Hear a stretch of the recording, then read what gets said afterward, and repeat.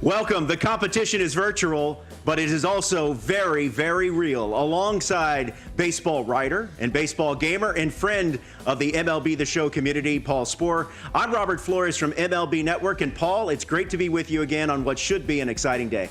Oh, it's going to be really exciting, Rob. We're back here again, but this time 9 innings and legend difficulty. I'm very excited. Yeah, we're going to have 2 semifinal series for you, and then our championship series. Now, the 2 semifinal series will be decided via a best of 3. The championship series will be decided via a best of 5. And as Paul mentioned, all games will be decided over the course of 9 innings. This is the bracket. Yadier and Diurnal. That is the first semifinal series you will see coming up right here. Our second semifinal series, and we'll meet these players a little bit later, Towney against Tappy. And the first place prize money, part of a $25,000 prize pool. $15,000 goes to the winner at the end of today's play. $5,000 to the second place finisher, $3,000 to third place, and the fourth place finisher going home with $2,000. And Paul, you mentioned it, legend difficulty, Diamond Dynasty, and the other interesting thing that I think we're going to be seeing how it plays out over the course of the day, roster construction, how these players put their lineups together. Yeah, they get to pick within a certain set of restrictions, but we're going to get to see what players are used by all the guys, maybe some unique guys that stand out. And I'm really eager. I know you and I were reviewing the rosters. We saw that Jarren Duran is a fan, is widely regarded by all 4 guys. They got him starting in center field. So that's one guy that everyone's using. I can't wait to see the unique guys that people are using, though, that they're going to be their secret weapons. Yeah, that tops now Jarren Duran as of now in the starting lineup for all 4 competitors. All right, let's meet our players for our first semifinal series, and we're going to start. It's a matchup of one of the oldest players in this left in this tournament and one of the youngest players. It's Yadier against Tappy, and as we said, Paul, Yadier is a player that we've seen before in this type of format. Imagine being considered old at 28, but he is. And then you got Diurnal at 18, which makes me feel like I haven't done enough with my life at this point. 2 fantastic players, though, well known in the community. We saw Yadier last time we did this. Diurnal's well regarded in the community, 22-7 record throughout these throughout the 128 plus the qualifiers. So we've got 2 great competitors here. I'm very eager to see young versus old, who comes out on top. Yeah, Diurnal's going to be using the Miami Marlins, and Yadier, as you might expect, his favorite player is Yadier Molina, and he will be using the St. Louis Cardinals, and we've seen him in this type of format. He made a deep run last year. He's 28 years old, and the record is 13-2 so far over the course of qualifying. Paul, we started with 128. We're down to 4, and only one player is going to walk away with the $15,000 first place prize. So for those of you in the chat, we're looking forward to your constructive and insightful feedback, so keep it coming. But we're getting ready to get some action going. It's the first semifinal series. It's a best of 3, all games decided over the course of 9 innings. Pull up a chair, pop open your favorite caffeinated beverage. Paul, it's going to be a long day, but it should be a fun one. Very excited. Let's kick off the action here and get into some games. All right, so here we go. Diamond Dynasty, legend difficulty. The players have constructed their own lineup. It's Yadier against Diurnal. Yadier, 28 years old. Diurnal, one of the youngest players at 18 years old. And remember, this semifinal series is a best of 3 before we get to our championship series. So we're about to get ready and about to get underway. And uh-oh, Paul, they're playing at Ship It. Whoa, I'm floored. This is already out of the box crazy that they're playing at Ship It. Obviously, I expect, I don't know, 99, I'm going to call it a flat out 100% of the games to be played at Ship It. It's the favored stadium pretty much across the community because of the way it plays offensively. It is crazy, though, because these guys are all great hitters, and yet they want more offense. And so they play at a park that rewards offense. We're seeing this Justin Verlander, which I believe is in a lot of rotations as well, the new 99 Verlander.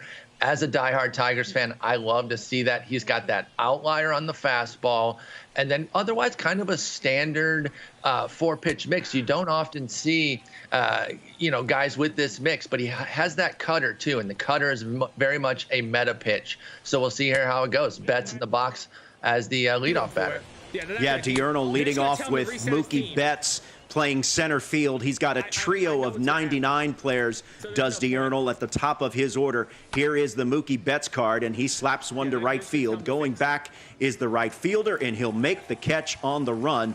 And we're underway, out number 1. So for Diurnal, it's Mookie Betts, Kyle Schwarber, Vladimir Guerrero due up here in the top of the first. And as I said, Paul, some firepower at the top for Diurnal. That is a nasty top 3 there with Schwarber behind the dish. And don't forget, their parallels play into this as well. And he's got Mookie and Vlad at parallel 4, and this Schwarber at a P5, which is just insane. That Player of the Month card, one of the best that we've seen since Player of the Month started in MLB The Show. Of course, the Schwarber card has some positional flexibility. Left-handed hitting catchers, I love having them in my lineup. It's definitely one of my preferences here. But Schwarber down on the count 1-2. Here's the 1-2 from Justin Verlander. And he fouls that one off to remain alive. Just underway. This is game 1 of a best-of-3 first semifinal series. Good battle here by Diurnal with Kyle Schwarber. Yeah, he's hanging in there. A lot of off-speed stuff. Wonder if he'll go to that outlier fastball at any point in this at-bat. Came in with a 97-mile-per-hour cutter. He's working inside with the cutter and slider, away with the changeup. Perhaps, again, setting up that fastball, but we'll see. There is that fastball. That fastball was slapped the other way. Perfect for Kyle Schwarber. And we have our first base hit. Kyle Schwarber with a base hit the other way. That'll bring up the 99. Vladimir Guerrero Jr., one of the 5th inning bosses in the last inning. Of course, the 6th inning boss is now up and running on MLB The Show. Paul, who was your first pick in the 5th inning? It's Pedro for me. I love Pedro. I know there's a little bit of consternation in the community about his hits per 9. Maybe it could have been higher. I think he was a 5-time MLB best hits per 9 leader. So I understand that, but I'm still going to get Pedro, and I still can't wait to use him. All right, so Vladimir Guerrero down to the count 1-2. Verlander was in this position against Schwarber, couldn't put him away. I was surprised he went with the fastball low. That is a little bit of a favored pitch in the community, too. But I feel like if you miss with it, and he gets him there on the cutter. Ooh, check swing, but could not hold up, and that's out number 2. The cleanup hitter is George Brett, and you see the numbers. Diurnal hitting .415 with this card. This is the 94 George Brett that you could get in the BR program, I believe. There's obviously another new one out, the 99, but based on the volume of numbers that he has, and the fact that we got the lineups, I know that this is the 94. Bye-bye, B-Mac, yeah.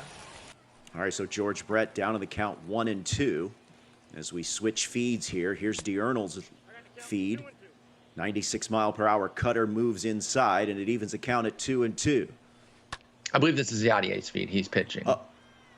High fly ball, deep center field, going back. And it's out of here. With 2 outs, it's a 2-run homer for George Brett. And Diurnal has jumped out to a 2-0 lead. That's huge. I mean, obviously, you talked about how they had Yadier had back-to-back hitters in 2-strike counts.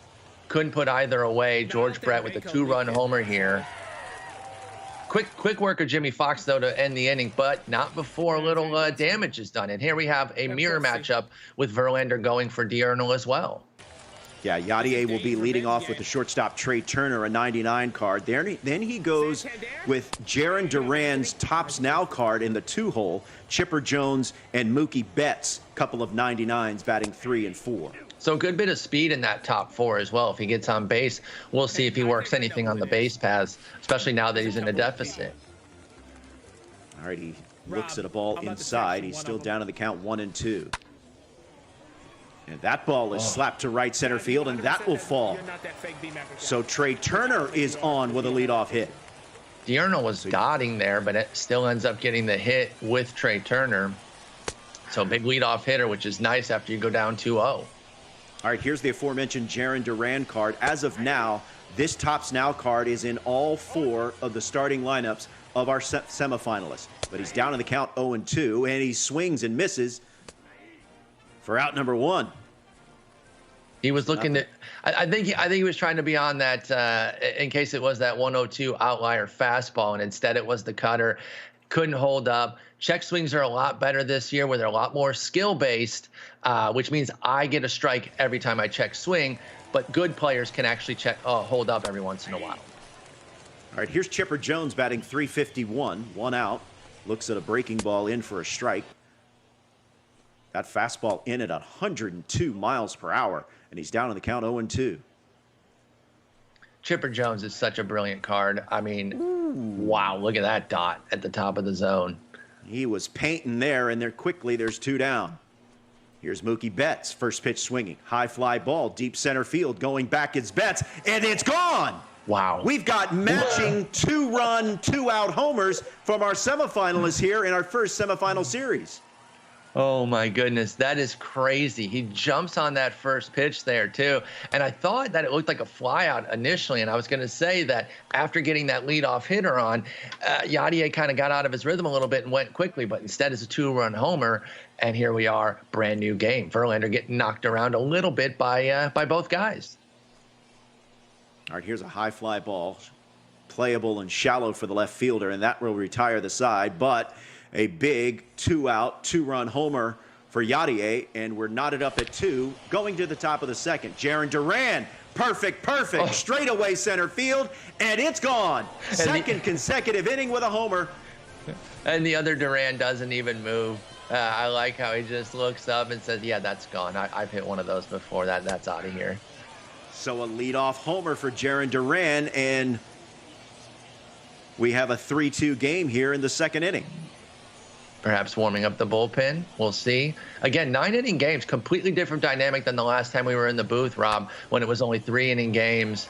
And, you know, things jump on you quickly. This time you can kind of feel your opponent out. There's going to be ebbs and flows. 4 brilliant hitters. There's another one. Oh, and Chris Taylor goes yard.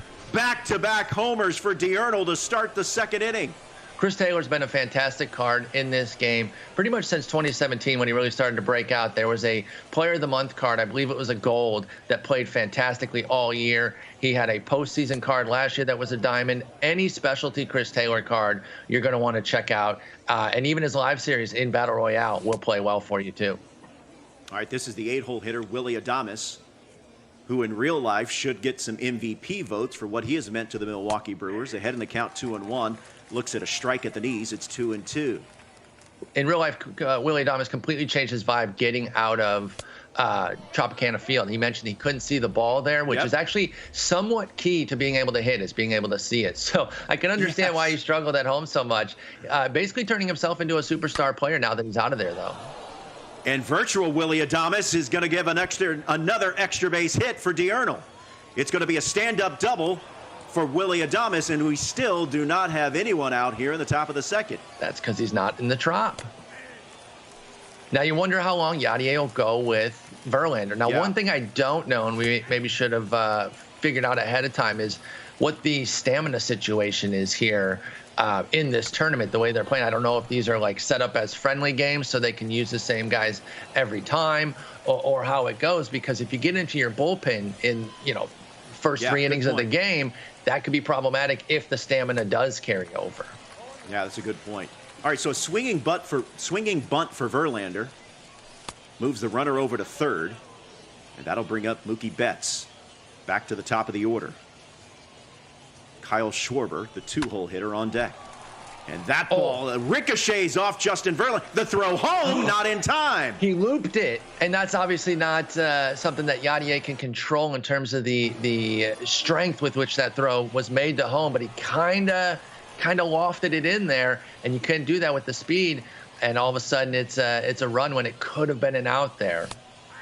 Now, in the second inning, Rob, do you take the out at first, or do you go for that? Do you go home there to try to stop the run? I know it's hard to say. Easy. Yeah, I mean, look, hindsight is 20/20. I would have thrown to first, but yet, I can't hold a candle to how good these players are. So, and that's not to say that Yadier can't come back. Obviously, when you're dealing with this high level of competition, no lead is safe, especially at this ballpark, Paul. And that's what I was going to say. In a world where I was actually as good as these players, I go to first there this early, feeling like, hey, I got to get runs anyway. I'll give him that run and get my second out so I can set up that strikeout there, which would have been the third out. But instead, he's still alive. And that's going to be a base hit in the gap. That's going to be a base hit, and it's going to roll all the way to the wall. That'll score a run for sure. Third is going to be the 6th run of the game, and Vladimir Guerrero is in with an RBI double. And Diurnal has opened up a 6-2 lead. And as you mentioned, Paul, Justin Verlander now at pitch 49 has already given up 6 runs. Confirmation from the chat that it is basically a friendly setup. So stamina does not carry over, which leads me to maybe wanting to get into the bullpen a little bit sooner if I'm Yadier here. Diurnal clearly not being tripped up by Justin Verlander. Even though Yadier is dotting a lot of these pitches, Diurnal's still on them. And that's what it's like facing these guys. They're so good that even when you're pitching well, you're giving up dongs left and right. All right, so leading off is Jed Lowry, the switch hitter.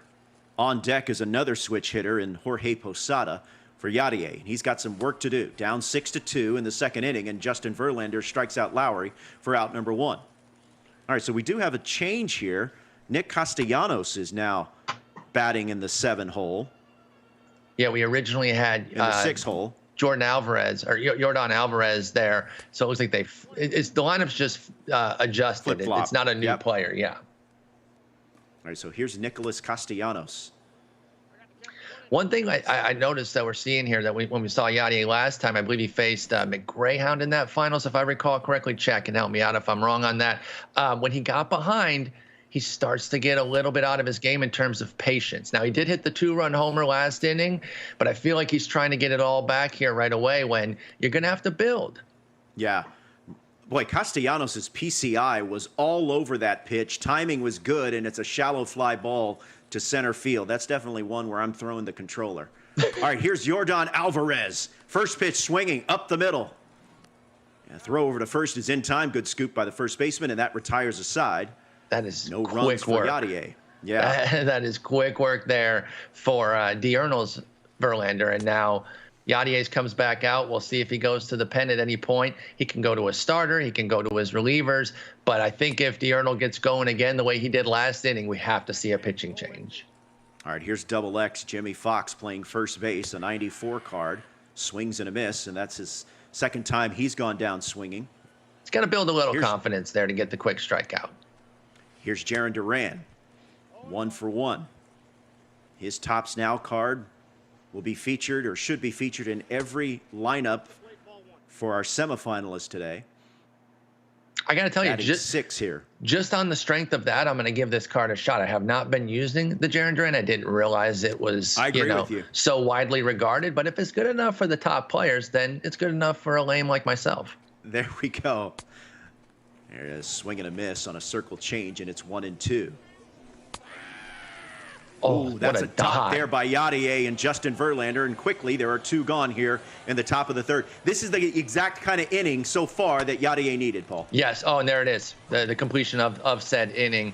Exactly what he needed. Build a little confidence, but now he needs to take a patient approach here to try to get back into this, and instead of kind of forcing it and letting Verlander for Diurnal bust through the pitch count. Now we'll see if there's a switch here because it could be a pinch hitter type. Yep. So he will go to the bullpen next inning by getting a pinch hitter in here. I like this move because you can lead off an inning with a big hitter. And he's going to give the big man a try. Daniel Vogelbach off the bench for Yadier here in the bottom of the 3rd. This is the Player of the Month 82 Vogelbach. Excellent card. The finest Vogelbach's very good as well. And frankly, so is Live Series. You can't go wrong with Vogelbach. But on Legend, you got to have one of the better cards. He's batting .481 for Yadier here, but he's down to the count 0-2. Ooh, good take. Good eye there to lay off the 12-6 curveball. I had SDS pull some data for me, and I've swung at literally every curveball out of the zone this year. Yeah, and I think I'm batting 124 against sinkers this year.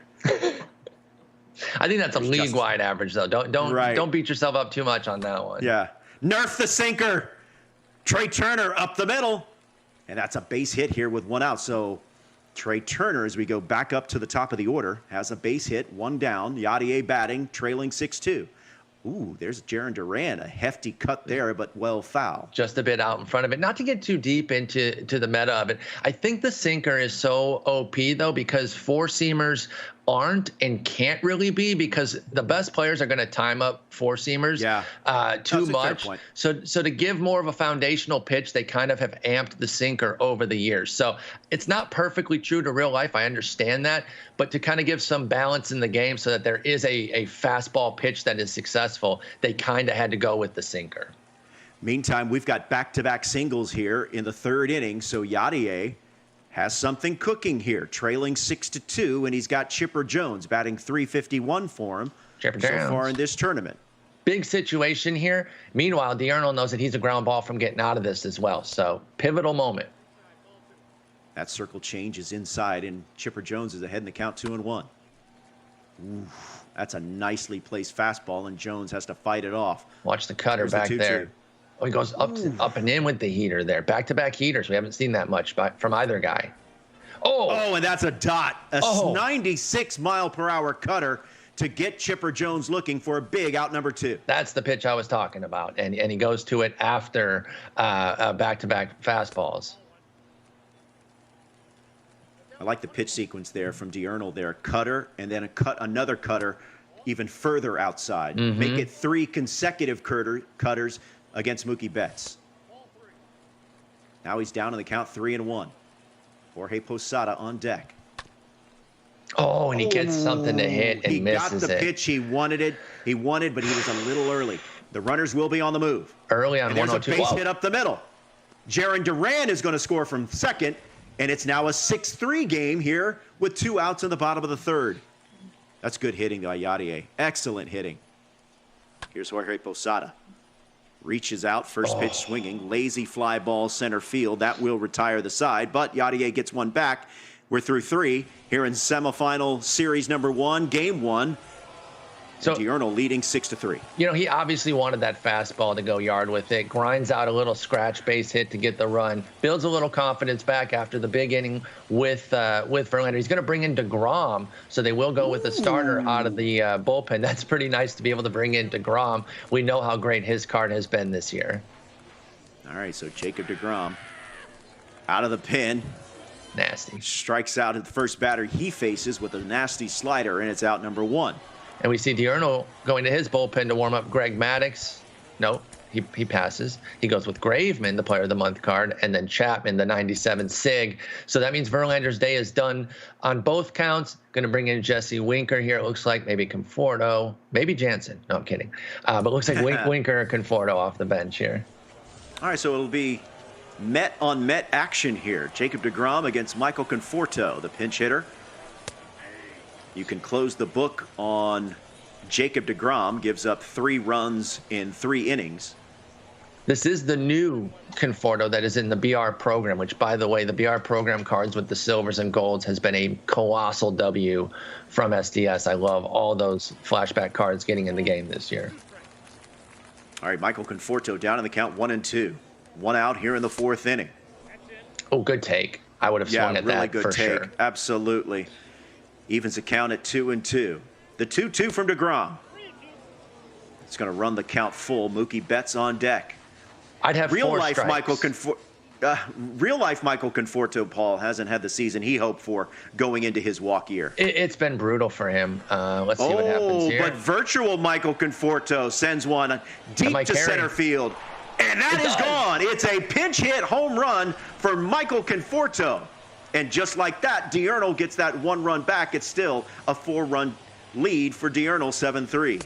Got the bat head out there, and like you said, virtual Conforto playing a lot better than real life Conforto. I know he's battled some injuries, but it's been a disastrous year, no matter how you slice it for him. Still think he'll draw some interest in the free agent market. But yeah, if he was playing like MLB The Show Conforto, he'd be a $200 million player.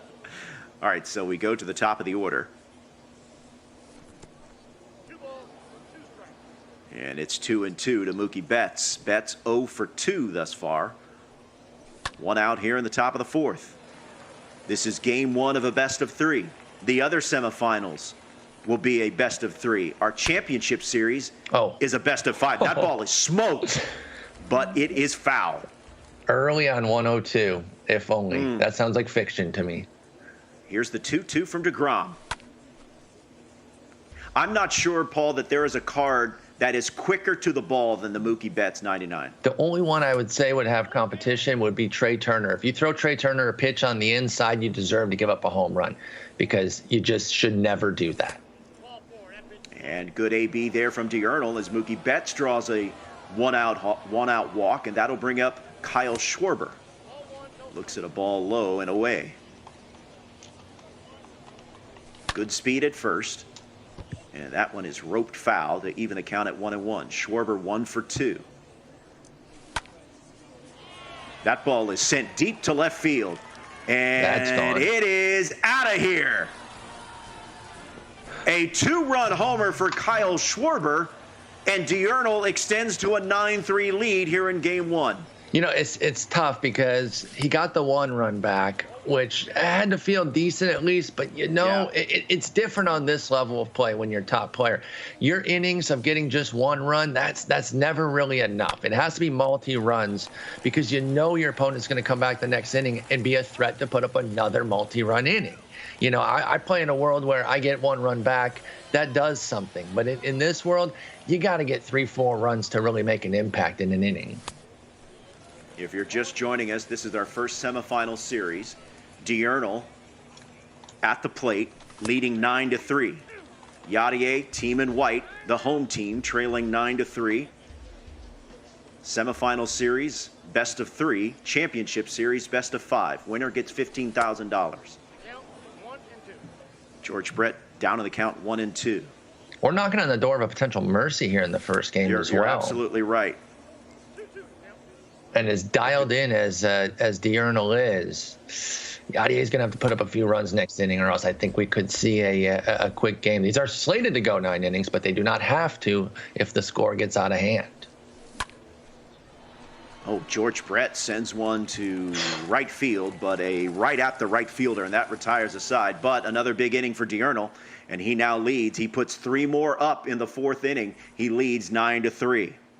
Just 1-0 for Diurnal so far. And, like I said, Yadier did score during that inning, but you got to put up multis. And I know that's a big ask, but that's how you have to be to stay competitive with these folks up here at the top tier.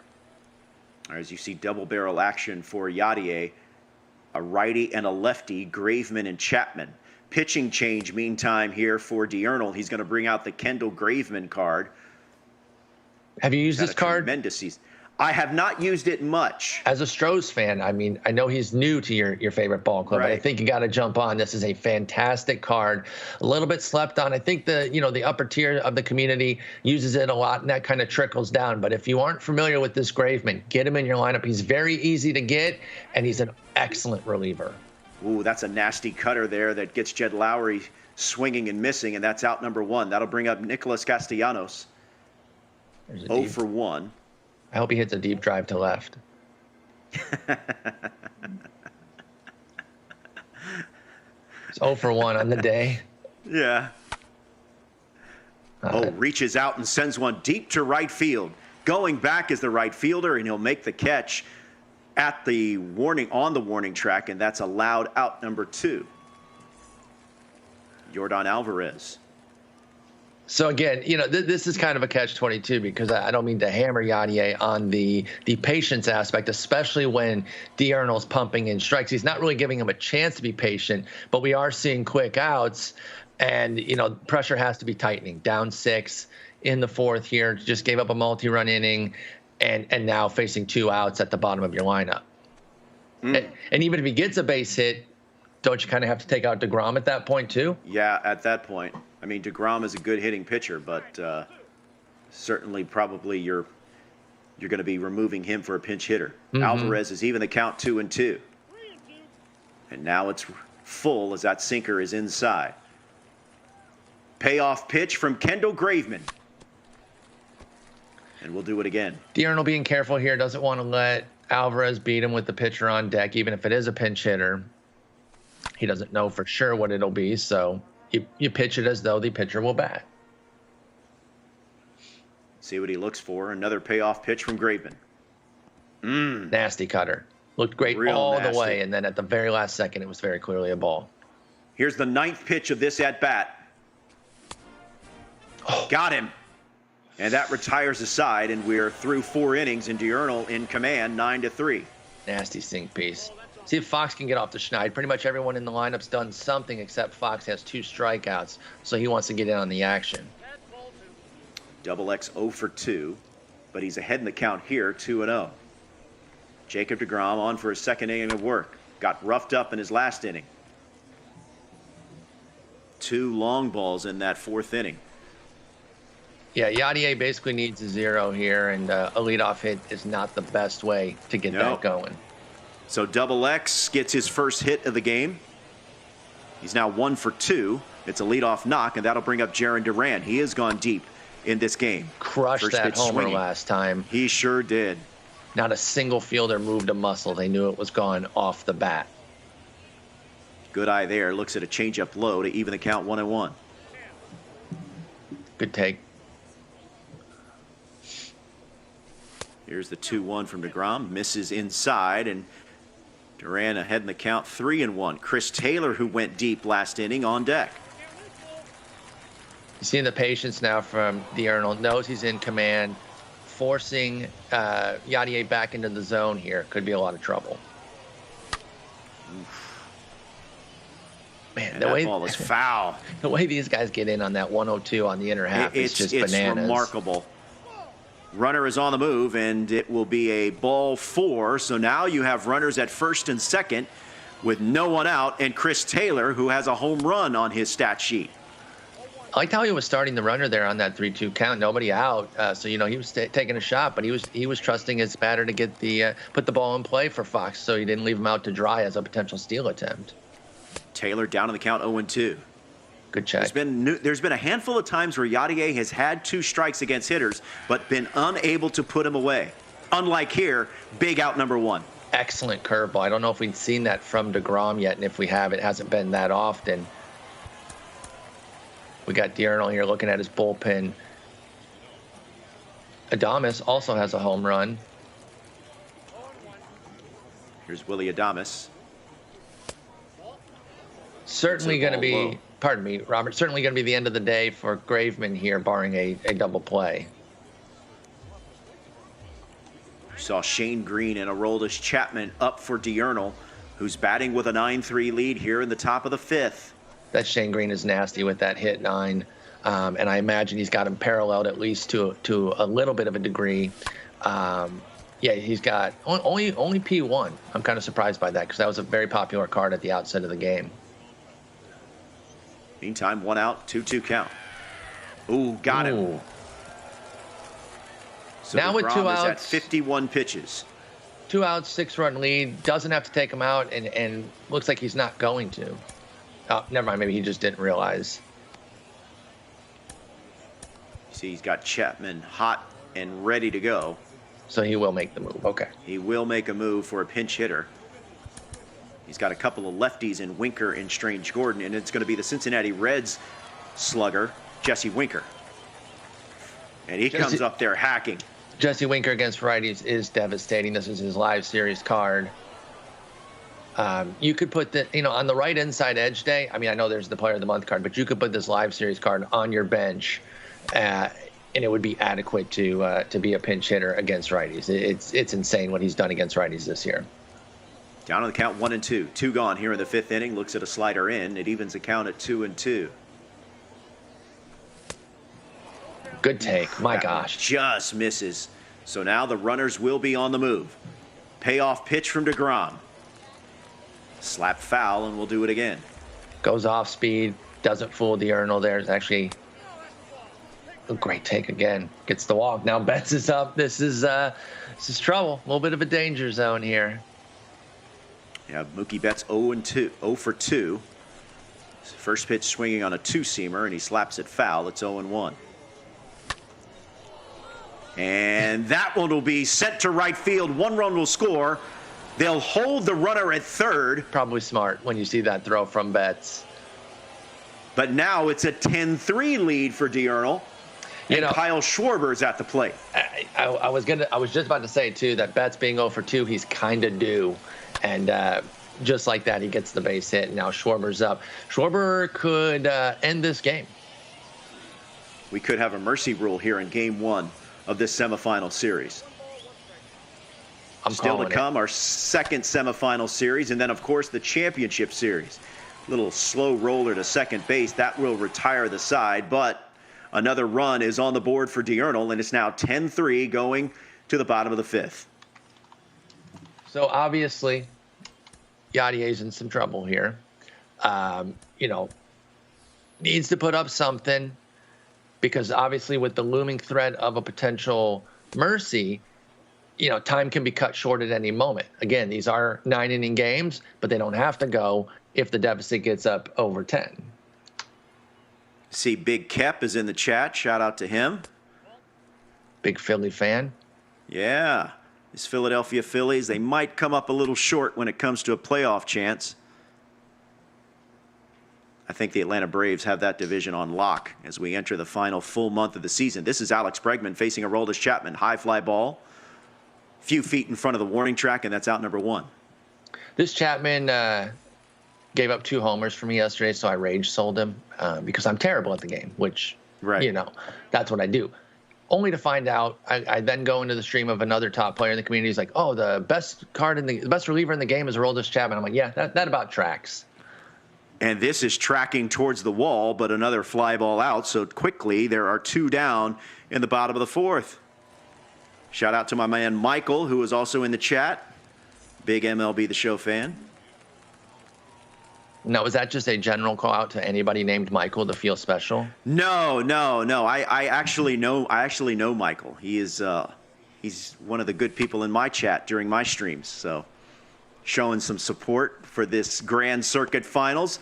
Oh, George Brett can't make the play, and Jarren Duran remains alive. It's 0-2. And at the risk of just being a bit of a broken record, I apologize, but Yadier, the patience is just not there when it looks like that would be the biggest thing that he could get back into this by settling down, taking some longer at-bats, piling up some hits, and trying to get the key homer. He's out there hacking, and he's not swinging at all bad pitches. I'm not here to suggest that he's playing terribly, but I'm surprised that he's kind of getting away from the patience that we normally see from these top hitters. Ooh, that is a dot from Kendall Graveman at the corner at the knees, and he's ahead in the count 0-2. I haven't checked yet, but this is 2 of the 4 with Kendall Graveman. If all 4 have him in their bullpen, hopefully that gives you the confidence that you need to go give him a bigger shot, Robert, because I think you'll really like him. That's a good point. You mentioned how much you like that card earlier. He's not in the bullpen for either of our next semifinalists, but these 2 alone, I think, give enough credence to say use Kendall Graveman. All right, now George Brett, 1 for 3. Boy, these players get to that inside pitch so quickly. There's another sinker they are. And it makes me wonder what I'm doing because I'm often late. Well, I know what I'm doing. I'm old and terrible. So, it's not a lack of knowledge about what I'm doing. It's just a lack of ability to improve. All right, so Jimmy Fox got a base hit in his last AB, trying to extend this inning here in the 5th inning. Kendall Graveman has sent down the first 2 batters via the strikeout. Paul, look, I feel that they need a senior division when it comes to online play. Oh, for sure. Players like myself, over 50, put us in the senior division and have us give a fair playing field. You know what I mean? I think that's the right way to go. These young bucks, they're just too good. They're too darn good. Yadier is basically an old head here at 28, which is that's right to say. Yadier is our oldest competitor at 28 years old. Diurnal is among our youngest at 18. Yeah, he and Tappy both 18-year-olds. Just unbelievable. Again, makes me question everything I've done in my life to this point. All right, so here's Yadier, trailing big, bottom 6. You're not 10-3. Kev points out our hand-eye coordination just isn't there anymore. No, it ain't. It is not what it used to be. Kep's a good player, though. If we did have the old head division, he'd be up near the top of that for sure. He's a very good player. Chapman in now. Like I said, I did rage sell this. Chances are I'll buy him back tonight or tomorrow.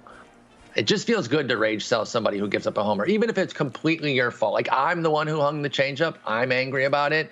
But rage selling Chapman just makes me feel better about myself for the brief moment until I have to go buy him back.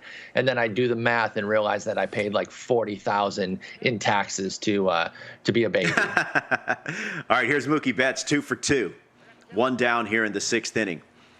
Now, were you like reeled Aroldis Chapman in that you lost fastball command and then hung a slider in a big spot? It's pretty much exactly what it was. Yeah. The guy Okay. spit on a couple fastballs, and I hung that pitch, and he just crushed it. And I had just made the comeback against the All-Star DeGrom too, which was very frustrating. I don't know that D'Arnold's going to suffer a similar fate there. He's dealing right now, and again, Yadier very impatient, trying to get all 7 runs back in one swing, which you can't do. Yeah, he needs base runners in the worst way. 2 outs here in the 6th inning, and that one is sent foul. Jorge Posada 0 for 2. Switch hitter batting from the right-handed batter's box, and he goes down. We're through 6, and D'Arnold is in full command, leading 10-3. Top 7 now. Kendall Graveman on for his 2nd inning of work, facing Jarren Duran, who is 1 for 2 with a homer. With that homer to deep center. I think Graveman might be using spider tack with the way these sinkers are cooking right now. We got to get a check on him. Meantime, Jarren Duran sends one into the gap. That's going to go up against the wall. He's thinking 3, but he will settle for 2. So D'Arnold has a leadoff double with Jarren Duran, and now here comes Chris Taylor. That seems about right. Even with the spider tack, it doesn't matter against players like this.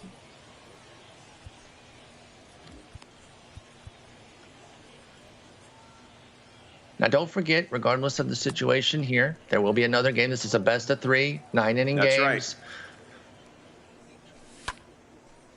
Best of 3 for the semifinals. Championship series is a best of 5. That sinker misses inside. It evens a count at 2-2. Needless to say, a leadoff double has to have Yadier clinching a little bit. Now a 3-2 count. Oh, good strike there. Good pitch there for out number 1. That'll bring up Willy Adames, who is 1 for 3 with a double. I believe this is the 42 series, Adames. Let's see. That is. Oh no, it's live series. Okay, it is live it's live series. This is an 82 Willy Adames. Yeah, on a 5-star today. Up to gold. I know some of my investors in the community think he could maybe get diamond by the end of the year. It would take multiple updates because he is just an 80. But don't forget, there'll be an update after the playoffs as well. So guys who pop off in the playoffs could get updated too. Big strikeout there. Big strikeout for out number 2. And the Milwaukee Brewers figure to make a deep playoff run. They are loaded. Here comes D. Strange Gordon off the bench to pinch hit. I adore this card. Not only is he a good card there, and obviously he's going to... Slaps it to short. Tough play, but they got him. I was going to say obviously going to ground out, but with those ground outs, you got to be careful. If you get a slow animation, Gordon's going to beat that out. But yeah, I love that D. Gordon card. Slaps a bunch of base hits around, can hit the gap every once in a while for a double or triple. But I love those cheap singles because they have the added benefit of annoying your opponent. All right, so we're going to have another pitching change here. Shane Green coming out of the pen for D'Arnold, dealing with 6, 7, and 8. Here's the 6-hole hitter, Jed Lowry, 0 for 2. Bottom 7. Game 1. There's a chopper to first. Flip over to Green, who's covering the bag, and that's out number 1. Another quick out. 3 pitches for Green. First pitch swinging by Yadier, and Castellanos is aboard with a sharp single to left. Man of faith with a base hit. Here's Yordan Alvarez, 0 for 2. This is the live series Alvarez, the 84. Batting .410 for Yadier so far during the course of this tournament, but 0 for 2 today. Fouls that sinker off. It's 1-2. How about the year Alvarez is having in real life too? Yeah. There were some questions with the double knee issues and not playing as much last year, and just comes back this year and picks right up where that rookie year left off. Meantime, this one is slapped through the hole between third and short, and now there's runners at first and second, so it's a base hit for Jesse Winker, and now Trey Turner will send a sharply hit ball to left, but it's run down to retire the side. So, bit of tough break there for Yadier. He was showing some signs of life in that inning, but it comes to an end. If that one hits the gap, he definitely would have been feeling himself a bit. But it hangs up long enough for the left fielder to track it down. And now I know there's no clock in baseball, but it's ticking in terms of the outs left. So he may avoid the fate of a mercy, but he has just 6 outs left. So it's tightening. You never want to have fewer outs left than runs that you are down. And right now he is down 7 runs with 6 outs left and facing the top of the order here for Diurnal. Warrior 5, with those kind of comments, you will definitely get a shout out. So I am a sucker for compliments, as is Paul. So thank you very much for saying that. All right, so Mookie Betts facing Shane Green, and it's going to be a leadoff walk for Yadier as he tries to add to his lead. Here comes Kyle Schwarber, 2 for 4. Looks at a sinker at the knees. It's 0-1.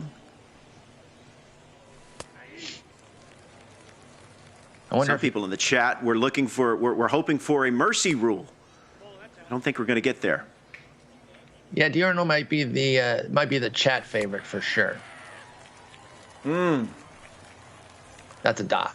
That is a dot for out number 1. That'll bring up Vladimir Guerrero, 1 for 4.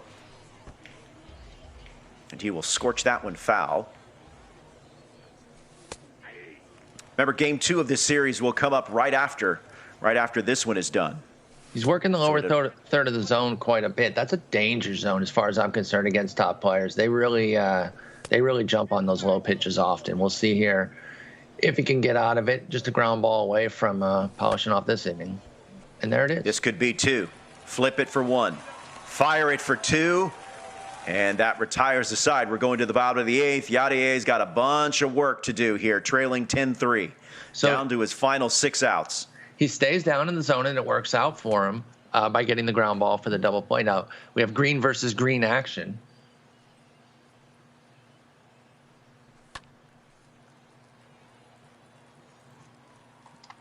All right, so here's Jarren Duran, 1 for 3. Looks at a strike at the knees. It's down. He's down in the count 1-2. Battling. It's 1 for 3. The other Duran for Diurnal has the home run. Yes.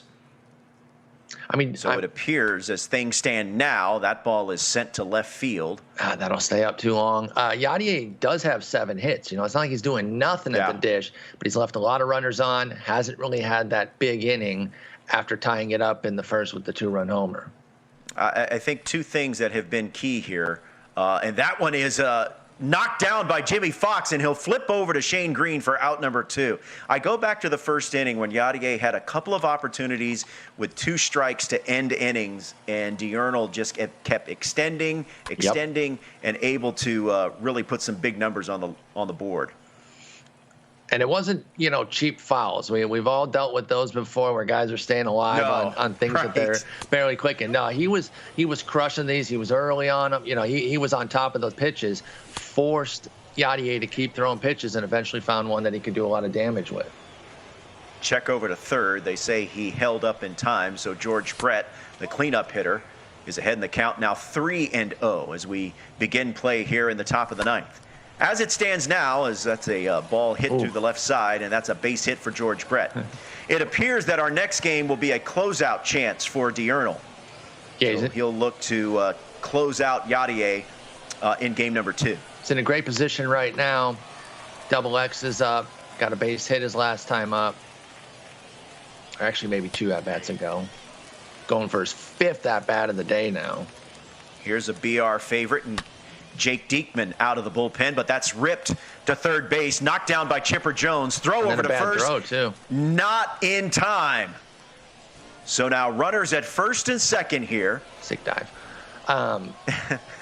As when it rains, it pours. As Diurnal tries to add here in the top of the 9th. Yeah, the Brett base hit was not the cleanest hit there, but gets right through the shortstop, third baseman's gap there, and then third baseman knocks that one down, but can't do anything with it. Double play chance here, though, but too fast. They'll get one, but they will not throw over to first. Instead, the throw will come home. So there's runners at the corners for Chris Taylor. I don't think I'm overstating it when I say he needs a ground ball double play here so badly. And this could be it. Castellanos to second, back over to first in time, and that retires the side. So final 3 outs for Yadier, trailing big 10-3 going to the 9th. See if he sticks with green or goes elsewhere with Posada coming up. Posada, Lowry, Castellanos. We haven't talked much about the Tops Now Lowry, but Jed Lowry cards, don't sleep on them. They're pretty nice. This Tops Now one is very good switch hitter. Plays, I believe, 3 or 4 positions on the infield as well. I believe this is now 4 consecutive batters where Yadier has swung first pitch going back to the last inning. It's been a little bit of a through line here since the middle innings, but the lack of patience, I think, has been hurting Yadier from getting back into this. And Posada loud out number 1 as Mookie Betts makes that catch a few feet in front of the wall. That'll bring up the switch hitter, Jed Lowry, thus far 0 for 3. Can't be mad about that result. You know, I mean, obviously he wants to get a hit, but when you put a good strike on the ball and it ends up at the warning track, sometimes that just happens. That's baseball, as they say. Here's the 0-2 from Britton, and it's outside. It's 1-2. Did you get this, Britton? It was in the daily program. Yeah, I sure did. I love this card. I think it was available last year. I like this card. Yeah, I think it was in the market last year. You could get it readily, but now you had just that one chance this year, and I was too lazy to get him.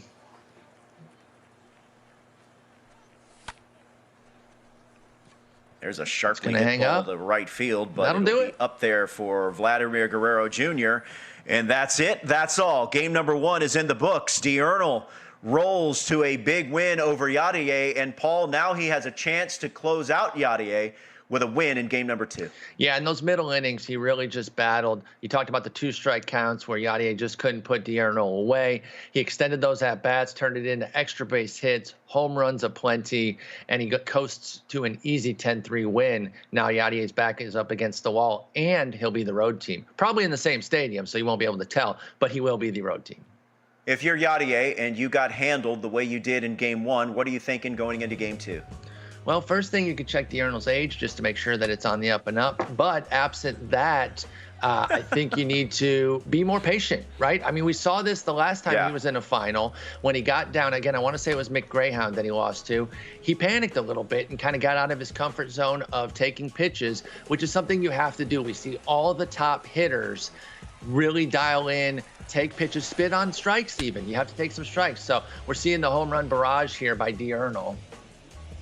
Yeah, and Jarren Duran, who, as I said, this Tops Now card is in every starting lineup from our semifinalists. This Chris Taylor, perfect.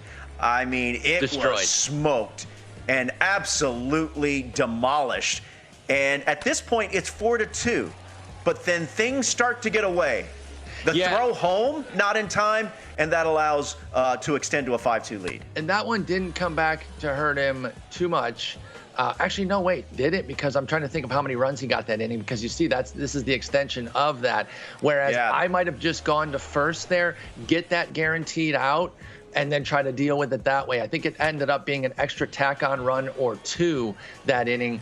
And as you saw, Yadier never really got back into the mix there. Now remember, Yadier scores in the bottom of the 3rd, but then Diurnal just tacks on and adds on and adds on in the 4th. And it was pretty much all over but the crying after that. If you're Diurnal, you got a big win in game 1, now a closeout opportunity. What are you thinking going into game 2? Same game. Just keep approaching it the way he did. He hit brilliantly. He pitched remarkably well. Never panicked at any moment. You could tell. I think you play the exact same game, and you come out of here with a dub. All right, well, thanks for joining us. We're just getting started here. Still to come, our second semifinal series, and then, of course, the championship series. So thanks for joining us from wherever you're joining us from, whatever platform you're joining us from, and keep those comments coming. We like to see that you're engaged. All right, game number 2 set to get underway. And as you said, Diurnal will be the home team this time around, Paul. Yeah, so that'll give him a little extra advantage. You got to love having the 1-0 lead and home team. With guys like this, you know, at the top level, it's not always as important, but it never hurts to have. So we'll see here. As expected, we are in ship it again, and we'll see where they go with the pitchers. Don't forget, no stamina, so we can see all the same pitchers if they want to. And in fact, Diurnal will go with Verlander again. Yeah, second consecutive game that the 99 Justin Verlander will get the start for Diurnal. As you see Trey Turner leading off for Yadier. Yadier's road uniforms, very, very aggressive. He's going with the crazy pinstripes there. I kind of dig it. At least it's not white on the road. Folks, do not have a white uniform on the road. It is against MLB rules. I'm glad you mentioned that, Paul. That needs to be cleaned up. So get it together, chat. One time, make sure your road uniforms are not white, okay?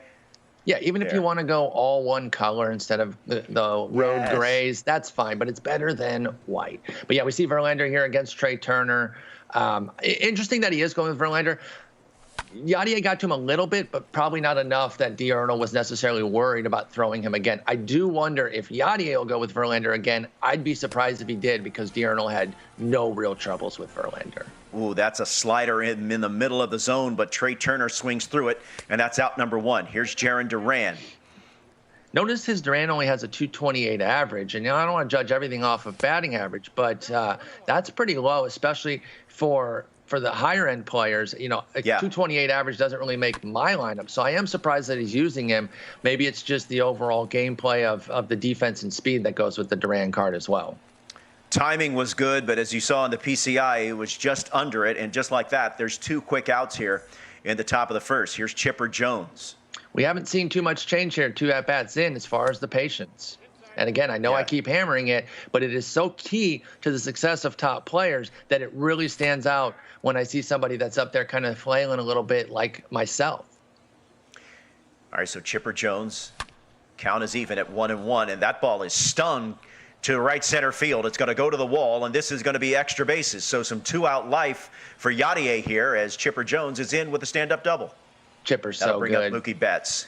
Robert, I was able to get Chipper up to a P4 just by using him in BR. Before I even had him in my inventory, I had him paralleled to the 4 level, which speaks to Chipper's greatness more than any of my own greatness.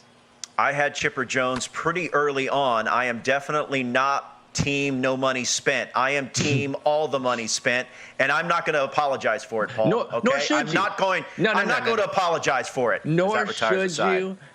Whales, we need whales out here spending their money. Everyone that complains about people spending, they're crazy. How do you think we get all these brilliant legends? It's by folks like yourself putting in some cash. There we go. Buy those Here's stuff, Mookie Betts.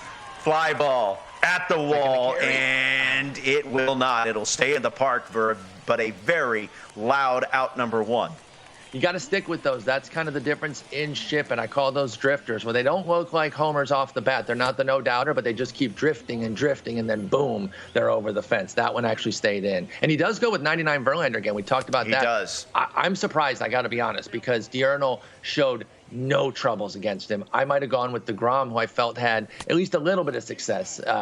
Having success against somebody like D'Arnaud is like allowing 4 runs. Like that's kind of shutting him down a little bit. So I am surprised that Yadier is going back to the Verlander card. All right, so Verlander on for his second start of this semifinal series. He's behind in the count 3-2 to Kyle Schwarber. As you see, Vlad Guerrero Jr. is on deck. Schwarber behind the dish for Verlander, or for D'Arnaud, excuse me. All right, so 2 outs gone here at the top of the first. Starts him off with a 12-6 curveball who fouls it off. Big strikeout there. I think it'll be a big confidence boost for Yadier if he can keep D'Arnaud off the board in this first inning. Obviously, you got 8 more after that, but just as far as getting a little confidence flowing, particularly if he can then score in the top of the second. All right, so here's Vladimir Guerrero. Count is even at 2-2. Shout out to It's a Miracle. Oh, that ball is stung and sent deep to right field, and it is gone. So much for that. Perfect demolition by Vladimir Guerrero Sr., excuse me, and it's a 1-0 lead for D'Arnaud here in the bottom of the first. And there it is. And, that at-bat right there is a crystallization of the patience I'm talking about. Took a couple strikes, got deep into a count, and then just absolutely tattooed one. 1-0 here for D'Arnaud. He's got to be feeling excellent right now with a win in his back pocket and now a lead here early on. And, Paul, this is the second straight game where D'Arnaud scores with 2 outs in the opening frame. As you see, George Brett looks at a fastball at the knees to retire the side, but not before damage is done in the form of Vlad Guerrero Sr. Oppo homer. Disgusting pitch. But, yeah, you can't let Vlad Sr. get his arms extended like that. He's going to take that to the opposite field regularly. All right, here's the switch hitter, Jorge Posada. I want to mention It's a Miracle, who in the chat said, I mean, actually, the gameplay commentary is pretty good. Hey. So clearly, he's complimentary, yet, Paul, he had somewhat low expectations. He is slightly backhanded, right? He's like, I expected this to be awful, but it's not as awful as I expected, so thanks. There we go. That. Shout out to all the members of the chat who think we are not that awful. We'll take it. So we got Posada with the quick out. Then it's going to be Lowry again. So the batting order is a little bit switched from what we had. And then I believe Castellanos comes up after this. Again, a little different from what we had turned in initially. That ball is slapped to and will get through the hole. Adames. Shortstop had a chance, Willie Adames, but he can't make the play. So it's a one-out base hit for Yadier. Adames punching his glove because he knows he should have had that one. All right, so maybe an early chance here for Yadier to get back in this game. Down just 1-0 in game 2, but remember, trailing 1-0 in this best of 3. Desperately needs a deep drive to left, like very badly. And, don't want to overstate it again in the second inning of a 9-inning game, but we know Diurnal is just not going to be kept off the board that much. I think you need like a minimum. You have to operate as though you need a minimum of 6-7 runs at the low end. So getting an opportunity to score here would just be massive. Ooh. And there's the strikeout. The slider gets him swinging and missing, and that's a big out number 2. So that'll bring up Yordan Alvarez, the live series card, an 8-hole hitter. And just like that, he's 0-2 with 2 outs, and the chance is fading away, especially with the pitcher on deck. Wow. Oh, and a dot at 102 miles per hour gets Yordan Alvarez looking, and that retires a side. 1 hit, no run. We're going to the bottom of the second. Diurnal leading 1-0. Yeah, Yadier cursing my name, saying this is why I can't be patient because he's just going to throw strikes and dot all over the place. You're right. He's in a real tough position because Diurnal is locked in just about every phase of this game. He really is, and you saw it there. I do think Yadier was trying to slow it down a little bit, be more patient. So Diurnal takes advantage with 3 strikes, very much in the zone, and makes quick work of him there. I do wonder. Jimmy Fox. It's a hypothetical we won't see, but if Alvarez gets a base hit there and you got 2 on, 2 out, I wonder if he'd have taken out Verlander at that point for a pinch hitter. All right, here we go, 2-2. Jimmy Fox versus Justin Verlander, and he stays alive. And this looks like shout out to your friend Kyle, who is here in the chat. He's not my friend. He's your friend. He's your friend. He's everyone's friend. One of the amazing players and top players in the community. Jimmy Fox sends one high fly ball, left field. Alvarez camps underneath, and that's out number 1. Just in case you're joining us, Yadier in the field with the dark red maroon pinstripe concoction. And at the plate, Yadier in the home whites Diurnal at the plate leading 1-0 wearing the home whites. And also up a game in this best of 3. But, yeah, your friend Kyle, one of the top players, as you mentioned, playing a lot like his Giants this year, just an offensive barrage seemingly every time out. That Giants team can't be stopped, and neither can Kyle. The San Francisco Giants, the surprise story of the 2021 season. I kept waiting for the Dodgers to overtake them in the West. I don't think that's going to happen, but tough break for the Giants in. They're going to win the division, and more than likely their reward in the division series, the Los Angeles Dodgers. I know. Yeah, because it'll be Dodgers, Reds, or Padres, and we'll see who gets that second wild card there. But, yeah. But, hey, they're not afraid. They're a battle-tested team. No, they aren't. They are not. That's a grounder down the line at first, snagged by Castellanos, who will step on the bag. And quickly, there are 2 gone. This is big, but with 2 outs is when Diurnal really seems to step his game up. So don't be surprised if he keeps the inning going here. But obviously, Yadier desperately needs a 1-2-3, even being down just 1-0. All right, this is Chris Taylor, who went deep in game 1. Down on the count 1-2. Timing good as you see the PCI just to the right. Here's the 1-2 from Verlander. Good job of staying alive by Taylor and Diurnal. We'll do it again. Oh, got him. They'll throw over to first to complete the strikeout, and that retires the side. Good inning for Yadier as he's trailing 1-0 going into the top of the third. Sharp pitching there, takes care of Diurnal. Now needs to, I would say, at least get this tied, but a lead would feel good for him. I don't think he's had a lead yet, if I recall, because Diurnal took the 2-0 lead in the first. Yadier tied it, but then never led. And Justin Verlander grounds us over to third. They've both been out number 1. They've both been very good about mixing in that curveball kind of at the right moment to get that swinging strike. Because you got to be careful. You hang one of those in the zone and it's going 500 feet the other way. But they've both thrown a few curveballs at that right moment that can get the swing and miss. There's a shot in the gap. And this one's going to be extra bases. Trey Turner. Mookie Betts does a good job of getting that ball before it goes to the wall, but it's a 1-out double for Trey Turner. Oh, that was Jared a pitch. Durand, that was a very, very good swing there by Yadier, but now Jared Durand down on the count 0-2, 1 gone here in the third. Oh, wow. Man. Great sequencing there to go with the 2 low fastballs, then move the cutter up just a little bit and had him off base there because he basically sped up his bat and had him off on that cutter.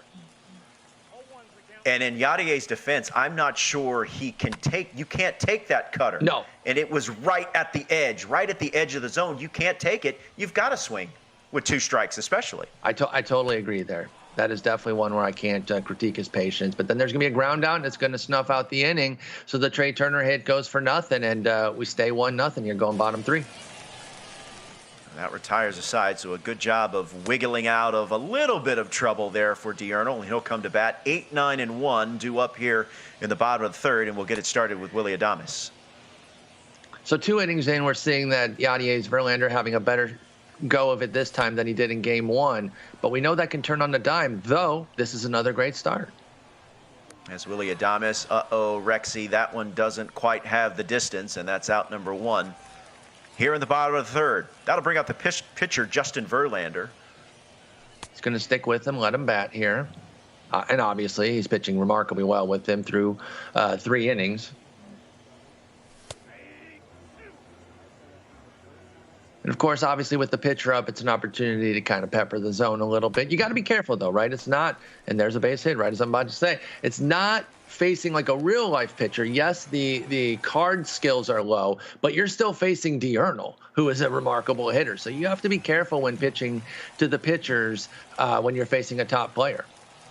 Eduardo in the chat asking who is the other semifinal. The other semifinals will be T. Towney against Tappy, and we will talk about those semifinalists when their series is set to begin. But here, it's Diurnal against Yadier. As you see, Diurnal leading 1-0 here in game number 2, and this is the closeout game for him. He won game 1 handily, so a chance to move on to the Grand Championship, the Grand Finals, with a win today. He might already be mentally spending that $15K, but he still has a lot of work to do. Has to win this one. Oh, there's a shot. Oh, perfect. Down the left field line, and it is gone. Mookie Betts, a 2-run homer, and it's 3-0. And that kind of highlights exactly what I was talking about with the curve. You got to get it below the zone. I think the sequencing of it was fine, but it was just a missed pitch. And when you hang it, they bang it. Crush that one to deep left. And this game has taken on a different tenor. That ball is smoked, but it is just foul. Nearly back-to-back homers. By the way, Diurnal went back-to-back in game 1 and nearly did it again here in game 2. That was destroyed. Yadier probably getting the bullpen up now. And like I said, on a dime, it's turned. And all of a sudden, a 3-0 lead. Collar getting a little bit tighter for Yadier. Normally, good hitters do not really feel a 3-0 deficit. They're not too worried about it. But in this instance, down 1-0 on a big stage, with your back up against the wall, 3-0's got to feel like 6-7-0 at this point. But you can't get it all back at once. Got to be smart and patient at the dish. We'll see what happens. But he still has to get 2 outs here and keep this at 3-0. Right. K. Harry in the chat says Mookie is just nuts. And so is Kyle Schwarber. High fly ball, right field, off the foul pole, and it's back-to-back homers. here in the bottom of the third, and Diurnal has extended to a 4-0 lead. You hinted at it on that first cutter that he pulled foul. This one he keeps fair, and boom, 4-0. And, you know, hey, they're putting – I don't want to say too early, but I think they're putting up the plastic in Diurnal's clubhouse right now for a potential celebration. Print the shirts. Print the shirts that say Diurnal is headed to the championship series. Again, 4-0, certainly not the end of the world. But take into account everything that we've seen here so far. And if we don't see Yadier kind of get a rhythm going at the dish, which we haven't, 4-0 is a pretty substantial lead in that situation. Meantime, Vlad Guerrero will just flick one out to center field, and that's out number 2. Just a little early on that, but again, with Vlad Sr., you like that outside pitch, give an opportunity to really get into his opposite field power, which he did last at bat when he crushed that home run. Kep, I call it foul pole. I mean, I see fair pole. I see the logic. Pole. Yeah, I see the logic in fair pole, but I'm just old school, and I call it foul pole. I mean, you are correct. That is literally what it's called. But I'm here for fair pole, so I freely accept that. I like fair pole. Oh, that one was nearly fair, but it's foul. If he loops that around the first base bag there for a base hit, that would have felt tough. Because we talked about this too throughout this first game plus. 2 strike counts do not bother Diurnal. In fact, he seems to flourish in them. He stays alive till he gets what he can do damage with, and we'll see if that happens here again.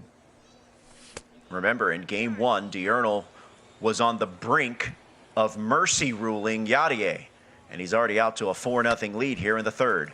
Oh, wow. He waited back on that. Still was very early, but you could tell that he saw a changeup. It's just hard to stay on a hard to stay on a changeup when you got that 102 outlier. Count full now. High fly ball, left field. This should end the inning. He just missed that. Look at this, Paul. Not only is Diurnal leading 4-0, but Justin Verlander has already thrown 71 pitches through 3 innings. And we saw what happened against the bullpen. He didn't really have any trouble there. Now, this is a great start with the big double. This is a great start for Yadier. Is he going to go to third? No, he'll stay at second. Remember, he needs base runners. He needs base runners, and he needs some good ABs. I'll be so bold as to say that if he does not score in this inning, then you can start to wheel out the beers and the sodas there in the clubhouse for Diurnal, because there could be a celebration going on. All right, here's Jorge Posada down in the count now, 1-2.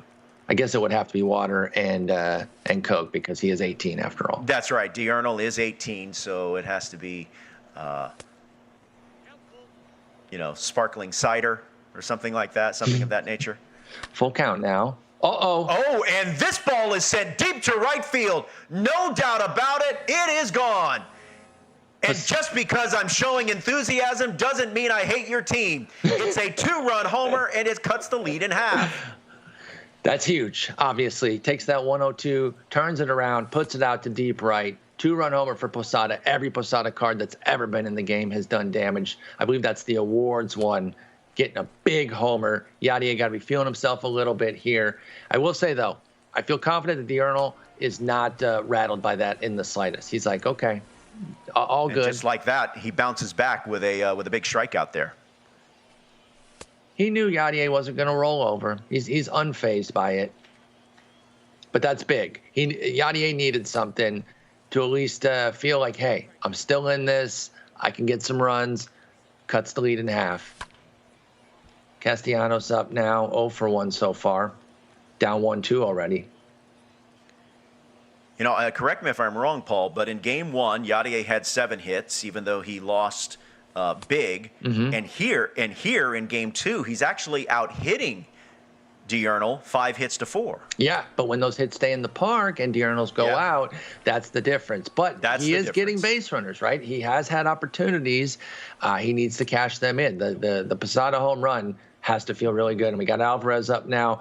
Obviously, if Alvarez gets on, that will definitely be the end of the day for Verlander, but we'll see what happens here. It could be the end of the day either way, though. Even if Alvarez gets out, he could go to the bullpen. Oh, that was a pitch. That was a hittable pitch. As you see on the PCI, he was just under it. Here's pitch number 60 from Verlander. Cutter fouled off, and Alvarez stays alive, down in the count 1-2.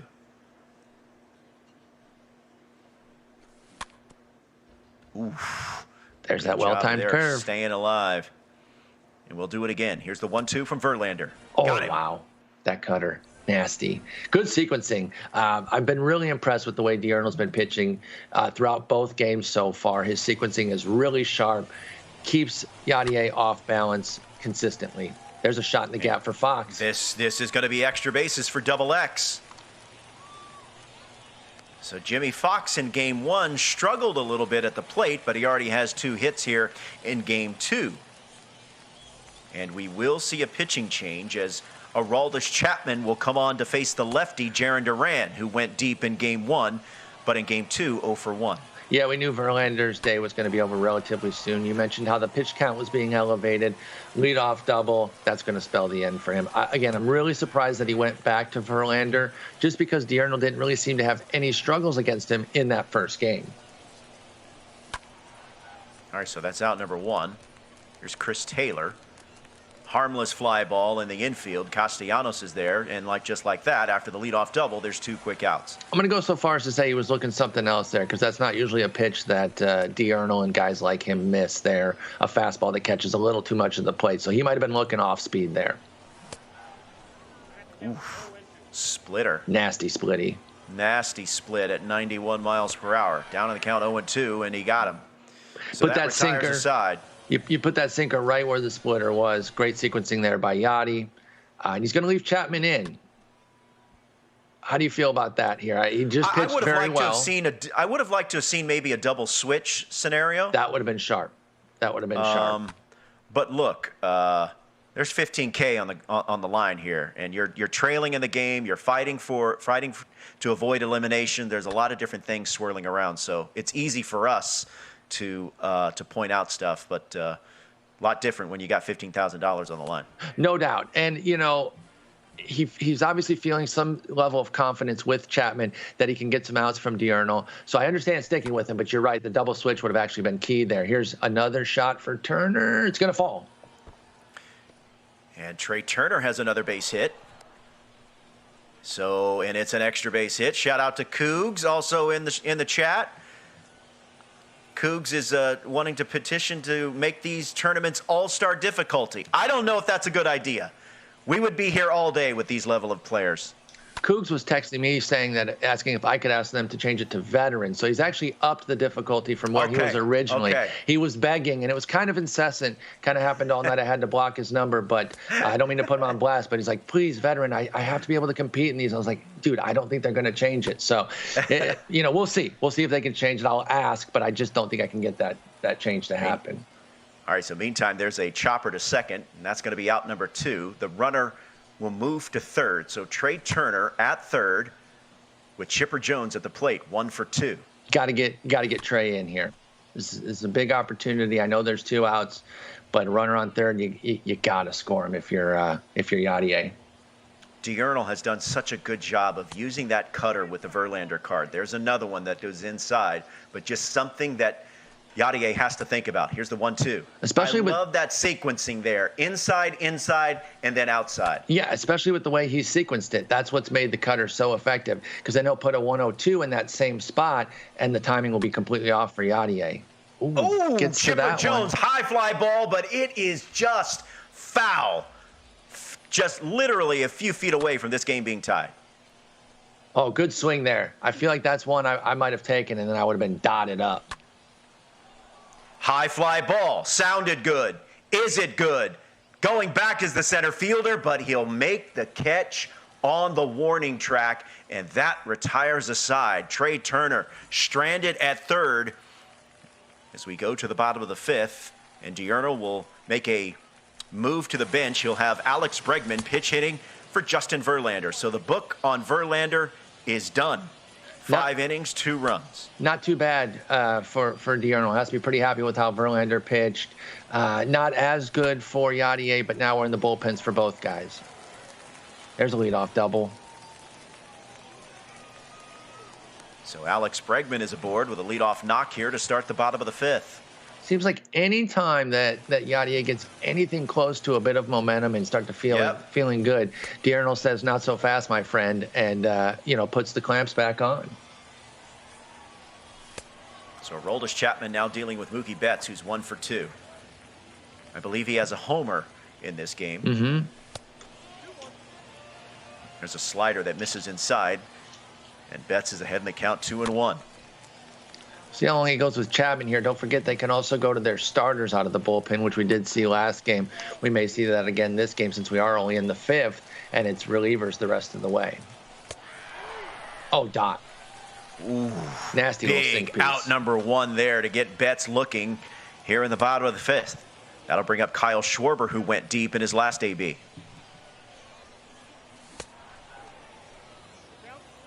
Shout out to my man Scan, who is a good follow on Twitter. And He's here in YouTube the as chat. well. His tier lists have been fantastic. If you're wanting to learn more about the cards at each position, check out Scan's tier lists on YouTube. All right, here's Vlad Guerrero. He's 1 for 2. He went deep as well. Gets those arms extended again. I'm telling you, he loves to go oppo, that Vlad Senior card. But he's going to stay up the box here for a base hit. That might... Nope, you won't send him. Nope, they will not Smart. test the center fielder. So now you've got runners at first and third. George Brett and 2 gone here in the bottom of the 5th. I like that move holding him there. He's a 50 runner. Virtually everybody's going to have good outfielders defensively, good arms in their outfield. I think it's smart there. He does have a lead, but don't play carelessly. This is a pivotal moment here in this game as George Brett now ahead in the count, 3-0. Straight take here. Nope. Ooh, no, he had the green light. When you're a stud, you get the 3-0 green light. Now it's a 3-1, and he walked him. That'll bring up Jimmy Fox, who has a double. Is Yadier going to make a move to the pen? And Definitely. He will. Yep, back and to it will be Graveman. Kendall Graveman, who we saw in Game 1 for Yadier. I think we saw him from both gentlemen. We did. Ooh, that one is just foul. Don't be surprised if we do again.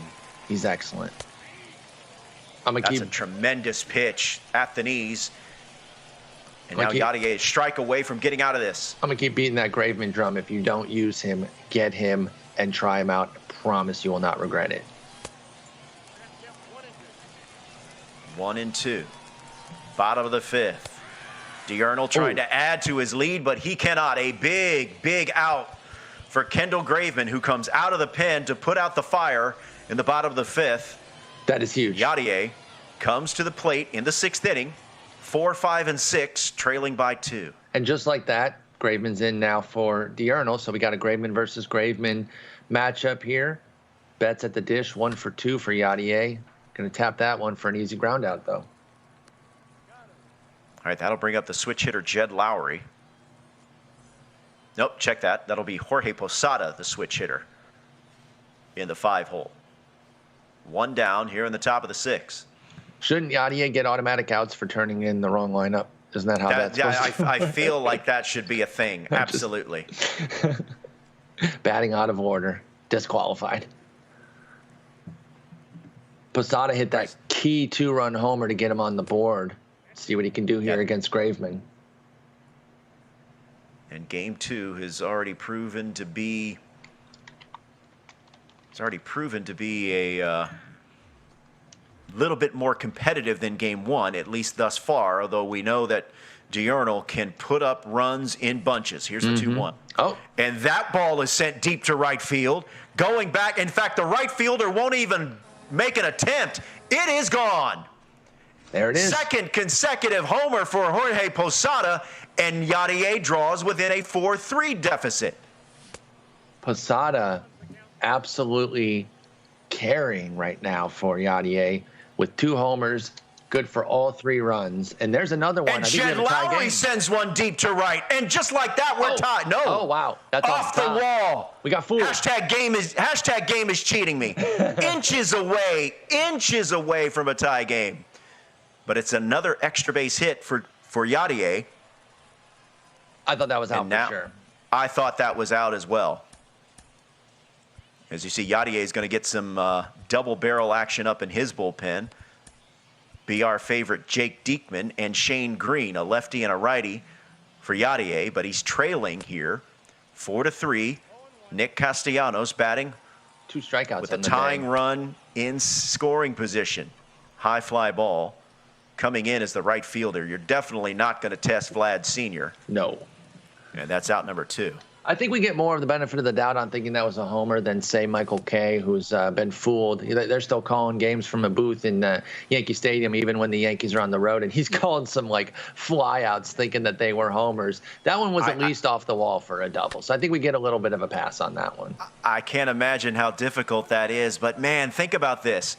So Jed Lowry stranded at second, but we were just inches away from having a tie game. Still, 1 run comes across on another homer for Jorge Posada, and Yadier trailing 4-3, bottom 6. I feel like we'll be talking about that again, whether it'll be pivotal because, it's a 1 or 2 run game, or could it have been something that would have opened the floodgates. But put a star by that one in your scorebook, that Jed Lowry double that could have been a homer with just a couple extra inches. Very pivotal there. So we'll see how this goes. Graveman's still out for Yadier. He gets Jaron Duran 6, 7, 8 in the lineup. Revel Boy, the other semifinal. Revel Boy asking in the chat, as that ball is sent foul. Asking in the chat, who are the other semifinal? It is T. Towney and Tappy. That is your other semifinal series. We'll talk more about those players a little bit later as Kendall Graveman with just a dot at the lower part of the zone for out number 1. Here's Chris Taylor. Pure filth. That's not even fair. That's pinpoint, inaction right there.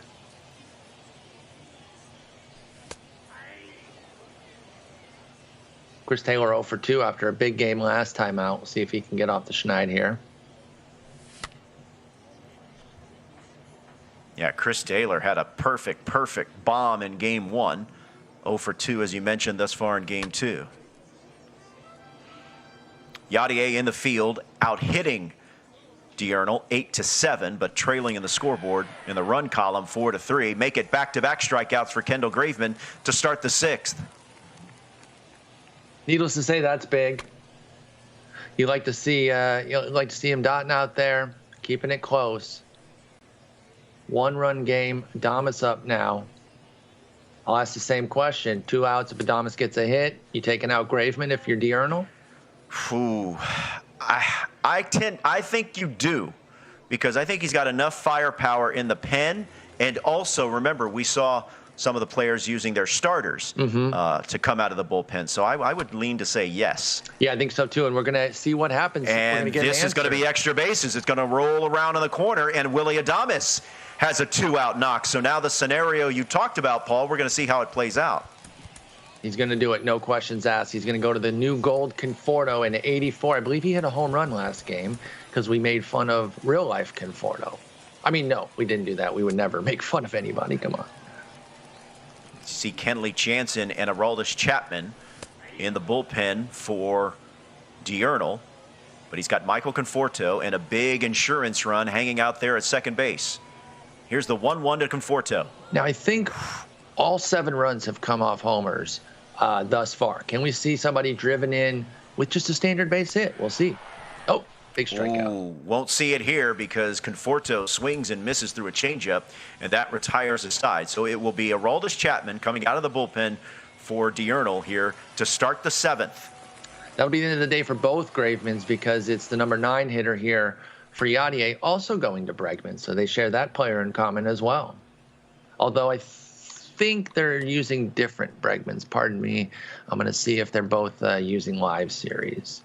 I believe they are. Oh, yeah, because it's off the bench. So you wouldn't have a diamond on your bench. Yeah, 83 live series. Bregman's built up pretty nicely today on Inside Edge. So I think that's why he's been chosen. He flies out here to start the 7th, and we'll go back to the top of the order.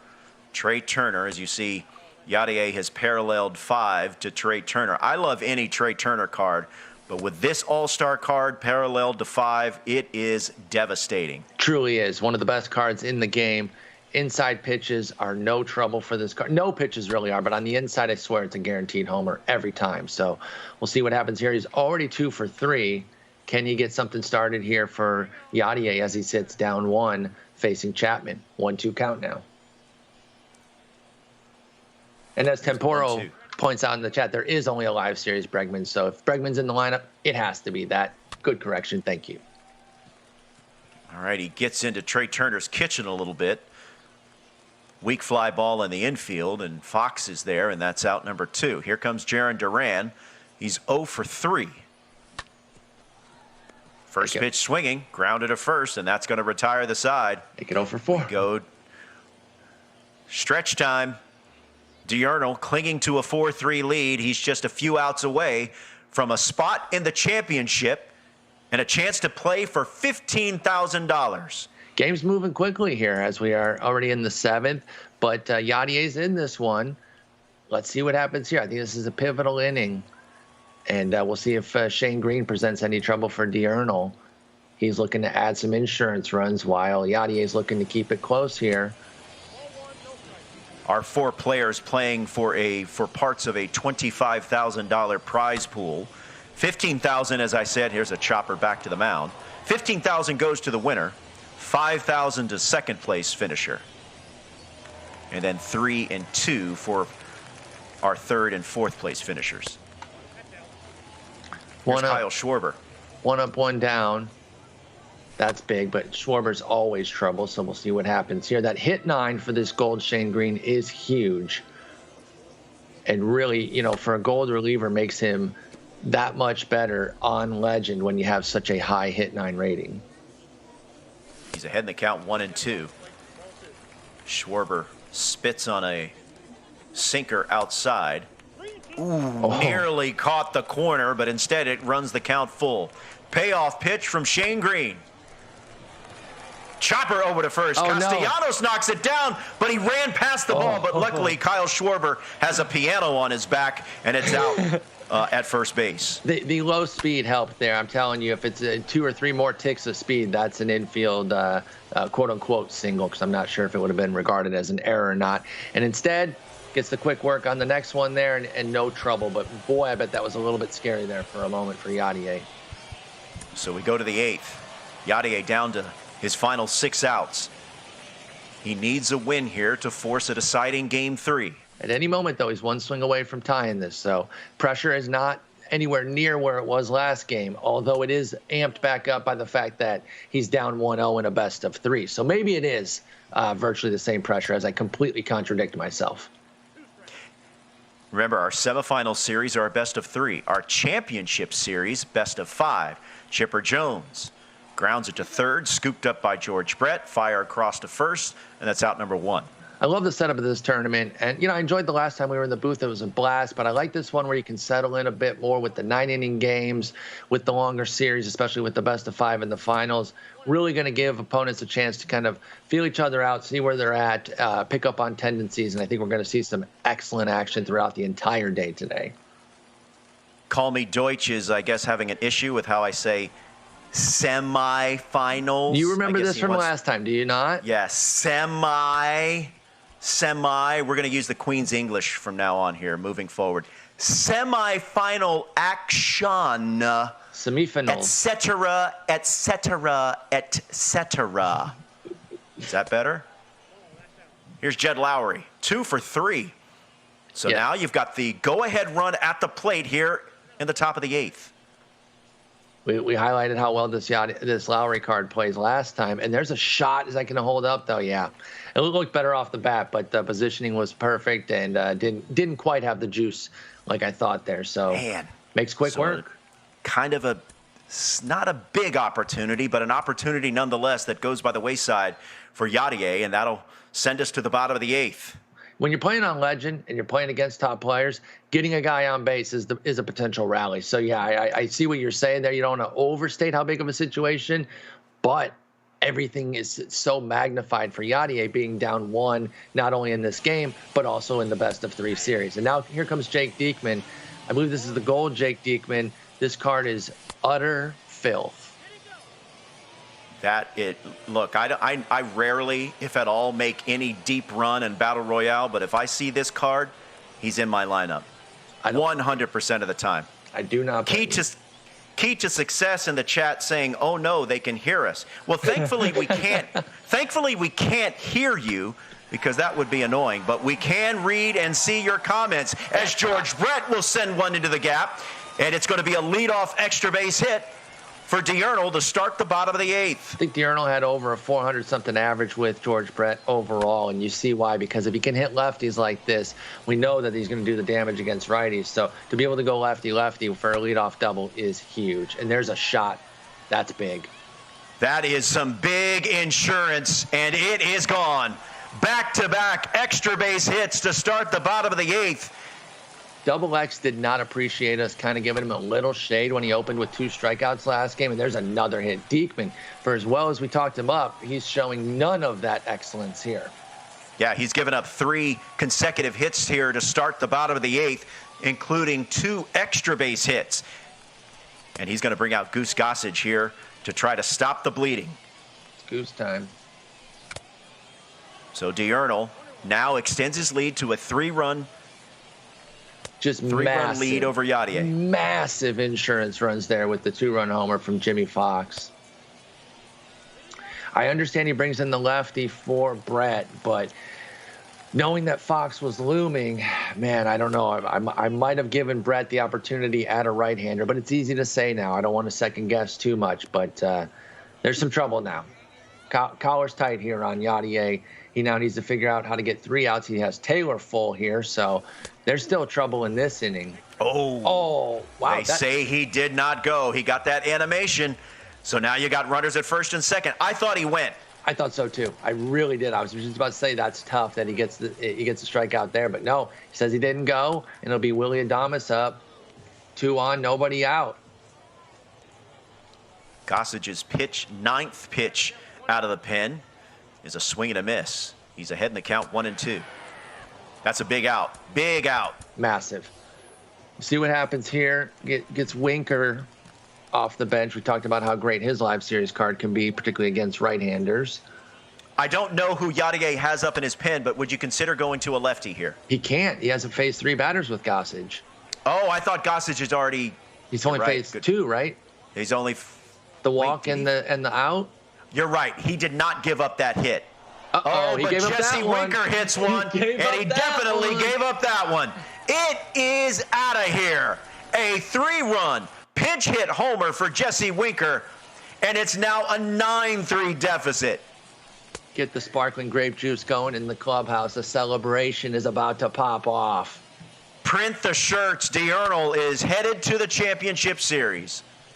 Going to be tough now. It's tough enough to get 6 runs off of somebody like Diurnal in an entire game, let alone in a single inning with your back up against the wall. So this is huge. This is championship play when he's pumping out this many runs here in the bottom of the 8th to get himself some insurance to try to seal off a 2-0 sweep in the semifinals. Yeah, the semi. So it's a 5-run 8th inning for Diurnal. And I think the only thing left is to say GG's at this point.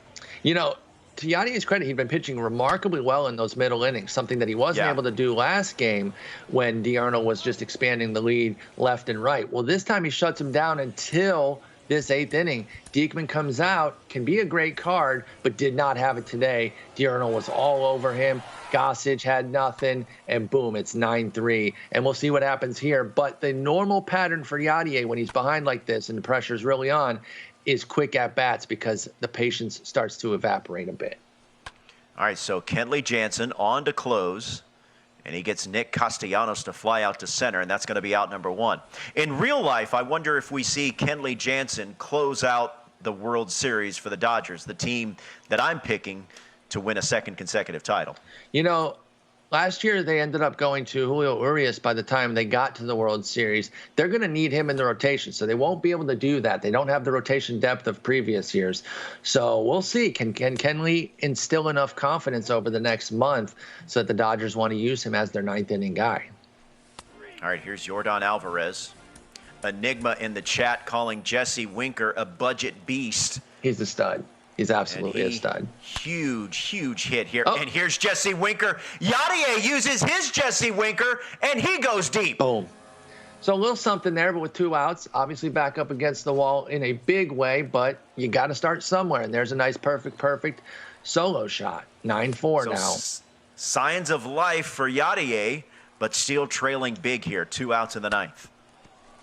That'll be a base hit. Make it back-to-back hits for Yadier. This would be it's 3 knocks for Trey. This would be the most epic comeback in the history of this franchise if Yadier is able to pull this one off. Undoubtedly. There's another shot.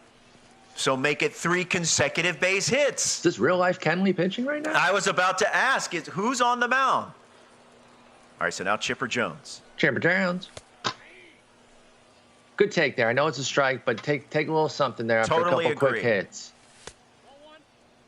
And that one misses low. Put a little pressure back here. Obviously, you can't get in that grand slam territory where one swing does it, so you still need a lot to go right with 2 outs, but it's at least something to build off of here. And he's ahead in the count 3-1. Mookie Betts on deck, looming. Yeah, I'm straight taking there. Start the runners now. The runners will be off. Here's the full count pitch, and we'll do it again. Yadier down to his final strike. Payoff pitch. And that will sneak through. Here comes Trey Turner, and it's now a 9-5 game. We are getting some drama here in the top of the 9th. Credit to Yadier. He's not going anywhere. He's actually out-hitting him 13 hits, but that could be the game. This might do it. George Brett fields, throws, and that's it. That's all. Congratulations to Diurnal. He's headed to the championship series thanks to a game number 2 win over Yadier. Paul, your impressions of game 2, and what do you think of Diurnal's chances moving forward in the championship series? Played out a lot differently this time where the middle innings were really shut down by Yadier, but that 8th inning, Diurnal showed why he is so good with the 5 tack-on runs. So even though it was a good top of the 9th from Yadier, it just wasn't enough when you're down that many. And Diurnal's going to have a great opportunity depending on whoever wins, T-Towney or Tapscott. I think we're setting up for a great final here, however it plays out. Great work by both guys here, but Diurnal was the better player throughout both of these games. Yeah, we're looking at the highlights from game number 2 as Vladimir Guerrero Sr. got it started with a solo home run. Turner did everything he could atop Yadier's lineup. He was the catalyst. 3 hits, scored a run there in the end. You know, he was on base regularly. They could only score him once, though, and I think he reached second base 3 different times. There's that Betts homer that was destroyed. Yeah, the perfect quick hands of Mookie Betts with a monster 2-run homer, and then Kyle Schwarber followed that one off the fair/foul pole as Diurnal went back-to-back, but Yadier comes back. Big day from Jorge Posada. Yes, this was a hey, I'm still in this. Posada ended up with a second home run, which we'll probably see here. Here it comes. So he puts up 3 runs on his own, single-handedly keeps Yadier in this game, and it wasn't until that top of the 8th where things, or bottom of the 8th, excuse me, where things really started to be troublesome for Yadier. Yeah. And it starts here with this George Brett double, lefty off of Jake Diekman. And Diekman had nothing today. Diurnal was not fooled by him in the slightest. Yeah, you see Diekman giving up the moonshot to Jimmy Fox. Double X was big at the plate in game 2. Gave up 3 straight hits, and then Goose Gossage comes out, and he had no answer either for Jesse Winker, who sends a moonshot to right field. And Yadier's Winker got a home run of his own, but it wasn't enough. And as you see the final out there, 9-5.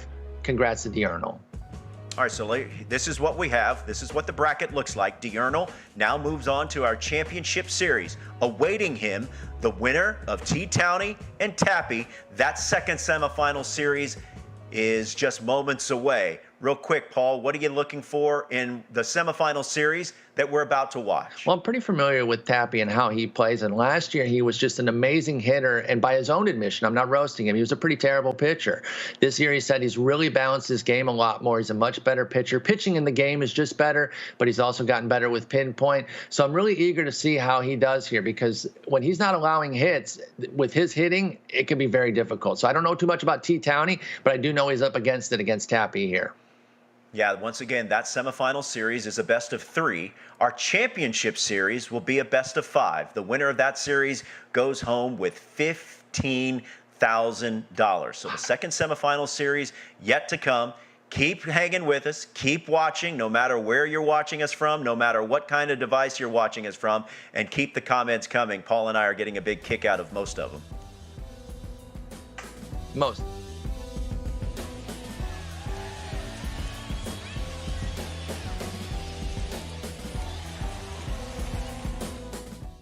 Baseball.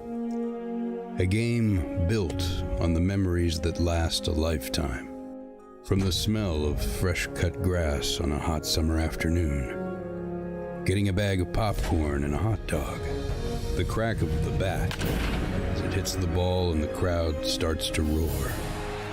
From the stadium cathedrals to a cornfield in Iowa, we watch our heroes. This is why we love baseball.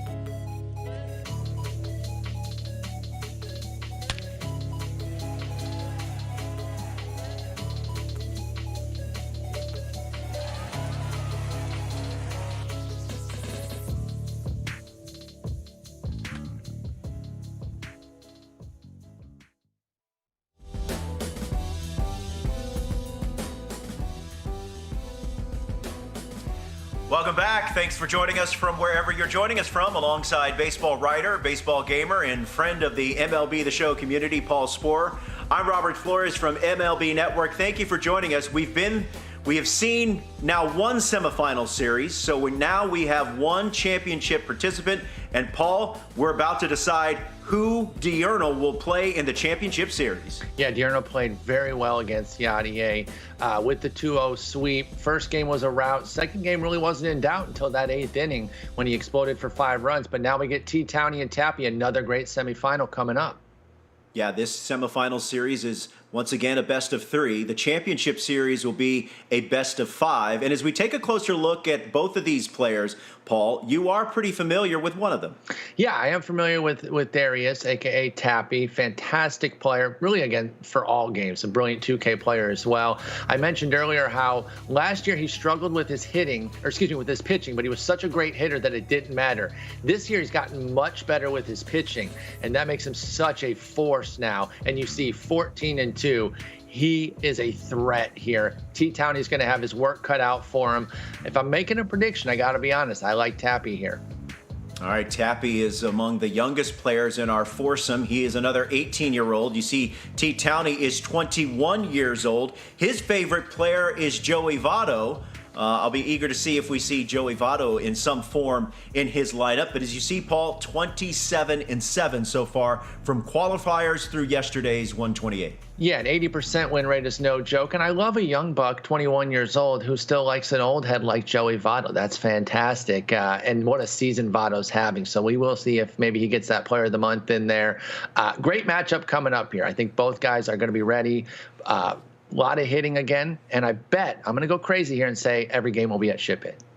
Yes, I have a feeling that will be the case. Remember, these semifinals, it's a best of 3 champion series before we decide who will go to the championship series against Diurnal. That championship matchup will be a best of 5. All right, so here we go. Semifinal series number 2 about to get underway here on this MLB The Show Summer Circuit Finals. So keep it here with us. Keep those comments coming.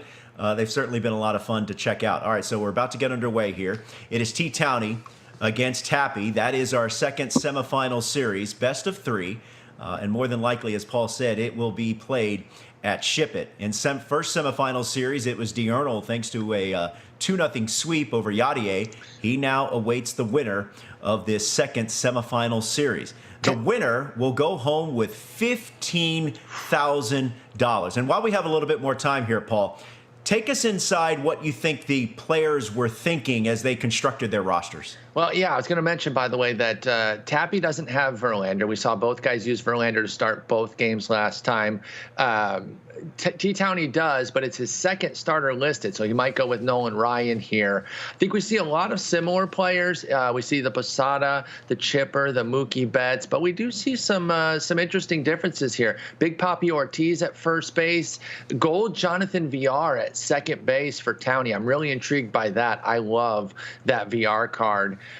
Darius has Anthony Rendon live series at first base, has the Trey Turner, Juan Soto. He's a giant Nats fan. Such a big Nats fan that he P5'd the entire Nats lineup pre-deadline, wow. And he did it via ranked seasons. Like, are you kidding me? I mean, that's like Carter, well, maybe not Carter Kieboom, he wasn't in there, but like Yadiel Hernandez. Like, we're talking not just the great players. He had to use the mediocre players and P5'd them in seasons. Here we go. All right, here we go. T-Towney is the team at the plate first, leading off with the tops now, Jarren Duran, playing center field, the 94. This is a card that has been in every semifinalist lineup thus far.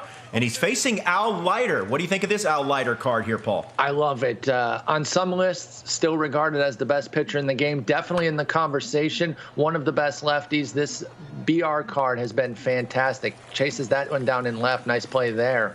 I want to say by Mookie Betts. No, that's going to be Soto. That was Juan Soto. Yeah, so great play there. But this Al Leiter's awesome. Has a lot of the meta pitches. Has great per-nines. Just a brilliant card for sure. All right, so here's Chipper Jones. Just getting underway here. Semifinal series number 2, game 1, best of 3.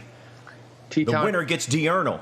T-Town is going to go Duran, Chipper Jones, Mookie Betts, David Ortiz for his top 4 there. That's left, switch, right, left.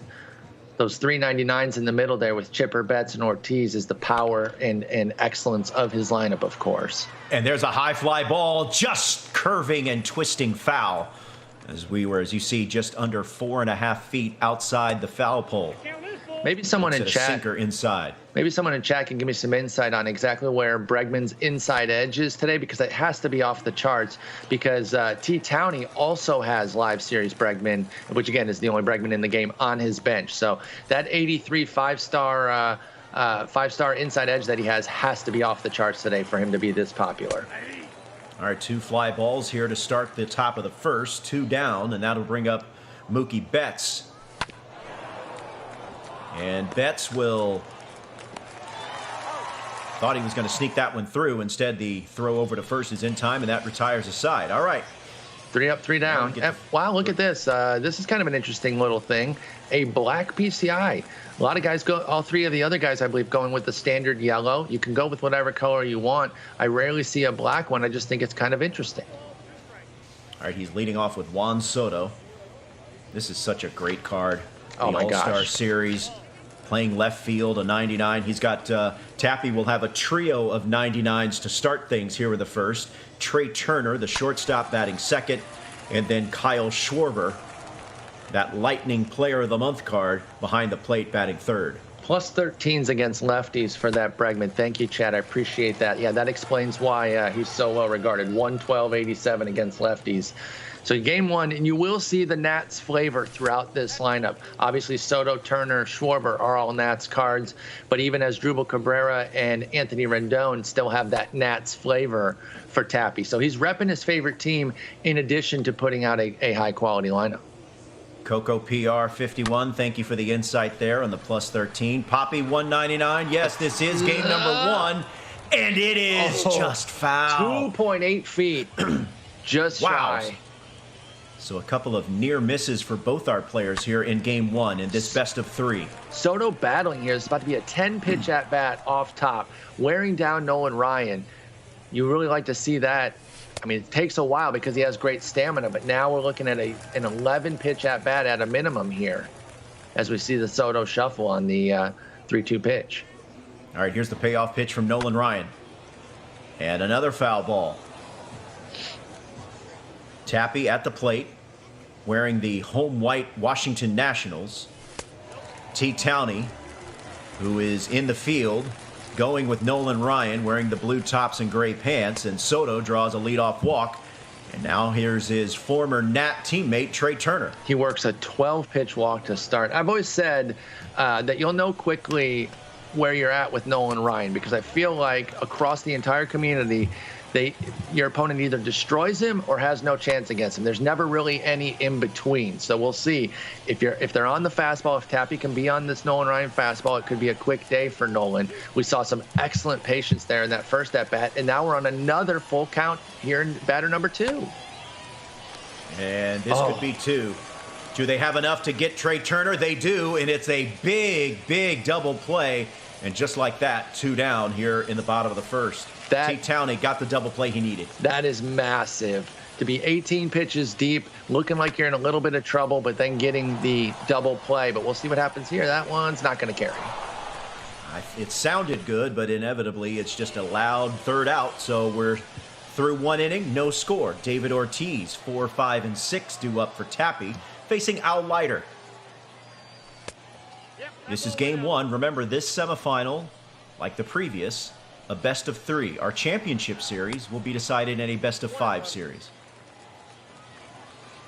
Lefty here. Although that doesn't really phase top players. They'll go lefty all day. We saw it with the Urinal. But this Leiter, he's so nasty, and he can really keep you off balance with all of the secondary stuff, but then still has enough velo that he can bust you up inside as well. And has the legendary sinker that everyone looks for on the card. David Ortiz, high fly ball, right field. Going back is the right fielder, and it is gone. T. Tappy gets on the board with a solo homer with David Ortiz, and it's 1-0 here in the top of the second. This is not a recording. I didn't know he was going to go lefty-lefty, but T. Towney makes him look smart there with the lefty-lefty home run and the 1-0 lead. Let's go back to something. Oh, there's a high fly ball, but it's playable for Soto. I want to go back to what you said about Nolan Ryan. Temporo in the chat with the comment that using Nolan Ryan is a mistake. What did you think of that? Again, I think against top players, you know very quickly where you stand, and if they're on top of that fastball, and in Tappy's case, taking those pitches the way he was, I tend to agree that it could be some trouble. He didn't break through in the first inning, but the longer that Nolan's in there, the more I like Tappy's chances to really explode for a big inning. He's certainly not fazed by a 1-0 deficit, I'll tell you that. That's absolutely right. Boricua 1, this is played on Legend. This is Legend difficulty. Oh, and that sounded good. It is good. Second solo homer of this inning, and it's now 2-0. That's live series Mitch Haniger, by the way, up on a big inside edge, it looks like, because I think he was 70 contact, 93 power against righties. I think that's the only live series card that we see in a starting lineup there. So 2 big homers here in the top of the second. And that ball sent deep to left. You see how he just got over the wall there? That's that same wall that Jed Lowry couldn't quite get over. And how important was that when we see the deficit of that last game there in Game 2 between Diurnal and Yadier? All right, so that will retire the side, but not before T. Towney goes deep twice, and he's got a 2-0 lead. All right, here's Asdrubal Cabrera. Paul, and I expressed some surprise that this was going to be his cleanup hitter, but you quickly reminded me how devastating this card can be. This card is nasty, and it's been a surprise card for me. I actually was using it recently against the computer, and anytime you're using a card against the computer, you don't want to take those stats and just say, oh, I can do this against humans. But then I took him into a couple games after that against human opponents, and he continued to rake. So I'm not that surprised that Tappy's using him. Plus, gives him a little more Nationals flair, even though this is a Cleveland Indians card as far as the team that he's representing. Ooh, takes a nasty pitch there for a strikeout. Yeah, so a bit quick out number 1 for Nolan Ryan and T. Towney here in the bottom of the second. AOB asking in the chat, is this a 3-inning game? No, sir. These are 9-inning games. All of the games decided today are 9-inning games.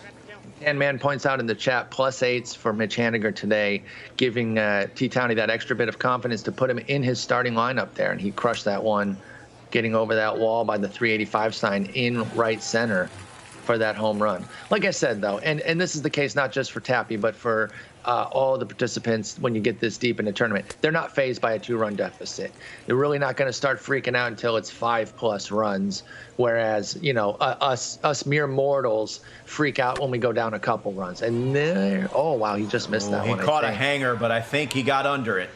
He sure did. You see the PCI, the timing was good, but the PCI just on the lower half of that baseball. I had to bite my tongue there. I was about to say he gets on the board right there, but then I noticed last millisecond there that it wasn't quite going to get out. He wants that pitch back for sure. All right, so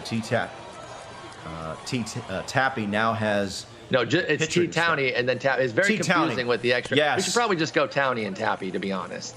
Tappy is at the plate. We're going to Kyle Farmer. We're going to throw away Towney's extra T for now, just to keep it simple for us. Pitch number 32 upcoming for Nolan Ryan. And there's a line drive to right, and the right fielder will run it down over the shoulder catch, and that retires the side. So you keyed in on something that I was about to bring up and hinted at a little bit in the first inning. The pitch count being worked up for Nolan. Tappy knows that he's on this Nolan card. I think he knows that he's very close to having a breakthrough here. So it's going to be that push-pull between can he break through before Towney takes him out, or will Towney, get 4 or 5 innings with a runner 0 or 2 runs scored and then pull him out. So I'm really eager to see how that goes because Tappy's taken great at-bats. He just hasn't found the pitch to go yard with yet. And he wanted to with that Duran pitch, but just missed it. All right, here's Sharon Duran for Towney. As we go back to the top of the order, he's 0 for 1. And that ball is smoked to the opposite field, but right at the left fielder, Juan Soto. I thought that one had a lot more juice. Absolutely. I thought that was going to be extra bases at least. That's the 73 power coming in there. You see it comes off the bat. A little bit slower than it looked. The lefty there doesn't quite go as far as we thought. Both hearing the sound and seeing the visual coming off the bat. Looked like it might be a double off the base of the wall. There's a chopper up the middle. Trey Turner is there. Fire over to first to Rendon, and that retires aside. So quick work there for Tappy. After giving up the 2 in the second inning, he gets him down very quickly there in the third, and now he'll come up to bat. See what he does here with Nolan's pitch count approaching 40. 7, 8, and 9 due up for Tappy here. Cole Calhoun, as you see there. Anthony Rendon is on deck, and then the pitcher's spot. We'll see how quickly either go to their bullpen. There's a high fly ball. Might have gotten left that. field. Going back is the left fielder. He'll make the catch just in front of the wall. Well, you touched on it, Paul. Tappy is getting some good ABs here. Yeah, he's on this Nolan. He knows he can break through. The key will be, does Towney take him out before Tappy gets his opportunity to really put up some runs? And we'll see. You know, does Towney say, hey, I'm putting up zeros, I'm going to stick with him? Or, like I said, after like 4, maybe 5 innings, does he say, hey, I'll take that and go? Damian 21, Diurnal swept Yadier 2-0, so Diurnal is in the championship series, and he gets the winner of this series. Big strikeout there.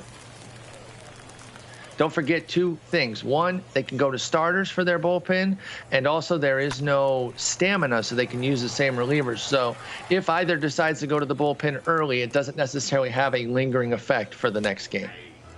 I think one interesting tweak moving forward, as you see Al Leiter look at strike number 2, is have the stamina be effective. Like, you know, I would love to see kind of the mixing and matching of how players, as Al Leiter goes down swinging to end the 3rd inning, how players manage their bullpen and their rotation with stamina being a factor. They'd have to come up with a mechanic to set it up to where it plays like a ranked seasons or like a custom league, because with friendlies, there is no stamina. So I would like to see that incorporated as well, just because it would make you think twice about going to the bullpen early, or if you used your ace reliever for 2 innings in the first game, would he be available for the second? Strategies like that would be great. They don't have to worry about that this time around, but it would be interesting to have that in future tournaments. My friend Joey Gallo, who won the first series, it was Diurnal. And he's in the championship. There's nice a chopper there snared by Al Leiter. Okay, Al Leiter, I see you. Spry off the mound there. Let's go. That'll bring up the cleanup hitter, David Ortiz, who went deep in his first AB against Al Leiter. Looks at a cutter on the outer half, and he's down to the count 0-1. Got inside, grounder to short. Plenty of time, throw over to first, and just like that, there's 2 down. This game moving rather quickly, already in the top of the 4th. Here's the switch hitter, Jorge Posada. Yeah, we saw the 2 homers on the solo shots there, but otherwise, relatively quick work from Tappy against Towney. And then even though Tappy's taking long at-bats against Nolan, he hasn't really had that big inning yet. So here we go now to the bottom of the 4th. Things are moving a bit briskly. All right, back to the top of the order. Here's Juan Soto for Tappy. The Nats are his favorite team, and as you can see by the uniform and the players in it, that is definitely the case. And Juan Soto smokes one to right. It's a matter of time, Robert. It was a matter of time before he was going to break through here. He's on the board. Guaranteed he's feeling himself. Talking himself up now, saying, there you go, let's go. Turner might go back-to-back here. Don't be surprised if we see a big inning. So after some quality ABs for Tappy, he finally has something to show for it as he cuts the lead to 2-1. Yeah, he's seeing these pitches from Nolan. He's not phasing. This is what I'm talking about. You know pretty quickly if your opponent is on him, and even though he's only given up the 1 run, I think Towney knows in his heart that Tappy is tracking Nolan very well. If he doesn't have the bullpen up yet, he should consider doing so very soon. Right now on Twitch, we have over 1,200 people here in the chat. Thanks for joining us. Appreciate it. Paul Sporer, Robert Flores with you here. Semifinal series number 2. A little bit later, the championship series, where Diorno awaits the winner. $15,000 to the winner in the championship series. Ooh, went inside and got him, and handcuffed that's a big out, him. number one. Yeah, handcuffed him there. Gets Trey Turner, but he still has to deal with Schwarber, and that's going to be a base knock. And Kyle Schwarber will serve one into right. And it's a one-out base runner for Tappy. And here is the cleanup hitter as Drupal Cabrera. 0 for 1. Nolan Ryan about to throw his 53rd pitch. Misses high, and it's 1-1.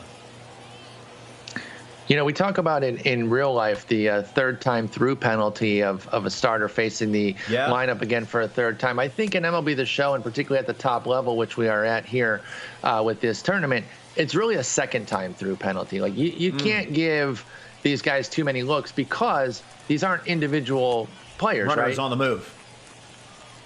Throw down to second. I think that was a hit and run that didn't quite register there because I don't know why he'd be stealing with a 50-something Schwarber. So I think it was just a failed hit and run for Tappy. But yeah, you know, you're facing different player cards, but it's the same person every time. So they start to clock a guy pretty quickly, and I think you give them too many looks at one pitcher, you can be in a load of trouble. So I really think at any moment now, Towney needs to consider taking out Nolan because Tappy is so dialed into Nolan's pitches. The heat is not bothering him, and he's tracking the off-speed stuff very well.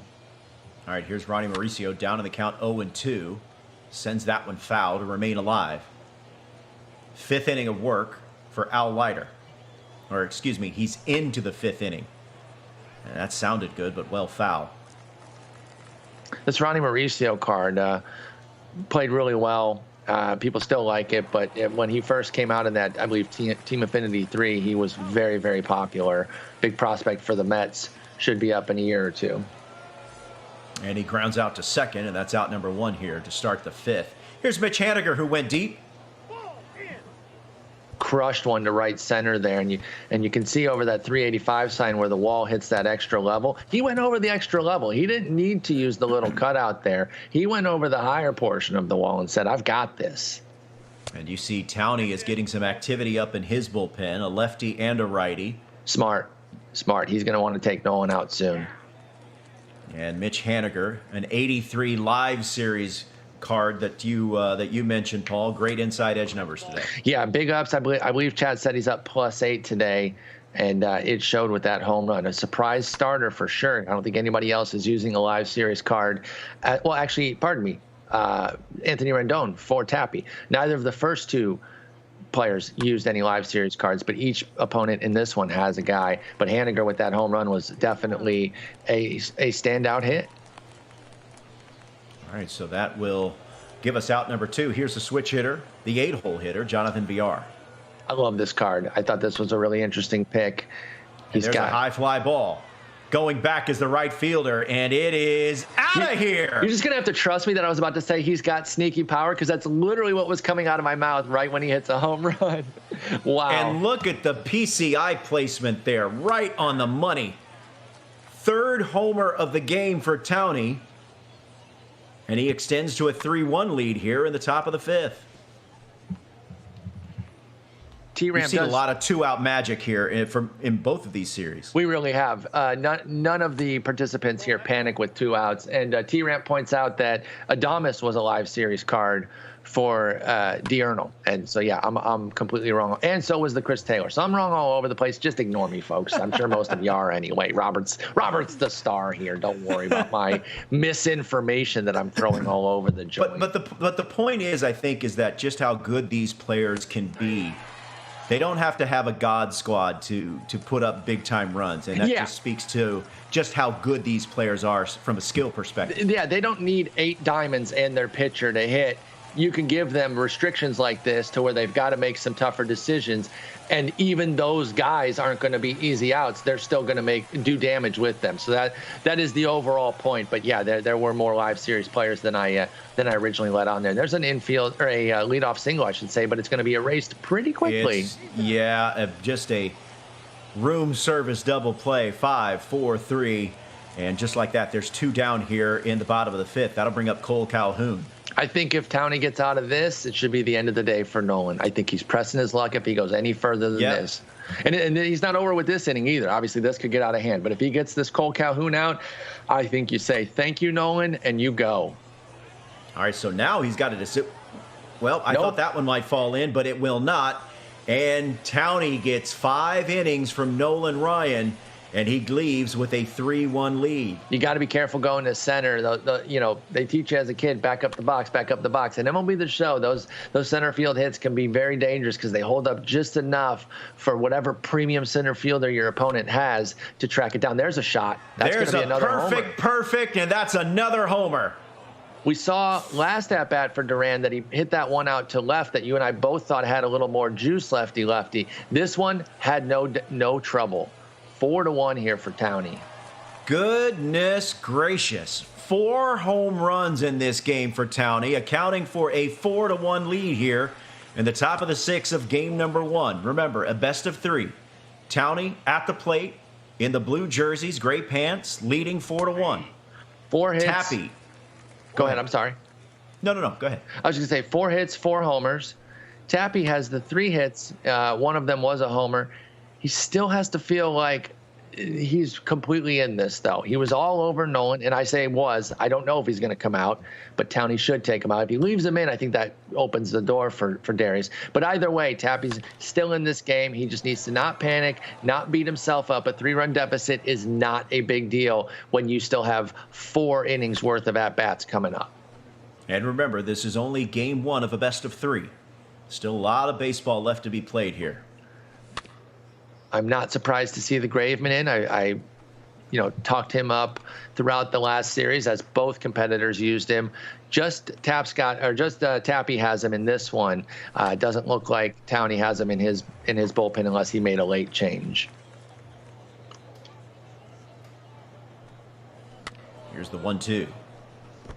So a good AB here by Chipper Jones. He's fought off a lot of tough pitches. Yeah, Chipper fighting for sure. And this Graveman has such nasty meta pitches. You get that one, though. That's a homer. That ball is crushed. It's another homer off the wall. Wow. The wall behind the fence. Yeah, the secondary wall there. Just a great pitch to get down there and get. I mean, I'm telling you, like, that's one that lives in my nightmares, that down and in pitch, because I don't get to it. We're seeing the difference between the average player and the studs when they go out and get pitches like that and send them deep. Mookie Betts, meantime, lazy fly ball. Calhoun is there, and that's out number 1. 2 homers already in the inning. David Ortiz went deep in the 2nd. Don't forget, too, Back up that here in the 6th. Townie had 2 lefty-lefty homers off of Leiter. Oh, no. Oh, and that will get past Calhoun and roll all the way to the wall. Now, that's only going to be 1 base because it is Ortiz, so that's going to upset him a little bit, but he needs to think big picture and be like, that's just 1 base. It's not the end of the world, and a base hit will not automatically score Ortiz either. True. There is no Good reason point. to get too upset about that. Good point. That'll bring up Jorge Posada. We saw Posada do damage for Yadier last time in the first semifinal here. We'll see what happens against Graveman here now. 2-1 pitch coming. That's going to be a shot. That is served into center field. Are they going to send Ortiz? He sends him back. No, they held him up. I think he had the run there because the way the center fielder played it through no fault of Tappy's, he kind of played it a little softly. But it's not going to matter either way because I think that might be a 3-run shot. And that is sent to right center field, and it is gone. A 3-run homer for Ronnie Mauricio. Another home run here in the inning. We have just not seen this kind of trouble for Graveman here in Townie.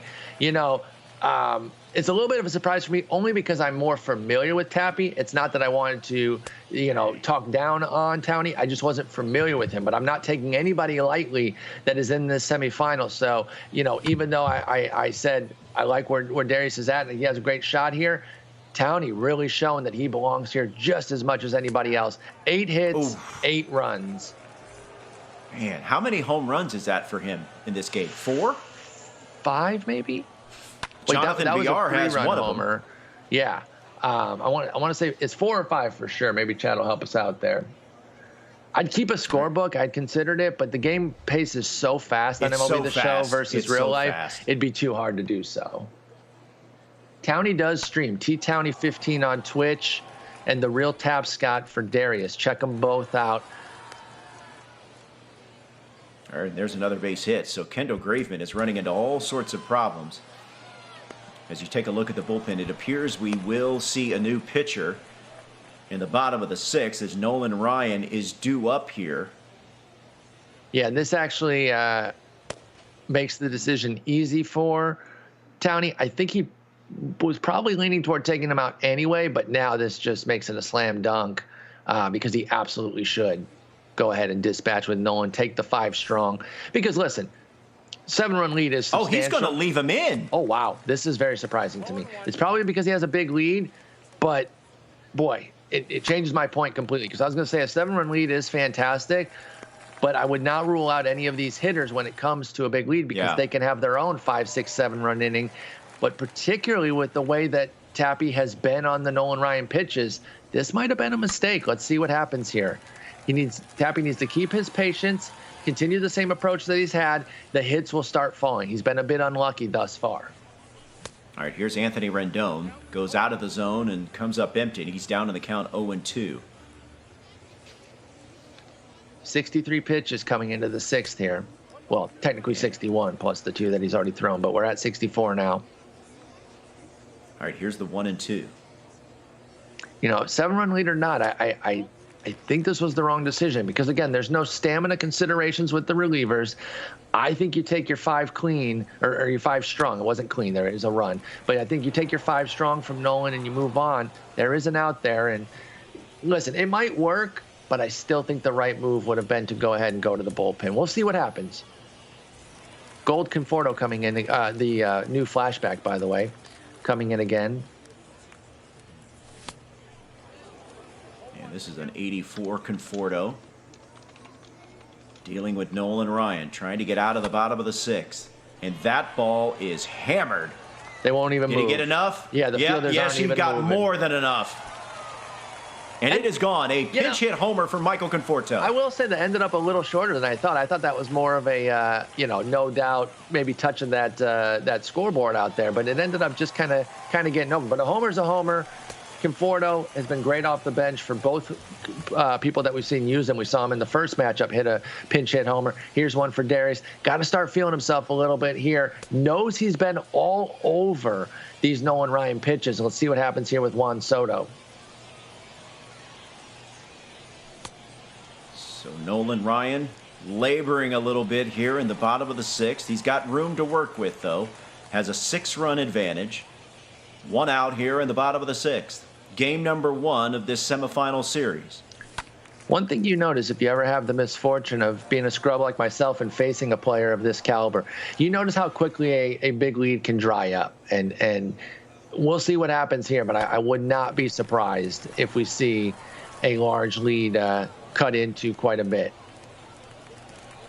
And Soto will ground out to the first baseman who steps on the bag. That'll bring up Trey Turner, 0 for 2. He has struck out.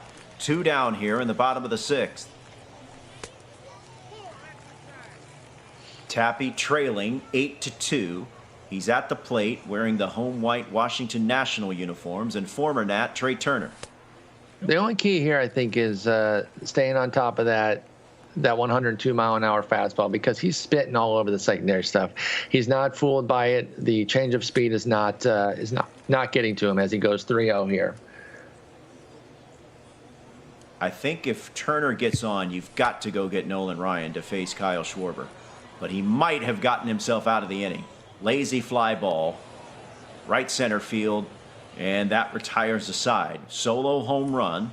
Easy for me to say here, but I'd have had a straight take there on 3-0. See what happens. I'd probably make him throw 3 strikes. But again, there's a reason I'm in this chair and not in this tournament. So who am I to say that was the right move or not?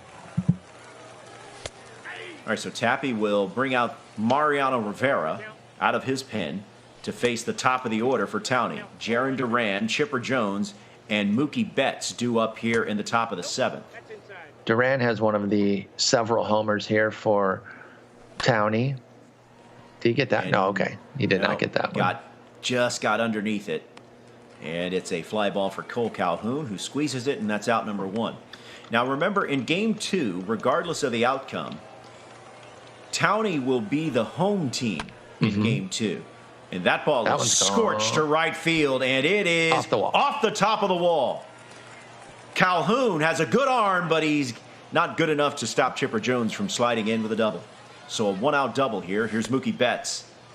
Yeah, and out of the zone. If this lead holds, then Towney will find himself in a similar situation to Diurnal, where he wins the first game and then gets the home field advantage for the closeout potential. Inside, ball 1. Mookie Betts down to the count 1-2. Sharply hit ball right at the second baseman and throws over to first for out number 2. So here's David Ortiz, 2 for 3, including a homer. Went lefty off liner. Towney's been hitting brilliantly here. Joker Ninja asking, can you rage quit in this? I mean, you could, but I wouldn't recommend but it. There's another a bad base look. hit. And there's another RBI for David Ortiz, and Towney extends to a 9-2 lead here in the top of the 7th. You know, Stang Pete in the chat says I've been one-sided, and I'm going to address that only because, listen, I know Darius, so I have a little bit more familiarity with his game. I'm not trying to shade Towney in any way, shape, or form. He's out here dominating. Yeah, he just hit another homer. Yeah, he's on the verge of a mercy here. So there's absolutely no shade to him, just because I'm more familiar with the other player there. I hope that's if that's come across that I've been anti-Towney or not respecting him, then I want to apologize for that, because that's not been my intention at all. He's out here playing his butt off and having an excellent first game. Ant Fig in the chat says Towney is a beast. Yeah, listen, nobody's here. Absolutely right. No, nobody's here, for no reason. These are all high-quality players. So if I gave any impression that I don't respect Towney's excellence, then I want to make sure that was a improper impression. He's fantastic, and he's showing it. Yeah, no matter what happens, these 4 players, I mean, they're not a bunch of ham and eggers. I mean, these are elite-level players here. And Towney right now out to a big 11-2 lead here in Game 1, number 1. But remember, this is just Game 1 of a best of 3. So no matter what happens as a result, if Tappy's not able to come back, he still has another game to right the ship, if you will. Here's Kyle Schwarber, 1 for 2. 8 runs in the last 2 innings. I mean, just an offensive barrage. And he's sticking with Nolan here, which, has gone counter to where I've thought, and even the chat was questioning keeping in Ryan. But now with such a big lead, you have a lot of wiggle room here. I mean, you can give up a couple solos, and it would only be 11-4, and you could still make the decision. There's one of said solos, I believe. That is gone. So another solo home run for Tappy here, but he still has a lot of work to do, but it's got to start somewhere. So a leadoff homer here in the bottom of the 7th. And I'm thinking this might be all for Nolan Ryan. It was the one and done situation. I can respect that. Again, with that big of a lead, you say, I'll give Ryan one more run. Any run that he gives up, he's out, but I'll try to go as long as I can with him. So with that kind of lead, he was able to have some wiggle room. But I do think that Tappy's going to feel like he had opportunities. The balls just didn't fall for him, but now he finds himself down 8 with Goose on the bump. All right, so Tappy going with, or Towney, going with Goose Gossage. Towney, 21 years old, from Florida. The Marlins are his favorite team. Joey Votto, favorite player, though. Yeah, I wonder if maybe one of those young Marlins will soon become his favorite player. Maybe a Jazz Chisholm, one of their many excellent pitchers. The Marlins are putting something together down there. Yeah, if you talk about, look, their pitching staff, their young pitchers with Rogers and Alcantara. Hopefully Sixto Sanchez is healthy. That's a loaded rotation. They need some position players to pop, though. You mentioned Jazz Chisholm. They need a couple more like that, and they could be formidable. For sure, though I will say that with the pitching that they're developing, they may be able to be in a position where they can trade some of that for those hitters, because they're really putting together. Like Edward Cabrera, who the MLB The Show folks are very familiar with, Pablo Lopez, Zach Thompson, Eliezer Hernandez. The names just keep coming. Imagine if they get Jesus Luzardo developed, because he's had an awful year this year. But imagine if they turn him around. That's just another arm, as we see a base hit here from Tappy as he tries to start a rally up against Goose Gossage with a very nice .69 whip. Whip. Here's Goose Gossage. Cool whip. Dealing with Kyle Farmer. Swing and a miss. It's 0-1. Yeah, we didn't even mention Sandy Alcantara. Like, there's just so many that you miss. Actually, I think you said Alcantara first, but either way, Alcantara, Rogers, Lopez, Thompson, Cabrera, Eliezer. Go for days out there in Miami. Chop foul, and Farmer's down to the count 1-2. Swing and a miss. Big out number 2. Here's Been a Cole tough Calhoun. tough day for Farmer. I think he's got a couple strikeouts on his ledger now. Whew, that fastball had some hair on it at 102 miles per hour. This Cole Calhoun can swing it. I believe this is the Player of the Month iteration. He's got some speed on the bases, but absolutely zero reason to send him and risk a potential caught stealing. And a little tapper back to Gossage. Flips over to first, and that retires a side. We're through 7. Towney out in front, coming to bat here in the top of the 8th. Mitch Haniger has a homer, 1 for 3. Got an opportunity to end this game early with a few runs. We'll see if he can do it. Towney has put on a hitting display, home runs left and right. Mitch Haniger has one of them.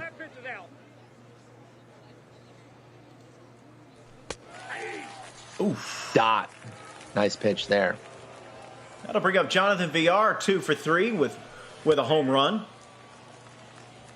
And this is a card that is really unique to Towney's lineup. The only player to have Jonathan Villar in his lineup. Yeah, and like I mentioned earlier, I love it. This is one of my favorite cards. Anytime he comes up in Battle Royale, I scoop him instantly. I believe he was a Battle Royale program card as well, so when during that month you could pick him and get some added points. But I love this Jonathan Villar. He's been an MLB The Show god for a few years now, whether it's a Silver Live Series or a juiced-up card.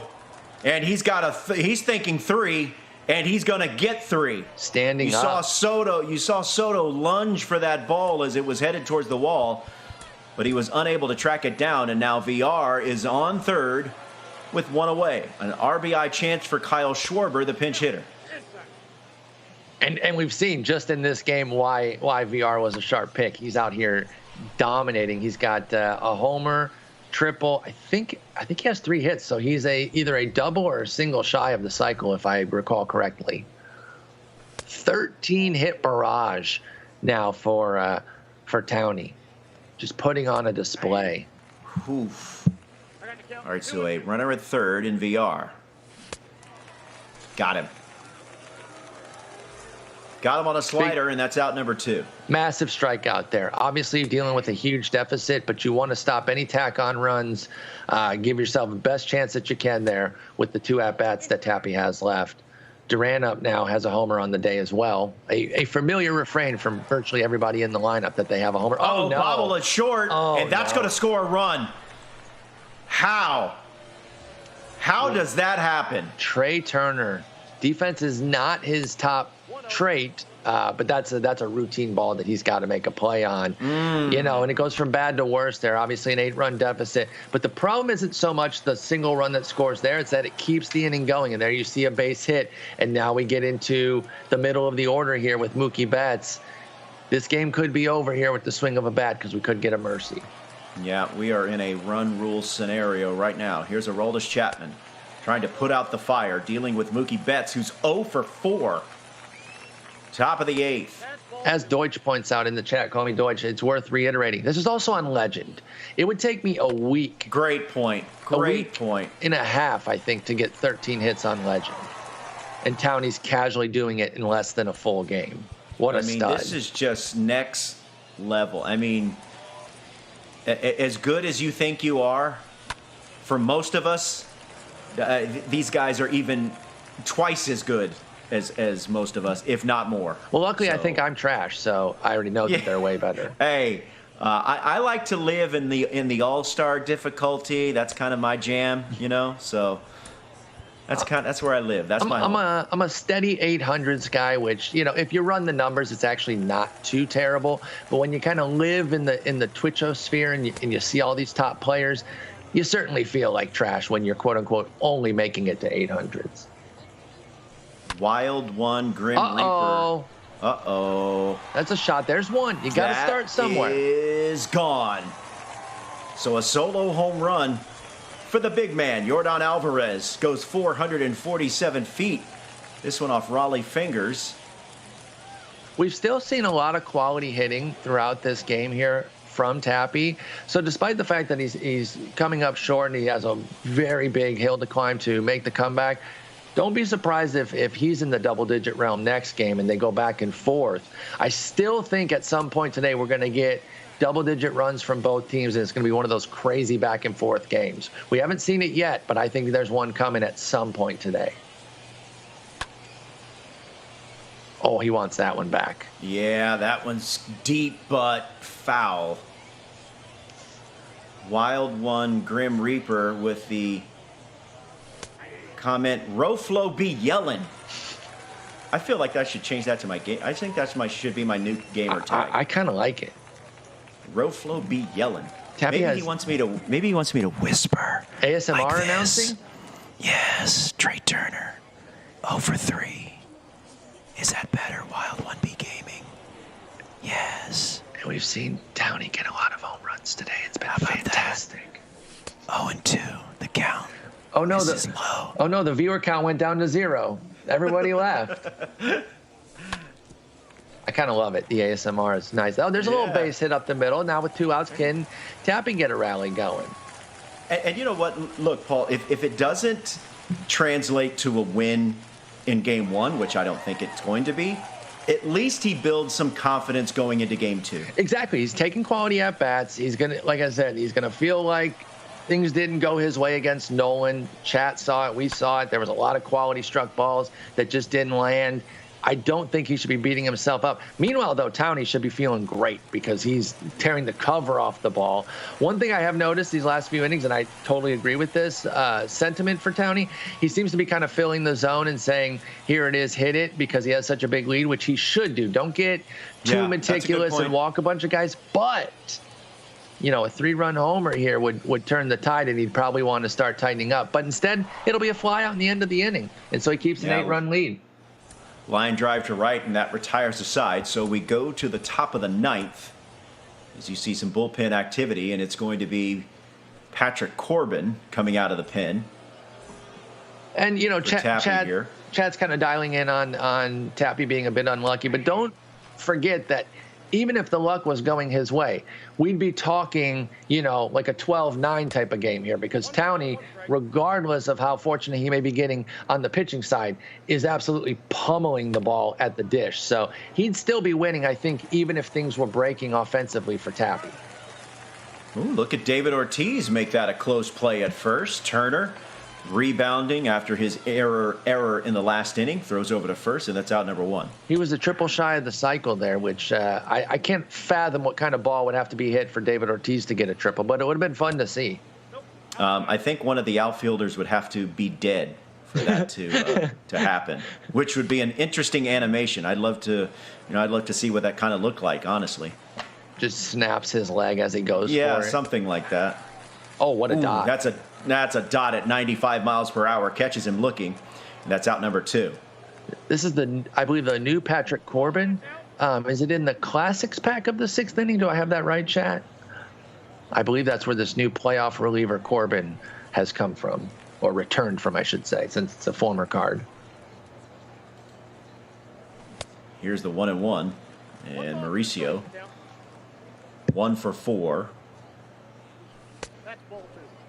I believe he is homered in this game. He has indeed. Here's the 2-2 from Corbin. There aren't that many guys in the lineup that have it. That one might stay fair, too. And that is going to stay fair. It's going to be extra bases. That's nasty to keep that one fair. That was a really nice pitch, but even better offensive execution. But nothing will come of it. Foul ground, and it will be playable, and that retires a side. Final 3 outs here for Tappy. He's got a lot of work to do. He's down big, 12-4 here in Game 1. We've seen 16 runs on 20. This is a good way to get you started. On 25 First pitch hits. swinging. 17 runs on 25 hits. Goes lefty there. And now it's early. I mean, that's literally the first pitch from him. But Diekman getting ripped. Again, we saw that in the first semifinal. Maybe these top hitters just aren't fazed by Diekman. And I think first pitch swinging, and that's out number 1. I think that does happen over the course of time.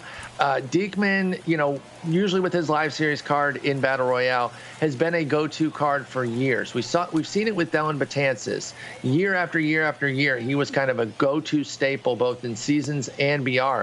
But people see him so often that now he's basically been phased out of the game. I'm not even seeing the diamond or the gold Betances being used that much, though one of our participants does have the gold in their bullpen. I think Diekman might be starting to find that similar fate where he's just been seen far too much by the top players that they're just not phased by an otherwise excellent pitcher. And that will sneak through, so another base hit here. Nice rip there by Randy Arozarena.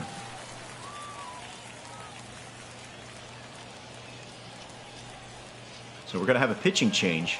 It will be Shane Green to deal with Anthony Rendon, who's 0 for 3. Looks at a cutter outside the zone, and it's 1-0. That's live series, Arozarena on the bench. I think he was 96 against lefties. Chat can give me specific numbers there, but I think I saw that, which is incredible. And harmless fly ball for out number 2. Nick Castellanos representing the last chance for Tappy here in Game 1 of this best of 3. And Castellanos smokes one to left field. There's your deep drive to left. That's it. I want to apologize for that deep drive to left. Nick Castellanos, a 2-run homer. And it's 12-7. Oh, and there's another base hit. And listen, no matter what happens here, I think Tappy has to feel like, okay, I had some good ABs. I hit some balls hard. Some of them just went right at fielders, didn't get rewarded all the time. But I have to feel pretty good, even though the score might not reflect that. No doubt. Just 2 hits shy of what Townie's put up. They have 28 combined hits, 19 combined runs. It's been an offensive barrage. That's a shot, too. I might hold up. No, it's going to be off the wall. We're going to continue. Off the wall. And this game is extended. Another extra base hit. As we get into the middle of the lineup now, too, I think we're going to see Townie go to a lefty for sure. Absolutely, against Schwarber. And it's going to be Andrew Miller. Schwarber, 3 for 4. This new Andrew Miller is stout. What a great card. If he's still under 100K, folks, you got to go out and get him. That's a very affordable price for an excellent card. I'm going to get him right now on my MLB The Show companion app. Great plug. The app is so clutch. If you enjoy investing in cards, you can use the app. You can get, even if you're stub poor, you can get 100K by this afternoon from flipping and then go get yourself a shiny new Andrew Miller. I guarantee it. Thankfully, I am not stub poor, but it's going to be right at the center fielder. And that retires a side. That's it. That's all. It is Townie with a 12-7 win in Game 1. And it's a game, Paul, that really felt a little bit closer than the score would indicate. It really did, especially with that rally there at the end. We talked about throughout how Tappy was on Nolan Ryan but wasn't getting the results. But, hey, let's not forget what Townie was doing inning after inning, and then he had those 2 big innings there. The long ball was clutch for him. We're going to see several home runs from him. That double play was pretty key as well there. That was big. In that first inning when he was really working the Nolan Ryan counts. He gets this lefty-lefty homer from Ortiz, and the long ball was the key for Townie. Great battle here, but Townie was in charge throughout the entire game with excellent hitting. There's the Haniger home run that just sneaks over the high wall there. Great hit. And here's Juan Soto. Now, Juan Soto brought the deficit within 1 with a solo homer off Nolan Ryan. And you mentioned it, Townie had some really good ABs against that Nolan Ryan card. But I think this was the key play here.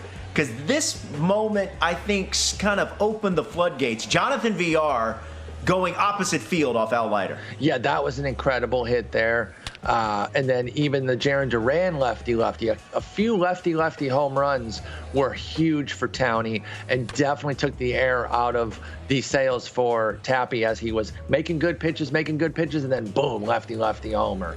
It was just long ball barrage from Townie. He was relentless. Yeah, you see Ronnie Mauricio going deep as well. An uncharacteristic rough game from Graveman too. After what we saw in the first semifinal for the two participants that both had Graveman, he was dominating. Tappy doesn't have quite a good game with him, unfortunately, as he gets ripped. I think the thing you're seeing from all of these players, as Nick Castellanos Deep drive gives us our meme moment there, I think the thing that you're seeing here with all of our players, and especially Townie, is that, Paul, there's not many places where you can go in the strike zone that they can't get to it. No, that's the terrifying thing about playing guys like this. And if you're not prepared to be able to put up double-digit runs, you're going to have a heck of a time trying to defeat one of these folks. You know, the barrier to entry is at least like 7 runs. If you're not going to get 7, you have no chance. And if you're not going to get double digits, you're probably not going to win. And we saw that here as Darius put up some good hitting, but it was not enough against Townie. And we now see a 1-0 lead for Townie and home field advantage for game 2, the closeout game. That's right. Closeout potential, I should say. Closeout opportunity for Townie, and as you mentioned, he will be the home team. Quickly, what are each player's What is the mindset each player has going into game 2? I think Townie has to feel great about where he stands. His hitting is locked in right now. I don't think he should go with Nolan a second time. We'll see if that happens. Yeah. We saw Yadier go back to Verlander after Diurnal kind of beat him up a little bit. They both actually reused Verlander. And I wouldn't go to Leiter a second time if I were Tappy. I would switch up the starters for both. And we see Verlander on the bump for Townie, so he's definitely switching. We'll see if Tappy does the same. So I think both guys have to feel great about where they are at the dish, and then they're going to try to figure out a way to string together some outs and keep the other guy at bay as best they can. But I think double digits is going to be what it takes to win this game again. All right, we're going to have it's a color rush game here in game 2. As you see Tappy, the visiting team, wearing the Nationals blue jerseys and gray tops. Townie is the team out in the field. He's the home team, of course. Red tops and the white pants. Justin Verlander down 2-0 to Juan Soto. There's a high fly ball. Left center field. And Tappy picks up where gets that on the board. Left off, and he's on the board quickly. Again, the confidence is there. Neither gentleman is particularly concerned about what they're doing at the dish. They really need to see if they can figure it out pitching-wise, which, again, figuring it out is like holding the other guy to 8 runs. That's the crazy thing when you're dealing with this kind of hitting. All right, so that momentum from the 9th inning in game 1, at least for the moment, carries over to game 2 for Tappy, as he's got a leadoff solo homer from Juan Soto. And Trey Turner. I love leading off with a guy that has that kind of power, too. You know, there are traditional leadoff hitters, and you know, a lot of people lead off Turner, who does have his own bit of power, and that's going to be a shot there. Yep, and this could be extra bases. Is he going to go 2 with him? He is. Here comes the throw. He is. Not in time. Not in time. So back-to-back extra base hits here for Tappy. And talk about a great start here in this elimination game in game 2. Yeah, that's, I mean, just a fantastic start there with the home run and then the double. Carrying over the momentum that he had from that 9th inning, even though he came up short, he's got to be feeling good right now. And that's a shot, but it's probably going to hold up. It does. Oh, he's going to try to head to third. And he gets him because the right fielder was a little casual with it. The casual fielding animation. Which, you know, is nothing that Townie can do. I mean, that's just, you know, he's not really rushing that throw. Wow, he's going to play the infield in to try to keep this run. That's interesting. You know, with the infield in, statistically, you get about 100 points of batting average. So, you know, we could see a little base hit here, and that'll score the run easily. But looks like Townie's trying to cut it off, and any ground ball he's going to throw home. You got speed at third, and then you got Asdrubal Cabrera at the plate. Rexy, this one doesn't have the distance.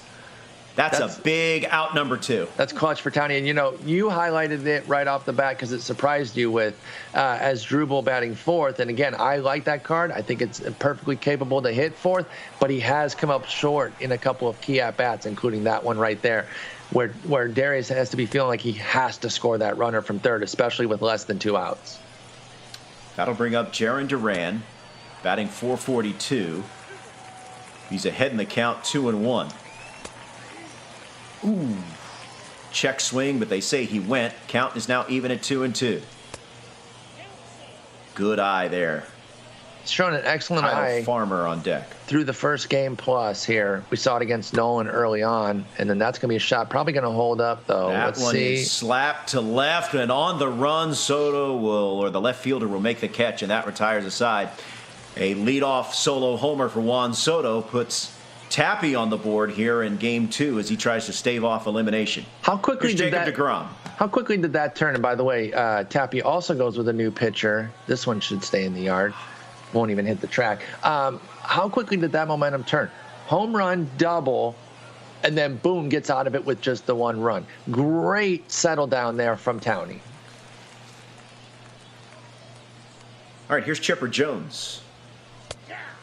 Chipper Jones. Looking at a strike at the knees at 97 miles per hour. It's 0-1.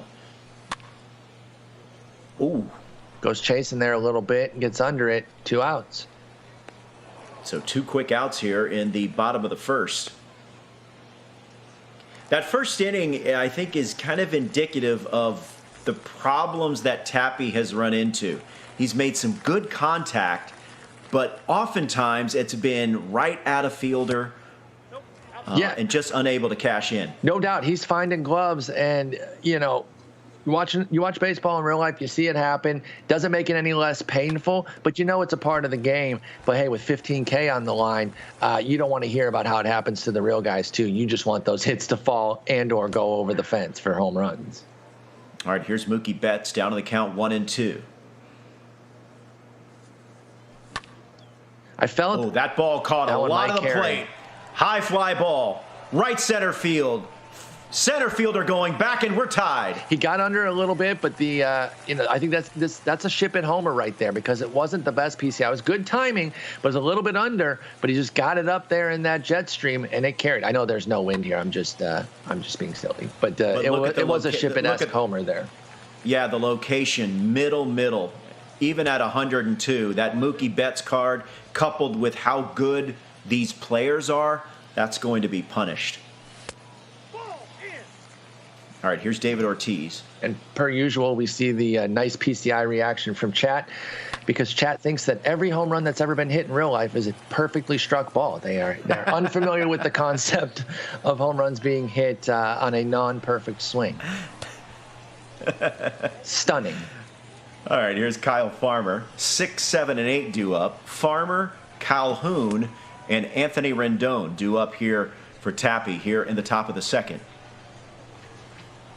And yeah, everyone loves this Ship It Park, but those are some of the home runs that you can get from Ship It with the elevation. It's basically minor league course. Remember, Diurnal gets the winner of this game. In the championship series, that will be a best-of-5 championship series. $15,000 to the winner. And right now, Towney is hoping that this is the last game of this series. There's a grounded to short. Yeah, he would prefer not to go to 3 here. It's tied up. Number 1. Go ahead. No, I was just saying that's out number 1. Got Calhoun coming up here. He hasn't really made his mark yet, but like I said, this is a sharp card. Apple by Gaming. This is not Game 3. This is Game 2. As Cole Calhoun grounds out, so that's out number 2. Here comes Anthony Rendon. He's making quick work of Tony's making quick work of Tappy here as we see the 2 outs. A little bit uncharacteristic of Tappy. Most of his innings have been more patient and deeper counts, but the 2 quick outs puts Towney in a good position to get out of here quickly and get back at the dish. That one is scorched but foul.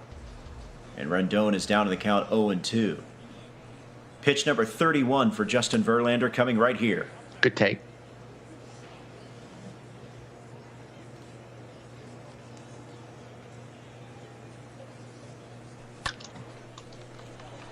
High fly ball.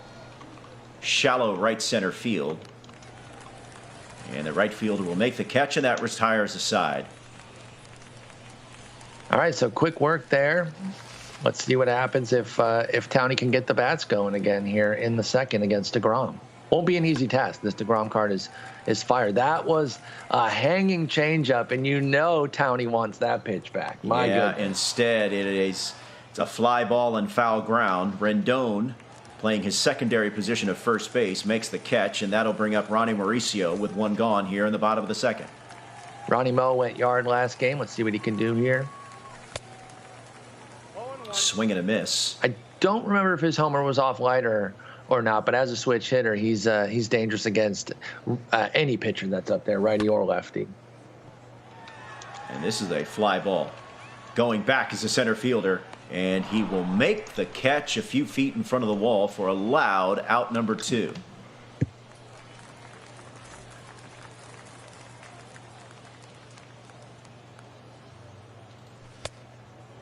That'll bring up Mitch Haniger. Mitch Haniger went deep in game 1.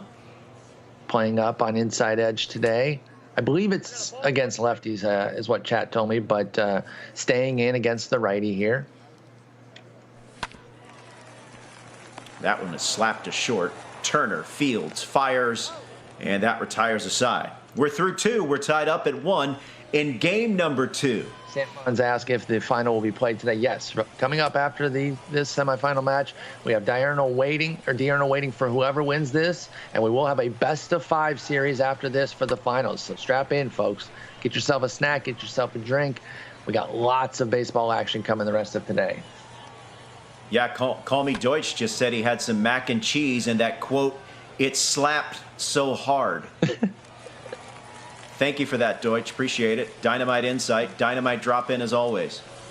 That's out number 1. Here's Juan Soto. I think if it slaps that hard, though, you're kind of obligated to share. So send some up to the booth, That's please. a very good point. Very good point. Here's Juan Soto. Started this game off with a home run. Dub 589 points out how both guys are all over everything right now, and that is true. In an alternate world, we could see, a 5-4 game right now. The fact that it's 1-1 kind of speaks to the misfortune of both guys with a lot of their hits finding gloves. Here's Trey Turner, 1 for 1. Got Yayo in the chat. We got a Yayo sighting. What's up, Yayo? I heard the Bad Bunny music. I knew he was coming. One of the great players and great content creators in the community. That ball is hammered but foul. Trey Turner 1 for 1, had that double after the Soto home run. Looked like Tappy was going to have a big first inning, and instead it was just the 1 run, and then he's been shut down these next 2 innings. So here we go, bottom 3. All right, so that'll bring up Jonathan VR. He's had a big game 1 going deep.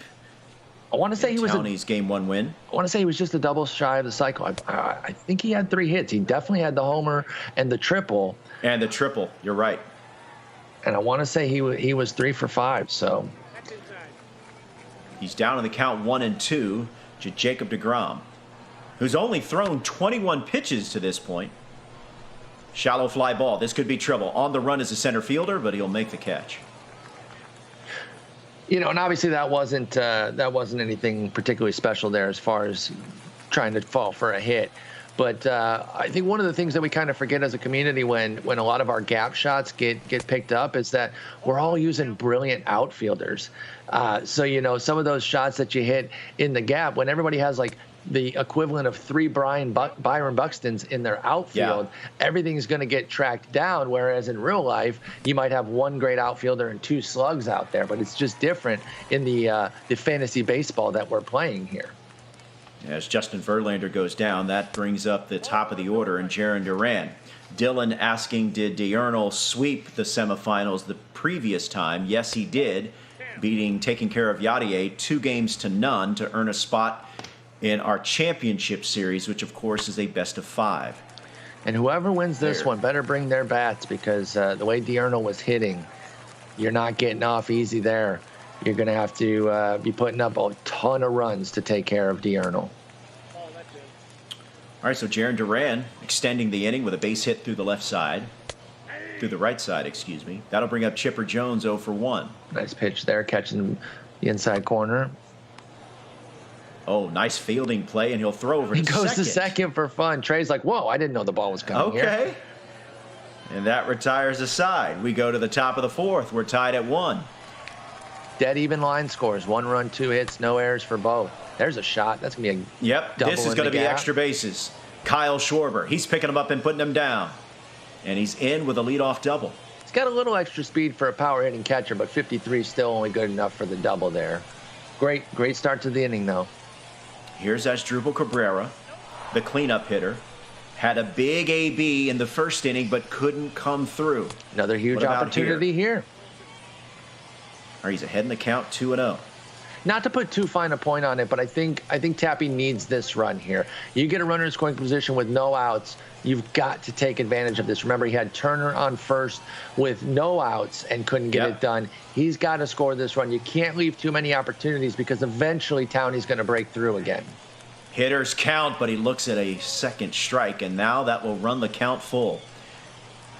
Asdrubal Cabrera facing Justin Verlander. Verlander's payoff pitch. Oh, got him. Gosh, that cutter was nasty. It looked like it was out of the zone the entire way until that last millisecond, which is the most important millisecond. Wow, and that's going to be the end of the day. Okay. Yeah. So he's going to bring on Max Fried to face the lefty Jarren Duran. I respect this move so much. This is playoff baseball. He doesn't need to worry about getting Verlander a win. He's realizing that Tappy's been on a lot of these pitches and says, you know what? I'm not going to risk it here. I'm going to go to the bullpen. I thought this was a very sharp move by Townie. Let's see if it pays off. Well, that changeup was hit well, but also well foul. Here's the 2-2. And another full count. Kyle Farmer on deck. Max Fried after a leadoff double to Kyle Schwarber at second base, and that will squirt through the right side. Are they going to send Kyle Schwarber? No, they will not. Smart. He'd have been out by an hour. It would have been measured in time instead of distance. Big opportunity here. Go ahead, run at third, less than 2 gone. Here's Kyle Farmer. Kyle Farmer looks at a ball, looks at a strike. He's down in the count 0-1. That is ball high. You got the battling thoughts here between the two guys. Townie realizing he's a ground ball from snuffing this out. Tappy realizing he needs a base hit here to get this run, or even a fly ball to at least get the sac fly. But that runner on third has to score if you're Tappy. That sinker is fouled off. Cole Calhoun, the left-hander, is on deck. Here's the 2-2. Max Fried coming out of the pen. Goes down and gets it, but it's going to hold High up. fly ball. That It's might gonna be too deep shallow. enough to score Schwarber. He sends Here it. comes Schwarber, and he is out. Wow. What a throw from the center fielder. What a play. I don't hate the send there because it required a perfect throw. He made Townie make a play. Townie made that play, but I don't hate the send given how close it was. Jarren Great play. Duran with the money throw to preserve the 1-1 tie to end the inning. I definitely think it's a 50-50 for sending him there, but the fact that it required the perfect throw, I think you got to tip your cap to your opponent there and go back and get him. But again, another runner on third with fewer than 2 outs, it doesn't score. Meanwhile, we got High something fly developing ball, and that's out of here. Wow. You talk about a change in momentum. Literally. Just a few seconds ago, Tappy was on the verge of getting the lead, and now he finds himself trailing after a solo homer. Yeah, I literally took the words out of my mouth with regards to the momentum there. Goes from potential big trouble with the runners on the corners to a hose out at home, followed by a home run for him and the lead for Townie. What a play. Well, what a turnaround here. It's only 2-1, but that's got to feel so good for Townie. Meanwhile, Tappy's got to be feeling a little bit bummed on that, but he's got to keep his head in it. It's only 2-1. He's actually kind of done a good job of stifling runs here because Townie is having some great swings, but it's only a couple runs. Yeah, Mookie Betts right now the go-ahead homer. Just moments ago here in the bottom of the fourth, after David Ortiz lines out to first, that'll bring up the switch-hitting catcher Jorge Posada, who's 0-for-1. Man, he was all over that fastball, and that is perfect, and that is perfectly crushed. I was going to point out how Yadier's Posada did some damage in Game 2 of that series, and could we see some from this Posada? And then he does it right before I can say that. Lightning hands from Towney, and Jorge Posada. Crushed. He turns on that pitch, and it is crushed. Time to get the bullpen up for Tappy for sure. He's got to start making some decisions about whether or not to make a move. I mean, it's only 3 runs, so again, it's not like he's getting obliterated. But if you do a review of the outs, there's been some very loud outs, meaning that Towney's all over DeGrom. All right, so 2 down here in the bottom of the 4th. Jacob DeGrom has run into some trouble here, giving up 2 homers. Now he's dealing with Mitch Haniger. That sounded a shot. good. That's gone. And it is good. In fact, it's great, and it is gone. Mitch Haniger, 2 home runs now, 1 in each game. Really showing out the Hanigo. Mitch Haniger gives Towney a 4-1 lead here in the bottom of the 4th. And just like that, it's 4-1, and it takes me back to the 2 times that Tappy had a runner on third with fewer than 2 outs, and neither scored. So key. Yeah. I think each time as that ball is grounded to second, I think each time as Drupal Cabrera was at the plate, yes? Correct. And I believe it was Turner on third both of the times as well. So, it's really tough. He's going to go to the right-hander here with Calhoun facing lefty-lefty. He doesn't want any of that. So he's going to go to a Rosarena. Will Towney keep Fried in? The top's now Max Fried, I believe. He will not. We will have a pitching change. So he treats him like a true reliever, just gets a couple at-bats out of him, and then goes to the bullpen there. Who did he bring in? I'm sorry, I missed it. Brad Brock. The Beast Brock. incarnate. He'll deal with Michael Conforto. Chat, if you see at the right-hand portion of their screen, you see the score bug, but also at the very bottom, you'll see the numbers next to our players. Towney with a 1 next to him. That means he won game 1 of this best of 3. And, of course, Tappy has yet to win a game in this series. Uh-oh. Michael Conforto sends one deep to left field, going back as the left fielder. Didn't quite get it. Good swing, though. Good swing. Again, that gold Conforto has played very well in both series. We saw him come off the bench, hit a home run. We saw him hit a pinch hit homer last game too. And then that's going to be a shot that's going to find another glove. So we've talked about this throughout, both in the first game and second game for Tappy, a lot of loud outs. And then even in the second game, even though he has 4 runs, there's been a lot of loud outs for Towney. So a lot of offense being stifled kind of by bad luck right now more than anything else, because both players are dialed in at the dish. Who's your hammer? Asking who is commentating. Hey, it's me, Robert Flores from MLB Network, and Paul Sporer, baseball writer, gamer, friend of the community. Thanks for joining us. This is the second semifinal series. We already have 1 finalist, Diurnal, who will get the winner of this. And Tappy has a 4-1 lead and leading in this series 1-0. This is a closeout chance for Towney. We get another deep drive to left here from Casty. We'll see. It's full count. 2 outs. Payoff pitch. Is that going to stay in for Ortiz to make the play? It will. It will. Shout out to my man Hollywood Bud, the Hollywood Bud here in the chat. Paul, if you had any ideas of how many times I texted and called Bud about technical difficulties with my stream, I mean, he is a saint of a man for having to deal with all the questions I ask him. That is awesome. The technical issues can be one of the biggest barriers to entry in doing this. I actually started on PS4 and just streaming through that. But then when I converted over to using a computer, there was a lot of stuff to learn, especially for an old decrepit clown like myself. If he said Tappy 4-1 lead, it was a misquote there, because obviously it's a Towney 4-1 lead. The double T's is tripping us up a little bit, so if we mix it up, feel free to correct us, but it's an accident. Absolutely. Lenny Kahn, lay off. All right, take it easy over there. You may have heard me calling Tappy Darius a couple times. That is his first name.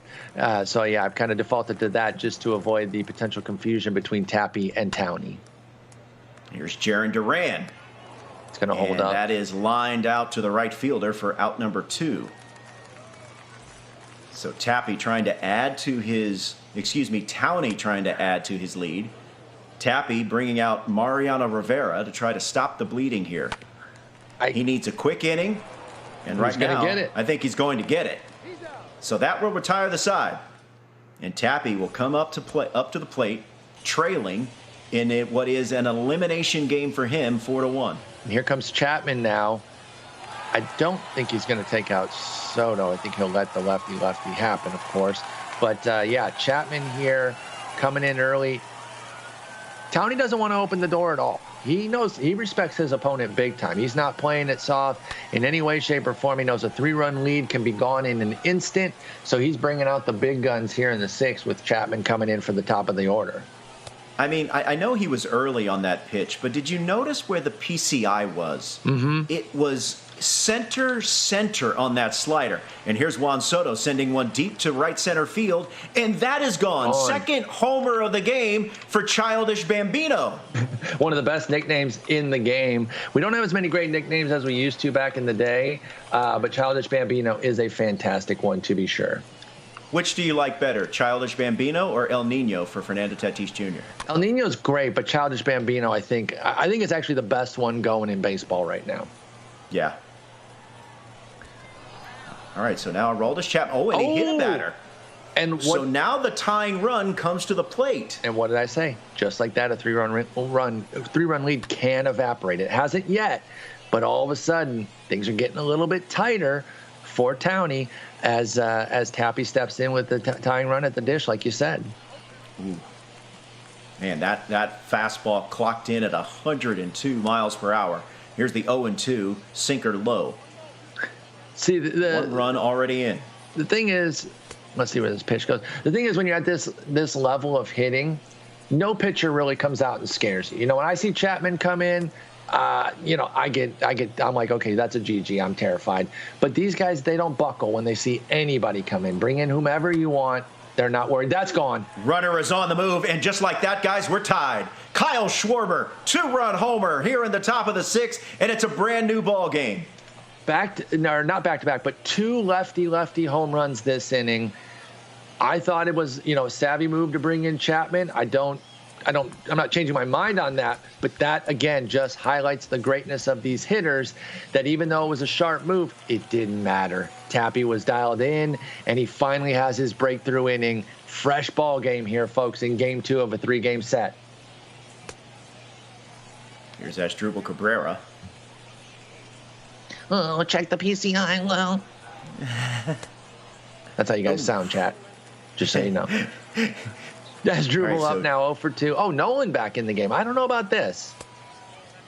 I don't like this. Especially when you consider, Paul, that Tappy had some really good ABs against Nolan Ryan in Game 1. Yeah, exactly. Like, he was all over him. Now, Townie ended up getting 5 strong from him, but make no mistake that Tappy had a lot of quality at-bats. So I'm surprised by this move to go back to Nolan Ryan. Cole Payton in the chat talking about Aroldis Chapman's performance that we just saw. Seems like legit real Chapman. Now, look, let me tell you something. Cole, that is unfair. I mean, it's correct. You're 100%. Yeah, no, I'm here unfair. for it. I'm here for it. Give him all the business. There's a grounder to second, and that's out number 1 here in the top of the 6th. All right, here comes Jarren Duran. Yeah, Alan in the chat says that the Nolan card is overrated. Now, I'll reiterate the point I made earlier. You know pretty quickly whether or not you should be using Nolan, because I don't think there's any in between. Your opponent is either completely off of him and can't hit the fastball, or they're completely dialed in and they're going to put up a bunch of runs. And like I said, you usually know an inning or 2 into it. And we did see that Tappy was dialed in. He just couldn't get anything to fall. Let's see if it happens this time against Nolan Ryan. All right, Jarren Duran down on the count 1-2. Ooh, did he go? Yes, he did. Oh, that's clutch. That's huge for Townie. Can't hold up, so that brings up Kyle Farmer, 2 down here in the top of the 6th. 3 runs already in. They each have 3-run innings now, giving us a fresh game as we go into the middle innings. Top 6, 2 outs, 0-2 count now. Kyle Farmer hasn't really been able to do anything either. Big leg kick, sends one deep to left field. You know, looks like it's going to be playable, and it is, and that retires a side. But 3 big runs come across, including a game-tying homer from that man, Kyle Schwarber. It's a brand-new game. We're going to the bottom of the 6th. for a second there, I thought I reversed jinxed him because I said he hadn't been doing much, and I thought he unloaded on that pitch, but he just missed it. There's a little base knock skittered up the middle. So Towney, after getting rocked in the previous half inning, opens up this half inning with a base hit, but it could be wiped away. Flip it for 1, fire it for 2, got him. That's massive. Twin killing here for in the bottom of the 6th. Because I was just about to ask sensing you the momentum to shift. if maybe he should have taken out Mo for the lefty, although they've both gone lefty-lefty, I think, multiple times. But I was about to ask you right before that pitch if he should have, but it didn't matter. He gets the ground ball, erases the runner, now has 2 outs facing Jorge Posada, who can obviously go yard and already has this game. Head in the count, 2-1. Looks at a fastball at the knees. That evens the count at 2-2. Do you have the Mo? Well inside. Robert, do you have the Mo? I do, and I have given up numerous big hits with him. Same. And it looks like Rivera has given up another big hit. It's Posada's Yankee on Yankee crime. Yankee on Yankee crime. Posada goes deep, and just like that, Towney reclaims the lead. Posada has 4 homers across these semifinals, counting 2 from Yadier and 2 from Towney. Just an unbelievable card. Any Posadas are going to be good. This awards one has been monstrous here today. Totally agree with what Scan's saying. You can't keep Mo in too long. And I honestly thought that Tappy would consider a pitching change before this inning even started, but he was trying to get the extra outs here from Mo, and that one's actually going to drop in now too. Let's see what happens here. Does he take him out with the 2 outs or try to finish the 6th off? Haniger's been awesome.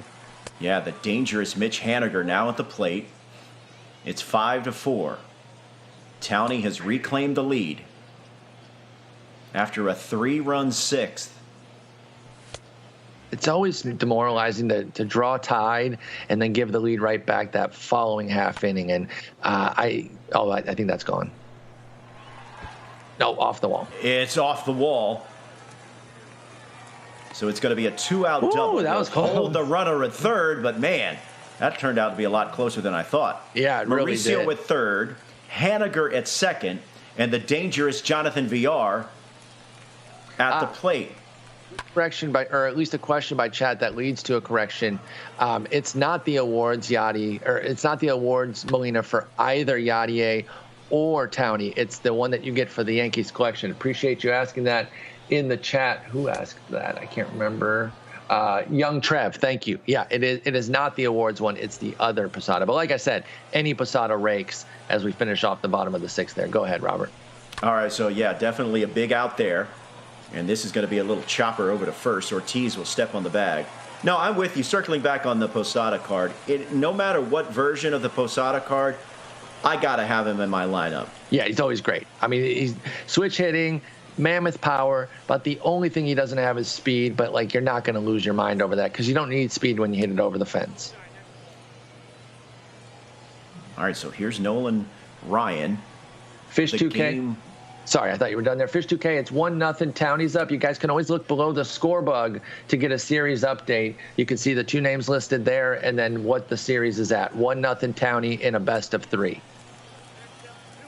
And we saw Towney use Nolan Ryan as his Game 1 starter. Now here in Game 2, he's using him out of the bullpen, pitching with a 5-4 lead. Top of the 7th. Now, for all we pointed out about how Tappy was on Nolan in the first game, it still didn't translate into results. So we'll see if it does this time around. Here's Anthony Rendon, high fly ball. Right fielder is there, and that's out number 2. There's 2 quick outs, and we're very close to another inning in the books for Nolan. So as much as I've questioned the usage of Nolan because I believe Tappy is dialed in on him, if it's not putting up results, then maybe you just keep going with him. But we see Alvarez here could go big for. He's hitting .632 with him. That is obscene. That's ridiculous. Fouls off that changeup. Goes up high, climbs the ladder, but well out of the zone. It evens the count at 1-1. Let's remind you. He wants that was that a good one back. pitch. Go ahead. Let's remind you, if Towney is able to hold on here, he moves on to the championship series. Tappy trying to avoid elimination and force a game 3, which will be coming up right after we're done here. The championship series will also be played today, and you can see that right here on this broadcast.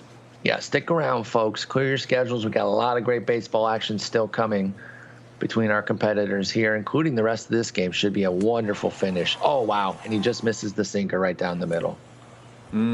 He wants that whole at-bat back. There were 2 sinkers that normally top players are just going to obliterate, and he was just behind on them very little bit.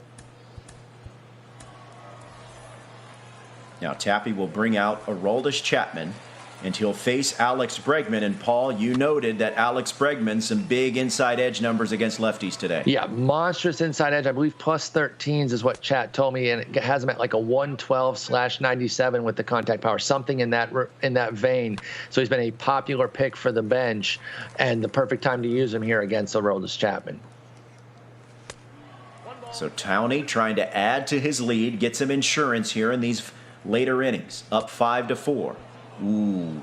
Nice slider there. Swing and a miss and a big out, number 1. Had him out front. Obviously, you got to stay on the heat with Chapman, but he has such a nice mix of secondary stuff now. He added a splitter last year, which just made him even more devastating for us in the MLB The Show world. As Jarren Duran, first pitch swinging, flies out to the left fielder, and quickly there are 2 down here in the bottom of the 7th. This Chapman faring better than Towney's Chapman did, for sure. Yes. But it's a double 125s here for Chipper, so this is a key at-bat.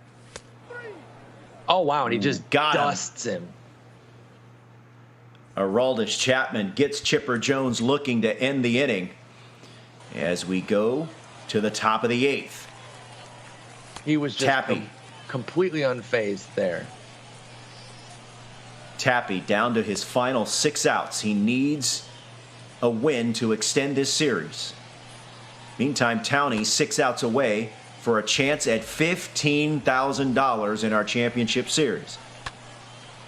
I want to remind you that the championship series will be a best 3 out of 5. The semifinal series, best 2 out of 3. Swing and a miss. Big out, number 1 to start the 8th. Here's Trey Turner, 1 for 2 with a double. And that's 2 quick outs. That is huge. Andrew Miller, we talked about him earlier. Fantastic new card. Very affordable, too. I know 100K is a lot, on its face, but a lot of ways to get stubs. And this deep into the cycle, you should be able to pull up 100K pretty easily and get this Andrew Miller in your bullpen.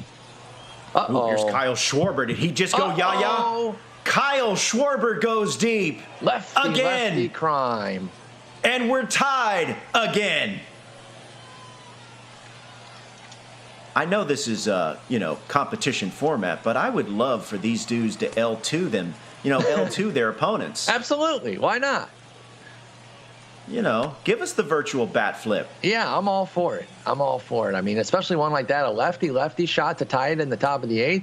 I'm L2 in that one all day.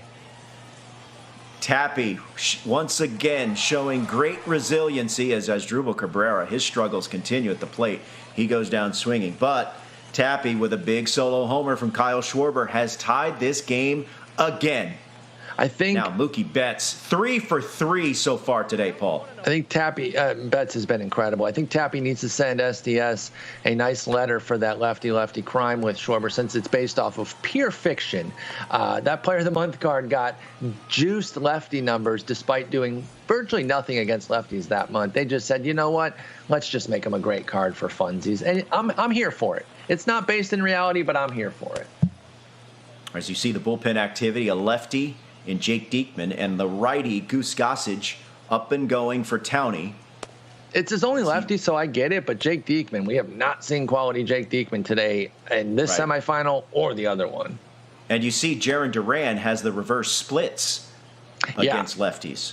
So, interesting choice for Towney moving forward. Here he has David Ortiz as he tries to reclaim the lead. And this ball That might hold up. To left center field. It will hold up for the center fielder, and that's out number 2. I thought that had more juice off the bat for sure. Yeah, it sounded really good. So Ortiz is out for number 2, and that'll bring up Jorge Posada, who's 2 for 3, including a homer in his last AB. Pitch number 15 for Chapman. Both hits are homers, right, in this one? Yes, good point. Just absolutely destroying the ball.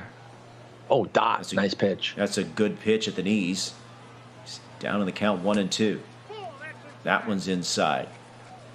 So tunneling that slider after the fastball. Went back-to-back sliders, and that one's fouled off. The 2-2 from Chapman.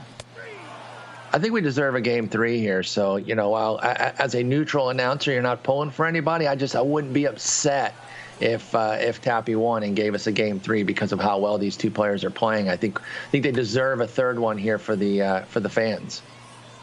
Kyle 23 Gaming bringing up an interesting little factoid in the chat. He says, I bet that Tappy and Diurnal have played like at least 20 games against one another, considering they've been friends for a while. Well, that is interesting because most of the top players friendly quit against each other, but I imagine that them being friends, maybe they've played a bunch and know each other's tendencies. So if those are the two in the finals, that would be kind of interesting. All right, meantime, 1 out here in the top of the 9th.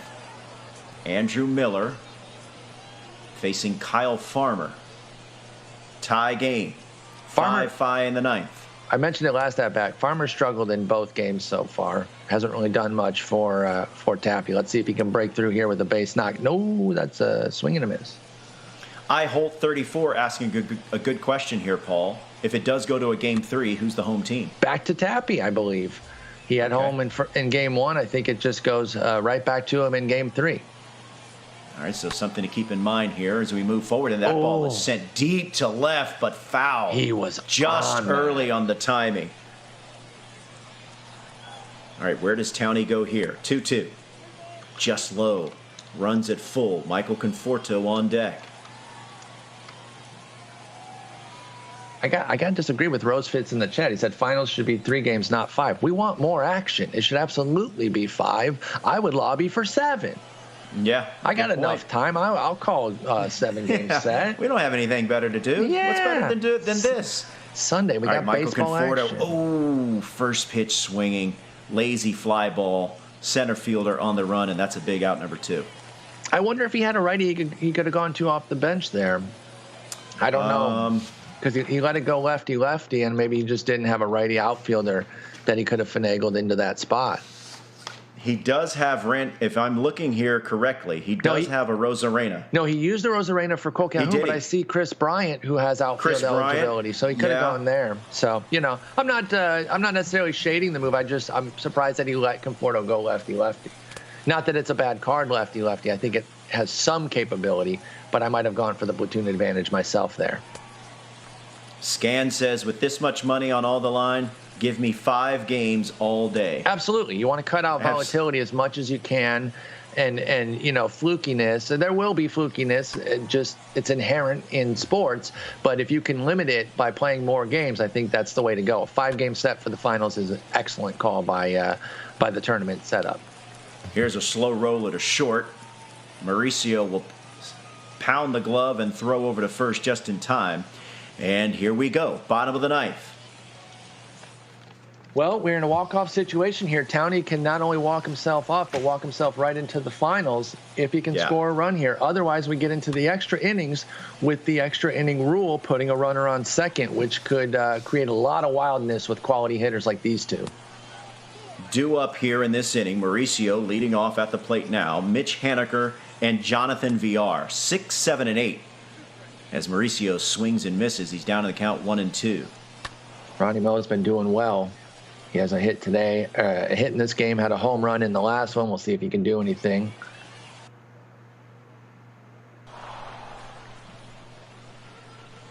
Yeah, that is sent foul. 1-2. Swing and a miss. Got him. Got him on strikes. 102. Here's Mitch Haniger.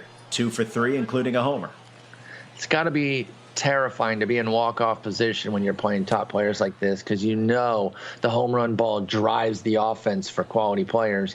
So you're just one swing away from having your dreams shattered.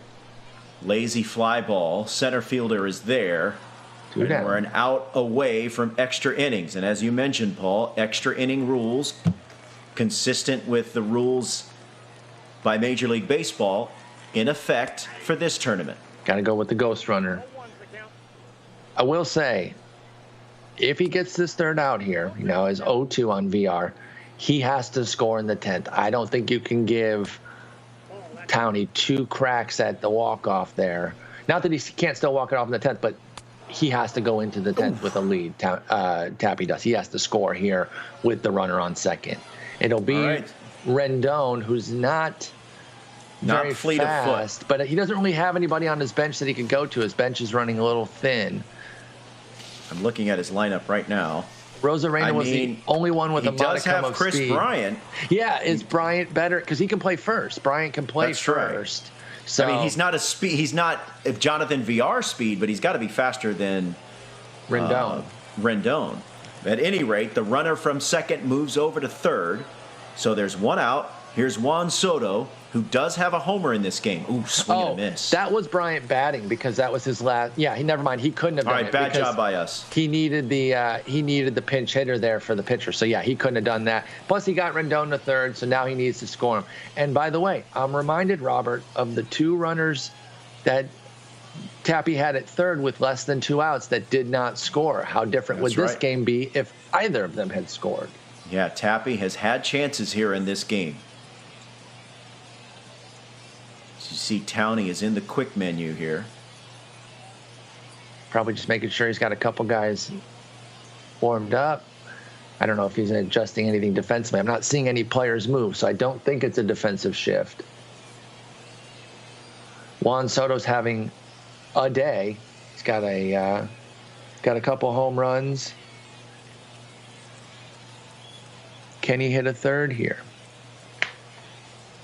Okay, here we go. All right.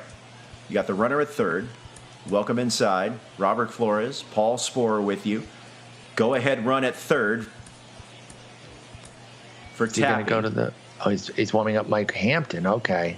Who can also hit, by the way. So if the bench gets a little thin there, you've got a pitcher who can hit. He had the same with Max Fried, although he's used him already.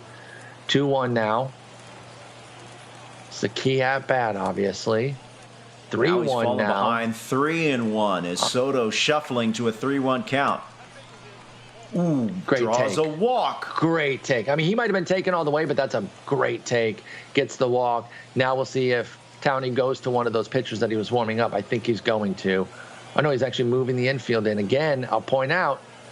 Double play is in order here. So not only that, but also 100 points batting average. With the runners in. And right there, and the runner does come home as Trey Turner comes through with a base knock. That's clutch. He needed that. Big base hit for him. He has Schwarber up, who's tearing the cover off the ball right now. If Towney brings in a lefty, Tappy will not be phased in the slightest with home runs in each of his last 2 at-bats, a double before that. 2 on, and here comes Diekman. We've talked about how much he's struggled in this entire tournament with the 2 in the 2 semifinals, I should say. Yeah, a couple of players have had some rough luck using this Jake Diekman card out of their bullpen. Meantime, Tappy, as Kyle Schwarber dropped by Ortiz. Now they've got the runner hung up between second and third. What a nightmare. Wow. He'd have been better off with him catching it. The fact that he didn't catch it made it worse for Tappy. Oh, no, that's tough. I mean, at least he got the run. And that retires a side. Correct. The go-ahead run does come across. So Holy Tappy smokes. now 3 outs away from forcing a deciding Game 3. Towney will have the tying run at second base. Okay, no. Oh, no. Uh-oh. I think he made a blunder. I think Towney made a blunder. He took out VR for Killebrew thinking that he was pinch hitting, but instead he did the pinch runner. No. And I don't know if he does have somebody left for Diekman, but he probably wanted to put Killebrew batting and Mondesi on second. This is tough. Oh, this is too itchy of a trigger finger there on the sticks. You know what, Paul? I've done this exact same thing. You mean to put someone at the plate, Yep. and as a result, that person that you intended to have pinch hitting, is now put at second base. The extra inning pinch runner, yep. And I'm going to say, though, it's a little bit of the luck balancing out, because Tappy got pretty unlucky with that play at first there. And even though this was an unforced error for Towney, it kind of balances the scales a little bit on the luckometer. But he's got a 38 speed at second now, and facing 2 outs.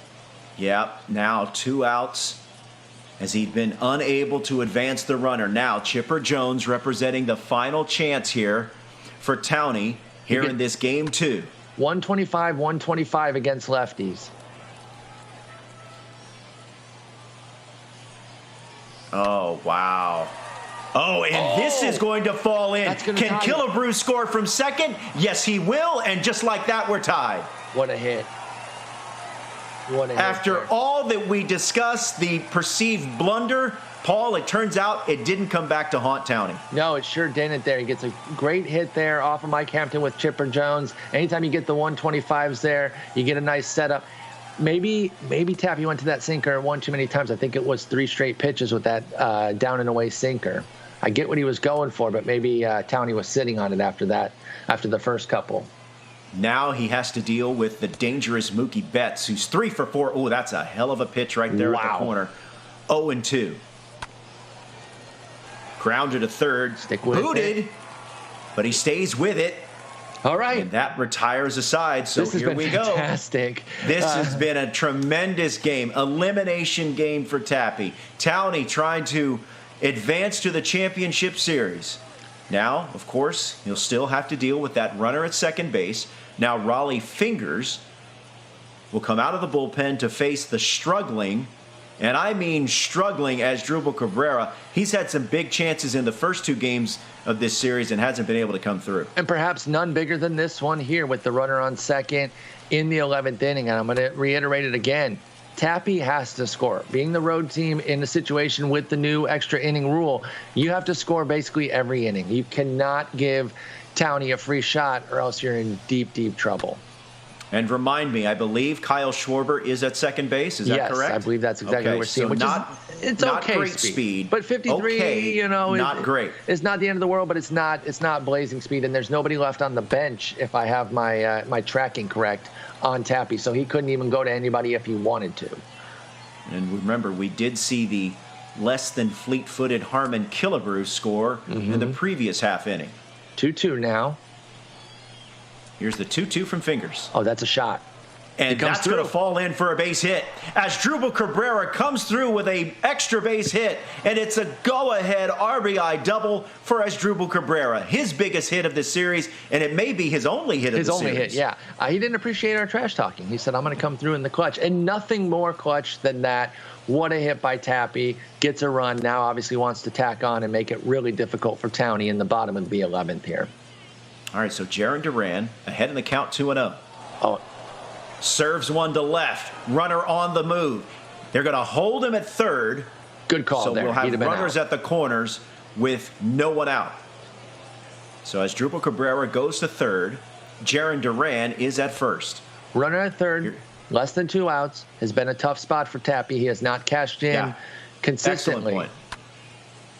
He will Kyle here, though. Farmer, who is 0 for 3. Oh, that's gone. High fly ball. And Holy that smokes. is out of here.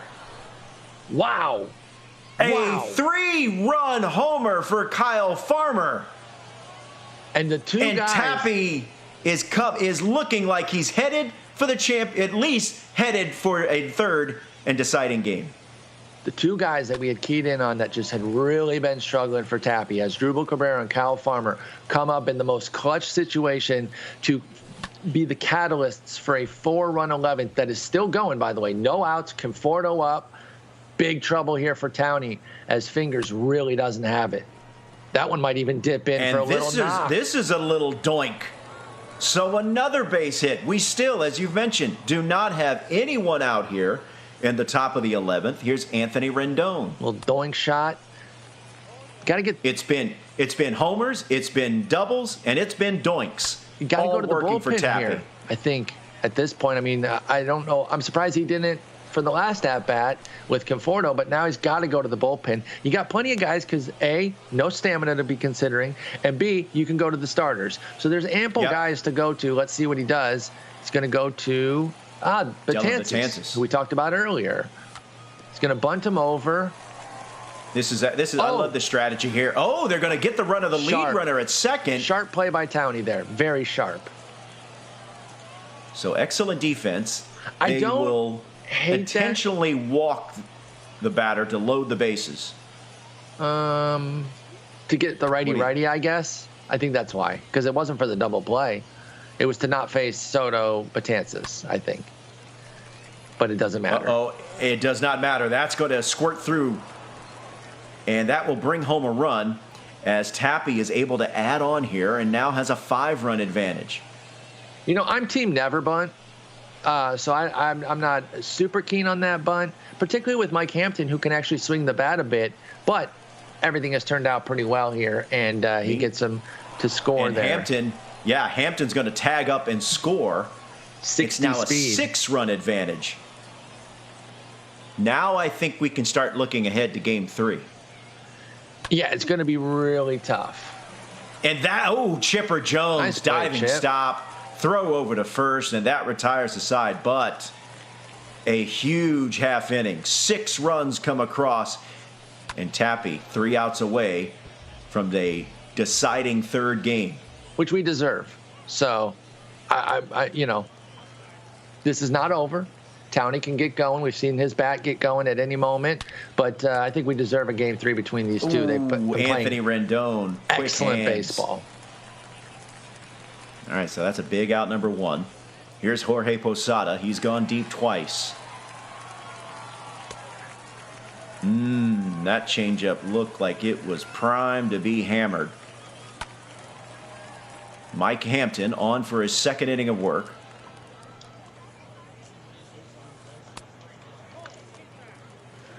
It's always funny how eager the chat is to call a game over.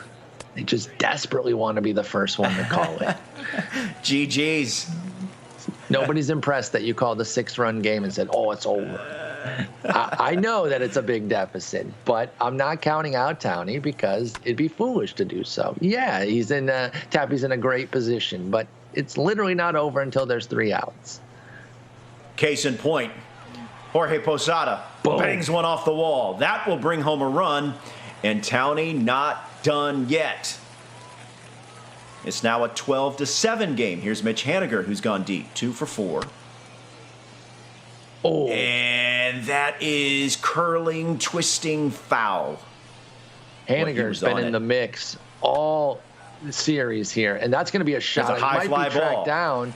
Right center field. Center fielder on the run, and he will make the catch. Jarren Duran on his horse to make the catch, and that retires the side as Towney is able to force a deciding Game 3. Tappy with the come-from-behind win to force a deciding Game 3. Towney had a chance. He was 6 outs away, but ultimately couldn't hang on. Yeah, Tappy really came through in those final innings with some clutch hits, gets the win. He's been hitting well both these games. Didn't really have that breakthrough until he needed it most in the 11th inning as the road team. So that was super clutch there. And like I said, we get a Game 3 that I believe we deserve because these two competitors have been fantastic. And we are going to see a home run barrage here. But this was one of the best defensive plays we've seen today. Yeah, the go-ahead run gunned down at the plate. Mitch Haniger off Jacob deGrom. Is Haniger at the bottom of Towney's lineup really came through with 2 homers in this Game 2. But then Kyle Schwarber, he jump-started this offense. He really did. I believe he had 2 homers, one of several guys with a couple homers in this game. And the middle innings were a little quiet offensively, and then they really turned it on, particularly Tappy with that 6-run 11th. Yeah, here we are, Kyle Schwarber with the game-tying homer with 2 down in the 8th inning. Both lefty-lefty, by the way.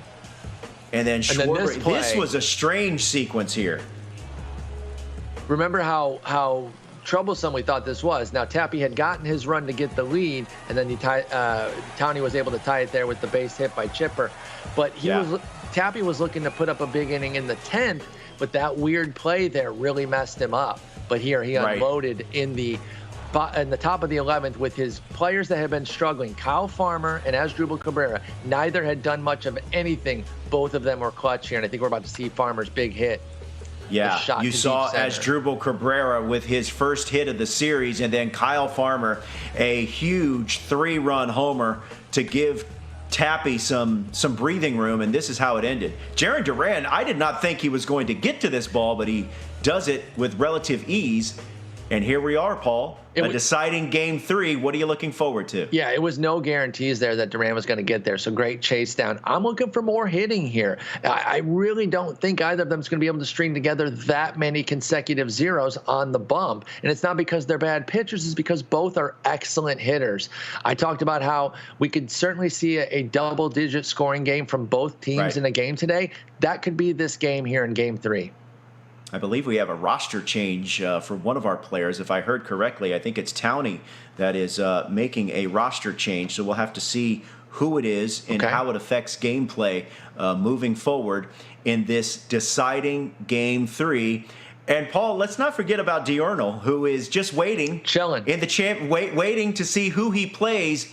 What do you think he's thinking right now as these two semifinalists are prepared for a deciding Game 3? Based on what I know from these players, when they're kind of waiting, they might be taking some batting practice on Legend, just kind of hanging out.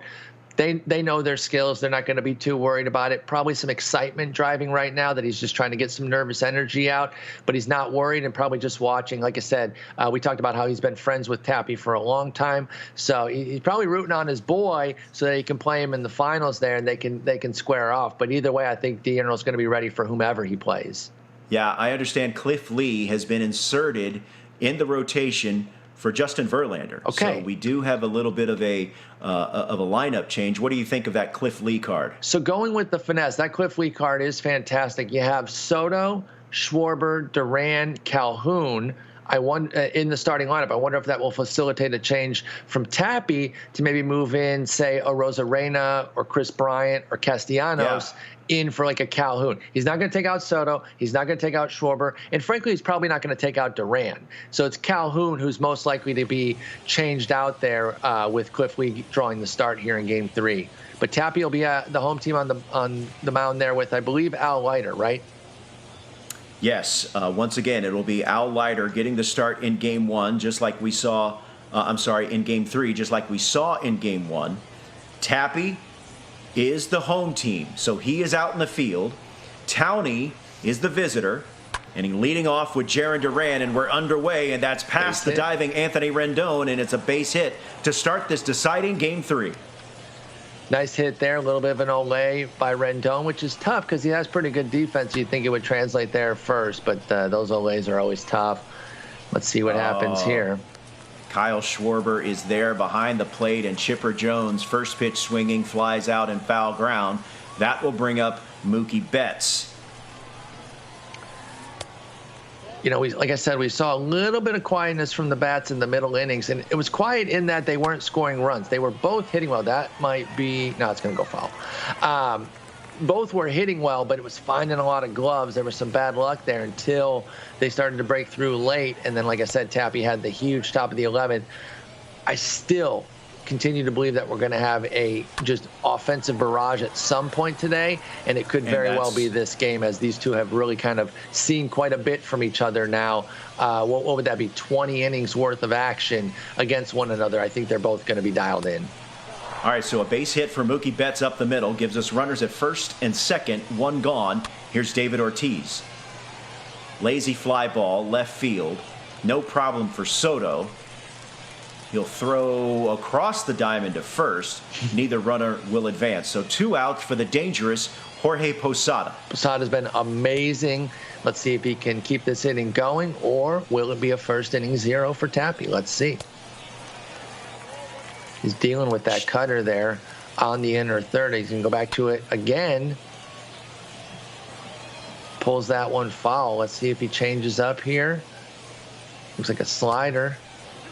And if you're just now joining us, remember, bottom right-hand portion of your screen below the score bug, there's a chopper down the line. Fielded. They'll throw to second. Wow. Barely got him. Risky there. That was close. I got to be honest, I don't like that. I mean, it worked, but I don't like that play because you got Posada running down the line. He's not very fast. I think you could go one there. But, hey, he got the out. All good. Now let's see what he can do against Cliff Lee. Juan Soto leading off. Yeah, Towney going with Cliff Lee as his Game 3 starter. Juan Soto, Trey Turner, and Kyle Schwarber due up here in the first inning. Soto led off Game 2 with a solo homer. Here, chopper to short. Mauricio is there, and that's out number 1.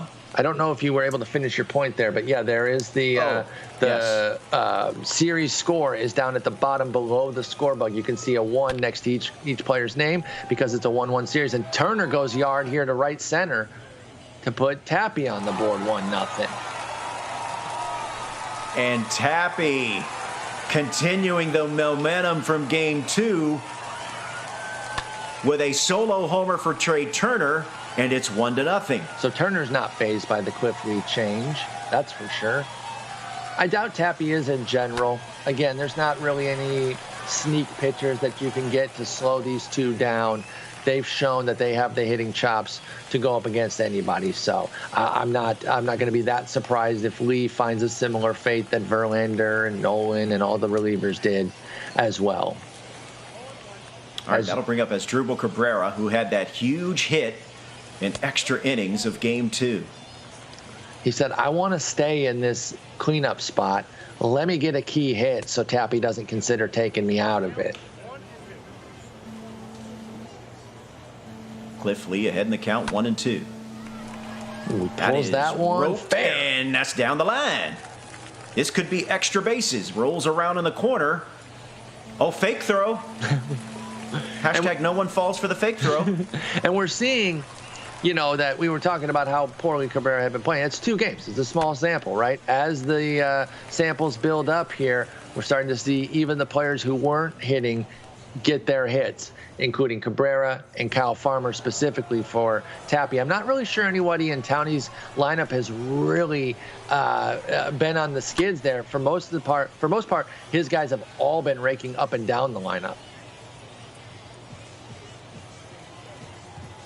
Got Ronnie Moe up here against Al Leiter. I believe that's who he hit his home run against in the first game, but please don't quote me on that. And Mauricio, solid contact, base hit up the middle, leadoff knock here to start the second inning for Towney. I know it's kind of confusing. You got a Towney and a Tappy, and as Chetta Bob mentioned in the chat, that sounds like a 90s sitcom involving 2 buddy cops. So Towney and Tappy. Towney and Tappy. Thursday night, 8 o'clock Eastern. Towney's by the book. Tappy does it his own way. It's must-see TV, Towney and Tappy. Tappy is in the field. He's playing as the Washington Nationals, the white tops, white pants. And that is going to fall. That's going to be a base hit. Cut down by the center fielder, but it's going to be runners at first and third. They did a good job of cutting that one down to keep Haniger at first, but runners at the corners, no one out for Jonathan Villar. We've seen Villar go deep for Towney in this series. Great run down there by Duran to keep runners at the corners there. Most importantly, Haniger staying at first, because I don't think Ronnie Moe was going anywhere there, knowing that 62 speed probably wasn't going to be enough. But now runners on the corners, nobody out. Great opportunity to tie it here for Towney, if not do more, of course. All right, so Jonathan Villar, 2-2, no one out. Oh, got him. That's a hell of a pitch. That is filthy, filthy dirty. That's not safe for work. It really isn't. What a pitch. And now, just like that, with a nasty pitch like that, he is a ground ball away from getting out of this, and it's Cliff Lee batting. Already looks at anticipating a ball high. A bunt, perhaps, throwing up in the zone like that, and he sends runners on the move. Here comes the bunt. Oh, wow. It's going to be a disaster. What's he doing? Oh, he's just going to run it over there like a goof. That's hilarious. Okay. That's the defensive version of L2ing there. Running it over from first base to third for the second out. And that's why not? That's why you never bunt. Hashtag never bunt. All right, so let's bring up Kyle Farmer. Farmer, Calhoun, and Rendon due up here for Tappy. Grounder over to third. Chipper Jones is there. Throw over to first is in time, and that's out number one. And we'll see if he takes Calhoun out. He might just let him bat because you don't want to use an asset if you don't really have to off the bench, and he won't. Because if he had known maybe that Lee was going to start, he could have maybe made the change. But since he didn't know ahead of time, he's just going to go ahead and let him bat, which I agree with. I think that's the right move. Don't waste a bench bat in an offensive game that you might need him later. Chopper to short. Mauricio is there, and that's out number two. Tappy leading 1-0 here, batting in the bottom of the second. Third and deciding game here in this semifinal series. Here's Anthony Rendon. He chops one foul, and he's down in the count 0-1.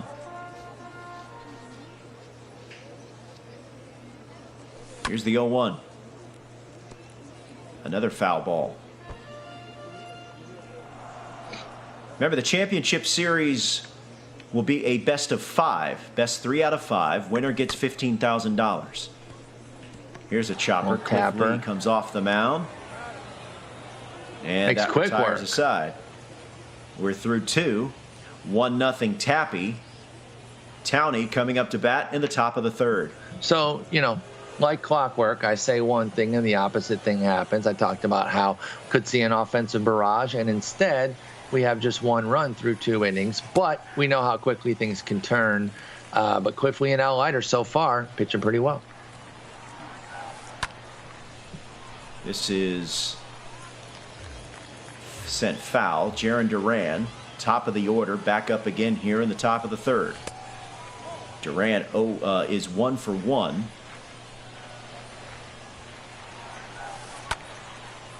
I think we're getting only Tappy's view. I wonder if perhaps something happened with Towney's stream, perhaps because we're There's not getting his ball, hitting left view. field. Going back as the left fielder, and that is gone.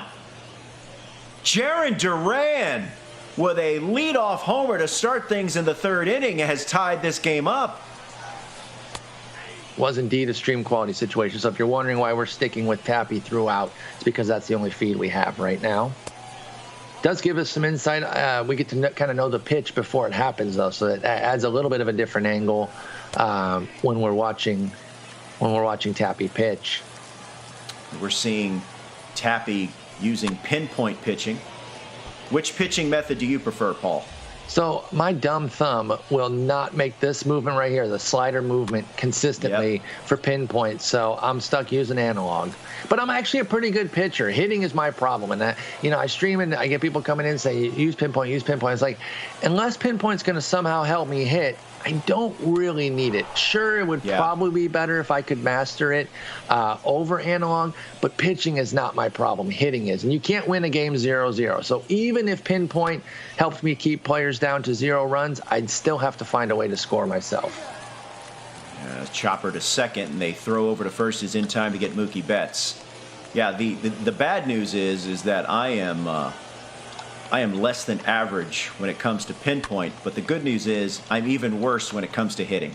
So there you go. Fly ball, lazy fly ball. Soto was there, and that retires aside. But Jaron Duran with a solo homer has us tied through 2.5. We have seen why Duran is in literally all 4 players' lineups in the semifinals. He's been playing exquisite defense with his speed and quality play out there, and been a quality hitter, including the lefty-lefty homer that just tied it up for Towney. So no surprise for the tops now. And like I said, just seeing it in all 4 of these lineups is making me want to put him in my lineup tonight, which I'm going to go ahead and do and at least give him a shot. If he's good enough for the pros, then I can take a shot with him and see if I can maybe do something. Here's Al Leiter with a lazy roller to first, and that's out number 1. Here's Juan Soto. Does have a homer in this series, 0 for 1 today. And that will not get chopped through. to second. Just like that, there's two down here in the bottom of the third. I've noticed one key difference so far here with Tappy. He's not had his characteristic patience at 22 pitches with 2 outs in the third. For Cliff Lee, Townie's been using the efficiency and control of Cliff Lee to really kind of make quick work of Tappy. Here's Trey Turner. 1-1 count. Knuckle curve fouled off. Ooh. I thought that might be one of those cutters that catches the zone, but it's just a bit inside too much.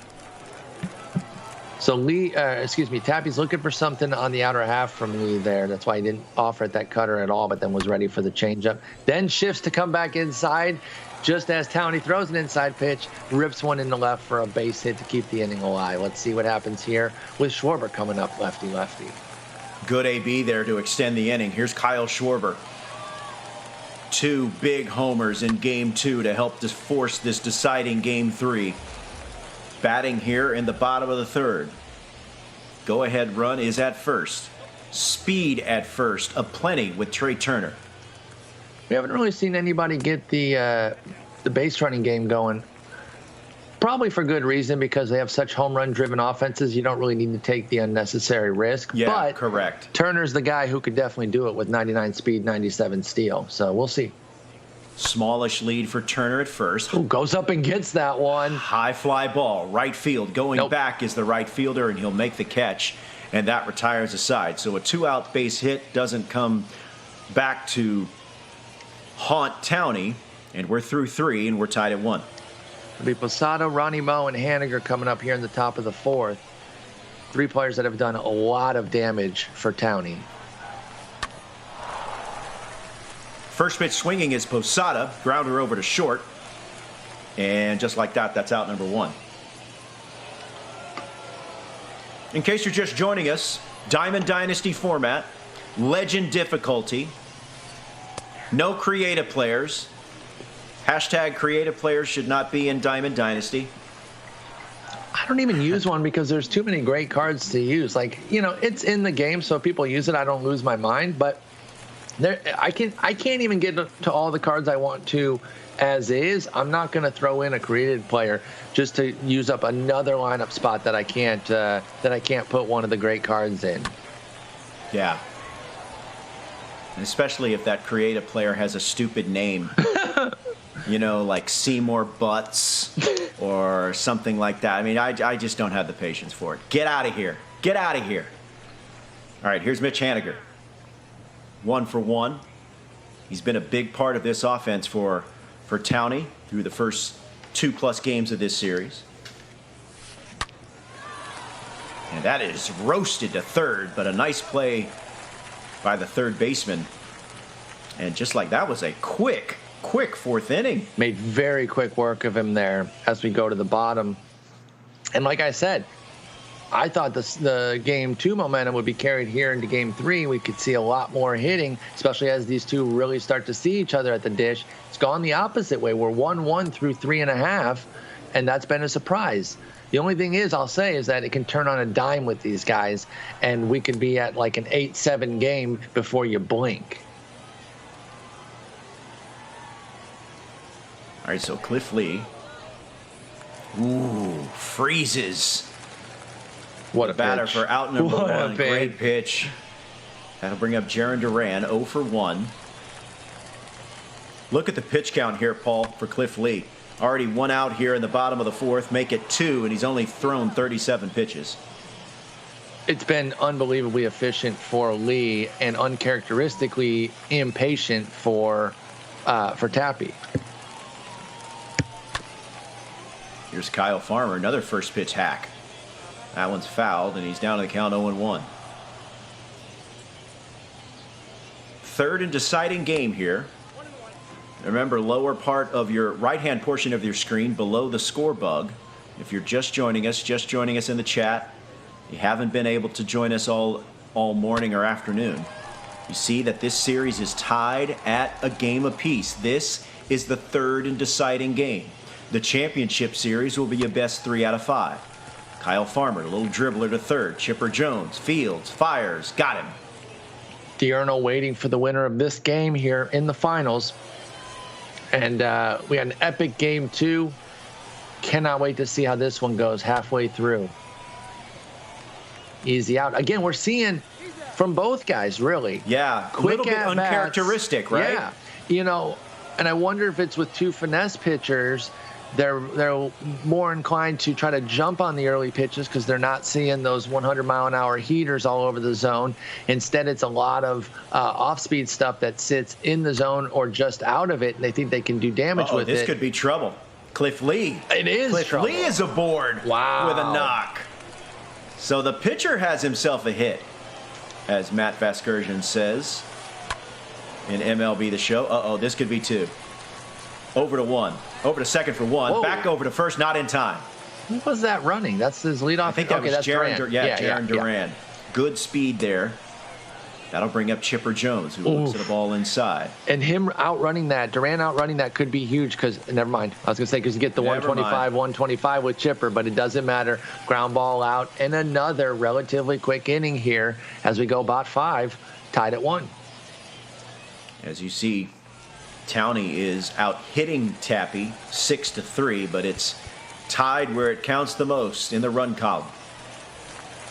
And here's a move that we talked about earlier. He does indeed take Calhoun out, gives him the 1 at-bat, but now he goes to a Rosarena against Lee. Now, will Towney counter or stick with Lee? Because, I mean, he's got 41 pitches through 4, which is fantastic. I'd be surprised if he went to the bullpen here. Maybe he's just warming some guys up just to be ready. So a Rosarena, as you see, batting a hefty .591 for Tappy, comes off the bench to pinch hit for the lefty Cole Calhoun. So he's down in the count 0-2. Some of these averages that they have with their guys are just complete filth. Good take on the cutter inside. I don't think there's a more devastating changeup than Cliff Lee's changeup, although you saw it there, and a Rosarena will line out. Hangs it in the air a little bit, though. Gives Duran enough time to run under it for out number 1. Here's Anthony Rendon, 0 for 1. Who's going to break through here? 1-1.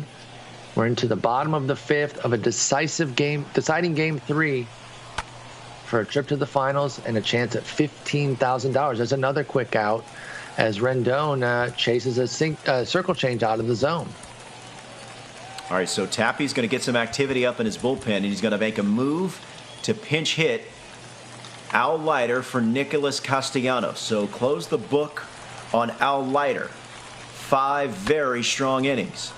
Meantime, Cliff Lee has been every bit as good, maybe even better. This is only his 49th pitch here in the bottom of the 5th.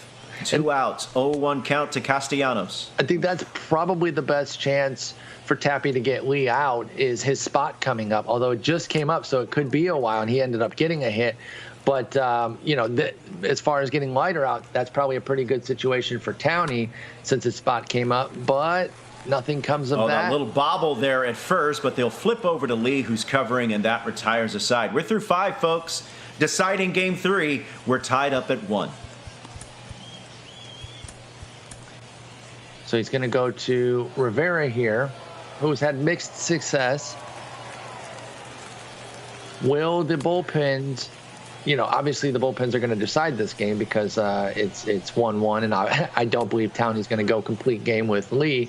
But will we see a breakthrough inning from somebody off the bullpen here, or are we going to have a low-scoring game throughout? Baudadala asking in the chat, are there over limits or something? Why is he using Rendon? And Baudadala, a couple of spots below your chat, Paul copy and pasted the parameters of how the rosters are constructed. So these aren't God squads, right, Paul? I mean, there's some strategy involved here. No, and I love that. I love that they had a little autonomy over, or a lot of autonomy over it within the restrictions. You can find out who some of people's favorite players are. There's obviously been some similar players used, but I love when you're able to pick your team. The draft setup can be fun, but there can be a lot of luck that goes into that too. This, you have to use the players that you pick, so you can't really say, hey, the computer got one over on me by giving me a bad draft. No, you're in charge of this one. We should mention there's been a pitching change. Mariano Rivera comes out of the pen facing David Ortiz, who grounds out to first. Now here comes Jorge Posada. Don't forget, He's had a really good series at the plate so far this series. We're staying here with Tappy because there's something going on with Townie's scorched stream. Deep to right, but it is foul. He jumped on that cutter. The Posada is so dangerous right now. Meantime, weak little dribbler to second. Gets him lunging. Oh, 6 line. And that retires a side. We're already in the bottom of the 6th, still tied at 1. This one's breezing through. Cliff Lee at 51 pitches. This will be the 3rd time through, although that same concept doesn't really apply because it's the same person every time in terms of it being Tappy. But he is getting a lot of looks at Lee, though he isn't really breaking through. I mean, 53 pitches through 5, that's not a lot. And usually against top players, they're running up that pitch count and making you work so hard to get outs. 2-1. And now Soto is ahead in the count, 3-1. Trey Turner looming on deck. The 3-1 from Lee. Line drive, nope. Left field. It will not carry past the left fielder. And that's allowed out, number 1. Here's Trey Turner, who has a homer and a single and an RBI, 2 for 2. Quality at bat there, a little bit more characteristic of what we've seen from Tappy throughout the previous 2 games, as opposed to this one, where Cliff Lee has him off balance a good bit. Not Turner, though. Can't hold his swing. It's 1-1. Oh, no, they say he checked. Okay. Wow, they gave him the check on that one. Wow, I can't quite figure that one out, but okay.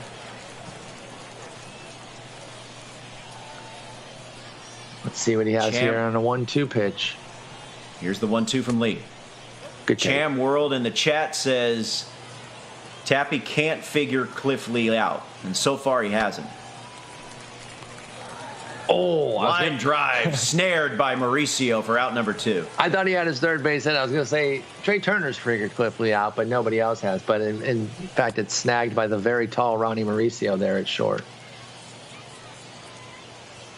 Now, I believe that Lee's spot in the lineup has to be coming up relatively soon, perhaps even this inning, which would almost certainly spell the end for him. Is this going to carry? It's a high fly ball. It is! There's a drifter. That's what I'm talking about. One of those ones that does not look like a homer and it just keeps going and going and going and gets out. Kyle Schwarber, lefty crime to make it 2-1. Huge. Kyle Schwarber's third homer in the last 2 games, giving Tappy a 2-1 lead.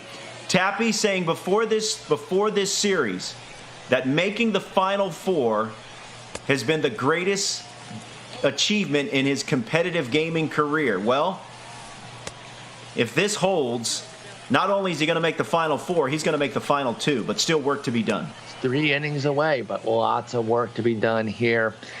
Literally the direct opposite of what I predicted, which I thought it was going to be an offensive barrage. It's a 2-1 nail biter here with both guys turning up their pitching to another level. But very impressive stuff here. And we're already in the top of the 7th. Allen Remember, Townie was 6 outs away, Paul, from getting to the finals, but couldn't close out Tappy in game number 2. He had his chances. Tappy continued to grind, worked his way through, then had the massive 11th to make it look like a rout, even though it was a very close game, and forced this game 3, to which now he has a lead. That's going to be, diving stop, knocked down by Turner, but he can't corral it. That's an in-betweener. I don't know if he needed to dive. Infield hit.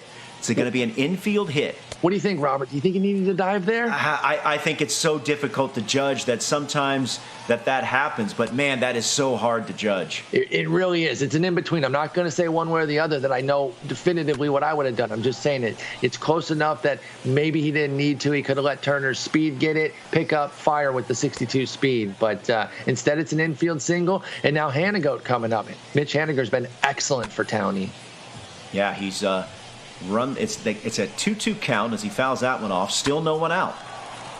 And there's a base hit up the middle. That one did Trey need Turner, a dive. Yeah, he needed a dive and still could not come up with it. So now you've got runners at first and second. Remember, first and second, Townie trailing 2-1 here in the 7th. Mariano Rivera, pitching mound visit. Aroldis Chapman. Bring him in? Up. Yes, we will. We will see Aroldis Chapman facing the switch hitter, Jonathan Villar. Ginzo makes a good point about Turner's reaction time being not quite as good as a lot of shortstops there. So he's not going to get as good of dive animations and animations in general. So it kind of puts you in a little bit of a bind there. That's a great point. That might be the best comment we've had in the chat all day. That's an excellent point. Not a high bar to clear, though, right? That's a very good point. I'm just kidding, Chat. I love it. I mean, the previous high from the chat is when Call Me Deutsch said his macaroni and cheese slapped. That made me hungry. Uh-oh. Speaking of slapped, this one is slapped to left, and it is gone. Wow. Jonathan Villar off of Aroldis Chapman. It's like the 2019 ALCS series all over again. Chapman giving up a big shot late in the game. It's becoming a theme that I keep saying that I was going to say something, another dive for Turner. But I was going to say, I'm a little nervous that Chapman's going to be brought in not at full warm-up there, because he just did the mound visit and then brought him in. I was a little nervous about that, and then boom, he takes some yard there for the giant home run. Wow. Was that Jonathan Villar that went yard? That was Jonathan Villar. Did I not identify him as an interesting X factor? I love that card. You certainly did. I'm telling you. Did. And he's think about the damage that has been done at the bottom of the order for Towney. Haniger, the 7-hole hitter, and then Jonathan Villar. Both have had big hits in big moments in this series. Absolutely. And even Ronnie Mauricio at 6. So his 6, 7, 8, Mauricio, Haniger, Villar has been as dangerous as the middle of his order. And that ball sent deep to right center field. Duran is there, and that is just out number 1. Man, this has been some inning for Towney. I wonder if Villar had the same buzzer that Jose Altuve had against Aroldis Chapman. I was about to say, Going back as a center fielder, and it is gone. Buzz, 2-run shot. Chapman cooked. Chipper Jones, a huge homer. Wow. Second homer given up by Aroldis Chapman, and it's 6-2 Towney in the 7th inning in this deciding Game 3. I feel slightly vindicated. I was waiting for somebody to explode offensively. The 2-1 game was making me look completely foolish, which I'm capable enough of doing on my own, looking foolish. So I didn't need the game to make me look silly. But there it is. We saw an offensive explosion. 5 runs, absolutely huge for Towney. Puts the big pressure on Tappy now coming into the bottom of the 7th, down 4 runs after taking the lead in the bottom of the 6th. All of a sudden he's facing a deficit. And look at the hit totals. All of a sudden, Towney out hitting Tappy 11-4. Mostly on the strength of that 5-run 7th inning. And Goose Gossage now out of the bullpen. I'm reminded of Ginzo's comment in the chat regarding Turner's defense and how how key it was throughout that inning, because he's a mediocre defender. Actually, I'm going to go ahead and say poor defender for what we're usually dealing with premium shortstops. I feel like you either got to put him at second or center field. Here's Jarren Duran sending a fly ball deep left center, but it's caught for out number 1. So Tappy once again finding himself trailing late in the game in an elimination game. However, this deficit, Paul, feels a little bit different than his previous. Oh, for sure, because he obviously knows that this is it. This is the deciding game, and everything's on the line. So it's easy for us to say, keep your game, be patient, stay dialed in, but it is so hard to do that in practice with everything on the line right now. So this is nerve-wracking. He does still have 7 outs, though. It is not over. A 4-run deficit for guys of this caliber is nothing. Good point. Remember, we started with 128. We began the day with 4. We're down to 3 at this point. Diurnal is in to the championship series, which will be a best of 5. Fastball high. $15,000 goes to the first place winner. $5,000 to the second place winner. Here's That's a Juan shot in Soto. the gap.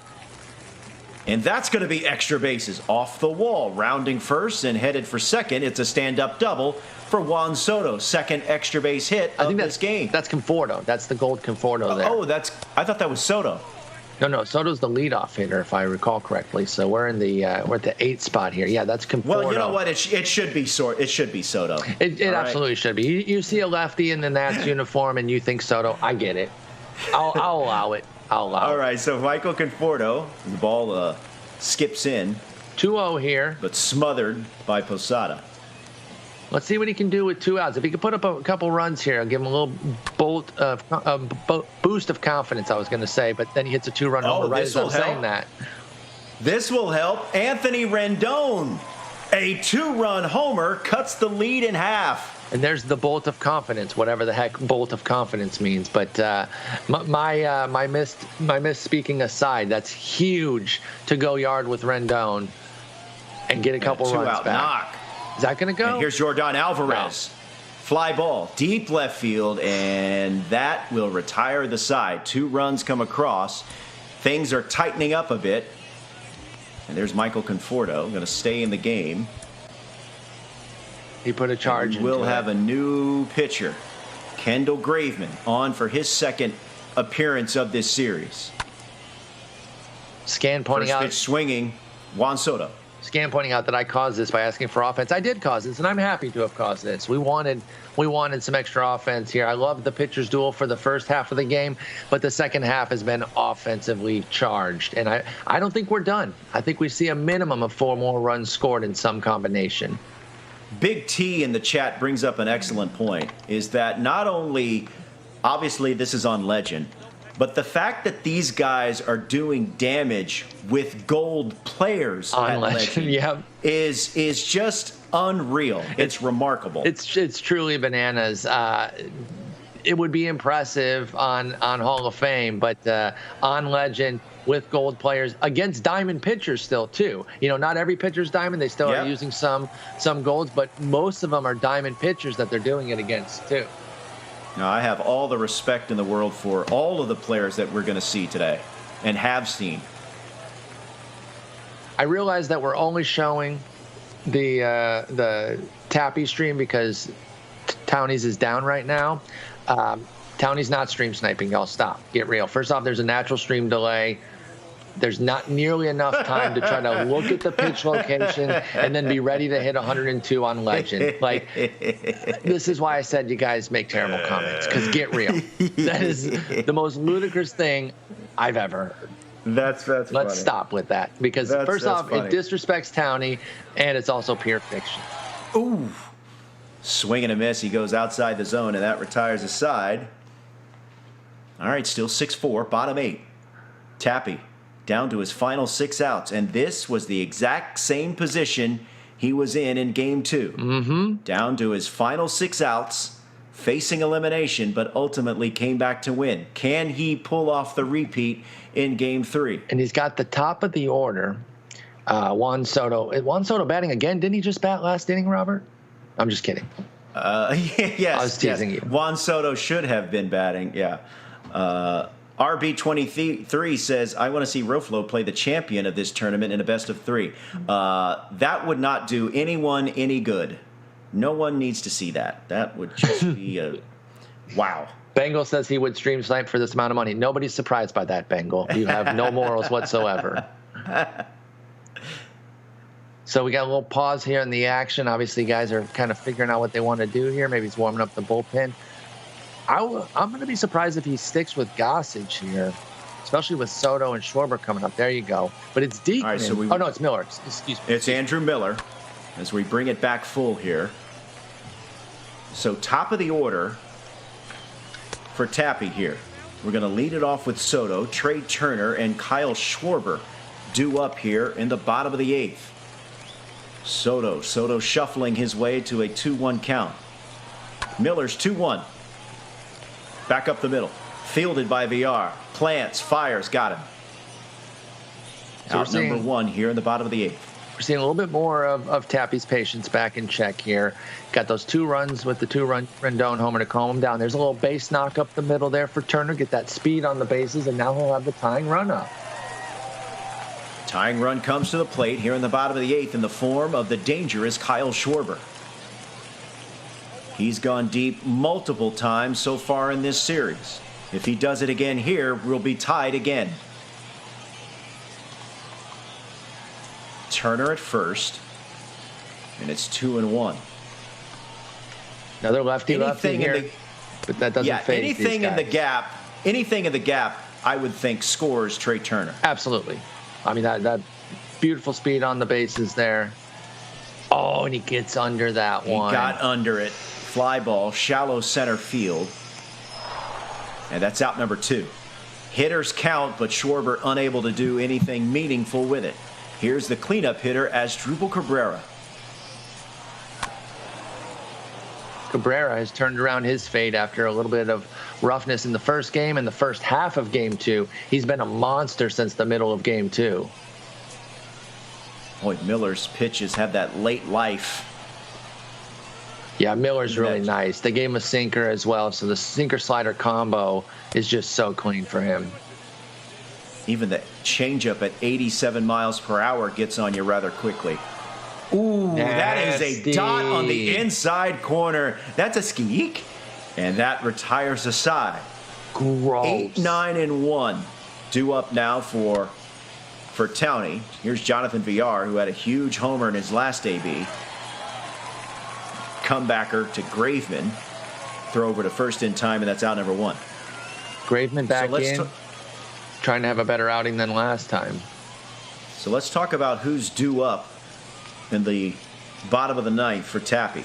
That was he made the last out with Schwarber. With Schwarber, with so Cabrera. with Cabrera. So it'll be due up for Tappy in the home half. Duran, Farmer, and did he pinch hit Calhoun? Arozarena. So Arozarena. Yes. Okay.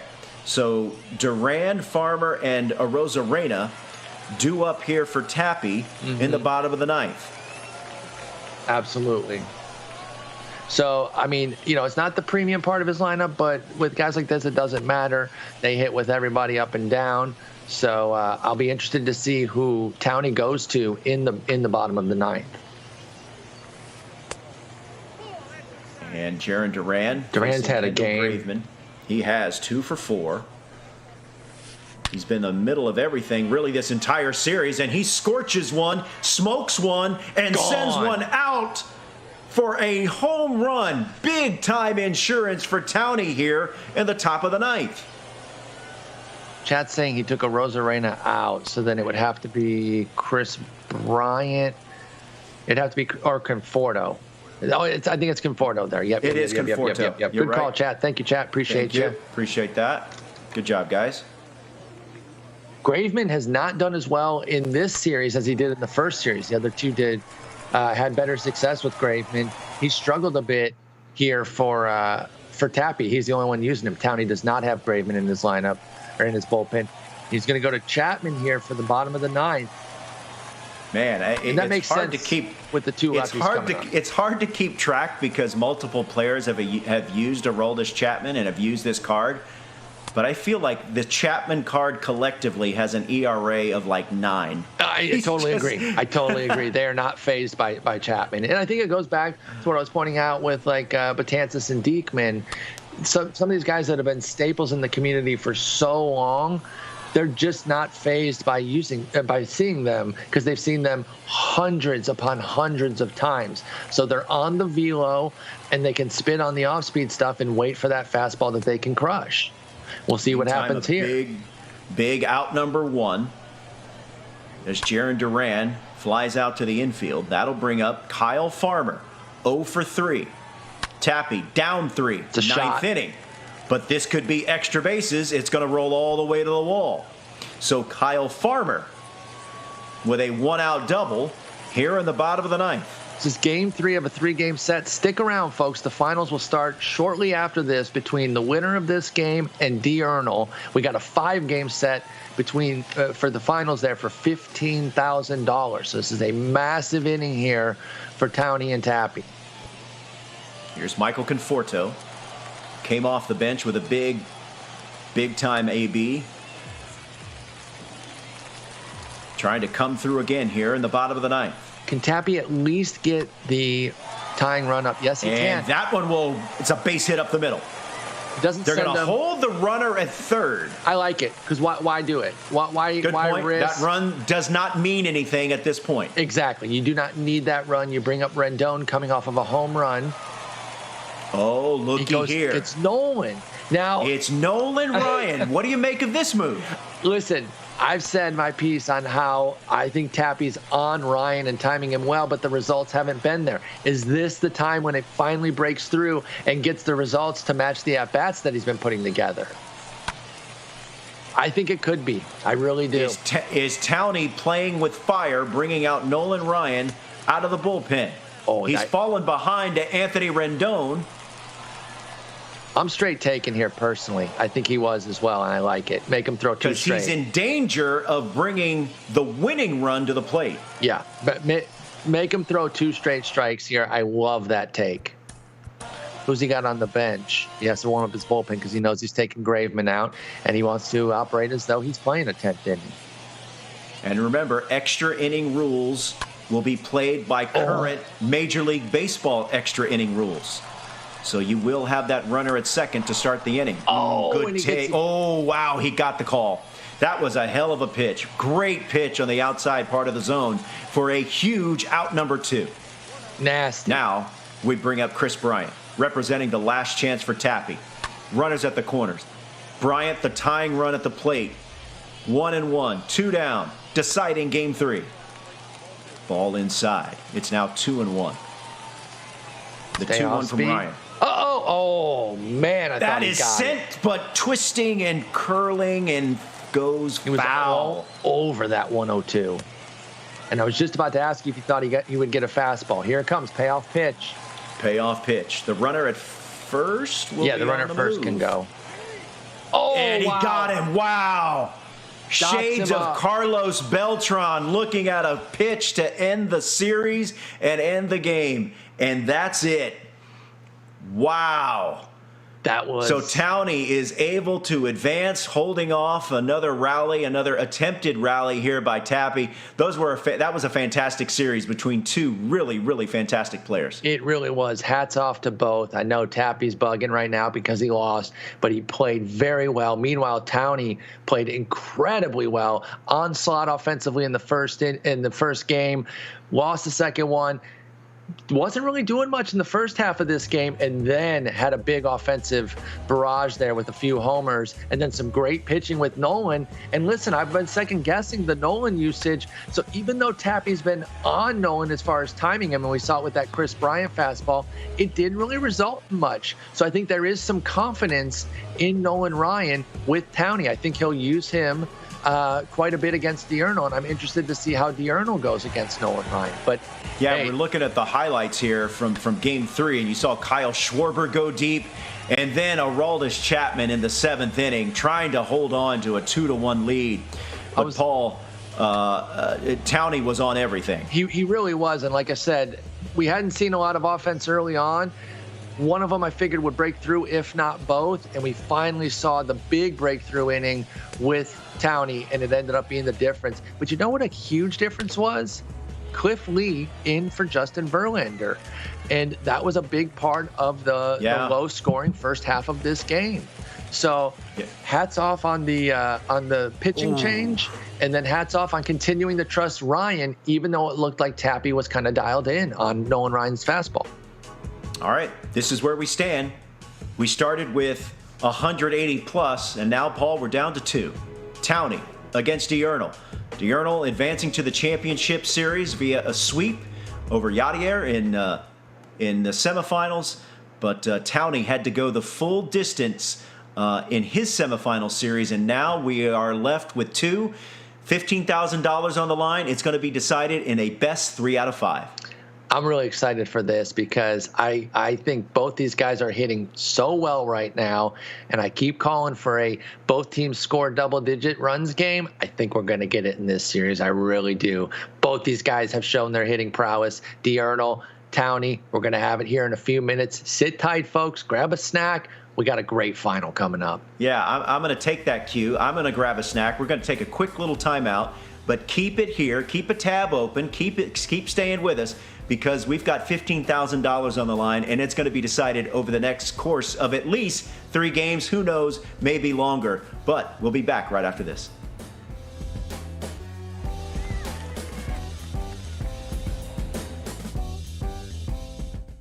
Baseball. A game built on the memories that last a lifetime. From the smell of fresh-cut grass on a hot summer afternoon, getting a bag of popcorn and a hot dog, the crack of the bat as it hits the ball and the crowd starts to roar. From the stadium cathedrals to a cornfield in Iowa, we watch our heroes. This is why we love baseball.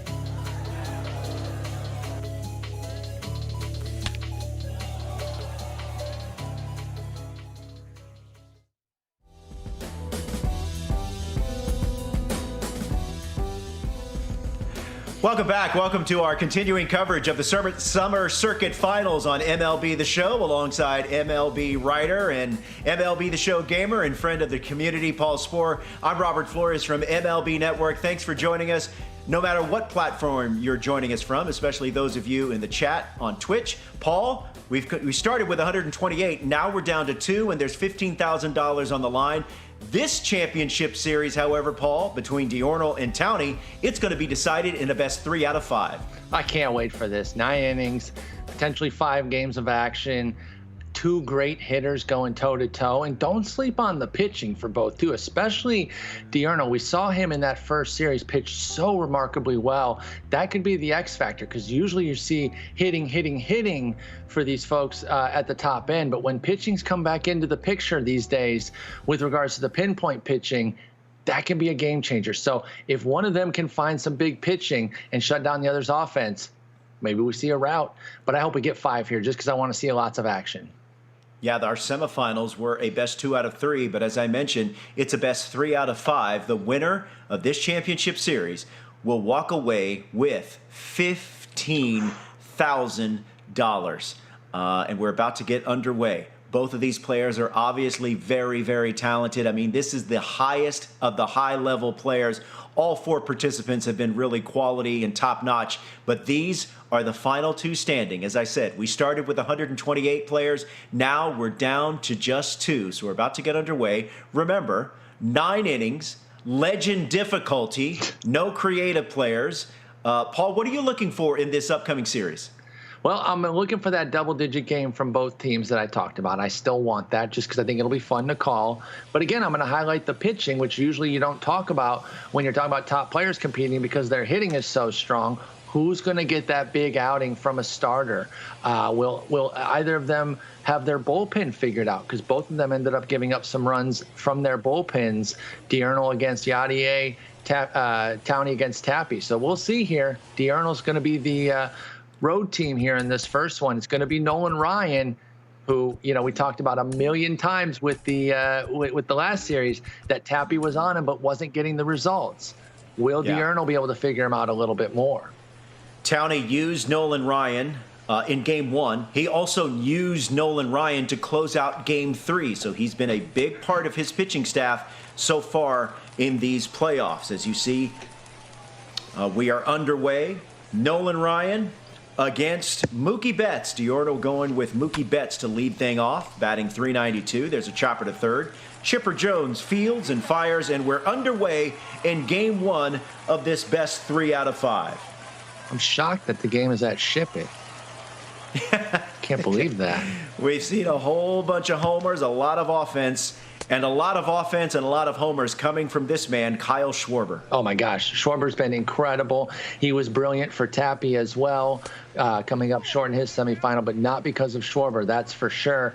We'll see if he continues to find success here with Diurnal, who did well with him in Series 1. And Kyle Schwarber laces one foul. He's still ahead in the count, 2-1. And again, it's not really about the velo with Nolan. Wow, nice pitch there. Sometimes that right down the middle pitch is the best pitch against guys because nobody's really looking for it. But yeah, I don't think it's so much about the velo because we know that these folks can handle velo. It's about how you sequence. And I remember us really keying in on some great sequencing from Diurnal several times in his series. So we'll see how he does when he hits the bump. Is this one going to carry? That ball keeps carrying at the wall, and it is caught by the right fielder. That ball, I thought, Paul, was going to be just a lazy fly ball. Instead, it was carrying and carrying and carrying before Mitch Haniger had to make the catch with his back to the wall. Yeah, that was a little bit scary there. I'm sure Diurnal was getting excited. Meanwhile, Towney was getting nervous, but it stays in the yard, and now he's going to have a booted. Ball is booted by 99 Chipper Jones to extend the. They're going to call that a base hit. Interesting. That's interesting indeed. Oh, there it is. And George Brett makes them pay. A 2-run homer, and Diurnal jumps out to a quick 2-0 lead in Game 1 of this championship series. And they didn't call it an error, but I'm going to because, I mean, it was an error. And you see how quickly it ends up hurting Towney with the very next pitch, a George Brett 2-run shot. And that's the crazy part. You know, those errors can hurt us in games too, us regular folks. But in the top end, because the hitting is so strong, plays like that you don't really have any control over can be so devastating. At least he bounces back with a quick strikeout there of double X. Shout out to my man Healy, who is in the chat, one of the great players and content creators in the MLB The Show community. And I know there are numerous of you out there. So thank you for joining us. We appreciate your comments in the chat. Paul Sporer, Robert Flores here with you. This is Jaron Duran dealing with Justin Verlander. Some debate on whether or not that's 99 or 94 George Brett. It's 94 George Brett. It's the one from the BR program there. Still an excellent card, though. Well, that's off the plate. And because of how Duran's down on the count 1-2. Because of how good that card is, I was a little surprised when the 99 wasn't getting much attention. I realize it's because Pedro was drawing a lot of the accolades, but George Brett cards are always great. Is there a run right there? Jaron Duran again. Jaron Duran continues his hot hitting for Towney, and he cuts the lead in half. It's now 2-1. Would it be inappropriate for me to log onto my system right now so I can put Duran in my lineup? Or should I just wait? Absolutely not. In fact, I encourage it. What a showing. I think anybody that hasn't really used that Duran or really given it much thought, if they've been watching this whole tournament here, the semifinals and finals, they're going to give him a shot the way I am. Just on the heels of these guys doing well with him, I got to give him a shot at least. I'm actually searching right now on my MLB The Show companion app for the Andrew Miller card. Another brilliant plug. Well done. That looks filthy. So JV is pitching here for Diurno. We saw him start both games against Yadier as well. He was a mixed bag. You know, he struggled a little bit in that first game, but then settled down quite a bit in the second outing. So he has a lot. Diurno obviously has a lot of confidence with him.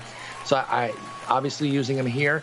What's really going to be interesting is we're going at least 3 games, maybe upwards of 5.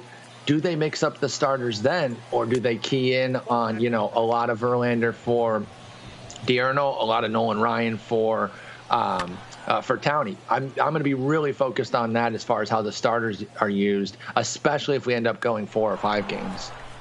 Meantime, David Ortiz flies out in foul ground for out number 2. Here's Jorge Posada. Multiple home runs in this playoff run for Towney. And he missed one there. Wow. You see he yanked the PCI down. Even the studs yanked the PCI, but that one he does not. But he don't miss there. He don't miss there. That is a 2-run homer for Jorge Posada. And Towney responds. And we knew he would, right? Like, nothing when Diurno gets a 2-run lead, he didn't think the game was over. Nobody with a pulse thought the game was over. It's nice to get a lead, but you know you got to answer with runs. And the fireworks are going off here quickly with 5 runs in the first inning, and it's not even over yet. Posada's too sick. And by the way, that's the Yankees collection Posada. Very good card. So is the awards. If it says Posada on it, put him in your lineup because he will 100%. Do well for you. Love switch hitting catchers. All right, so the inning continues. Here's Ronnie Mauricio, the 6-hole hitter. Speaking of SDS, I know you're listening. Can we get Future Stars 99 Adley, please? That would be nice. We did not get him last year. We didn't get him or Franco. They amended the Franco issue, but let's get a 99 Adley, please, please. I'm begging. This is Justin Verlander's 24th pitch of the inning, and that's down the line. Oh, that's down the line. That's down the line. Here comes Ronnie Mauricio with a 2-out double. If you're just joining us, I mean, you've been with us the whole time, pardon the repeat, but if you're just joining us, the 5-6-7 of Posada, Ronnie Mauricio, and Mitch Haniger has been devastating for Towney. Did a ton of damage against Tappy, and they're already making their mark felt here in Game 1 of this 5-game set. And, Paul, I think you can extend it to the 8-hole hitter, Jonathan VR. Oh, absolutely. As part of that. How dare I not include him? Yeah, all 4 of those guys in the back half of the lineup have been tremendous for Towney, despite the pop out here to end the inning. All right, that retires a side through 1. Towney leading 3-2 thanks to a 3-run first inning. 2 homers in that first inning. Here's Jaron Duran batting .444 for Diurnal, dealing with Nolan Ryan, who was roughed up a bit in his first inning. Ooh, that's a fastball with some hair on it at 102 miles per hour. That 102 with outlier is very nice. Brings back the four-seamer a little bit, as much as you can against these guys. Like I was mentioning earlier, all the top hitters can time up fastballs if you give them enough opportunities, but at least the outlier gives you that little extra oomph to make it at least somewhat difficult at times. Hey, and I do not want to leave out Jugsy Siegel. Jugsy, who is another fine member of the MLB The Show community. Shout out to him and everyone in the chat, no matter what platform you're watching us on. Remember, this is game 1 of a best 3 out of 5. Towney with the red tops and white pants, leading 3-2. He's got Nolan Ryan on the hill. This is Jaron Duran. Diurnal scored first in that top of the first with 2 quick runs. But he finds himself trailing 3-2 in the top of the second. And he caught looking, and that's out number 1. Diurnal kicking himself a little bit on that at-bat. Misses the sinker that kind of hangs and then gets frozen on a fastball in the lower third there. That's usually a go pitch that you hit for a home run. And he must have been looking something else or in a different zone, more likely. Chris Taylor, very effective for Diurnal in the semifinal series, going deep.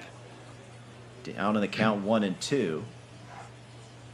And I made a mistake earlier. I corrected it, but just to reiterate, that's actually live series, Chris Taylor. I thought it was the All-Star, but it's the live series iteration. And it only furthers what I was saying, though, which is that any Chris Taylor can crush. And this started back in, I believe, 2017 with a Gold Player of the Month card. And ever since then, you want Chris Taylor cards in your lineup, including live series. Well, he goes down via the strikeout. Here's a bouncer up the middle, past Mauricio, and it's a 2-out knock to extend the top of the second. It'll be Justin Verlander, the 9-hole hitter. First pitch swinging, lazy fly ball, drifting in foul ground is Poppy, and he makes the catch, and that retires the side. We go to the bottom of the second. Here's the aforementioned Jonathan VR, who has done big-time damage for Towney in the 8-hole. He's been unreal for him. He can move on the bases a bit, too. His speed isn't excellent. It's in the high 60s, I believe, but it's a 97 steal. So if you want to get the running game going, he's going to get you some great jumps and have an opportunity to be safe. But he hasn't really needed it. Towney hasn't, because he's going yard with VR a few times already. This one will be a pop-up, though, for an easy first out. And just like that, there's out number 1 here in the bottom of the second. Our semifinal series were decided via best of 3. Our championship series is a best 3 out of 5. I'm really excited by that, too, that it could be a 5-game set. And with the 9-inning games as well, really gives the two an opportunity to kind of see what their opponent can offer, get locked in a little bit, and never feel like they're completely out of it, at least in these first couple games here, because it's a longer series. I wonder if that means, because it's a longer series, will we see maybe both players being forced to expand their pitcher usage and which pitchers they use, so as to avoid not giving the same look to their opponent? That's a great call. I think we could definitely see something to that effect. That one's going to be followed just by about a handful of feet, 6.8. Almost a very nice distance outside the pole. And that'll be. And there's catches it on the short hop. Throw over to first, and they got him. Good dig at first base there. And just like that, we're through 2, and we're top of the order. Here's Mookie Betts leading off for Diurnal. It'll be Betts, Schwarber, and Vladimir Guerrero Sr. 399s atop the order for Diurnal here in game number 1. Fantastic top of the lineup there. Every competitor of these 4 that we saw had a nice little 3-pack of 99s at some point in the upper part of their lineup. I like just going straight away with the 1, 2, 3 batters there for Diurnal. He's not super on Nolan. I wouldn't say that he has no clue up there, but I would definitely say that he's not as on him as we saw Tappy. even though Tappy's results weren't coming through. Never mind, he hits a home run there. I'm an idiot. He's way on him. High fly ball, left center field, and that is out of here. He's like, I'll show you what I'm on. You don't worry about it, nerd. A solo home run, and Diorno ties the game at 3. I just want to reiterate again with the offense that we've seen, just so y'all remember and keep remembering, it's on Legend. They are making the game look like All-Star on Legend. And they're doing damage with players that are gold players against diamond pitchers. That, I think, is also noteworthy. It really is. Their PCI placement is just off the charts excellent. And it's to be applauded and appreciated. That's what's making this so fun to watch, is just the when you just see elite skill, you just have to marvel at it. It's going to get under that one, though, for the first out of the inning.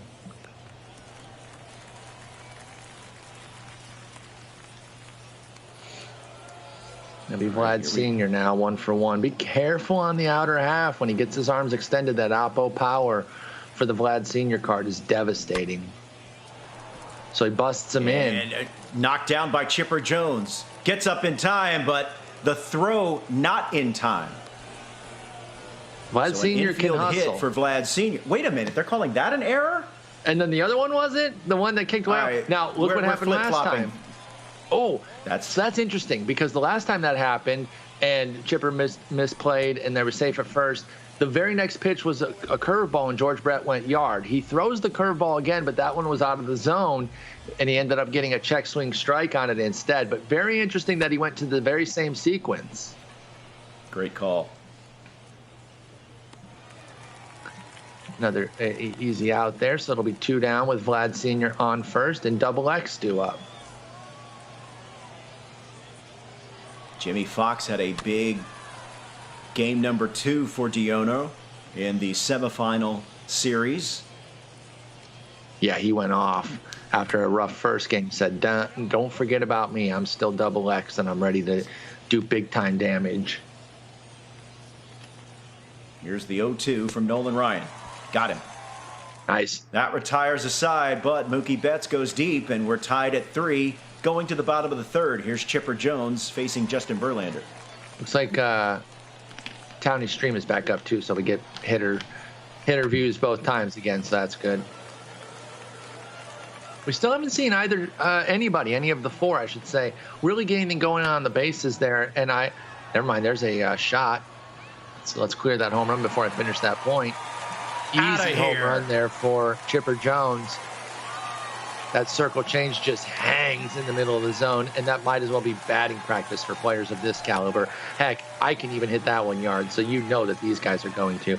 But I was going to say, I thought maybe Vlad Sr. might run there. I thought maybe Diorno would consider running him there, but the running game's just not a big part, and I really do think it's because of the home run offenses that these guys have. They don't want to take unnecessary risks and possibly get thrown out when they know they can hit a 2-run homer at any moment. All right, that'll bring up Big Papi, David Ortiz, batting with 1 down in the bottom of the 3rd. Remember, guys, if you're just joining us, as that ball is sent through the right side, that's a base hit for Ortiz. If you're just joining us, below the score bug, you'll see the 2 players, along with currently there's 2 zeros. That is how you can keep track of where we're at and where the players are at in the series. Obviously, this is game 1. Neither player has a victory in this series. Won't be able to get the double play there because of how slow it was. Even though Papi's not speedy, it was just hit slowly enough to avoid that double play, and it'll give who's up now? I'm sorry. It'll give Mauricio an opportunity. Pardon me on that. Ball, catch inside.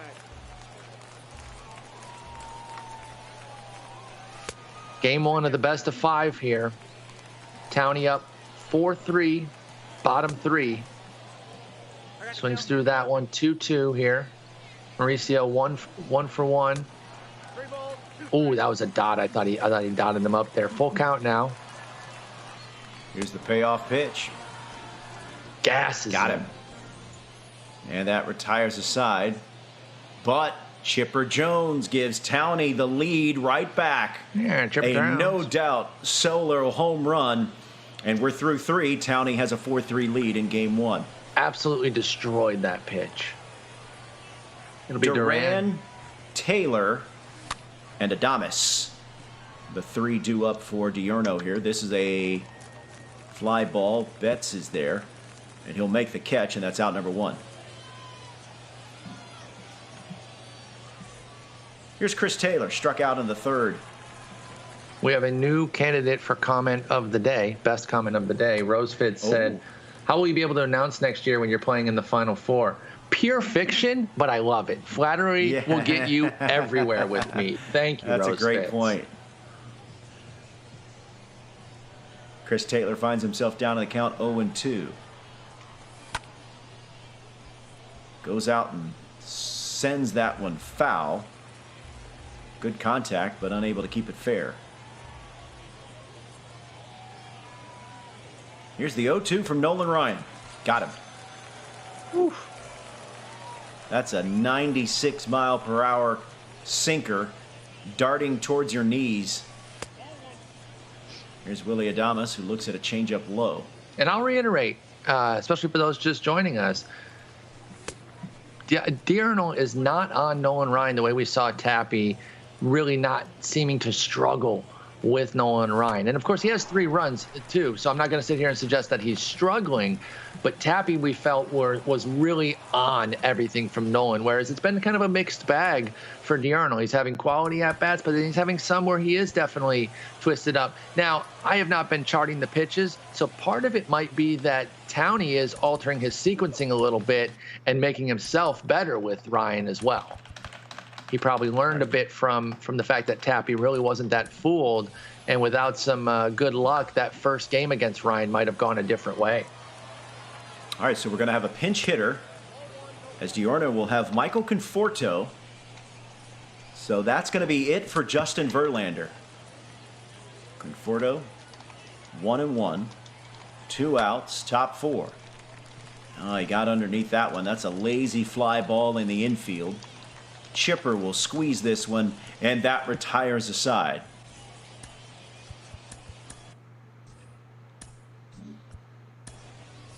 All right, you see some changes here. It did not look like Diurno had his players at the full strength of their full energy in the bullpen. Hey, I had my first mistake of the day. I was talking and I was muted. I'm an idiot. We had a double switch, Robert. Did you see that? Hey, I did see it. So we got a double switch. We got Shane Green now. 2 strikes. I thought double switches were like the most technically strategic thing you could possibly ever do. At least that's what I hear NL fans pretend when they talk about how strategic the National League is by letting pitchers bat. I'm being very sarcastic, by the way. Double switches are super easy. I think moving forward, you will see the universal DH in the new collective bargaining agreement. As we should. And really, apart from the fact that hitters are just or pitchers are just atrocious hitters, I just don't want to see anybody get hurt hitting when they're a pitcher. Like, it's just not worth it for the occasional cool moment of a home run from a pitcher. So hopefully we do see that. I thought we would get it this year after seeing it in 2020, but I agree with you. It's going to be in the new CBA. I'd be pretty floored if it wasn't. All right, here's Jonathan Villar, the dangerous Villar. Goes down and Perfect gets slap it through the right side, and it's a 1-out knock for Jonathan Villar. What a So rip here's Nolan Ryan. Going to square to bunt, and he fouls it off. This is one instance I don't hate the bunt. My only concern with it, though, can be that sometimes you'll get the double play because pitcher bunting is not super strong. All right, lazy fly ball collected by Vlad Guerrero Sr. for out number 2. Back to the top of the order. Here's Jarren Duran.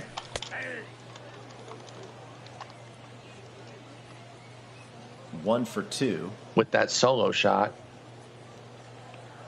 Back in the first, Duran's been excellent for Towney throughout this entire tournament one set. First, double X will step on the bag, and that retires the side. All right, so the second and fourth have been scoreless innings, and then the first and the third, we've seen runs. So with the fifth coming up, do we see more runs? Do they keep the pattern here? Let's see. Here's Mookie Betts, homered in his last AB. 1 for 2. That's a shot. And slaps one through the right side. That's past the diving second baseman.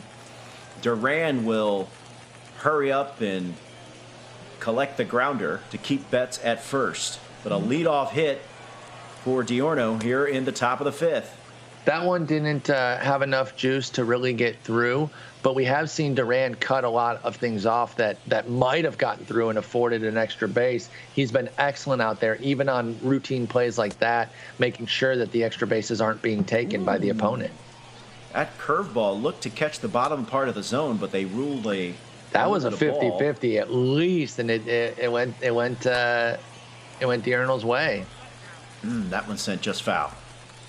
2-2, big pitch coming. 2-2. Good take. Now My goodness. Now it's a full count. Do you start the runner at first?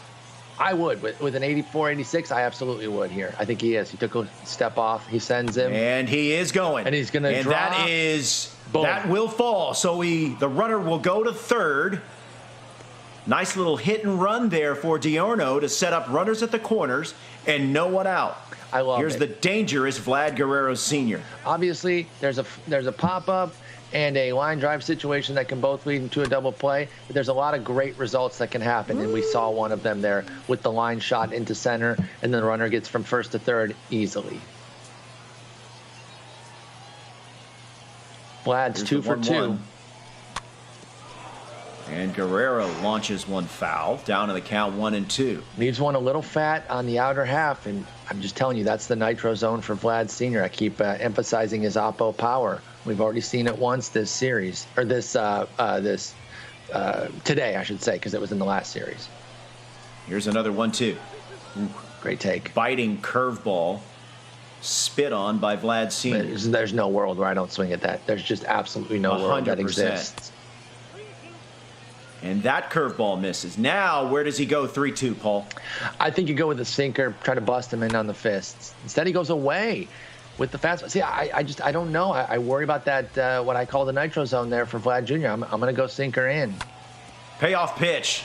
Chopper to third. They'll try to get 2. A run will score. No RBI, but a run does score. You trade the run for 2 there all Absolutely. day. All Trade day. the run for the 2 outs. Here's George Brett. That is unquestionably the right move there. George Brett homered in his first AB. And I will say, Diurno was just on top of that. Like that, he wasn't too far off that pitch. And if he gets where it needed to be with the PCI, it's a 3-run shot. Here's the 1-1. But that's where the cliche that baseball is a game of inches comes from. Cliches are often steeped in truth. And it is a game of inches where, you're off a little bit, and it's the difference between a home run and an out. Uh-oh. And this is a no-doubt homer from George Brett. How great has Brett been? George Brett goes deep again. I feel like, he doesn't get a lot of run. I talked about how the new 99 that came out was kind of being put on the back burner. But even this 94, when it came out, nobody was really talking that much about it. I've always had good success. So I see George Brett's in a very positive light. But my goodness, Diurno's having an amazing time with George Brett tonight. Or today, I should say. Another home run for the 94 third base card. And Diurno has a 5-4 lead here in the top of the 5th. How much longer do you let Nolan Ryan stay out there? I probably would already have him out personally, but maybe try to get this second out here since you got this third out since you got two strikes. But if he'd have been on base, I would have definitely taken him out there. Your Uncle Vinny says he keeps throwing curveballs to Brett. Yeah, he does. Brett. The first one was a homer. Like I said, after the chipper error that was not called an error, he threw a curveball. It was gone. The very next at-bat was a chipper fumble at first that Vlad got safe on. He threw another curveball there. So for some reason, he's finding himself that in the sequence, it ends up being curveballs to Brett, and Diurno is not fooled by them in the slightest. All right, you're taking a look at the center field camera feed. This is Shane Green facing Chipper Jones. Might be having issues with Townie's feed again. We had that last game. That's what I'm thinking. So we might be looking at Diurno's feed as he's in on defense. And I have a feeling they're pausing the game, maybe to get Townie's, try to get him. He might actually just be looking at his lineup from a strategic standpoint. Yeah, he's looking. Yeah, okay. So he's going to bring in Kendall Graveman to deal with Chipper Jones. Now, he had a lot of success with Graveman. We didn't see the same for Tappy against Townie. So it's an interesting mix here because Diurnal has had success with him, but so has Tappy so has Townie against the Graveman. So strength versus strength. Let's see what happens. Yeah, he brought him in for one pitch and on a 3-ball count, rather, and he walked him. So it's a leadoff walk. And now he's fallen behind 2-0 to Mookie Betts. He's trying to work that sinker, and then there's the cutter. It's not working. 3-0 all of a sudden. He's throwing 4 straight balls. Auto take for me here, but we'll see what Townie thinks. Yep. I like it. Good personally. Call. Me too. You got Big Papi on deck. Ooh. He was just late on the sinker. Payoff pitch, runner on the go. All right, so Chipper Jones was off with the pitch there with a full count, and he'll go again. Mookie swings at ball 4, but with the runner going, difficult to judge at times. They'll do it again. Another payoff pitch, runner on the go. That is smoked to left center field, and it is gone. Woo. It's a 2-run homer for Mookie Betts, and Townie reclaims the lead. I feel like we can say at this point, Townie's not fazed by Kendall Graveman. Like in any capacity. Like using Big Papi slaps one through the left side. Back-to-back base hits to start the 5th. Using the Tappy series and now this small sample here against Diurnal, he just doesn't fear Graveman the way most of the community does. Because it is a good card. I still recommend it, but Townie is just not worried about it. Ray Cheesy 21 says Mookie, best card in the game. And I know that there's a lot of competition for that mantle. But, man, I might agree with him because his hands are so quick. That card can get to just about anything inside, no matter the velo. Totally agree. Fantastic card. I'm actually very close to finishing it off. Just got to finish. Honestly, at this point, I just need to finish off a few programs. I don't want to spend the extra stubs to get the cards. I need to just put in the work to get a few milestones and signatures from the programs, and then I'll have Mookie in my lineup. Here's Ronnie Mauricio, 1 gone. You're in the bottom of the 5th. 2 runs already across. And Townie has reclaimed the lead. There's a strike low. It's 1-2. Runner at first, 1 out. Got him. Big strikeout there for Kendall Graveman. Yeah, big punchy there. I was going to say the exact same thing. That's huge. He needed that. 2 down Here's now. Mitch Haniger. Haniger goes outside the zone to foul one off, and he's down to the count 0-2. How locked in is Townie, by the way? Just hitting every game. What must it be like to hit this? Like this, and to hit like that. Get up. Get out. Mitch Haniger goes deep again. A 2-run, 2-out homer. And Townie extends to an 8-5 lead. Wow. It gives us another opportunity. The bottom of the order for Townie has been amazing, Paul. Haniger. And there's this man, VR. VR, baby. Let's go. It's back-to-back homers for Townie here in the top of the 5th. Graveman's got to go. In the bottom of the 5th, excuse me. And assuming Diurnal was watching the last series, and I'm fairly certain he would have been to be scouting his competition, I think based on what he saw in that series and now what he's seen live and in living color, Graveman has to be shelved for pretty much the rest of the series, I would believe. I don't think he will be, but I think you have to consider it because Townie is just not fazed by Graveman at all. He's destroying him. What an offensive display by Townie here. All right, let me pull up the bullpen here for Diurnal. Assuming he hasn't made any changes here. He's got he's got a handful of diamonds. He's got the diamond Aroldis Chapman. He's got Andrew Chafin, who we have not seen either. He's got a submariner in Steve Cishek and Shane Green. Graveman, Jansen, and a couple of others. We also got Zach Britton. Hard-hitting Zach Britton is also in there. So those seemingly are the bullpen options now.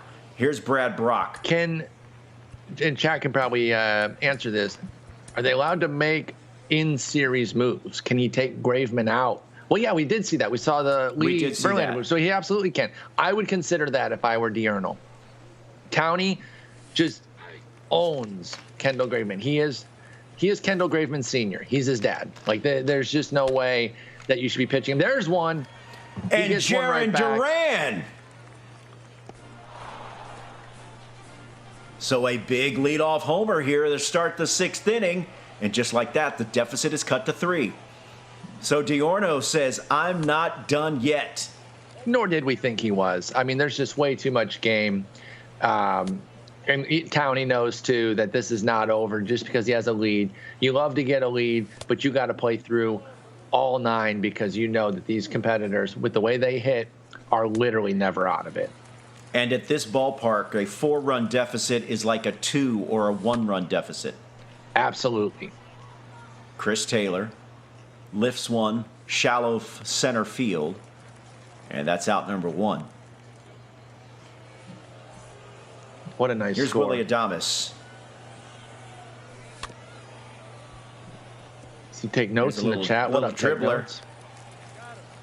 And Brock will bounce off the mound, throw over to first, and in time, and that's out number 2.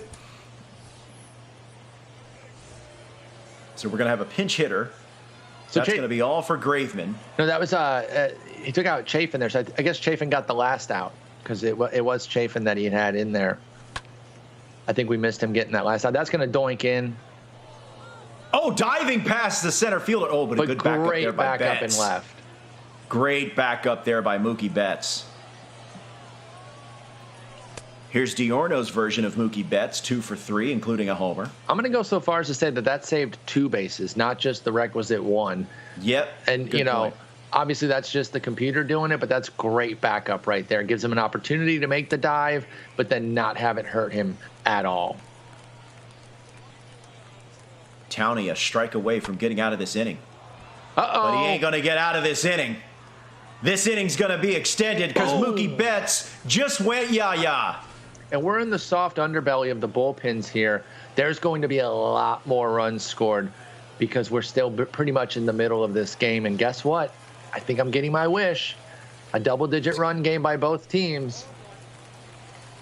Jake Diekman now on to try to stop the bleeding.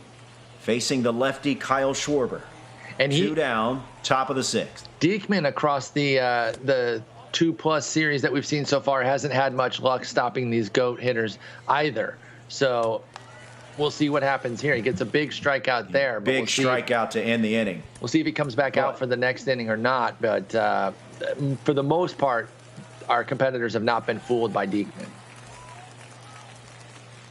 And we've also seen our competitors mash against Aroldis Chapman. Mm-hmm. Diurno will try to have Chapman keep the deficit at 1, facing the lefty hitter, fly ball, left field, and that's out number 1. And again, I think a big part of it is these staples, these staple relievers in the community get seen so often by the top hit by everybody, but also by the top hitters that they're just not that fazed by them anymore. And Chapman's definitely one of them. So is Diekman. Graveman isn't necessarily, but for whatever reason, Towney has no trouble with Graveman. Chapman does get 2 quick outs here in the bottom of the 6th. Mookie Betts, a homer and a single. He's 2 for 3. A little issue with Towney's speed. That's why we jumped back to Diurnal here. That's a 5-hopper up the middle, and the inning is extended thanks to another hit for Mookie Betts, his 3rd of the game. Let's bring on his former Red Sox teammate, David Ortiz. Is he doing mound visits here to get to Britton? Okay, I wasn't sure if he was going to put Britton in right away.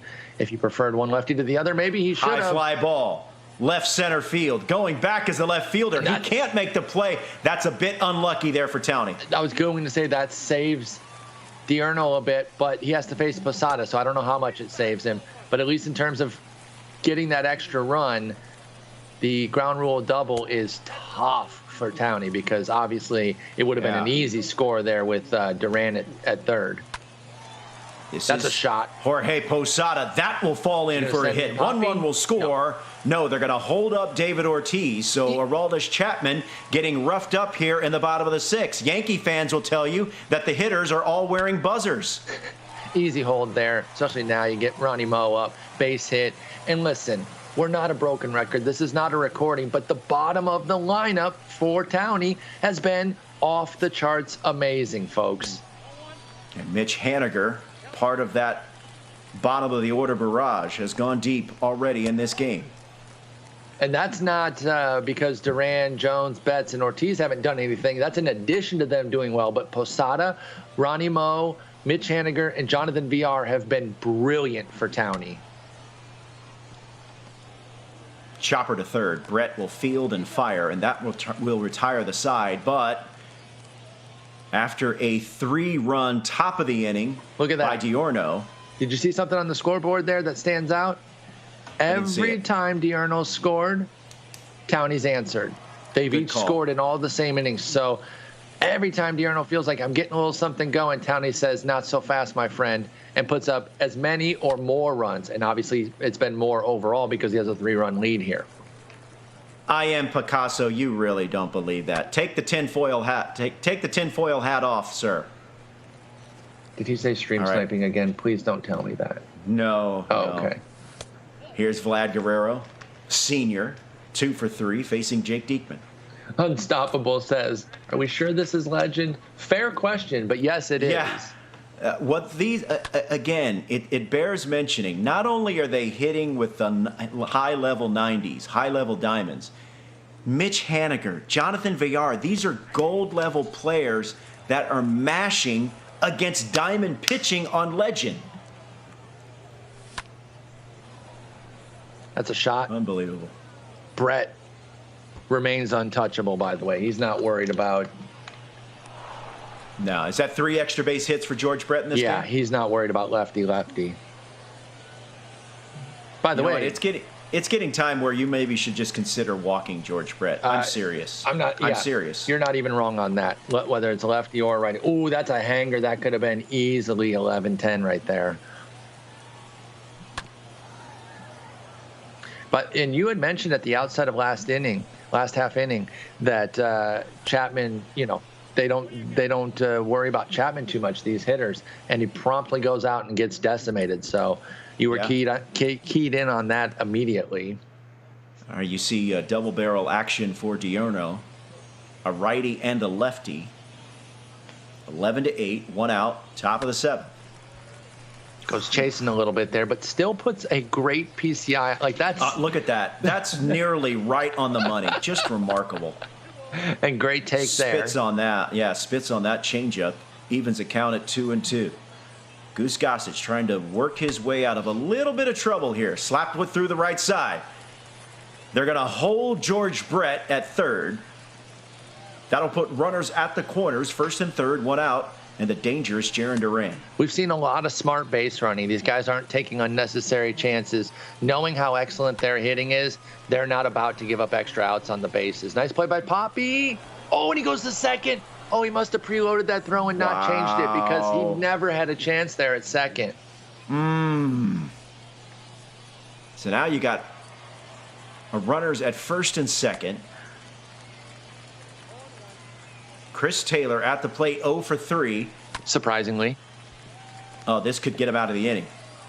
Flip it for 1, fire it for 2, and a big double play to end the inning. Double play. VR's up now, though. 8, 9, and 1, starting with the dangerous Jonathan VR, 2 for 3, including a homer. These two are putting on a show at the dish. They really are. And it's going to go back to what I was talking about earlier. Who can find somebody to give some clean innings, whether it's a starter or a reliever? And will it be somebody that they can rely on for multiple games? Because, I mean, stopping these guys is so difficult. That seems like a huge out. To get Jonathan VR swinging and missing. Look at the number of hits. We've got 20 combined runs and 30 combined hits, and we still got baseball to play here in Game 1, Paul. Ramon actually just texted me. He said, he said, Paul, you've played 500 Legend games, and you don't have 20 runs scored yet. So, I mean, yeah. I believe it, but I can't believe that he sent that information right as we found out that they already have 20 runs on Legend through half a game, for crying out loud. Goodness gracious. So Towney, it looks like, is going to pinch hit for Goose Gossage, as you see the bullpen activity. Yeah, I think it's the right move Chapman. here. Yeah, Aroldis Chapman on for his second inning of work. First one did not go well. But, at some point, too, these guys understand I can't just go a pitcher per inning and just burn through everybody. At some point, you got to try to figure it out. You're going to give up some runs to these monstrous hitters, and you got to take your chances. Like, the Chapman card is still well regarded. You see a 2.41 ERA, a .98 whip. So despite the struggles, he knows that he can still rely on him, and maybe he gets a clean inning this time around, even though the last one was rough. Got the pinch hitter Alex Bregman. And as you noted earlier in the tournament, big inside edge numbers, Paul, against lefties. Yeah, Bregman's killing it today. Again, I believe chat said plus 13s for Bregman today against lefties. He's on several benches. Check swing on the splitter. He's ahead in the count 2-1. One down here in the bottom of the seventh. Good cut there, but fouls it off. The 2-2. This is inside. That will run it full. Nice take. Jaron Duran is on deck. Goes that down and in the heater. Spits on it. Great. But you got to face Duran now with a runner on. That is a scary proposition. Is he going to go to the pen with Britton? He is indeed. He will. Hard hitting Zach Britton. He's looking for that ground ball to get out of this inning. Can he get it? One down. Runner at first. Here's Jaron Duran. Diurno using pinpoint pitching. Another shot in the gap for Duran. That's going to find the gap. That's going to head towards the wall. Rounding second and headed to third. Are they going to send the runner? They will. Duran is heading for third as well, and he is in with an RBI triple. Wow. Wow. So the pitching change does not work. Lefty-lefty, not phasing Duran there. This will score another run. This will bring home another run. RBI fielder's choice for Chipper Jones. Extends to a 13 lead here. 13-9 lead for Towney. Keeping Chipper in the yard feels great there, but it does give up another run. So even when you do something good against Chipper, particularly against a lefty, it still comes with a little sting in the form of another run. Meantime, Mookie Betts 3 for 4. Count is even at 1-1. I will reiterate, though, if you think that Diurno is phased by a 4-run deficit, then you've obviously never seen him and players of his caliber play. He's already scored 9. If he, 4 more is very doable for him, and he'll be in this game no matter. Here's the 2-2. Question is, can he keep it at just 4? And the answer is no, he cannot.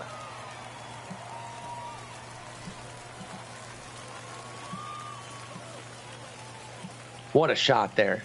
Mookie Betts, another home run, 14-9. Two outs now. I was looking at some of the parameters here. No problem. You sent out the roster limits and parameters in the chat if you're on Twitch, so that definitely give you a little bit more context. Last time we saw Rally Fingers, he got absolutely trounced by Tappy.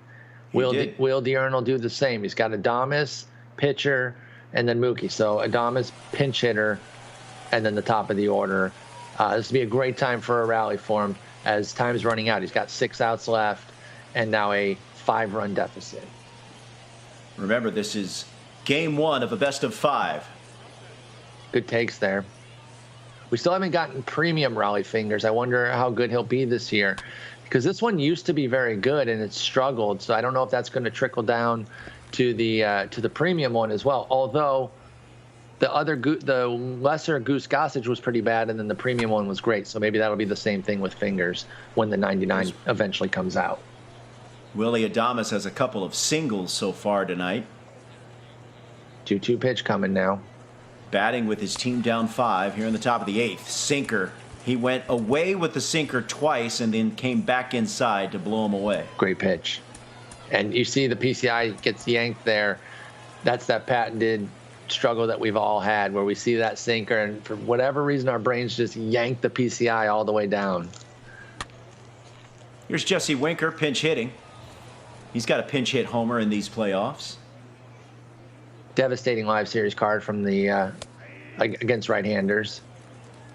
In BR, when it's on All-Star, you can use them against righties and lefties, to be honest. Here's the 0-2. Slow roller to second, and that's out number 2. Diurno got to the championship series thanks to a 2-game sweep over Yachty. Towney had to go the full 3 games in his semifinal series against Tappy. Mookie Betts sends one to center field, but playable for the center fielder, and that retires aside. Oof, that one dies to the off bottom the of the bat. 8th. Yeah, it sounded really good off the bat. Kenley Jansen will try to keep this a 5-run deficit. He'll have to deal with Posada, Mauricio, and Haniger. Really, the murderer's row portion of Towney's lineup. Absolutely, the premium part of his lineup here. If he can extend the lead even further, he's really going to tighten the screws on Diurno, who now only has 3 outs left in this Game 1 best-of-5. High fly There's ball. another one. Right field. Going back. It is out of here. Another home run for Jorge Posada. You can't get him out. You can't get him out. It's Ronnie Moe time, also 2 for 4. I would love to know what 5, 6, 7, and 8 what they're slugging for Towney here in this playoffs. Oh, it has to be off the charts. We could maybe get an intrepid reporter to dig into the game history and figure it out. Jeez. Unbelievable. So Towney able to tack on here in the bottom of the 8th. Due up for Diurno. Schwarber, Guerrero, and Brett.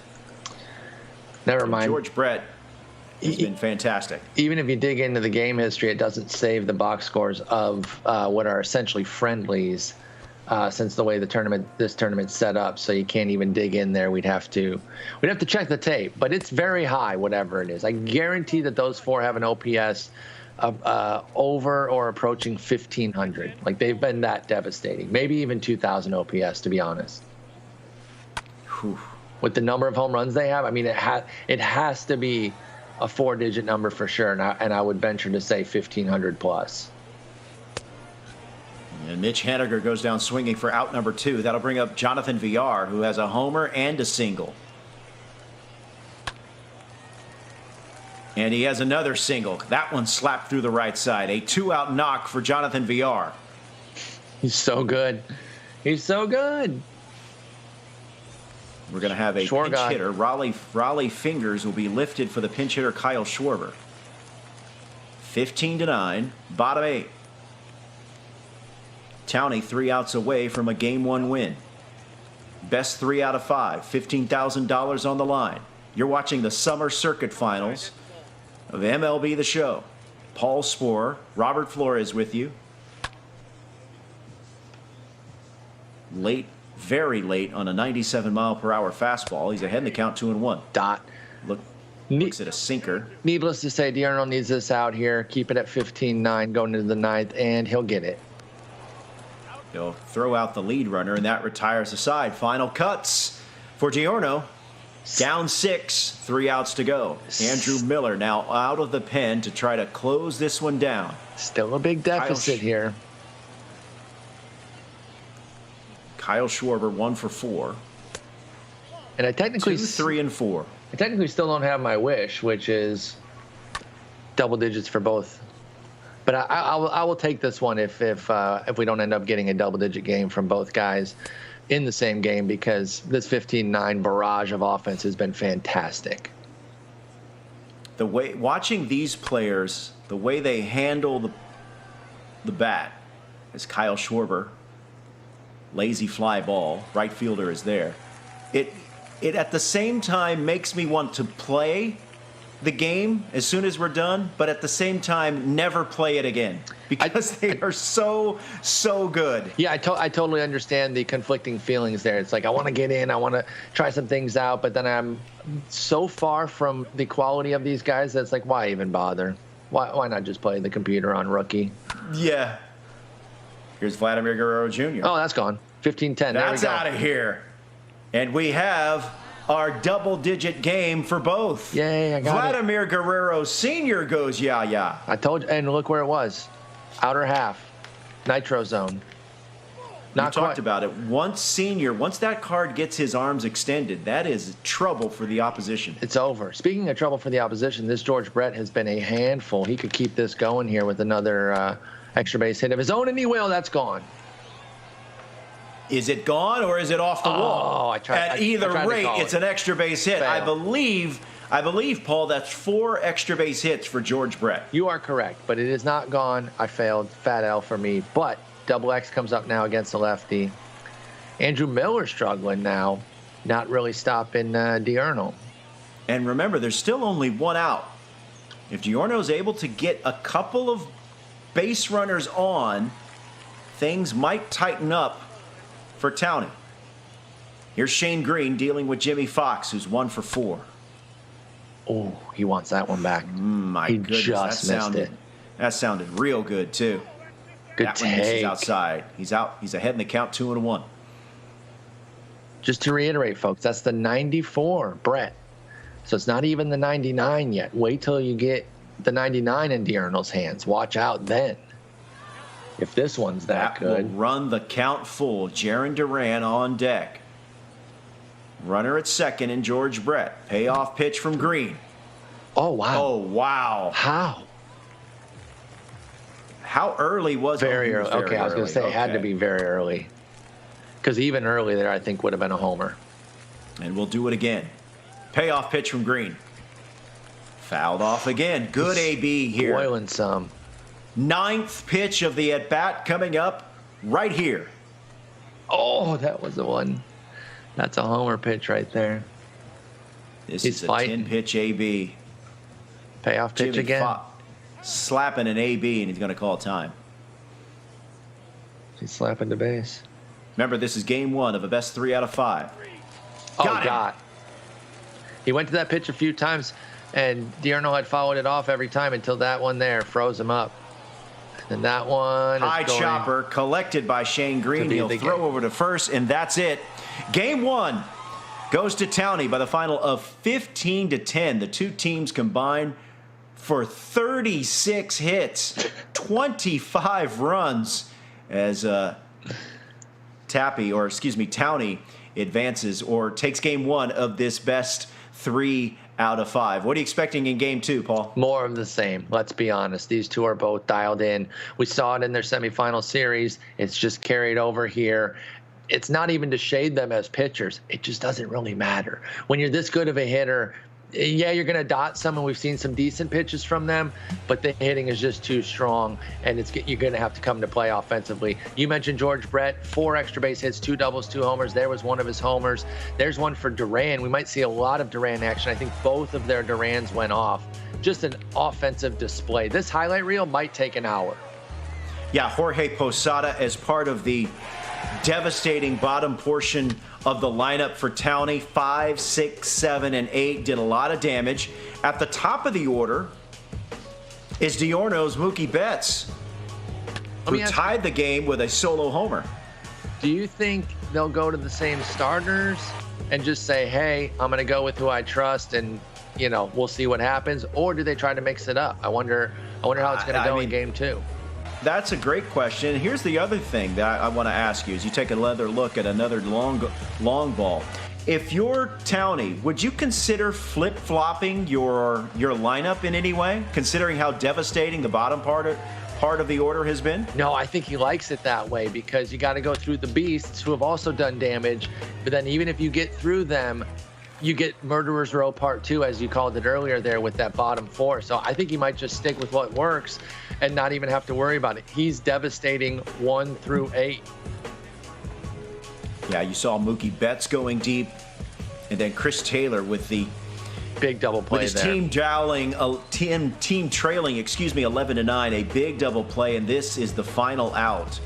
Shane Green closes it out, and Towney takes game 1 by the final of 15-10. Okay, if you're Diorno, you had a lot of runs, you had a lot of hits, you come up on the short end. What's your mindset going into game 2? I'm fine. I'm happy with where I'm at. He didn't really pitch all that well, meaning he's thinking that Towney didn't pitch that well. I didn't pitch that well. We're good. Let's have another offensive barrage. I just got to come out on top of one of these. That's my thinking if I'm Diurno right now. Well, these players are so good, and they are so talented. No lead is safe, especially when it comes to Ship It, because this has proven to be a launching pad. Obviously, it's a favorite place, favorite park of the community, and it lived up to that billing and to that reputation in Game 1. Game 2 set to begin in just a few moments. Remember, this is not a closeout opportunity for Towney. The semifinal series, that was a best 3 out of 5. A best 2 out of 3, excuse me. This is a best 3 out of 5. So still a lot of work to be done for Towney here as he inches closer or tries to take yet another step towards the $15,000 first place prize. Paul, if you're one of these two players, how often are you thinking about that $15,000 first place prize money as you're playing? Literally constantly. I don't know how it could leave your mind. I'm almost 40. I'm an old, decrepit man, and it'd be on my mind completely. If you're a young buck and you're seeing those kind of dollar signs, I don't know how you put it on your mind. So the fact that they've been able to kind of manage their nerves and play as well as we've seen throughout both semifinals and into the finals speaks to the way that they're able to kind of buckle down. But it's hard not to have that on your mind. You want that $15K. They're all going home with something, a nice cash prize to show, hey, playing video games does pay, but that $15K, that's next level. Yeah, our 4 players, our 4 semifinalists were battling for a $25,000 prize pool. And as I mentioned, $15,000 goes to the winner. Towney is 21 years old, and Diorno is 18 years old. So imagine being a 21 or an 18-year-old, and you just got that $15,000 direct deposit hitting the old bank account. That's got to feel good. I wasn't doing anything at 18 that put me in line to gain $15,000. I was probably doing more things that put me at risk of losing $15,000 when I was 18 and 21 for that matter. So it just makes me feel bad about myself, how young they are. But that's not their fault. They're amazing, and it's been a lot of fun to see. The PCIs that they're putting on these balls, and again, legend play. And we just saw 25 runs on 36 hits. Like and it's not all 99s up and down the lineup. We have to keep reiterating that because it speaks to how great these guys are.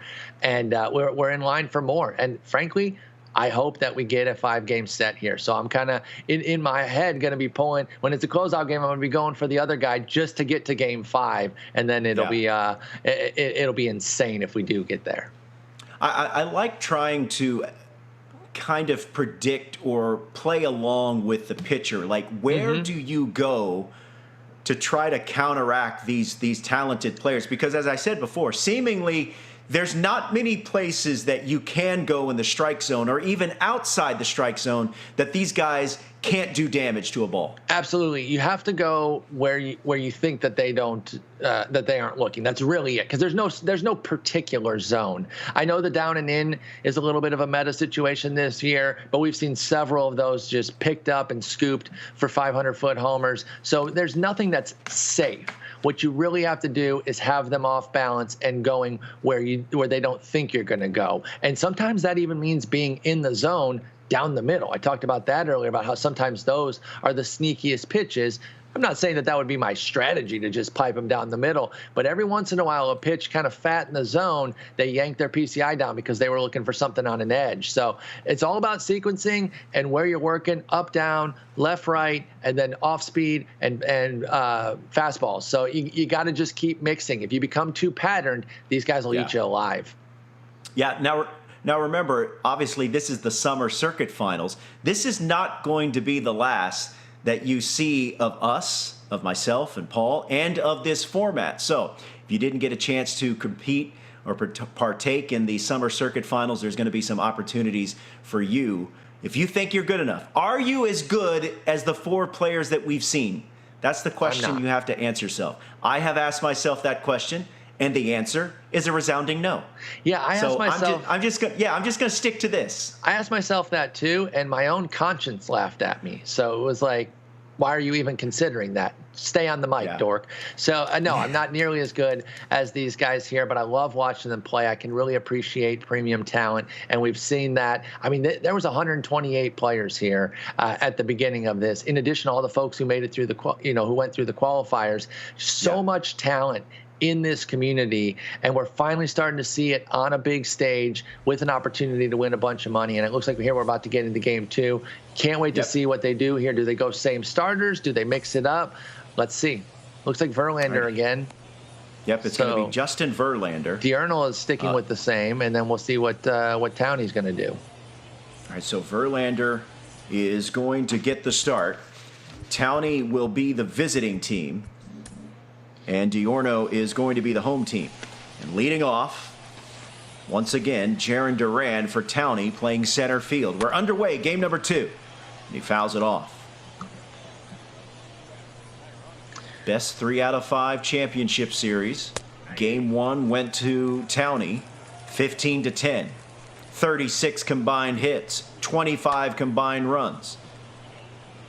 Duran will golf one to right, and that should be out number 1. I'd love to get composite numbers on Duran for all 4 competitors from today as well, because his cards have just continued to dominate at the dish and play quality defense as well. Yeah. Dub 589 brings up a good point.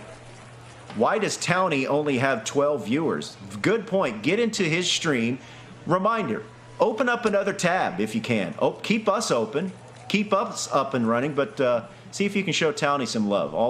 Both guys are, I believe, streaming this game as well. And at the very least, drop some follows on these guys, because you're going to want to be in their streams, especially if you want to have a chance at maybe getting better yourself. A lot of times watching guys like this, so many of them are open to sharing their tips. So many great content creators at the top end of the scale as well that put out videos on how to get better. Everybody's here to share. Nobody's trying to just keep everything to themselves. They want to help people get better. So the opportunities are out there to get better, except nobody in the community has found a way to make me younger and have more reaction time. So until they do that, they're not really helping me. Yeah, look, Paul, that's out number 2. That'll bring up Mookie Betts. Once you get to, trust me, once you get to 50, the reflexes are even worse. So I also have terrible vision, like as is. So like I was already at a deficit. Shout out to Magunsky, who is in the Twitch chat. Speaking of the Sony San Diego studio, one of the talented players. I enjoy watching his streams. And you talk about players that you can learn from. He's definitely one of them. Exactly. He has a fantastic YouTube channel with all sorts of great stuff there, and plenty of content creators. Just search it. That's a shot. It's going to stay in the yard, and it will be the 3rd out. So a 0 goes up there. Wow, that's rare. That's huge. We saw a couple zeros last game. It was first inning scored, second inning no score, third inning score, fourth inning no score. And then from there, all heck broke loose, and there were runs in like every single inning. But there were some zeros. All right, so here we go. Top of the order, Mookie Betts leading off for Diurnal here. Facing Cliff Lee. Lee comes back. Paul, remember Cliff Lee. We did not see Cliff Lee for Townie in the semifinals.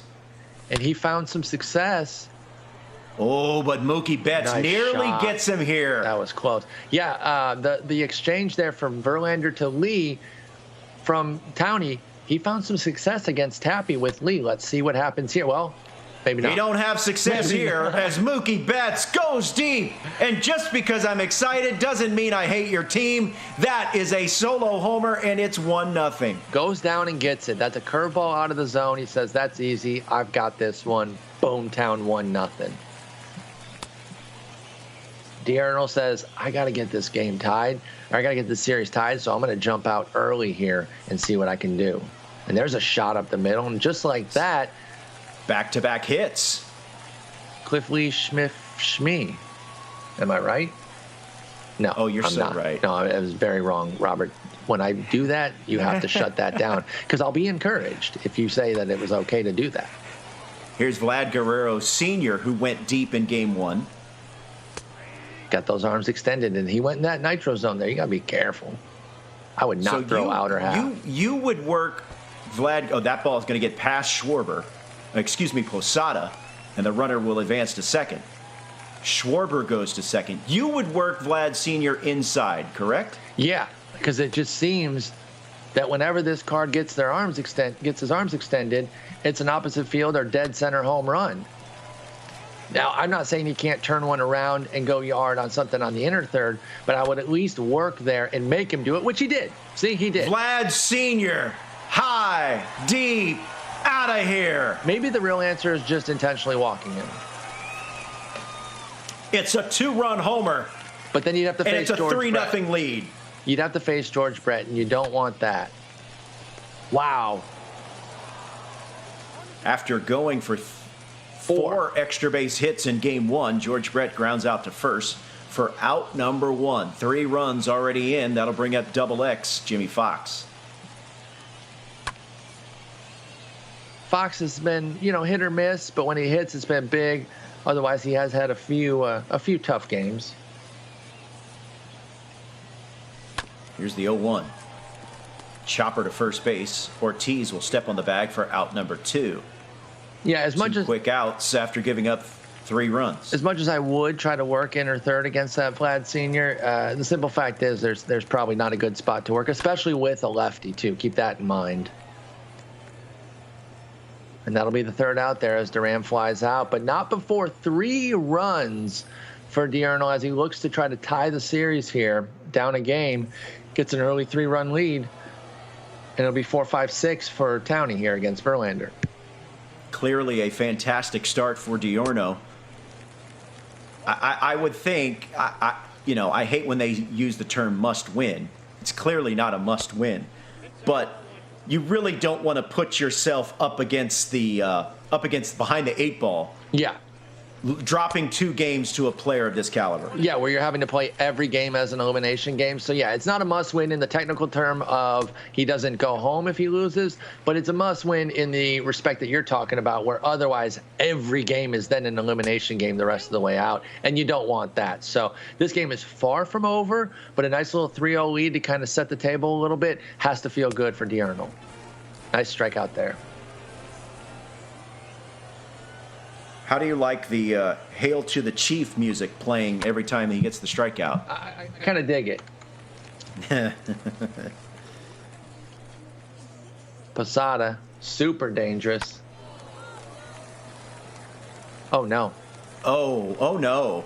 And even with the low sir. speed, that's going to be an infield base hit there. That's wow, that's unlucky. That is unlucky.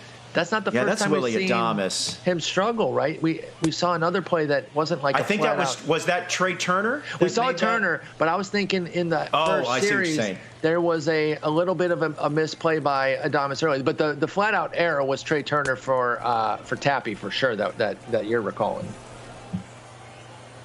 But yeah, that's live series Adames there, who has like okay defense. Mostly his arm is the calling card for his defense, but even his strong arm could not make up for the flub there. And Posada, despite the piano on his back, makes it to first there, keeps the inning going for Mitch Haniger. And this is the dangerous part of the lineup. Mitch Haniger didn't quite get all of it, and the error does not come back to haunt Diurnal as we're through 2 innings.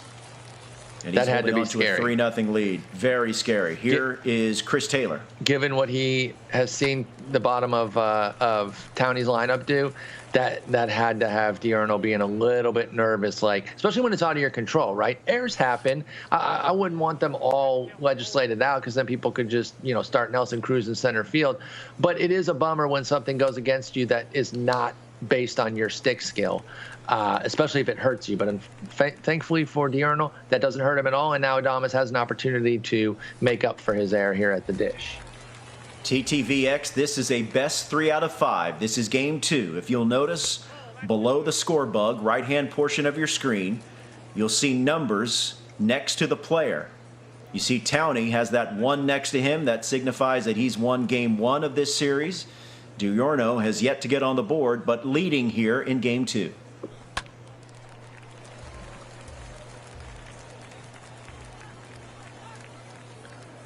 Adames now with a 2-2 pitch coming. Oh, good got pitch. him there. Yeah, great pitch there on that inside sinker. He just missed it. Now JV will be up. He's been doing well with JV, so of course he's going to stick with him. Obviously, no runs allowed. No reason to make a move right now. Although the pitcher's got himself a hit. Let's go, JV. Sorry, my homerism sneaks out there. I'm a diehard JV fan. So I was just this close of saying this has been a nice bounce-back inning for Cliff Lee, but now he has to deal with Mookie Betts, who went yard. That's the super scary part about giving up a pitcher hit, is that it flips the lineup against a stud, right? If I get a pitcher hit against you, you're like, whatever, I'll just strike him out with Trey Turner here super easily. But if a stud does, you're like, oh no, now I have to face Betts with a lefty? Are you kidding me? And it's 3-1 here. He's pitching him carefully. He gets the swing there. Nice pitch. Full count. You can send Verlander, but I don't think it'll matter that much. Yeah, I'm not sure how much good it'll do. Payoff pitch from Lee. Base hit. Uh-oh. Past the shortstop, in for a base hit. Make it back-to-back 2-out hits here in the bottom of the second. Here's Kyle Schwarber. Diurnal can make this really hurt. Schwarber lefty. Like I said, these guys, all 4 competitors today, not phased by lefty at all. That's going to kick off. Off Cliff Lee. Pitcher wall in full effect. And he misses. Oh, wow. Wow. Wow. This got the break with the pitcher wall, but unable to take advantage as Schwarber is on with an infield hit. I think you got to go to the bullpen here. I would not let a lefty face Vlad here. I think we're going to see no room to put him. No room to put here. Vlad Sr. Okay, so he will go to the bullpen. It'll be Noah Syndergaard. Interesting. This is the first we're seeing of Syndergaard. It is the live series with the outlier, of course. So that's the only reason he's being chosen, for his team. It's a guy who throws hard with outlier on a sinker. First pitch strike there. And again, pitching him outside of the zone. And you've said, Paul, that's kind of a dangerous part to put the pitch when you're facing Vlad Sr. And the only way I can justify it is there's no safe zone, right? They're all scary, but I do think the outer third is a bit scarier. This is a 3-1 count. This is a scary count. 3-1. Nope, he's going to hit one up the middle on that. Oh, wow. Great play by Ronnie. Oh, wow. Mo. What a stop by Ronnie Mauricio to end the inning. I thought that was a base hit all day, Robert. Nice play. So make huge. a mental note of that particular sequence. Yep. It could have gotten even more out of hand. Bottom 2. Instead, it remains a 3-0 deficit with Jonathan Villar leading off top of the third. Bottom 2, Ronnie Mauricio strands the bases loaded. Put a star next to that one, folks. Could be a game changer. Still has the lead. Nothing to be too worried about if you're Diurnal right now, but that is rough. Almost 1,500 people watching the stream on Twitch. Appreciate you joining us. He got some favorability that inning. But make no mistake, he was having plenty of good at-bats himself. Then the scales tilted a little bit back into Towney's favor in terms of, a nice break there with the great defense by Ronnie Mo. And that's going to be it for Thor. He's just going to come in, handle that, and then you got to go with the pinch hitter here down 3. He's going to use the Gold Conforto off his bench. Just for those just joining us, Towney's had some stream issues. That's why we're sticking with the Diurnal feed, even when he's pitching. There's a shot. Oh, nice play. Nice play by Jimmy Fox. Double got that got the sliding fielding animation there. And it worked out for him. Yeah, the sliding fielding animation where he doesn't pick up his arm and he'll lay it. Uh-oh, that was going to go. Oh, never mind. Not even close. Ignoring. But yeah, nice play there. Be 2 outs left to Duran here. Verlander almost had his head taken off on the base hit. Watch yourself, comebacker, and it's a 2-out hit for. Who is that? Was that Conforto? No. That was no, Duran. It was Jaron Duran, excuse me. All right, that'll bring up Absolute Chipper monster. Jones. Chipper Jones with an opportunity here. Goes outside the zone, evens the count, swing and a miss. Here's the 1-1. It's been all Diurnal thus far, but it's a 3-0 lead. That is not a lot. And in fact, at this point, it's, one pitch from being 3-2, and we're, not even blinking at a 1-run deficit. So if I'm Towney, was that I'm not Towney's phased right first now. hit? Was that Towney's first hit of the game? Runner on the move. That would make sense based on the fact that first or second. Yeah. I think it might have been his second hit. Here's the payoff pitch. Runner on the move, and we'll do it again. Challenges him with that heater. Just missed. Let's see where he goes now. Going to go back up and in with the cutty. No shot. Didn't want to get beat by Chipper, and don't blame him. Not that Betts is any easier, but just reset here. Mookie Betts representing the tying run at the plate. Sometimes Had it's a hit and a walk, all with 2 outs. even though the lineup's going to stay difficult, you're going to face another stud next time. Sometimes it's better not to challenge on a full count and make them get themselves out. And if not, take your shot with a clean batter. Even High though it's going to fly be a ball, 3-run deep shot. left field, and Paul, we're tied in Boom. game 2. New game. By the way, that's not going to change my point, though. Even though, literally, as I'm saying, he hits 3 home. I think you got to make him do that, though. Don't back yourself into a corner where you lay a meatball into Chipper and he hits the homer. Make him do something big with Betts, and he did because he's a stud, and that's what studs do. But I stand by the point that sometimes you're better off throwing a pitch out of the zone on 3-2, seeing if your opponent will get himself out, and if not, you get to re-rack with a new batter. 23rd pitch of the inning for Justin Verlander. And remember, Paul, this has all been done with 2 outs. David Ortiz is going to fly out to left, and that will retire the side. And just One like run. that, Towney is back in. 3 runs on 2 hits. You were right, And though. we're That tied. was his first hit, because then the Betts homer was his second one. Wow. Holy moly. No lead is safe. Not with these players and not in this park. Betances coming in now. We're in the 3rd inning, and it's already Towney's 3rd pitcher. But, of course, you can use your starters. There is no stamina, so there's no lasting effect beyond this game or anything like that. I just pointed out because it's something unique to this game that we haven't seen yet, where a guy's deep into his bullpen already. Or not deep into it, but, a couple pitchers into it. All right, that'll bring up the dangerous George Brett. Uh-oh. And I say danger. And was this in the danger zone? Oh, Wow. Makes the catch at the wall. You could tell when he slowed down that was them putting him into an animation, so I knew he had it, but that was close. Wow. Even George Brett's outs are something to behold. But a big out number 1 there here in the bottom of the 3rd. I'm reminded, and I mean, it was 5 seconds ago, despite how old I am, doesn't mean I forgot about it, but I'm reminded of the Ronnie Moe play in the bottom of the 2nd and how important it was. And then the Great fact call. that he scores 3 that next half inning, just an incredible sequence for Towney. Yeah, that's a very good point. It's a good Gonna get point by under our that members one. of the chat. Here's Jaron Duran, gets under 1, and lazy fly ball to left, and that retires a side. We're through 3. We're tied at 3. Game number 2 in this best 3 out of 5. Towney took game 1 15-10. He trailed 3-0 in game 2 before tying this game at 3 apiece. Strong half inning Justin there. Verlander. Sorry about that. Strong half inning there with Betances. And we talked about how, his overexposure to the community has made him less of an option this year. But you saw a great half inning there by Towney. There's Jorge Posada 0 for 1. Chat pointed out that he was dotting. Good call there, Chat. A rare Chat dub. Lazy fly ball. No problem for the center fielder, and that's out number 1.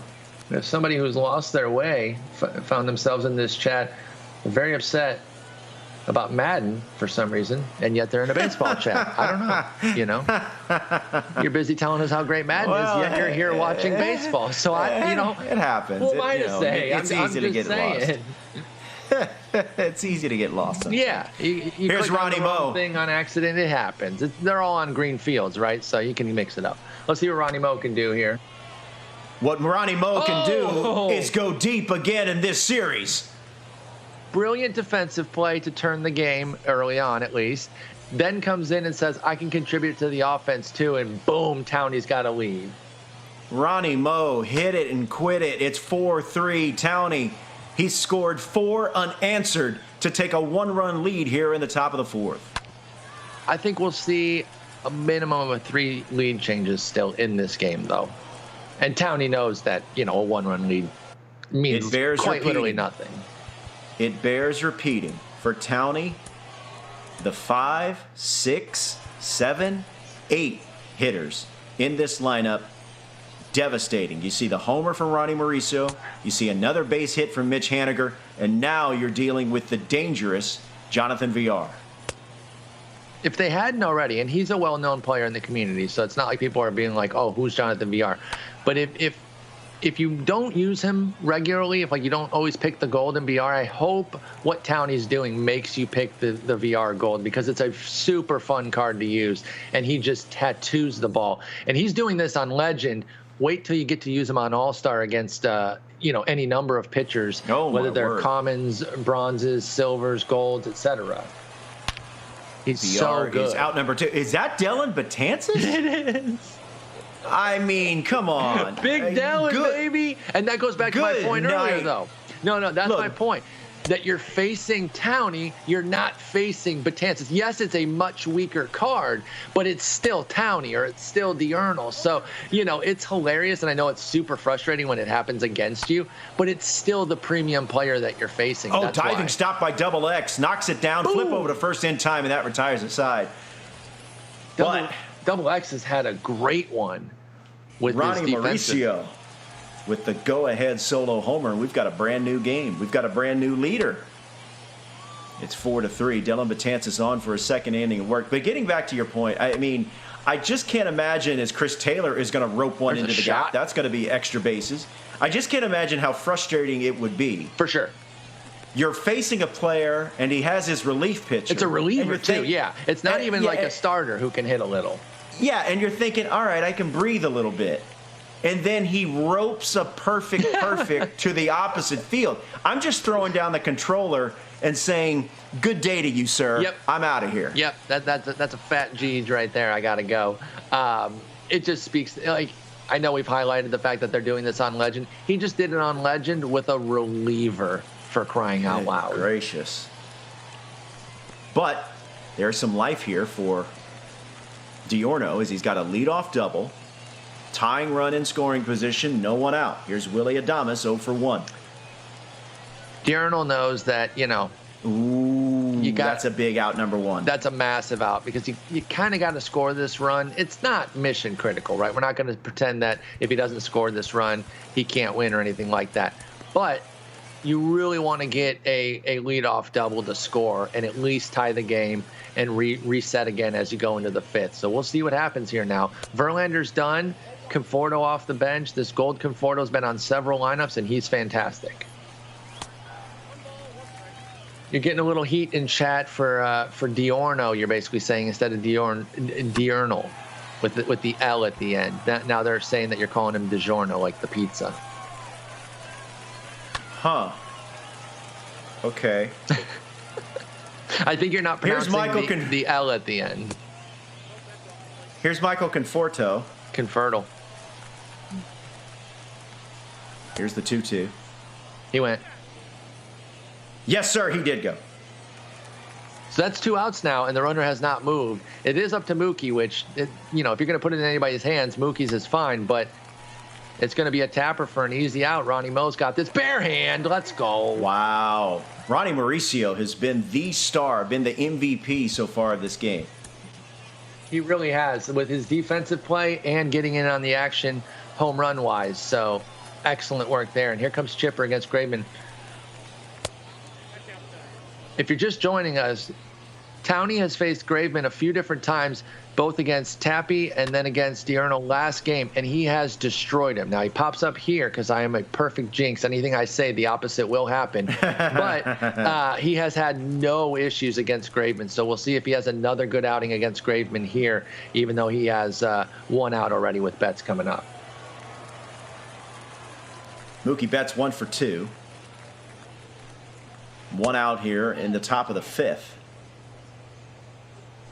Towney trying to add to his lead, 4-3.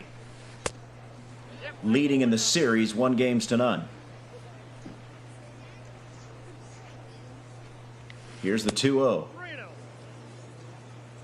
Spits on that sinker, and he's ahead in the count, 3-0. Auto take. Yep. And that's in there for a strike. David Ortiz due up and on deck. With a lead, I'm going to take 3-0 all day and just, make the opposition throw some more strikes. Here's a payoff pitch. That's a fat pitch. High fly ball. Left center field. That's off the wall. Going back is Betts. That's going to be off the wall. It's a one-out double for Mookie Betts. I'm kind of surprised that wasn't even close to a triple. It was just a pretty easy double there. It almost bounced off the wall too hard for the center fielder to make sure that he couldn't even think about 3. Mookie best, am I right? According to Foo Daddy Magic. Good call. I like it, yeah. Mookie's amazing. Nailed it. Mookie is incredible. That Good take misses there. Inside, 2-2. Nice shot. Slap to left. It's going to be deep enough to score Betts. No, it will not. Runners at first and third with one down here in the top of the 5th. And the danger is Jorge Posada. He's 0 for 2, Paul, and it seems like he's due. Absolutely. And what did I tell you? Boom, you called it. He is definitely due. A 3-run homer for Jorge Posada. And Towney extends to a 7-3 lead. And if we can do a double back, Pat, you called that, and I told y'all, he is not fazed by Graveman in the slightest. And I only bring that up to point out that many are in the community. That Graveman is a well-regarded card, but Towney does not Ronnie care. Moe, high fly ball, straightaway center field at the wall. Oh. He leaps up and makes the catch. He didn't even leap. You got that one-footed on the tippy toe animation, which might be the most frustrating animation to get if you're on the receiving end. I was going to say, it's the best when you get it. You love it. You're like, yes. If he was 1 inch shorter, he might not have caught that.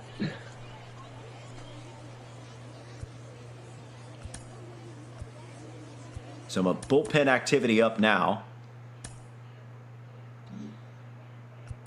As you see a righty and a lefty are up for, but we're going to see Aroldis Chapman out of the bullpen to face Mitch Haniger. Uh-oh.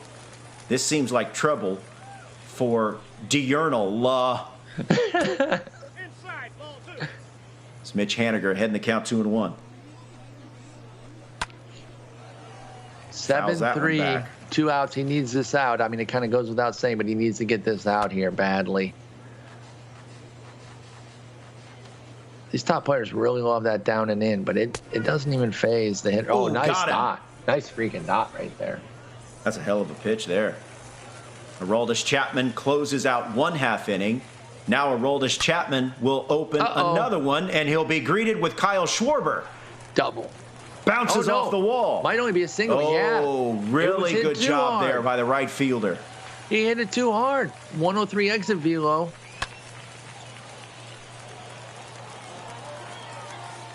That'll bring up Vlad. Bottom 5. That's down the line, but foul. Vlad Sr. 1 for 2. Big opportunity here. He's been great for Diurnal across these 2 series. Oh, and he freezes him on the wow. high sink piece. He must have been looking for something else. Had to be. But he's not out of the woods yet because he's got a deal with the red-hot George Brett. Who surprisingly is 0 for 2, but that is will hold up. not going to fall. I thought it might find the corner. Instead, the right fielder is able to run to his left. I absolutely Good for thought it out had number more 2. juice off the bat, but then it kind of meandered.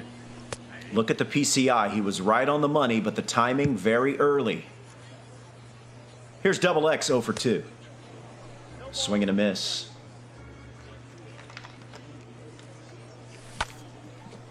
There's a shot. That is Double roped. X. Deep to left field. Oh, it But the stays in. left fielder will make the catch to retire the side.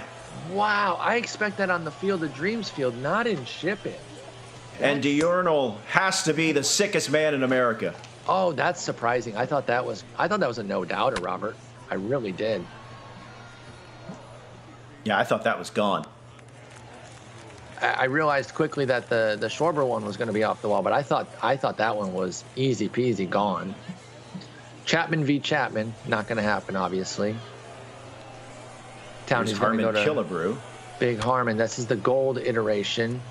All Harmons are fantastic. Even the bronze one can do some damage off your bench in BR if you want.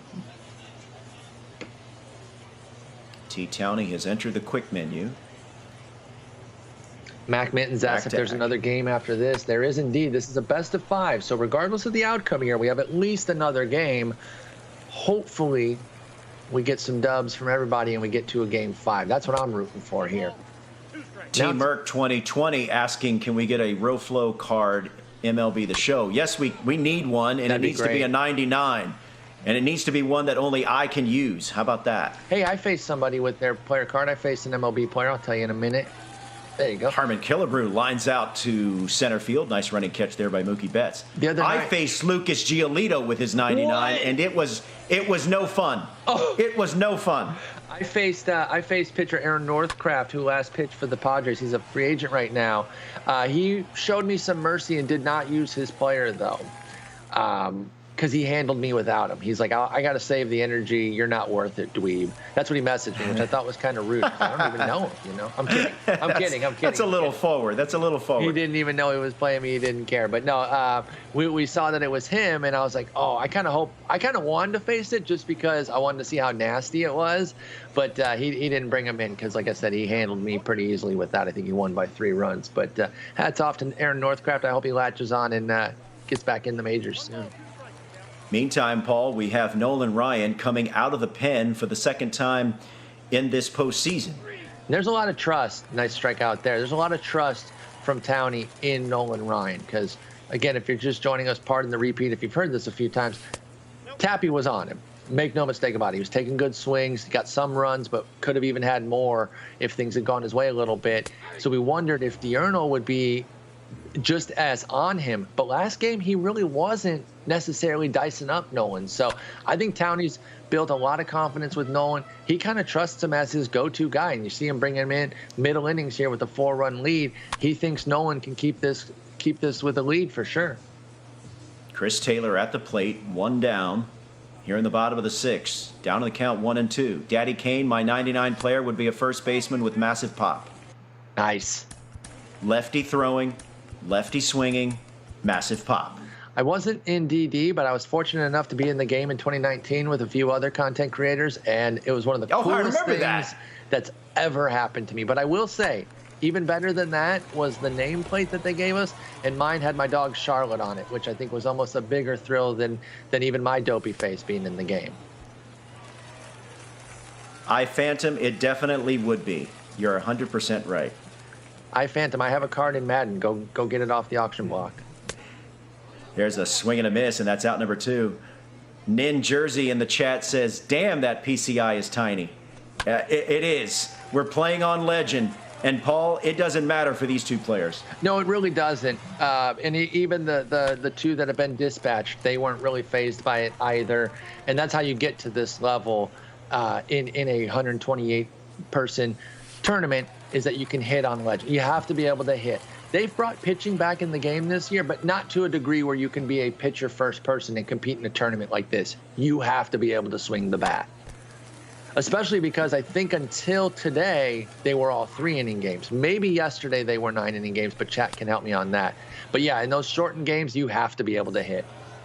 Good work for Nolan Ryan. Strikes out Willie Adames, and that retires a side. We're on to the 7th. Towney batting, leading 7-3. Jimmy Fox. Double X has been in the middle of everything, and he got the slow animation there. I think part of it was Chapman's fault, though, because Chapman wasn't there, so Fox kind of fell into that lazy animation, whereas if Chapman had been at first, I think he'd have had more urgency. So I think it's partly to blame Chapman there, which anytime we can blame Chapman for something, I think we should. Man. All right, so a strikeout there. He rallies to get out number 1, but now he has to deal with David Ortiz, 1 for 3. Nice shot This could there. be 2. Flip it for 1. Fire it for 2. We go to the bottom of the That's 7th. big. That's Towney big. leading 7-3. That is huge because the way this inning started, you would have think that Towney was going to find a way to add. Can we just marvel at 4 straight zeros? After what we saw in That game Towney- 1, that's quite a departure. Like, it is are you- quite a departure. Pardon me. Second, third, fourth, fifth, 5 straight zeros. 5 straight zeros for Towney right now. Like, my man is dealing. And I just said you can't be pitcher first. I'm a liar. Yes, you can if your name is T Towney 7. Here's Jesse Winker, pinch hitting. Uh-oh, Rexy, this one doesn't have the distance. Posada will settle underneath, and that's out number 1 as Nolan Ryan on for his 2nd inning of work. That's up. And as you mentioned it, this is the card that Towney has a lot of confidence in, bringing in Nolan Ryan out of the bullpen as a starter. It's a good card. Like I said, the only real trepidation I had with it was it seemed like Tappy was ready to break through at any moment, but he never did. And maybe he wasn't as close as we thought to breaking through, because now we've seen several successful innings for Ryan. And again, Towney obviously has a ton of confidence to bring him in and at least get a couple innings out of him, even if he doesn't want to start him for a whole game. And just as we say that, Kyle Schwarber goes Schwarber, yard. high, deep, out of here. But A 2-out homer Here's the for thing. Kyle Schwarber. Giving up a couple runs is still having a great outing with somebody against guys like Diurnal and Towney. So I'm not even fazed by that, and I know that Towney won't be either. Expect to see Ryan in every game in some capacity that we play left in this series. And also, you know the old adage, solo homers won't kill us. Exactly. Cuts the lead to 3. Diurnal's Vlad definitely happy Sr. to get it, but Towney's not bugging on that. You know, one thing I've noticed is, and I think I'm going to try this because I'm not on Legend, obviously, but I am on Hall of Fame, which is basically Legend for me. I noticed that they have their outer PCI, at least on the fade out, so that they can see it. And I think, I can't remember who it was. I think it was either Scan or Little Man. I was watching a tutorial video, and they suggested having the outer PCI on a little bit to maybe make yourself think that the PCI is bigger on those higher levels than it is, just to give yourself a little bit more confidence. And I like that tip, and I've seen these guys do it. And if it's good enough for the top dogs, it's good enough for me. So a bouncer ends the inning. Now we move to the 8th. Here's Jorge Posada facing Zach Britton. Former Yankee against current Yankee. Here to start the 8th. Breaking Here's a fly Fleming ball and foul ground. he thinks he's in a dream. He said that we're pretending that this is a real game. I think this is actually really happening. I believe this is indeed real life. How is this game not real? I don't know. I'm just reading. I think he thinks he's in a dream state of some sort. This is this is actually happening. Meantime, that's a liner to Jimmy Fox, and just like that, there's 2 down. Here's the dangerous Mitch Haniger. Not a phrase you thought you'd be saying this afternoon, huh? Dangerous Mitch No. Haniger. And nothing against him. It's just that Towney's been so amazing with him. He's actually been a massive part of his lineup. Ooh, nice pitch there by Britton to jump ahead 1-2. 1-2 to Haniger. That is golfed, but foul. I've taken a lot of little things that I want to implement in my game from these folks that we've watched today, but I'm only further disheartened by my inability to use pinpoint when I watch them perfect every dang pitch. High fly ball. This will end the inning, and we go to the bottom of the 8th. Diurnal down 3, and he's got his hottest hitter up at the plate, George Brett. 1 run in his last 6 innings. T. Towney is pitching his face off. That is such an accomplishment against a player like Diurnal here. I cannot speak highly enough of how great his pitching has been this game. I did not expect swinging. that. George Brett grounds out to Ronnie Mauricio, who throws over to first, and there's one down here in the bottom of the 8th. Jimmy Fox facing Nolan Ryan. I believe this is Nolan Ryan's third inning of work. Yes, and he gives up the one solo, which again, Towney's not batting an eye at that. He has a lot of confidence in Ryan. He's going to stick with him here until he really gets in a situation where he has to take him out. And this is a comment from a little bit ago. There's Fox's This homer. is some trouble. Jimmy Fox, a solo homer. And that could spell. And it's now a 7-5 game. I think you take what you've gotten from Nolan and be happy with it. I'm not sure I'd let Duran face a righty here personally. But Trash Forever made a comment earlier that I totally agree with. Do not count on a Diurnal comeback here. And this was before the Schwarber home run. So this was back when it was 7-3, and he's dead right. These guys are never out of it. 4, 5, 6, 7 runs, they're not out of it. So especially a 2-run deficit here, this is still very much a game, and I cannot wait to see how it finishes. Here's the 1-2. Good job to stay alive. Fought off that curveball. Diurnal is getting some activity up in his bullpen. A lefty and a righty, and you see double barrel action as well for Towney. Duran 0 for 3, an uncharacteristic 0 for 3. I'm not sure he's had an 0 for from anybody of the 4. And all 4 of our semifinalists used him, and I'm not sure he has had an 0 for all day. And he's going to go 0 for 4 because he grounds out to second. So Diurnal will have to bat around again to get him a 5th opportunity to kind of keep that maybe streak alive. I can't say for sure, but it feels like there's been no offers for Duran. Here's Chris Taylor, 1 for 3 with a double. Oh, he gets into that Sends one to left field. It will be held up in the air long enough for the left fielder to squeeze it, and that retires a side. We go to the 9th. Towney trying to add to his lead, and he'll start off with Jonathan Villar, who promptly sends one into the gap in right center field. That's going to be extra bases. It's a leadoff double for Jonathan Villar. Fake throw. Oh, I was going to say he had to rethrow there, but of course, Towney's never thinking 3 there, so it didn't end up hurting him. It gave me Villar doing that saved me from the obvious analysis, but I'll say it anyway. Diurnal needs a scoreless inning here. As much as he can get. It won't be easy, though, with a runner on second already and Schwarber up at the dish. Oh, I thought he had Kyle Schwarber. That one. Big insurance run out at second base. He's working that Kenley inner Jansen. third. And then he's going to go away, exactly. But he fouls it off to remain alive. Towney was on it. A little late, but the PCI was right there. 1 ball, 2 strikes. Easy take.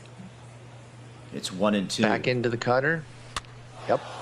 And he pops him up. Ooh, got into his kitchen, pops him up, and that's a big out number 1. If he can strand that runner at second, that's going to feel really good going into the bottom of the 9th. It'll bring up Jarren Duran. Looks at a strike on the inside corner. He's down in the count 0-1. The combined Durans are a 1 for 8 this game, which, again, uncharacteristic. It'll be 1 for 9. Grounder to second. That'll move the runner over to third, but it'll be 2 down here in the top of the 9th. Switch hitter Chipper Jones at the plate. Chipper Jones. I can't hear Chipper Jones and not Fly do a skip ball. carry. Behind the bag, in foul ground in near third, and that retires a side. Great buckle down there from Diurnal after the leadoff double. Shuts it down 1-2-3 after that. Keeps it at a 2-run deficit. Very much in range here to walk this one off. He's going to have 8, pinch hitter 1 coming up. He's going to go pinch hitter here. Oh, never Buckeye mind. Nation in the chat says, I appreciate these guys being able to call the game and read the troll comments. We appreciate that, Buckeye. You know, I really think that Joe Buck should be allowed to have comments scrolling. That'd be great. That would be great. It enhances the broadcast, and let's face it, every now and then people deserve a good verbal smackdown. Yeah, and I think he's savvy enough to drop some hammers too.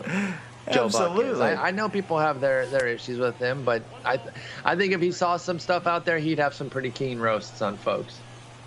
All right, here's Goose Gossage trying to get the final 3 outs and give Towney a commanding 2-0 lead in this best 3 out of 5 championship series. Winner gets $15,000. I'm going Willie to. Adames looks that low. It's 3-2. Obviously, we got a key spot coming up here, so I'll say what I was going to say. Oh, he gets him with the strikeout there. But I will echo Sully's comment real quick to congratulate Michigan on winning the Little League World Series, because it was Taylor, Michigan, a place I grew up about 2 minutes from. So it was cool to see a city very close to Allen Park, which is where I grew up. So nice. Congratulations to Michigan to those kids. on the Little League World Series. I love watching it every year. Those kids, they're so good. Absolutely. How about Gavin Weir, who was on the South Dakota team? I heard Chris that Sale lookalike. I heard that the Padres were actually going to sign him for today, like for the rest of this season, to fix their pitching issues. Meantime, D. Strange Gordon, 1 down here, bottom of the 9th. More great takes from Phantom. Apparently, you can't say the word roasted in 2021. That has become a no-go word. So, Madden, Really? the greatest game ever, and roasted. Got him. Oh, wow. He said, get back here. What? He showed up the ump, and he said, I don't think so, I thought Gordon. it was a walk. What? So did Gordon, and instead it's a base but he's going to get on base anyway. Who's that at second with the lazy That was play? Jonathan Villar. That was a shoddy effort from Jonathan Villar. As much as I will hype Villar's hitting, his defense is pretty mediocre. And that's putting it politely. I'm trying to see if there's any defensive replacements here that Towney could have used. He's got Mondesi. I don't know if he's used him. No, he could have gone Mondesi, who's excellent defensively. Yeah. But what if that spot comes back up? Mondesi can hit. Very good point. But he's not Jonathan Villar. Yeah.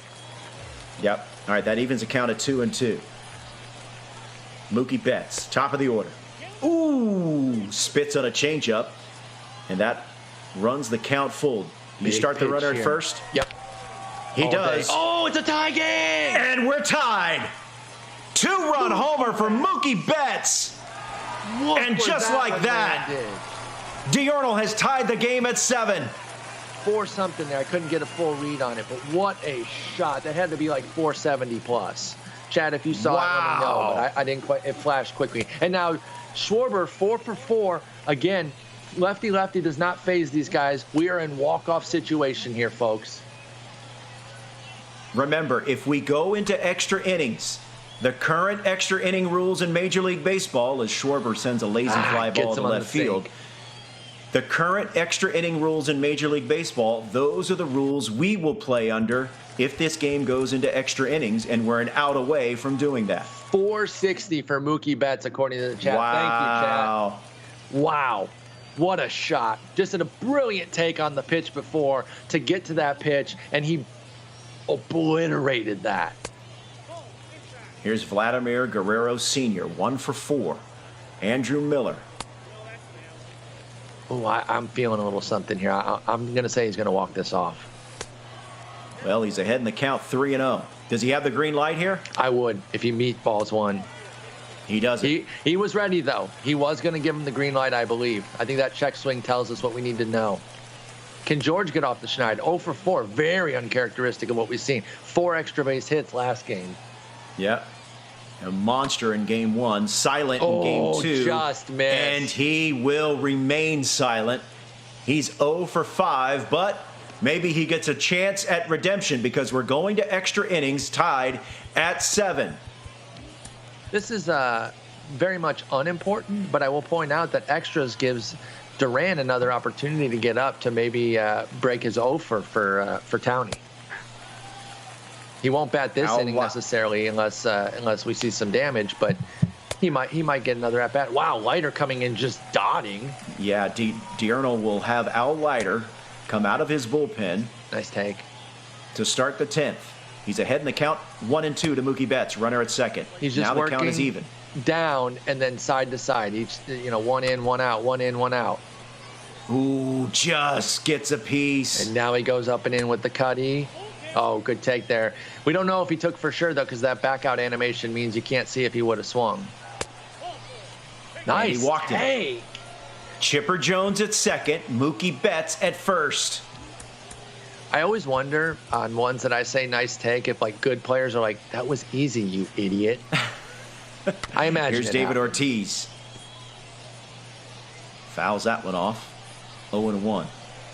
I'm still buzzing off that Mookie Betts homer. That was so sick. Second consecutive batter, Al Leiter has jumped out to an 0-2 count. Can you finish off Ortiz here? Here's the 0-2. Great pitch. This could be 2. Boom. Over to second for 1. Back over to first in time. The runner will move to third, but there's 2 down. He's set up brilliantly to get out of this, but he has to face Posada, which is terrifying.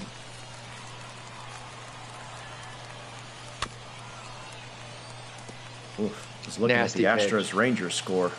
Zach Greinke got bombed today. Oh no, my fantasy team does not like to hear that. That team's not very good this year though, so that's fine. Nobody cares. I know.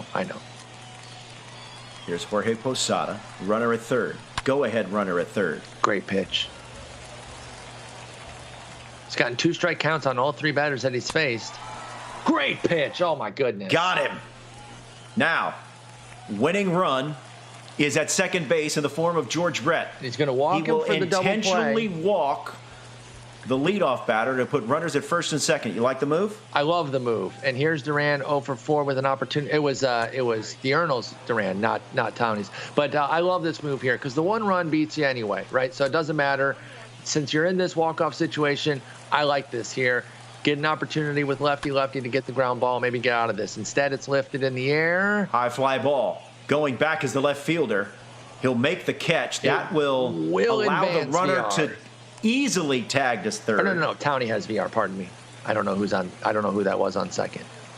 Who's now on third? Do you bunt here or you just play straight up? That's George Brett.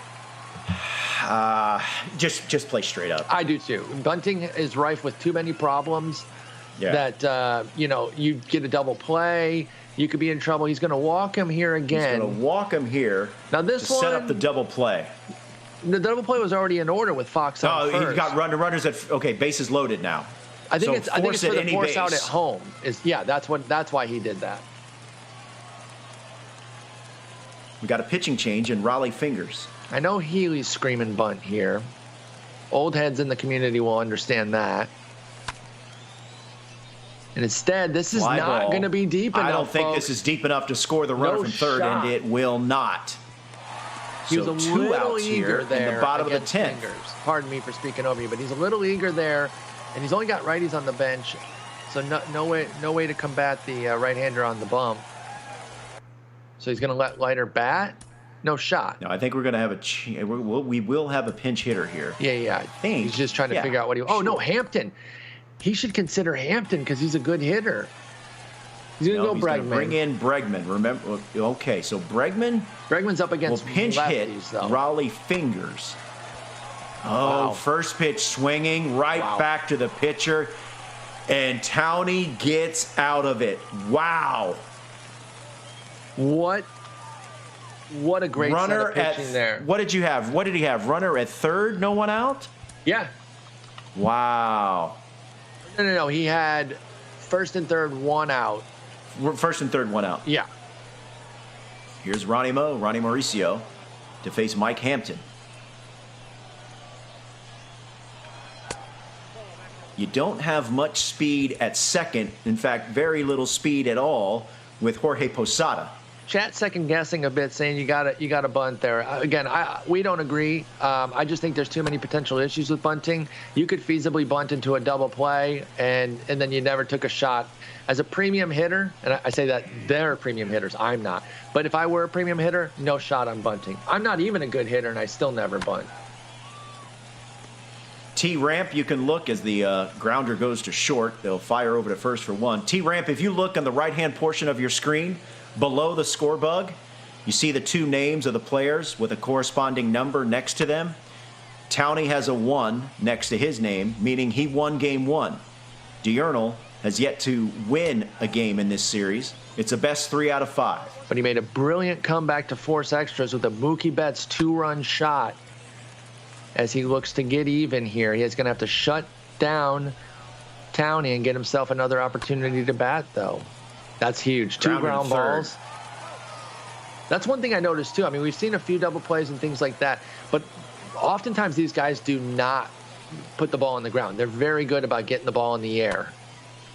And he gets 3 ground balls. Here's another ground ball. Excellent work.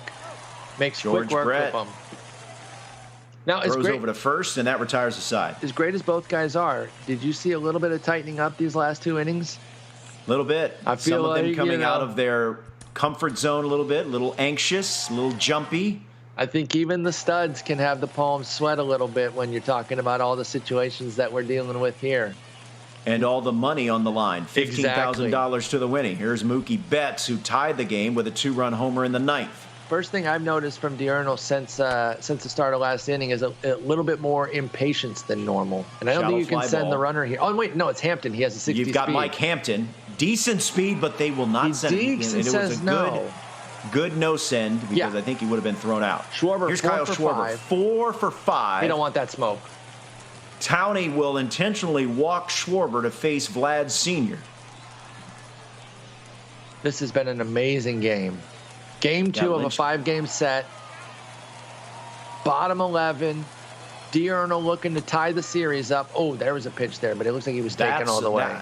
It seems to me that's where you want to put the ball when you're facing Vlad Sr. High and in, and he got the call there, and it's 1-2.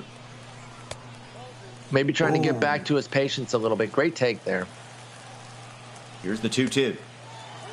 Oh, that looked filthy. Just off the plate. Count runs full. The payoff pitch. Oh, got him to chase and for a big out number 2. Now George Brett. And we will bring on a lefty to face the left-handed hitting George Brett, who is 0 for 5.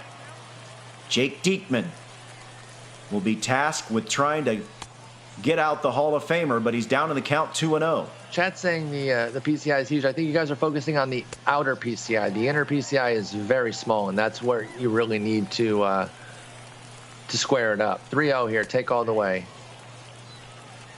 Good pitch. Slider drops in for a strike. It's 3-1. Here's the 3-1. Just foul, as he was just to the right of it. Full count now. Runners going. Full count. Got it. Strikes. Did I get him? Oh, wait. Did he get him? No. Okay. I thought just it was a tip. I didn't hear the tip. Base hit. And that's a base hit up the middle. Send him. Here comes Hampton. Rounding third. Throw home. Not in time. This series is tied at 1. What a game. Holy smokes. Great play by both of them, Robert. What a game. Wow. That was unreal. Jeez, Diurnal down to his final few outs until Mookie Betts with a 2-run homer to tie it, and then George Brett with the base knock to win it. That was huge. And, of course, it had to be George Brett, who's been amazing for Diurnal throughout this entire run. They were both He was 0 for great. 5. Yeah. George Brett was 0 for 5 at the time. He actually needed something to kind of get off the schneid there. I wanted to pull this up here to see. We talked about the zeros that Towney was able to put up, but then Diurnal put up 1, 2, 3, 4, 5, 6 of his own. I talked about how there were 6 early zeros from Towney against Diurnal. Then Diurnal got his own 6 later in the game, and that's when it mattered most. Gets in the dub, ties up the series. We're seeing some highlights here. Not as much offense as last time, but still 8-7 on Legend, which speaks to their greatness. Yeah, you see Mookie Betts going deep to get the party started for Towney. The barehander there by Ronnie Barehand scoop Mo. and throw by Ronnie Mauricio. Ronnie had a great Betts game. goes extra bases again. Remember that one? Thought it could be a triple, but it ended up playing perfectly to the center fielder. Graveman. This was Towney's biggest advantage of the game, a 3-run advantage to make it 6-3. He has no issues with Graveman. Then Fox gets one. Remember, we thought he got one earlier, and then he pops that one, and then here it is, the game tire. Perfect. Bot 9, full count. Mookie goes 460 to deep left. Insane. And here is the game winner. George Brett Easy. drops one into center field. Remember, Mike Hampton, who in his day was an excellent athlete at the pitching position, could hit, could field his position, and could also run the bases. This series now, Paul, tied at a game apiece. What are you looking for in game 3? I will say quickly, 60 speed is like 3x what a normal pitcher has. I'm looking for more hitting, of course. Now, we saw a little bit of pitching there, but it was still 8-7 on Legend, which is pretty uncharacteristic, at least for any Legend games I've played. These guys are awesome. What a great game there, though. They both found streaks of putting up zeros against the other. I wonder if they saw anything there that they can take into the next game and maybe continue to put up some zeros. We've each seen them kind of develop a few guys that they're confident with, but then a few others that have nothing against the opposition. Neither Chapman has been successful. I keep mentioning how Graveman's just getting killed by why am I blanking on his name? Towney. Sorry. But yeah, he's been excellent there. And then Nolan Ryan has turned it around. We thought he was a little wobbly against Tappy, and all of a sudden he's out here doing very well against Diurnal. So I'm eager to see who the two guys start in this one here, because the offense was down a little bit early in that game.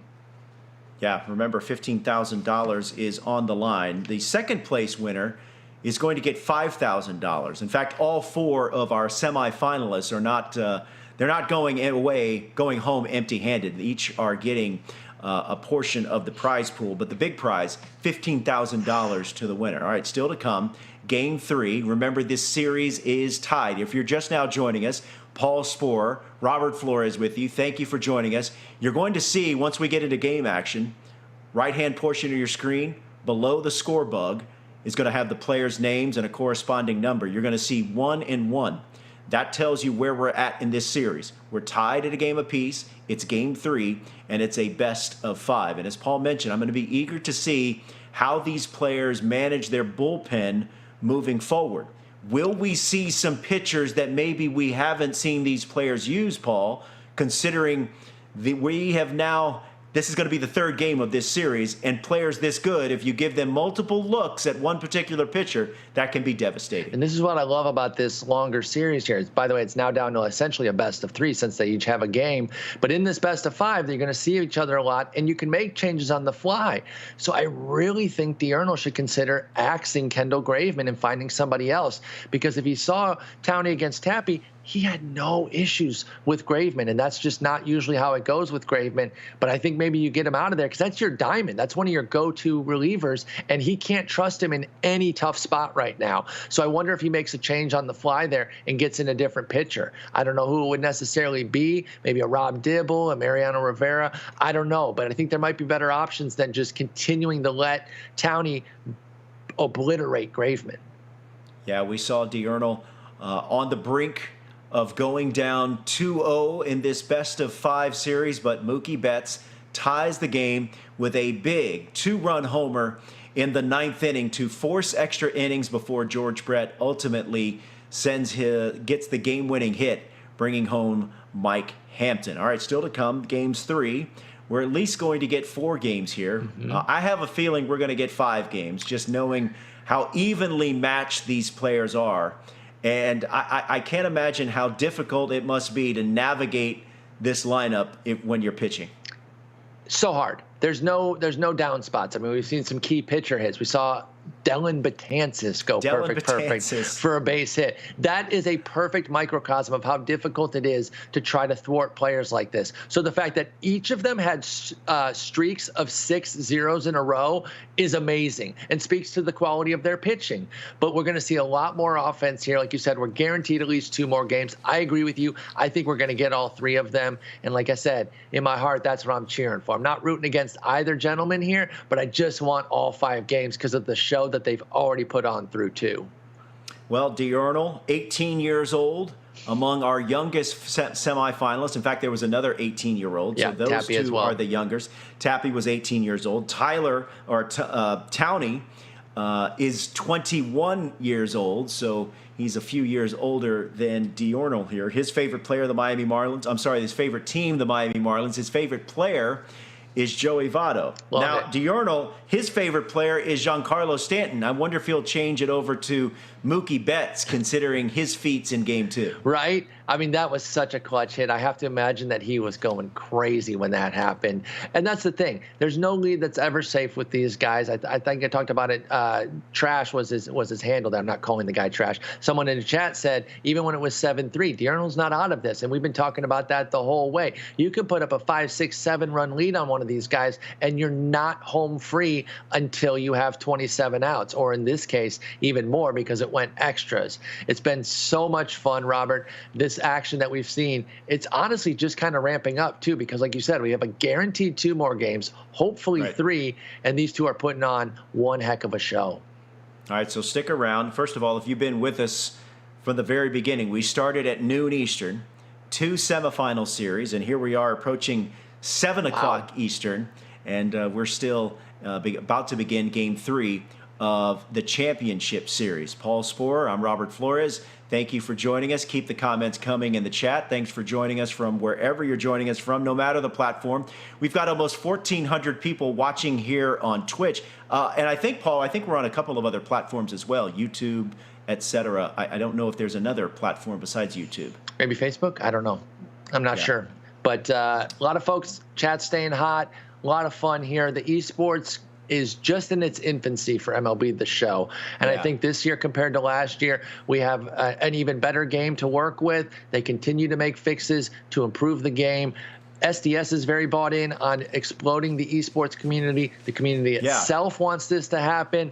And I think we're just seeing the very beginning steps of what will hopefully become a very big community of esports and lots of money to be won for these amazing players. Absolutely. I would love to see, when the time is right and conditions are right, a giant studio with fans, putting them on camera, seeing how they react in real time to how they're playing. I think that's something that is definitely would be nice. And the future is bright for this franchise as it pertains to esports. This is a lot of fun.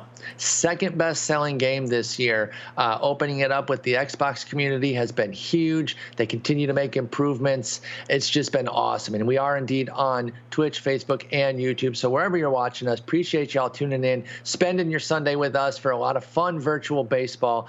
It's been a blast. I've been so excited by this. I was looking forward to this. And like you said, we're already on the books for another tournament down the line. So that's right. Start training if you want to be in this spot, being one of Diurnal or T-Towney down the line. Get your game up, and maybe this could be you that we're calling your games for. All right, the players are readied up. They're locked in. We are about to get underway. Towney is going to be the home team. He will start Justin Verlander. And leading off for Diurnal is Mookie Betts. It was Towney who took out Verlander for Lee, right? So this means he's bringing him back in. Do I have that right? I think you're right. Yes. We had Cliff Lee as a Game 2 starter. But then he said, is now out of the rotation, and he will go back in with the harder-throwing Justin Verlander. And now I want to see if maybe Diurnal made a switch as well with that Graveman piece, because, again, I just don't think that you can trust Graveman in anything close to a tough situation based on what Towney's done against him, not just against Tappy, but against Diurnal himself. So he's seen it up close and personal. Big strikeout there for Mookie, Game 2 hero. Gets a little strikeout there from JV, and it'll bring up Schwarber. JX Gaming in the chat, Facebook gaming streamer here as well. Me too, JX. I stream on Facebook. You can find my streams there on that page.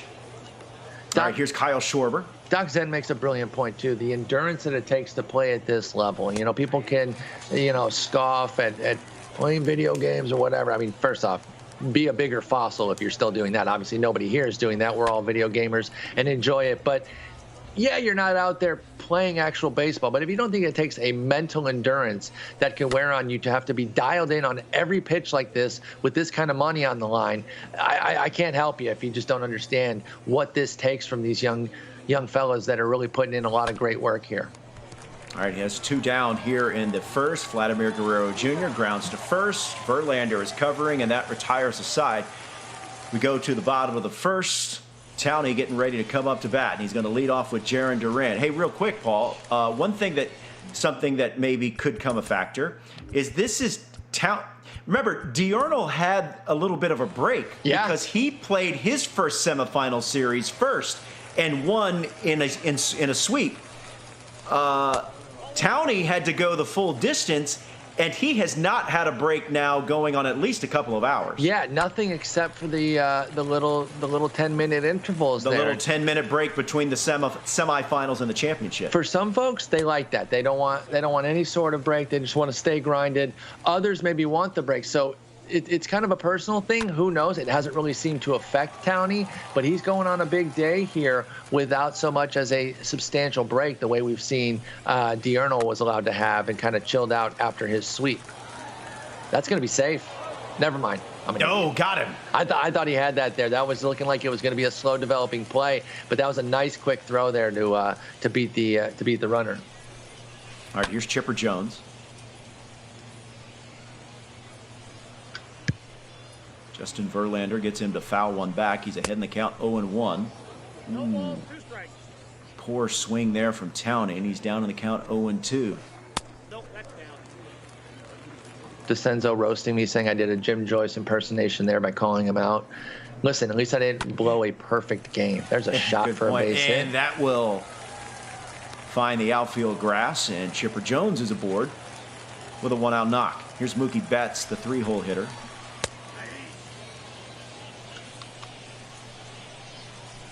This card, so great. And yeah, so good. It takes a lot to get him. It should. When a card is that good and you've been playing all year, I mean, you should have grinded like a good foundation of this stuff.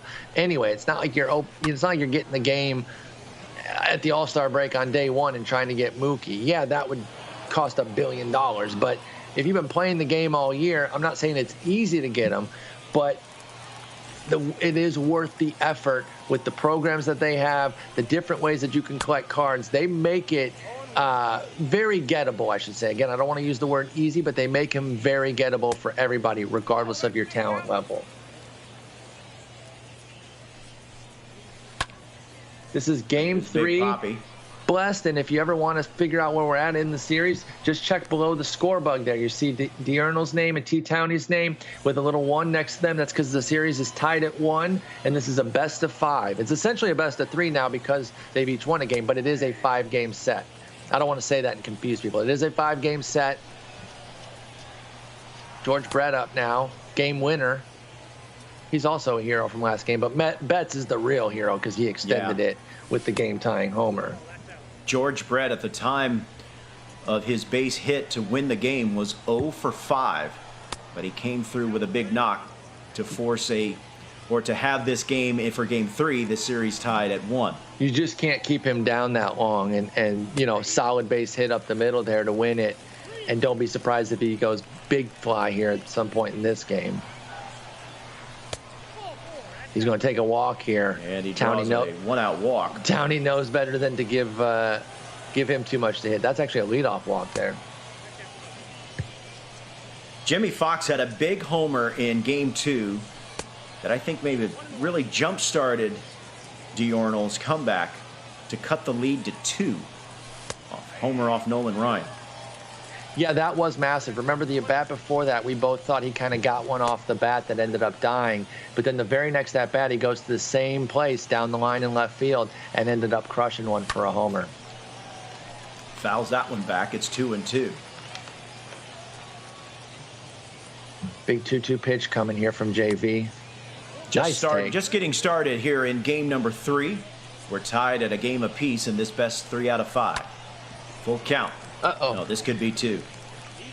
Over to second for 1. Back over to first for 2. Taylor-made. 2 down here in the second inning. Taylor-made double play there. Nicely done. And bring up Jarren Duran with 2 outs.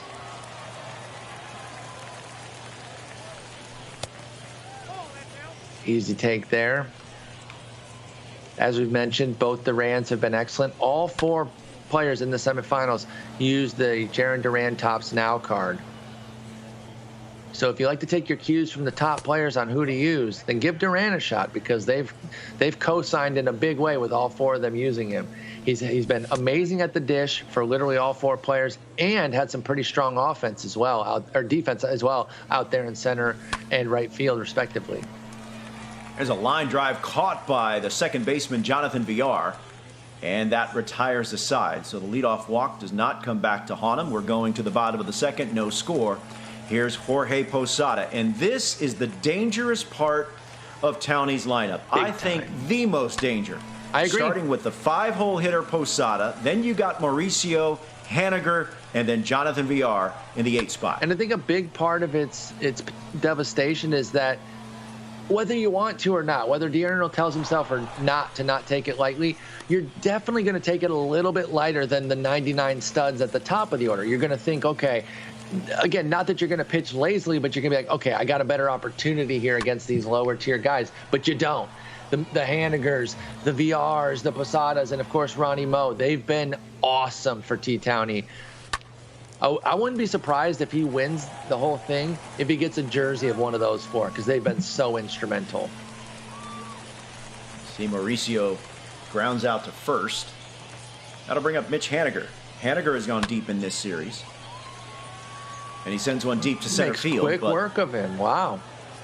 Very quick second inning. We're through 2, no score. 4 zeros, which is very surprising. Just 1 combined hit, and then you wonder if maybe there's a little bit of the mental fatigue coming in, where both of them, after such a draining game 2, are they a little bit worn out here, and they got to find their footing again as we see some pitching early on. Now, it's early. This could still be a 10-9 game, make no mistake, but at least early on, starter's advantage. Here's Chris Taylor, 7, 8, and 9 due up for D'Arnaud. And Chris Taylor fouls that one back. Food Daddy Magic and I were on the same wavelength there. He says boys are in search of their second wind. I agree. I think they're a little bit mentally draining. And that's going to be down the line. Knock. Karams back towards the left fielder. Perfect bounce for Townie to keep it at a single there. So a little bit of bad luck there for D'Arnaud, but it's a leadoff hit for Chris Taylor, and he's aboard at first. Here's Willy Adames. Game 3 in a best of 5. Each gentleman has a victory. This is the swing game, potential swing game here. I was hoping we could get a look there at D'Arnaud's bullpen there. I'm still eager to see if he thought maybe changing out Graveman was a good idea. I really think he'd benefit from that. At the end of the day, though, I'm not the general manager of his team. Count is even at 2-2. Got him. Nice pitch. Just attacked him there.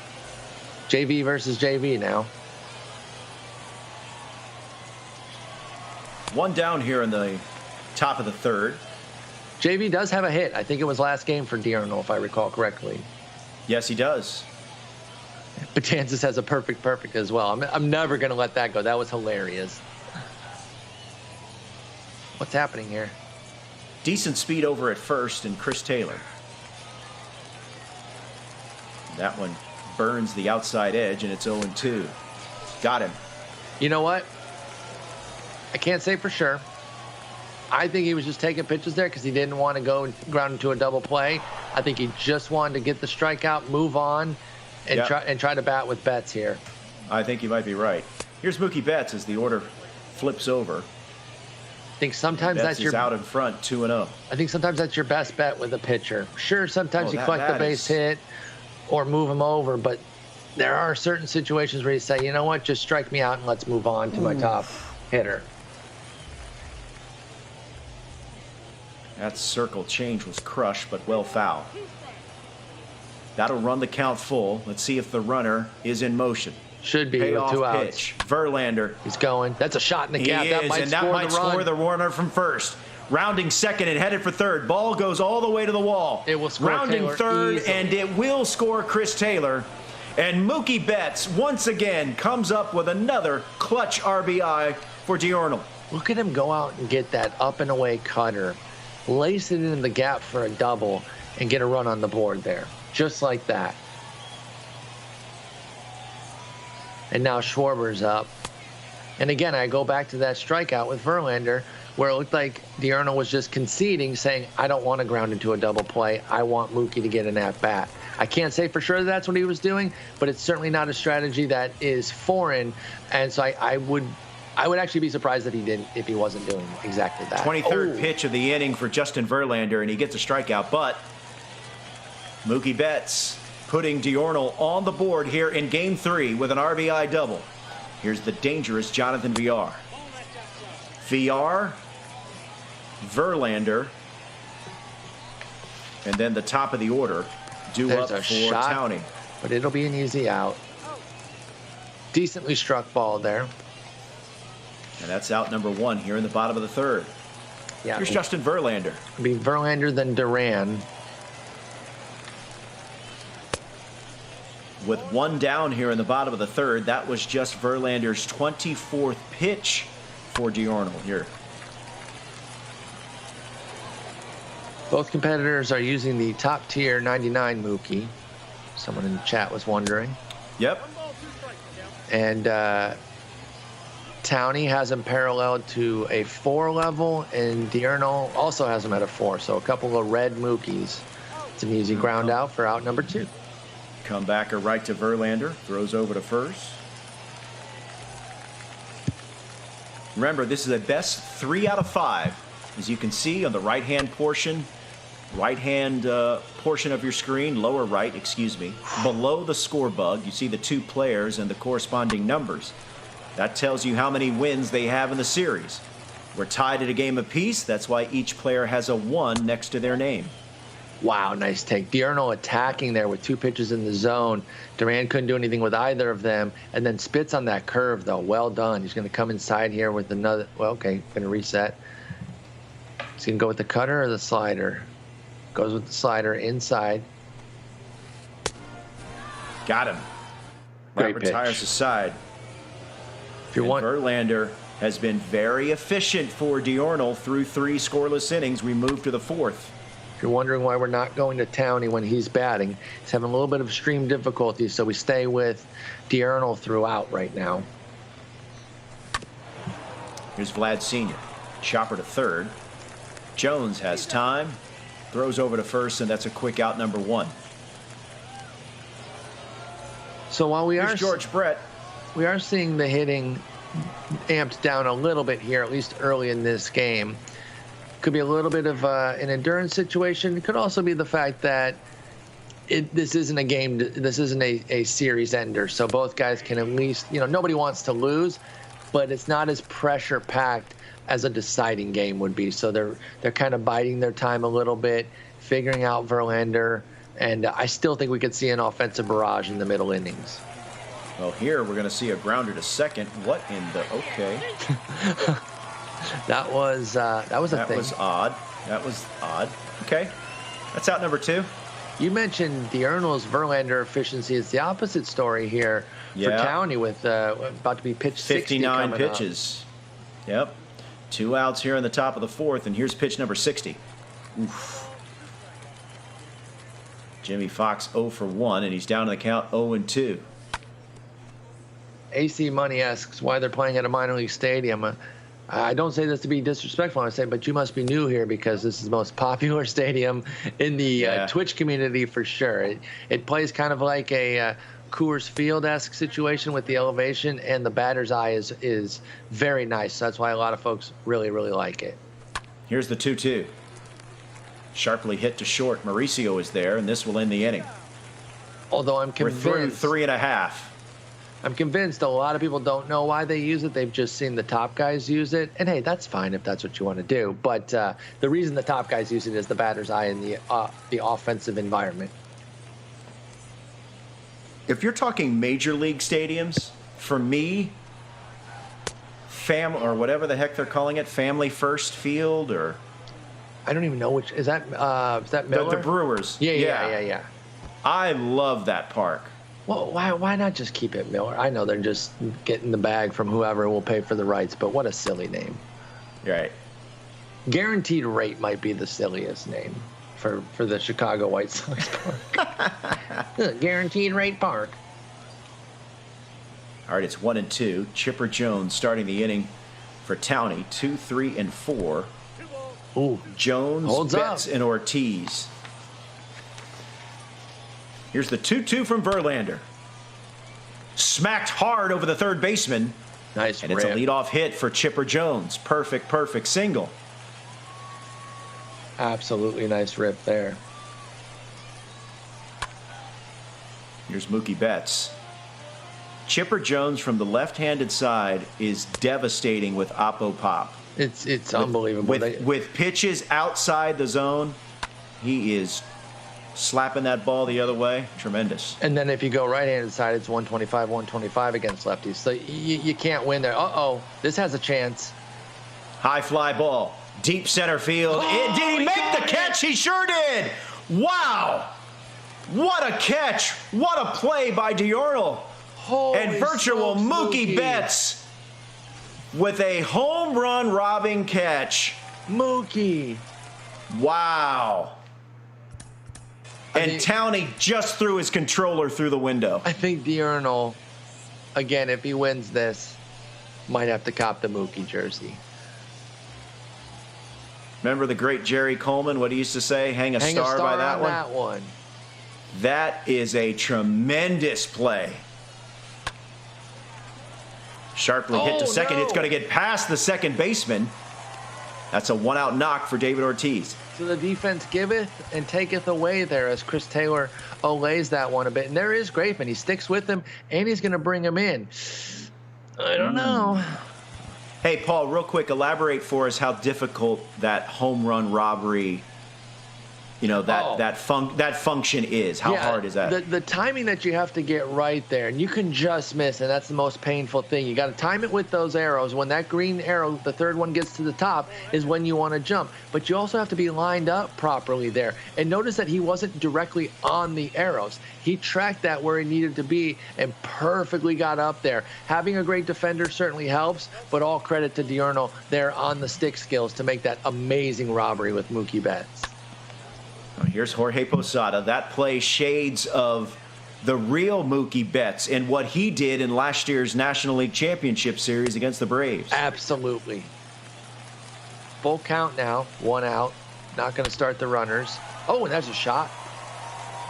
There's a base hit to left. They're going to hold Chipper Jones. Smart.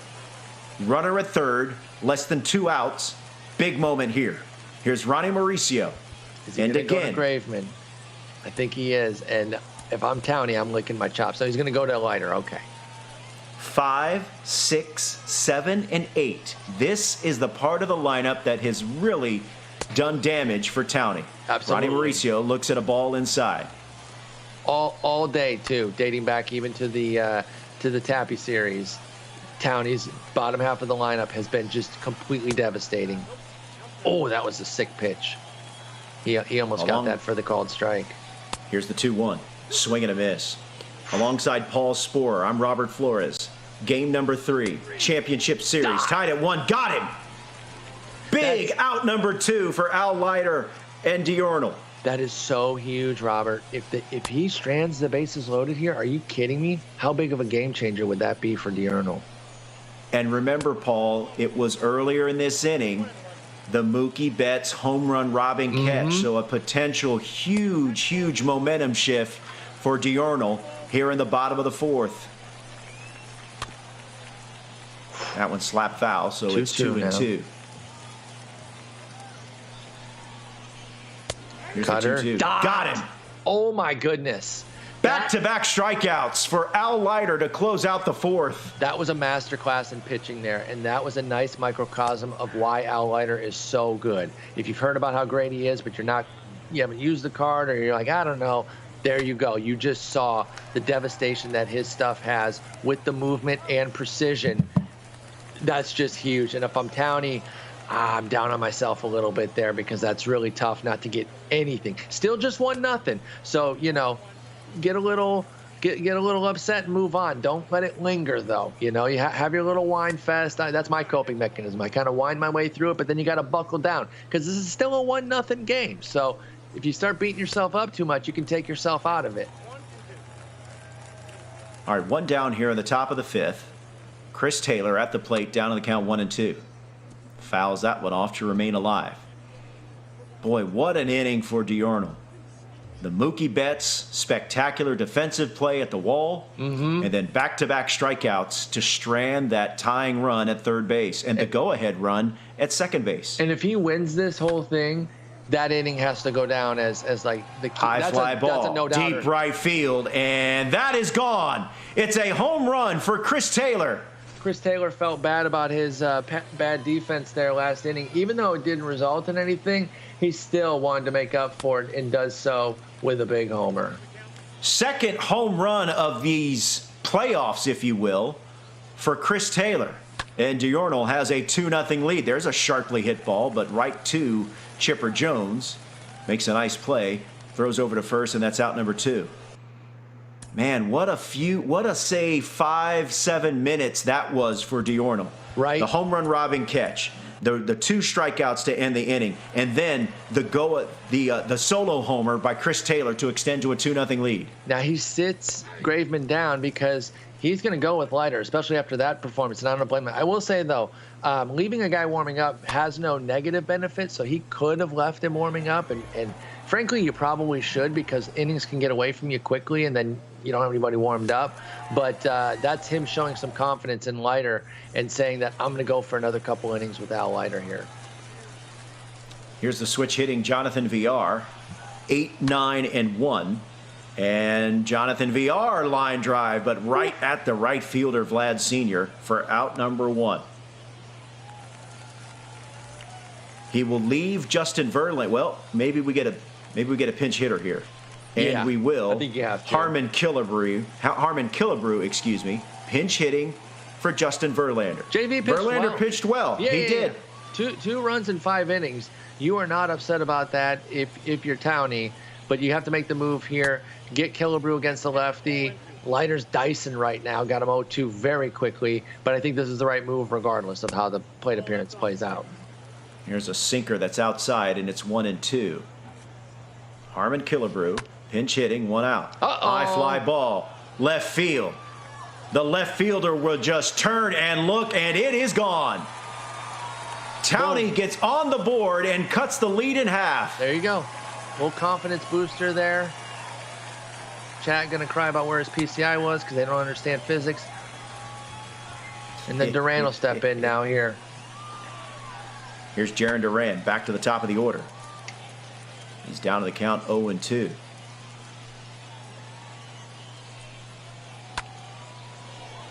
And Jarren Duran will plop one in front of Vlad Guerrero Sr., who can't make the shoestring catch. And all of a sudden, things are getting a little tight here for Al Leiter, who started off brilliantly. That's how quickly it turns with stud hitters, though. You're pitching well for 3-4 batters. 3-4 batters later, you got the go-ahead run up, and all of a sudden you're freaking out. Looks like he's checking the lineup to see what's coming up. And he's going to get some activity up. He's going to go with Graveman, warm it up in the pen. This is why I would have left Graveman warming, because, again, there's no downside. I often, in ranked seasons, warm up guys in the first inning just so that they're there. Because then if something gets away from me in the 3rd or 4th inning, which is normally before you would bring in a reliever, I've got them ready. The first stolen base Runner at attempt. first is on the move, and he's safe. It's a stolen base for Jarren Duran. Tying run in scoring position with 2 down. That is the first stolen base we've seen today. You're right. It sure is. I think it's the first stolen base attempt. It is. Am I correct? 1 for 1 on the day for the entire 4 folks who played. We've got over 1,300 people here in the chat watching us on the Sony San Diego Studio Twitch page. Straight Paul take Spohr, there. Robert Flores with you. Game 3 tied at 1. 3-1 count to Mookie. And he walked him. Good take. He also got the little back out animation, though, so it helped him take it. But all of a sudden here, 2 on. You got Poppy stepping in. And Big Poppy is hitting .262 with runners in scoring position in online play for Townie. Al Leiter diced up the first 2 batters he faced back in the bottom of the 4th, but it's been a little bit different here in the bottom of the 5th, including a home run from Harmon Killebrew off the bench. And that's a base hit, and that will bring home the tying run. double, I believe. Are they going to send Mookie Betts? Yes, they will, and it's a 2-run double for David Ortiz. Wow. Wow. And just like that, it flips on a dime. We say it all the time that anytime you start to feel comfortable against a hitter like this, you shouldn't, because it can completely turn around. And now we're seeing a 22-pitch inning here for Leiter, and he's struggling a bit. And this is probably going to be his last batter. Michael in the chat asking, do we get a free taco with that stolen base? Yes, in fact, you do. Great reference. Yes, you do. All right, here's Jorge Posada.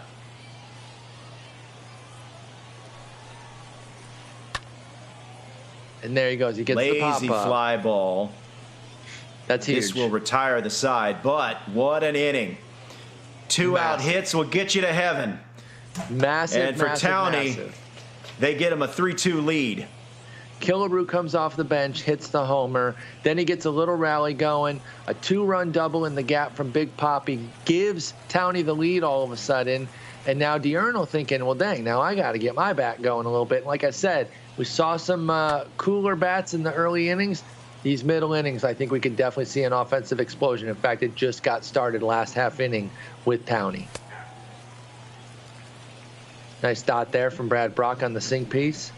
BO2 now. Easy take there on the Mookie slider Betts up. Looks at a ball. It's 1-2. Ooh, quick hands of Mookie Betts. I was going to say that's your inner half stuff that you're talking about with Betts, that he gets on all of it so quickly. Count even at 2-2. Up the middle. Mauricio is there. Got Off balance throw over. in time. And that's out number 1. Now, I think we're going to see Graveman next half inning from Diurnal, and I got to be honest, Towney's probably pretty excited about that, especially after catching the lead last half inning, because he has just, and I know I keep saying it, but he has just decimated Graveman both against Tappy and against Diurnal. So Diurnal rewarmed him up.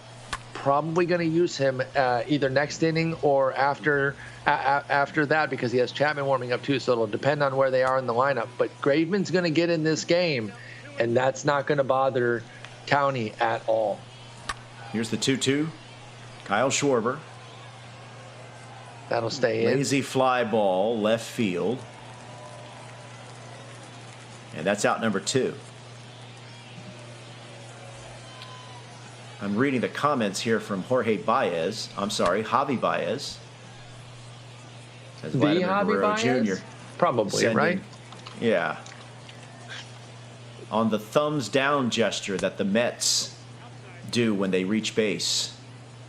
When we don't get success, we're going to get booed. There, Vlad Guerrero Jr. sends a sharply hit ball to right field. That's a base knock. Baez says, when we don't get success, we're going to get booed. So they, the fans, are going to get booed when we get success. That ought to go well. Yeah. That's going to go over well with New York sports fans. Right. They're usually a chill group. Yeah. George Brett up now Brett. against Brad Brock. He's got him 0-2 really quick. Runner on, 2 outs. Good take Misses there on the slider inside. Spits That's on a that nice one. pitch. I don't Wow. know. That take is Good nasty. eye. Goes back to the Went same back spot. in that same location, different pitch with a sinker. What's he got here? Another slider inside. No, he goes Yep. splitter down and in. And George Brett lines it Wow. to right field, and the right fielder was there. He laced that. And I mean, that that's a retires the good side. at bat. That's one of those, hey, I took a good at bat, but I got nothing to show for it. He's going to stick with Leiter here with Ronnie Moe coming up.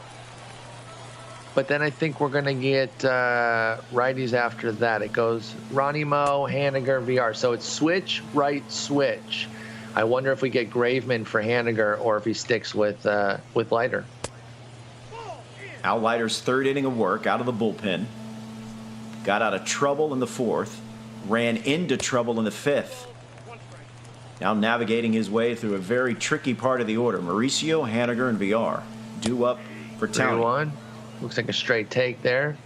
It's going to make him throw a second straight strike. Let's see what he's got. Nice take.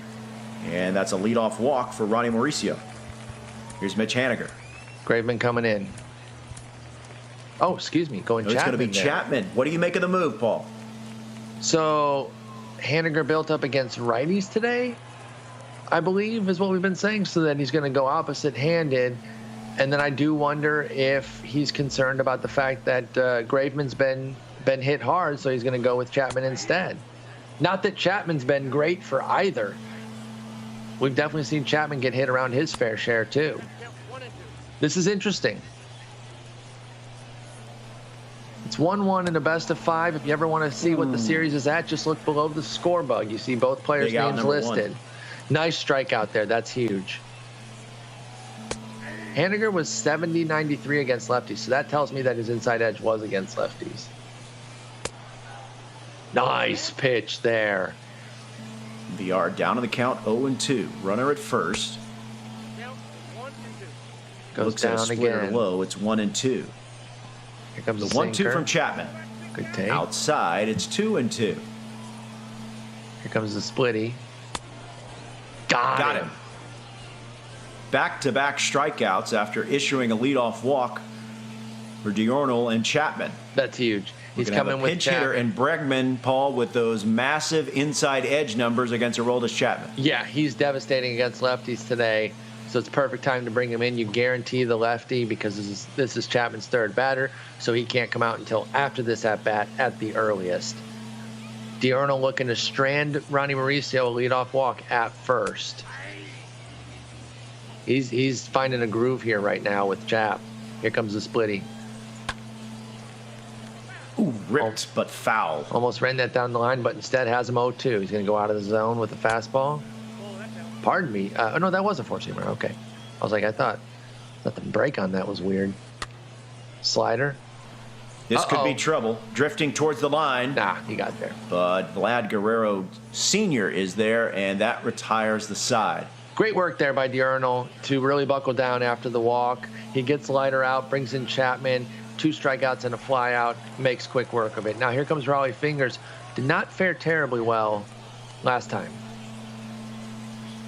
So we begin the 7th with Jimmy Fox leading off. 5, 6, and 7 due up for Diurnal. Fox, Duran, and Chris Taylor, who has homered in this game. Little different flavor this game with a 3-2 going into the top of the 7th. I'm here for it, though. I love all the offense, but a nice pitcher's duel when you got 2 stud hitters is pretty fun as well. And this is what we're seeing right now as both guys, we're into hour 8. We're actually almost reaching the 8-hour mark. It's been a long day for everybody. There's a base That's hit to the a right. line drive past David Ortiz, and it's a leadoff knocks for Double X. Now he's got to deal with the left-hander Jarren Duran, 0 for 2. Oh, This tops now Jarren Duran was in all 4 of our semifinalist lineup today. This could be 2. Oh, wow. Chipper over to second for 1. Back over to first in time, and that's a double play. Huge here in the 7th inning. Now, I feel like he had to be taking their first pitch because he just let that, and there's going to be base hit. Oh, that's going to get past the right fielder. Mookie Betts on his way to second. He will hold up. And what are they going to? They got to rule it a double, right? Mm-hmm. Yep, they ruled it a double. Here's Willy Adames 0 for 2. With a base open, how do you pitch Willy Adames? Carefully, because you can't assume that it's going to be the pitcher. True. He would bring in a pinch hitter, so it's not like you can just, give him basically an unintentional, intentional walk. But I would be very careful here because it will still be a lesser player. It won't be a diamond waiting for you with the pinch hitter. Here's the 2-2. Just low. That runs it full. Pitcher spot due up. Payoff pitch from Fingers. Gets him. Wow. Wow. He just swings the through forkball. it. Swing and a miss, and that retires a side. Here's Jarren Duran, top of the order. Due up for Towney in this inning. Duran, Chipper Jones, and Mookie Betts.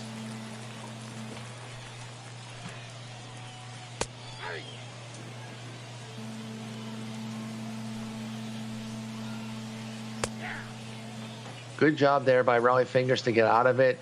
Chapman coming on for a second inning of work. Obviously going to get the lefty here and gets 0-2 to Duran real quick before a ball. Now, he was Diurno was in his bullpen there. I believe he started warming up Hampton. Was that in favor of Graveman? Uh-oh, George Brett bobbles, and he's safe. How does George Brett not make that play? I don't know. We've seen third baseman have some issues today. Chipper Jones it's coming up to bat, in fact, for Diurno or for Towney a couple times, and now Brett. There is Graveman. Okay, so it was Graveman and Hampton that he had warming up. He obviously doesn't want to give Chipper a lefty, but again, if you're just joining us, Graveman, Towney has eaten Graveman's lunch all day. So can Diurno overcome the error by Brett? He might get two. Great play to throw to Jimmy second Fox there. throws to second to get the lead runner, and the throw back to first in time. Big time double play for Diurno here in the bottom of the seventh. What a double play. That's fantastic.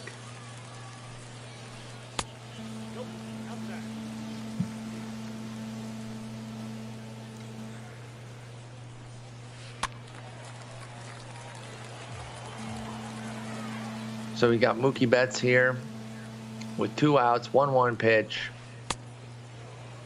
Nice pitch there. 1 and 2. All right, Mookie Betts down on the count 1-2. Looks at a slider low to even the count 2-2. Kendall Graveman has had a bumpy experience so far in this series, but an out away from overcoming an error from his third baseman, George Brett. Yeah, that double play was amazing. So I think you could pretty much even take Brett off the hook. Here's the 2-2 to Betts. Roller foul. Towney leading, bottom of the seventh, up 3-2. Great pitch. Trying to add to his lead in the bottom of the seventh. Here's pitch number 9 in this at bat. Nice cutter. Oh, gonna lace that in It's the a center sharply for a hit base. ball No. back to center field, and it's a 2-out knock for Mookie Betts. Bobby in the chat says, I have a weird obsession with Graveman. It's not that I have an obsession, it's that it's a very good card, but Towney just dominates him. I think it's a noteworthy situation considering how much success he's had against them, to point out that Diurno keeps going to him, which has not slowed down Towney at all. So I am going to keep mentioning it. Plus, you never know when new people are coming in, so I have to reiterate certain points. So there. How about that? You saw a peek at Diurno's bullpen there. One card he has not used at all today, either in the semifinals or the finals. Andrew Chafin card. Here's David Ortiz. Down on the count 1-2. Kendall Graveman. The 1-2. Cutter. Nice shot. Right back to the second baseman, who will throw the short way to get the lead runner, and that will retire the side. A hit, an error, and a walk doesn't produce a run. And we go to the 8th, and Towney leading 3-2. So we've seen a pitcher's duel here after the explosion of offense, 25 runs last game. We have 5 runs as we go into the top of the 8th. And it's just been some really key pitching by both. But still a 1-run game, so still plenty of excitement to be found here with the pitcher's duel.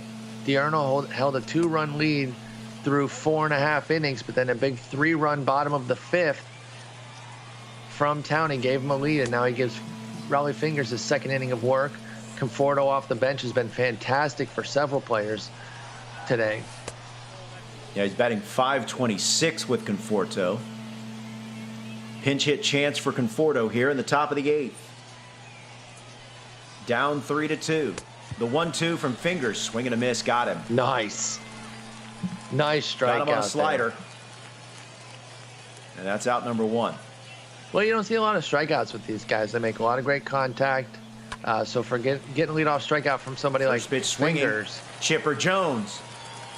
Uh-oh. Throw in foul ground, and Got him. got him. What a play by Chipper Jones, and just like that, there's 2 down. Looking like Manny Machado out there on his patented play. I felt that coming. I felt that coming. Now, here's the thing. It's a little bit of a pain in the butt, but there is no stamina to affect, so really all they have to do is kind of get to a situation there where they can kind of have the 2 outs, top of the 8th, 1-run lead. It's a bummer, but it's not the end of the world. I think they can kind of get back to where they need to be pretty easily there. Maybe set it up as a 3-inning game. The first inning, Diurnal just gets 2 outs, and you go from there. I mean, I don't know if they're going to go to let's see. We had when we lost connection. Let me pull up Diurnal's who was lineup batting here. Mookie Betts was hitting. Okay. Remember, he grounded out to Chipper Jones, who made the play in foul ground. So you're going to have Schwarber and Vlad Guerrero Jr. on deck. So then what would be easiest is if he took his 8 and 9 hitters and made them the 1-2 hitters. Or no. Just the 9 hitter, since Betts got out as well. Then you get out with 9 hitter and Betts, and then you pick up with the second hitter, and you just operate. Well, do you want to try to score the run? You could do a 4-inning game. Then in the first inning, Towney gets a 1-run lead, so he technically has his 1-run lead. Then in the second inning, Diurnal gets out with his 9 and 1 hitter, which he should move the 9 hitter to the 1 spot, and then Betts down to the 2 spot, and then you pick up from there. And that's kind of an easy way to do it. And then 4 innings. That way, if they go extras, if he ties it, it would still work the right way. So it's kind of an easy fix, especially because stamina doesn't matter. The only thing that's tough, you kind of need to know which relievers they've used, which that game's going to go into the ether. That's a good point. That's a good point. I'm not going to lie to you. The scenario you just explained just blew my mind. I was saying a lot here. So basically, what you would do is you'd set up a 4-inning game, right? Since it was in the 8th, or no, 3-inning game. Sorry. So it's because it was in the 8th. That first inning is meant to give the 1-run lead for Towney, right? So you just goof around and just get him a run, and then get the outs for the other 6 batters there. 3 for Towney, 3 for Diurnal. Then in the second inning, aka the 8th, Diurnal gets 2 outs at the very beginning, and then you pick up from there. The only thing he has to do is he has to change his lineup so that his leadoff hitter is the 9 guy. Then Betts gets out, then 2. Or if they don't even care about that, then he can just get 2 outs and pick up from there. Because I don't know if they're going to be able to pick up exactly where the lineup is, exactly what pitchers have pitched. They might just have to pick up with a 1-0 lead and go from there. So it's a little dicey. There's a lot of money on the line, so you might have to go through. That's the thing. I mean, listen, I'm not saying anything earth-shattering here or particularly insightful, but there's $15,000 on the line. Exactly. And I get it. It's frustrating. It's not ideal, but we're gonna make do the best. Probably worth taking the time to figure it out. And Yankee Kid, I'm not rambling. I'm just trying to explain it. And I got a little over-explanatory there, but it made sense to me. I get it. No, I get it. Look, I'm a little slow on the upkeep. I mean, we've been going at this for almost 8 hours, you and I? So 2 minutes away, a minute and a half away from 8 hours. Yeah. So, okay. So this is where we stand. In case you're joining us, Paul Sporer. I'm Robert Flores. Paul, baseball writer, baseball gamer, friend of the community. I'm Robert Flores from MLB Network. You've been watching the semifinals and the championship series of the summer circuit finals on MLB The Show. Thank you for joining us. Here's where we stand, and here's what we know. We know that Towney and Diurnal are tied at a game apiece in game number 3.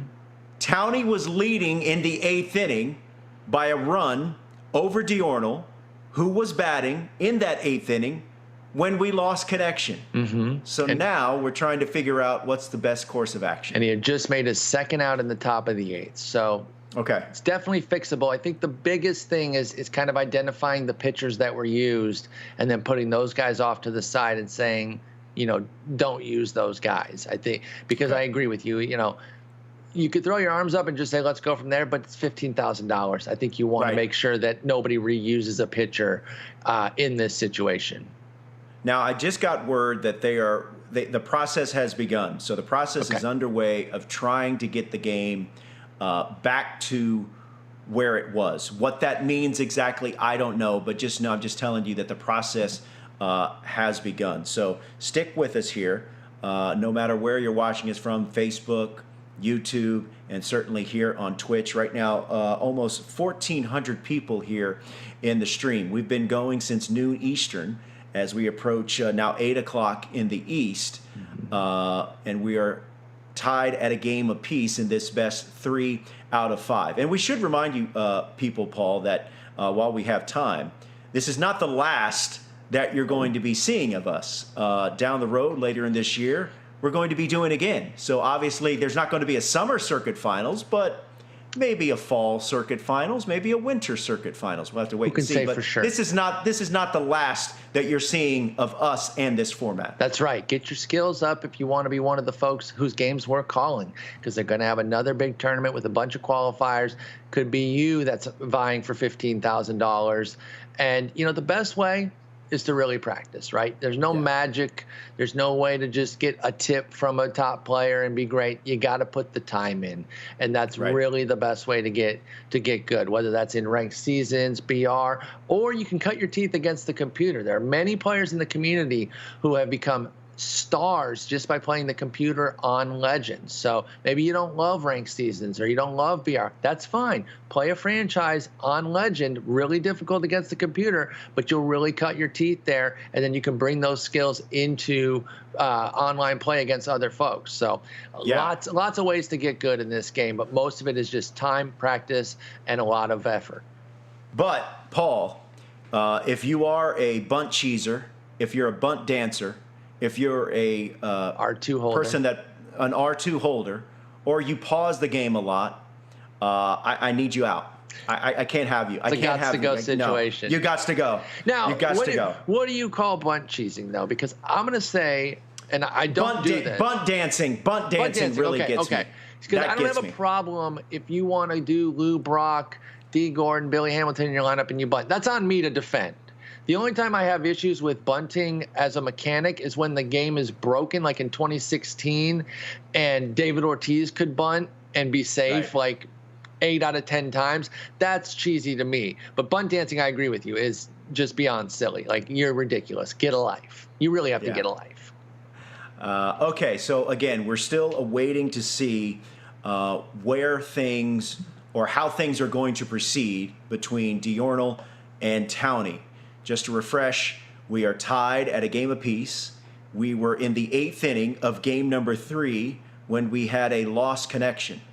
Towney had a 1-run lead. Diurnal was batting in the 8th inning, and Paul, was there 1 gone or 2? There was 2 gone. That Mookie Betts ground out was the second out. So they're kind of figuring it out. You know, these trials and tribulations of an internet game, unfortunately, no matter how strong the servers are, can never be perfect. Frankly, the fact that we've only had it happen once, it's pretty good.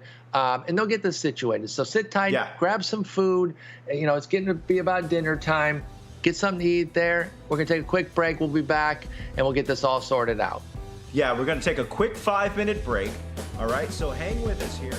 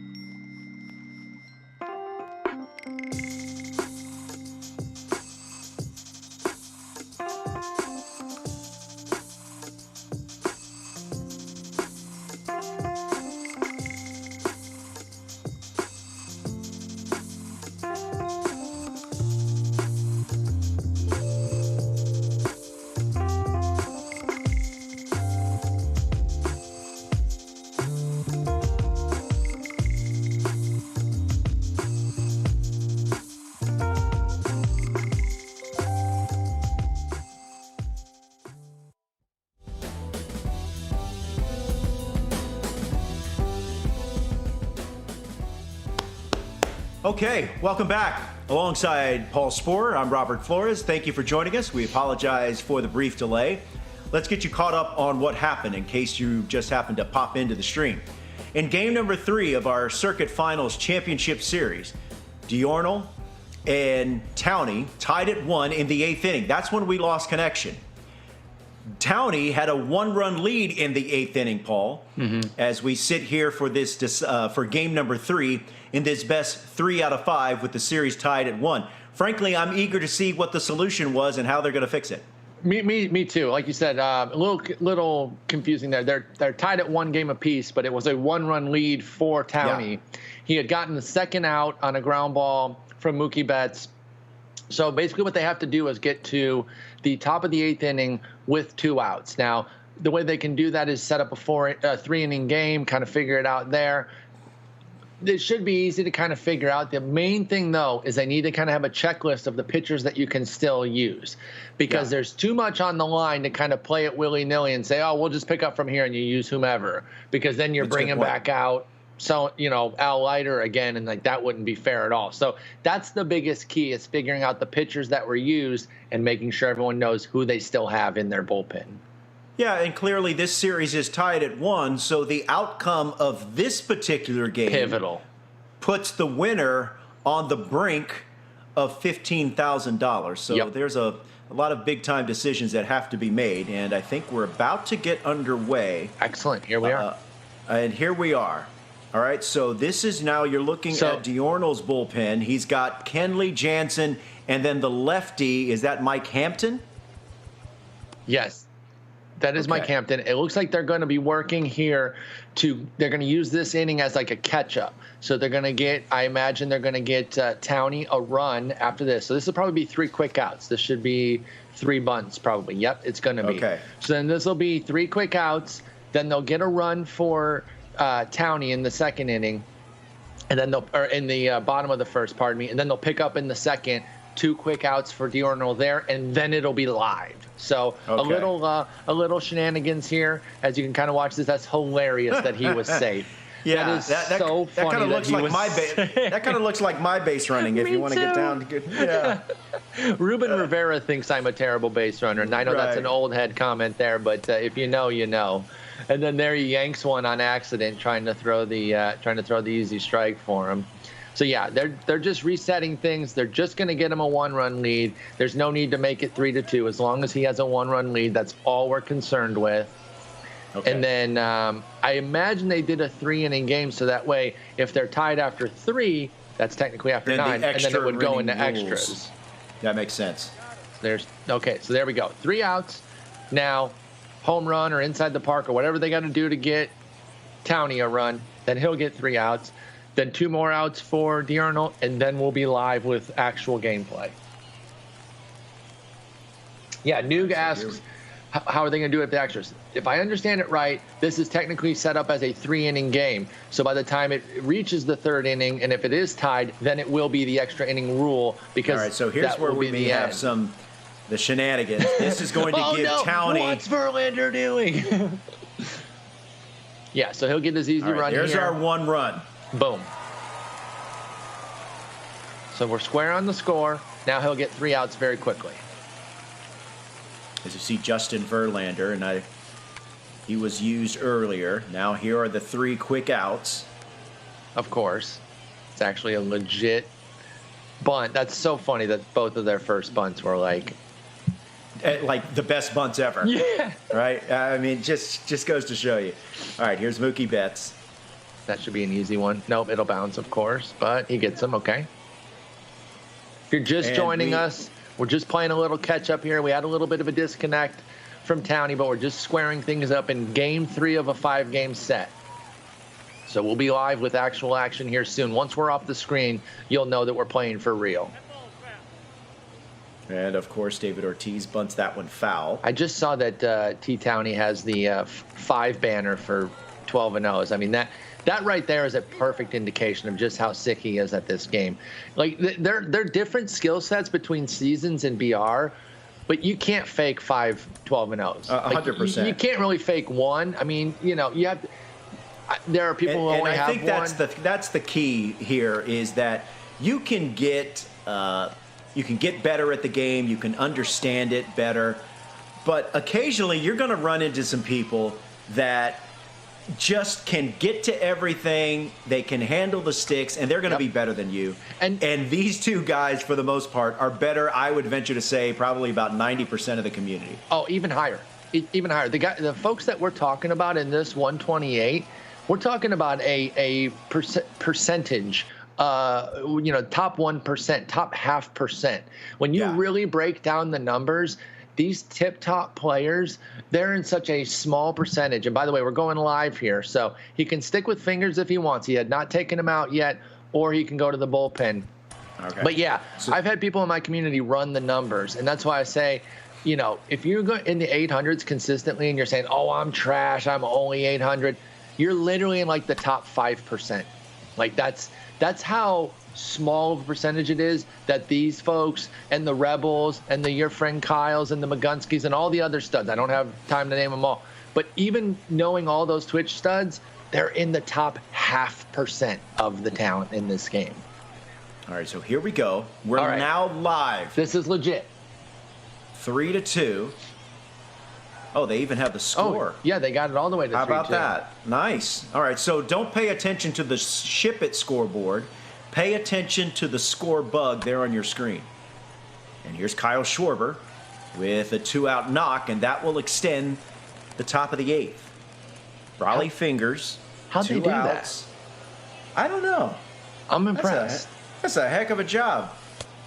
Yeah, I'm blown away at that because, it says 1-0 there on the board, but, they've got that's amazing. Here's Vlad Guerrero Jr. Sharply hit ground ball to third, and that will get him out of the inning. All right, so we go to... I see how they did it. Yeah, some fancy pictures there. That's sharp. That's very smart there by the production team. Well done.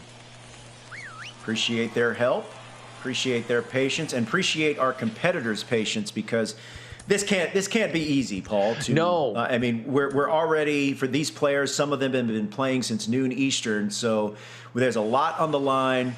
Fatigue could be setting in.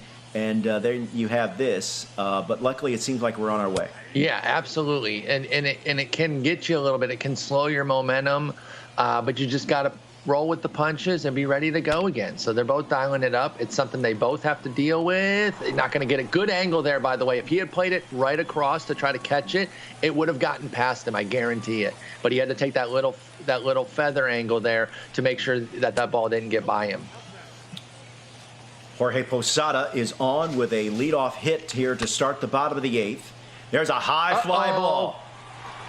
Towney looking for insurance, and he finds it. Boom! Ronnie Mauricio, a 2-run homer to give Towney a 3-run lead here in the bottom of the 8th. Well, now how are they going to do that? Now I'm eager to see how productive. Oh, they got it. They're on top of it. I think it was a 2-run homer, though, right? Mitch Haniger, they got fly ball. They've got it. 5-2 here. That is huge. And how great has Ronnie Mo been? He had one defensive flub. Everything else has been on point, both defensively and offensively. Ronnie Mauricio, very well regarded in the community. I think everyone knows about his card, but you're seeing in living color how great he is. And this should end the inning, and it does. No, check that. 2 outs. Excuse me. That's my fault. 2 outs here. Bottom of the 8th. We're going to have a pinch hitter in Adalberto Mondesi. Unfortunately, some of the batting averages that these players have. They're filthy. It's ridiculous. They're filthy. I was going to point out just quickly, unfortunate season for Mondesi in real life. He's been limited to like 12 games, I think, and just cannot stay healthy. It's such a shame because when he is right, he is a dynamic player, and he could mean so much to the Kansas City Royals. But you're right. It's certainly been a lost season for him. All right, so here we stand. Diurnal 3 outs away from going down 2-1 in this best 3 out of 5. He's got his boy George leading off, though. Ground ball up the middle. VR, Fields, fires. That's out number 1. Nice play by VR there to get to that one. Those ones can sometimes sneak up the middle. VR not the best glove either, but makes the play there. And quick work. It's going to be 2 very quick outs. There's Jimmy Fox That's huge. Hop fly, foul ground. Posada is there, and there's 2 gone. Here's Jarren Duran, representing the last opportunity here in Game 3 for Diurnal. A win here puts Towney 1 step closer to $15,000, but Diurnal's not done yet. A 2-out knock for Jarren Duran. He is not rolling over. He says, I'm still here. I'm still ready. Remember, Chris Taylor, I believe, went deep before we lost connection. Yes, he did. He had gone deep in this game. He's got some speed on the bases, too. Not necessarily important as far as like base stealing or anything, but a shot in the gap would probably get him that 3rd run. 2-2 now. All right, 2-2. 2 gone. Runner at first. Slap the other way. Oh, wow. I thought he was going to clip down the leg. Yep, I thought he got it. Oh, got him. Ball game. That's it. 5-2 winner. Towney takes Game 3 of this best-of-5 series. And, Paul, now he's a win away from capturing the championship and the $15,000 first-place prize. I'm not going to suggest that there's more pressure on Towney now because he's the one in the driver's seat, but I do believe that his palms are getting a little sweatier here as we go into Game 4, and he knows that $15K is just 9 innings away. Great game there. Had a bit of a hiccup.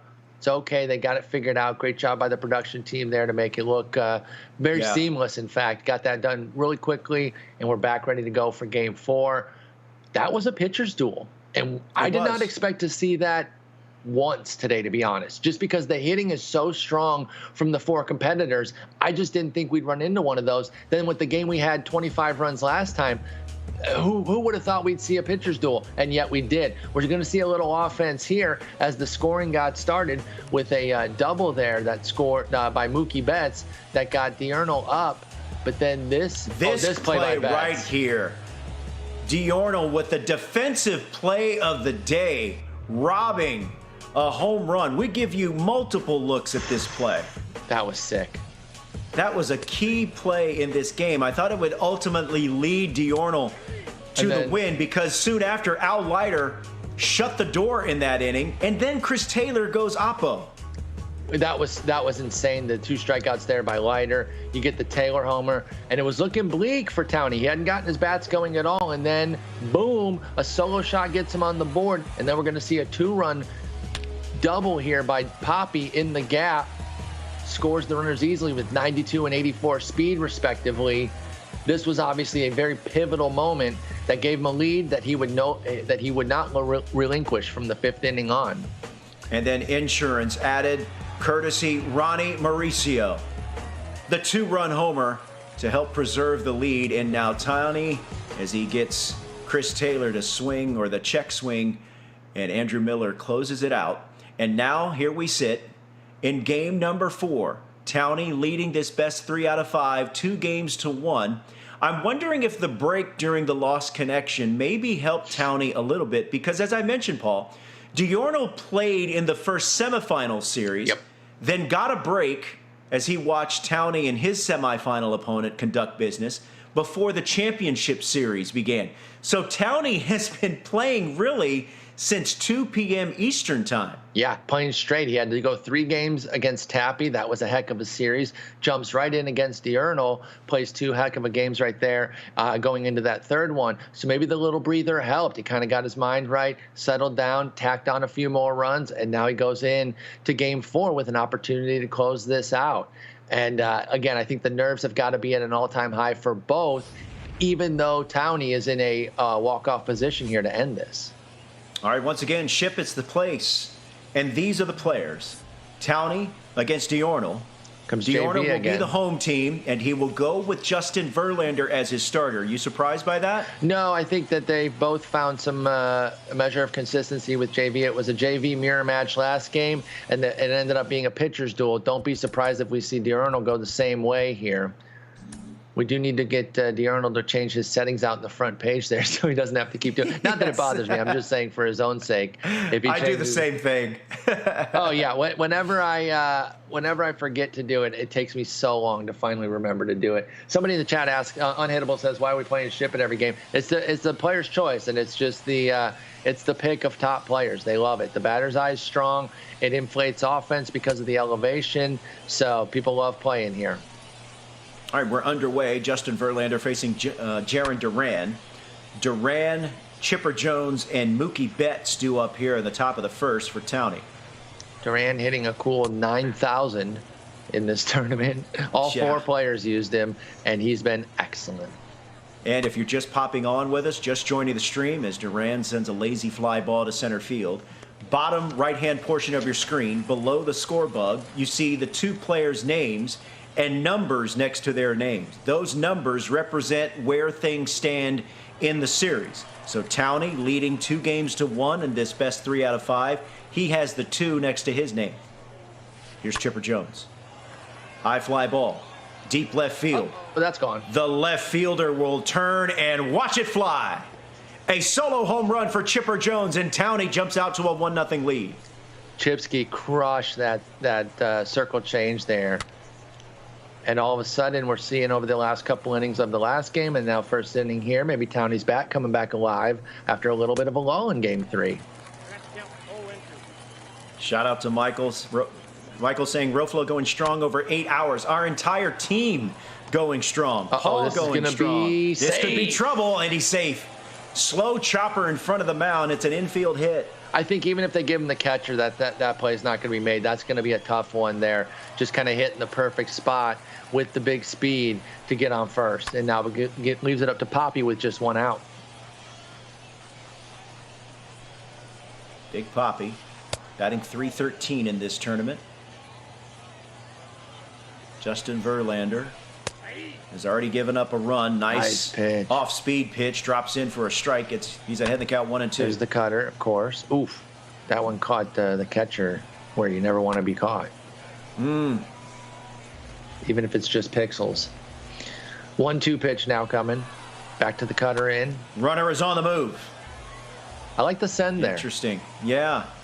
Little hit and run action. We saw Towney steal a base in our last game. did. High fly ball. Drifting back is Betts. He has room, and he makes the catch. So 2 down now. Posada, who's been incredible throughout this afternoon for Towney. And that was going to be foul. That one curves foul. And it bears mentioning again, I've said it numerous times, this is the part of the order where Towney has done major damage. Case in point. And incredible. 5, 6, 7, and 8. Yep. Posada with a base hit just now, and Ronnie Mauricio, Paul, went deep with a big insurance homer last game. He's been huge. Like I said, he's been huge defensively as well, so he's been a great piece of this lineup. And whether you mean to or not, you're definitely, again, I hesitate to say take it easier, but it's not as intense as facing the 99s, so you might end up being a little bit easier against those guys, and Towney's making them pay. But gets a big strikeout there on Ronnie Moe to snuff it out and keep it at just the 1 run from the solo shot. KJ Stays Indoors says on the chat, this is a completely different Towney. During qualifiers, he was good, but not great. And a great start for D'Arnold with a leadoff hit to start the bottom of the first. He chose the best time to play his best ball because he's been fantastic. I didn't get to see him during the qualifiers, but he's been elite today. Top to bottom, great pitching, great hitting. All our competitors have, but Towney has really stood out. And he's definitely somebody I'm going to give a follow to on Twitch and start checking him out because I didn't know about him before this, and I've been super, super impressed. Kyle Schwarber. There's a base hit. Ooh, that is just I foul. thought that landed. Oh, wow. I really thought that landed there. Instead, it's 2-2 to Schwarber after the base hit by Mookie. 2-2 to Schwarber. He wasn't going to take that one. Base hit. How many times have we seen that little down and away cutter freeze folks? And D'Arnold said, not this time. I'm not taking a called third strike. I'm gonna put the bat on the ball at least. And he gets a little seeing eye single up the middle to put on 2 on with nobody out. Put on the pressure. We could have another hitting barrage this game. We took a little hitting off last time. this could be another double-digit scoring all around. That is roped but foul. Oh, another close one. Here's the 0-2. Couldn't get him to chase. It's 1-2. Back-to-back hits to open the first. Ooh, he just got a piece. I ticked it. Stayed I alive. ticked it. I ticked it. High fly ball. That is a no-doubter. Vlad Sr. And Vladimir Guerrero gives Diurnal a 3-1 lead thanks to a 3-run homer. See, and like we've talked about how I would try to pitch him in because there's a base hit down the line. That slapped the other way. Because you want to be careful about letting that Vlad Sr. extend his arms, but there is no safe zone. So it's not like pitching in is the magic elixir. It's just that I prefer that to letting him get the arms extended on the outer half. But there's nowhere to pitch him that is safe. That Vlad Sr. is devastating.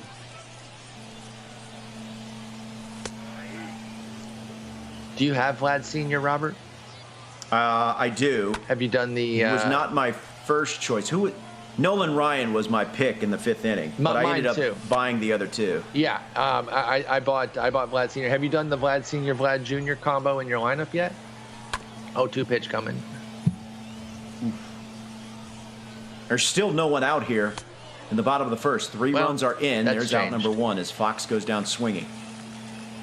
Double X has either been like a strikeout or an extra base hit. I feel like there's been nothing in between for him. I know that's not true, but it feels like he's either whiffing or doing big damage.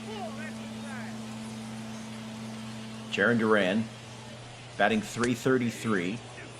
Looks at a curveball that's in for a strike. It's 1-2. Tried to get him to climb the ladder, but he did not. It's 2-2. Good take on the cutter. Full count now. 68 speed at first. Let's see if the runner is on the move. He leads off. I think he might send him. He does. He is. And that one is in the crowd. We'll do it again. You gonna send him again? Payoff pitch from Verlander. Doesn't send him that time. Just early on the cutter. Shallow fly ball. The right fielder is there, and that's out number 2. We've seen Diurnal regularly send runners on 2-strike counts, even with fewer than 2 outs, as a hit-and-run situation because he trusts himself to make contact there. So I wasn't surprised to see him send the runner there on that first 2-strike pitch. 27 pitches for Verlander, about to be 28 here in the bottom of the first. Working that count. Now, normally that's a big deal, but I'll say it's less of a deal here because we've seen both guys be very open to taking out starters early. They're not trying to get 6-7 innings out of them. They're happy with 4 if the situation plays right. So I don't think that they're too worried. Nasty. That retires a side. Yeah, not too worried about the high pitch count, but great pitch there to finish it off. But it is 3-1. Diurnal takes a big lead there, or a nice little lead after the first. So Towney batting. Down 3-1, but leading in the series 2-1. 1-1. Swings at a cutter. It's 1-1. Haniger's done some big damage throughout the day. 1 ball, 2 strikes. Part of that devastating bottom half for Towney. Gets a piece of that curveball. Haniger has spoils been it foul. Arguably the best hitter for Towney in this tournament. Right, he's been fantastic, but then swings and misses on that slider for the strikeout. So our jinx stays strong here. We talk a guy up, and he promptly strikes out. I shouldn't loop you in on that jinx. That's purely mine. The second I say something nice about a guy, he's destined to strike out. Here's Jonathan Villar. Oh, high fly ball, deep, but playable for Vlad Guerrero. Oh man, he wanted that curve so badly. 2.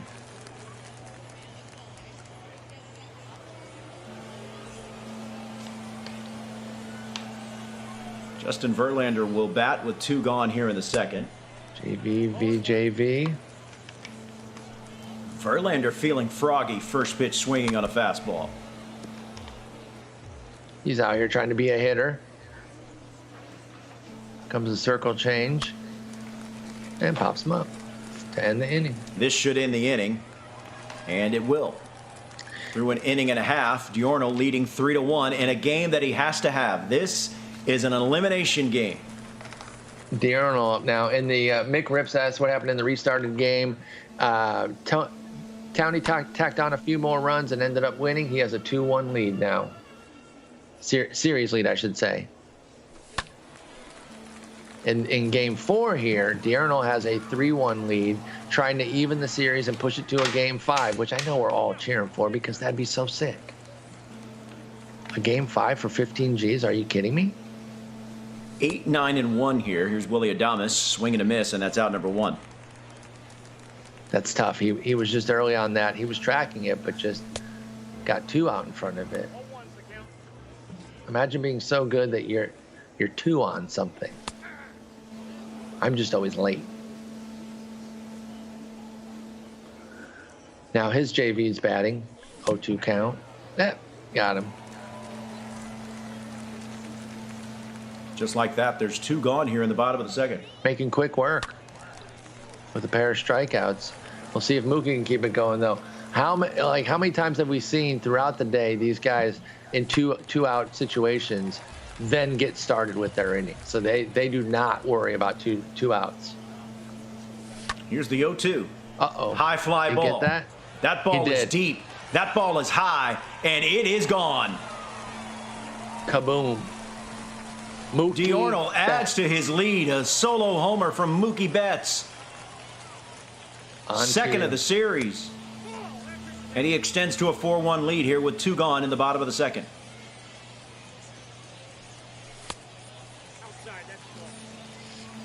Schwarber up now, 1-for-1 on the day. Already facing a 2-0 count. And he goes and gets Kyle that Schwarber one. whips one to right. Oh, and that stays in. I thought right he got field more will of that. make the catch, and that retires aside. But Diurnal is able to add to his lead, and he now leads 4-1, going to the top of the third. Be the top of the order for Townie.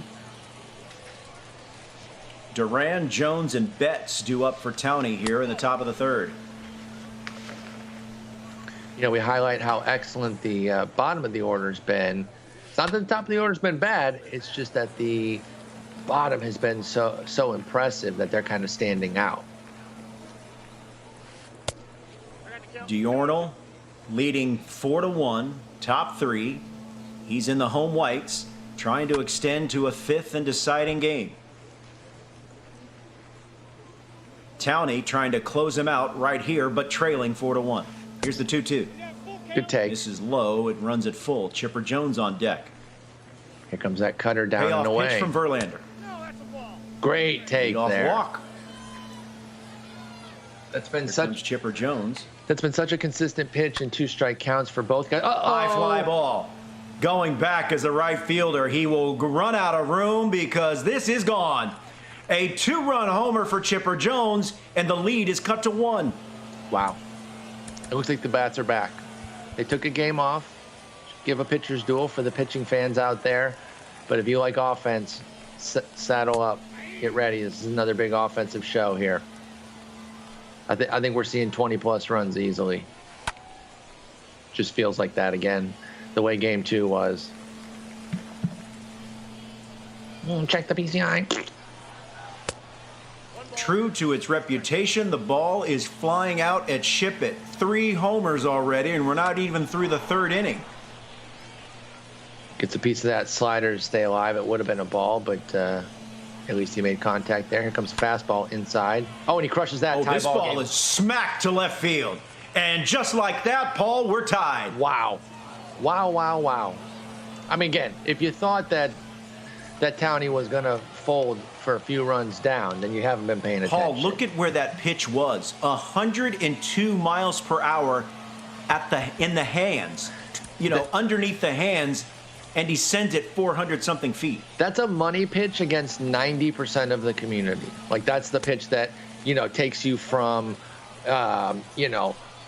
consistently in the 500 levels to maybe getting into the 800s if you can hit Jimmy the up Fox and in knocks pitch it more. down. Get him. The throw over to first in time. That up and in heater is when you can finally hit that with consistency, that's when you jump a level or two. And of course, these guys can hit it. He turns it around to tie the ball game at 4-4. We've got a pitching change. Al Leiter will get another appearance in this series. Comes out of the pen. We saw what he did got last one time. down here in the top of the third. Now he's dealing with Jorge Posada. He was excellent coming out of the bullpen last time. Got those 2 key strikeouts, and then had another good inning after that. Nice strikeout there. I think Diurno will be looking to get, 2 to 4 innings out of him, depending on how it goes, because we're only in the 3rd here. Again, there is no stamina considerations, so you can use your entire bullpen this game, and they'll be ready to go for Game 5 if we go to it. But at the same time, I think Diurno wants to have plenty of options late, so I think he'll try to get multiple innings here out of Leiter. There's Ronnie Mauricio.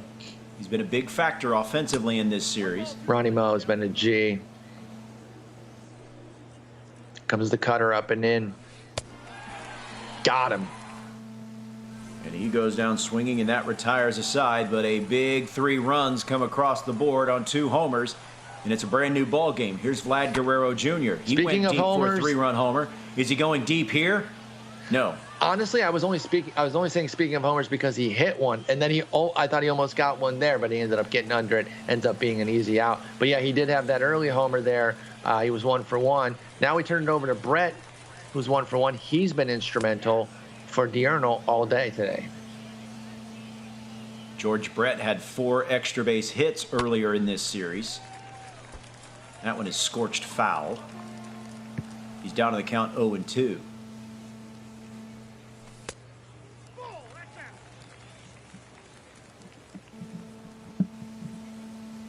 You're watching Game 4 of the championship series of the Summer Circuit Finals.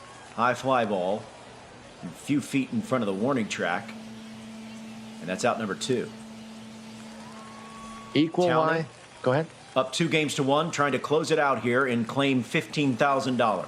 Equal line scores here. Four runs on 5 hits and 0 errors. There's another fly ball, deep center field. Duran is there, and that retires a side. We're through 3, tied at 4. Here's the top of the 4th. 7, 8, and 9 due up for Towney.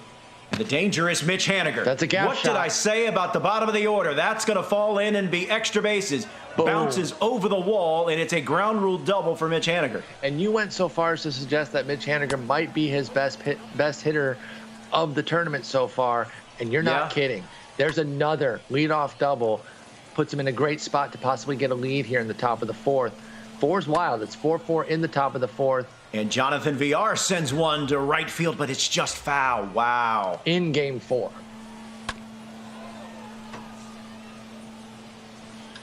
Fouls that one off, and he's down to the count 1-2.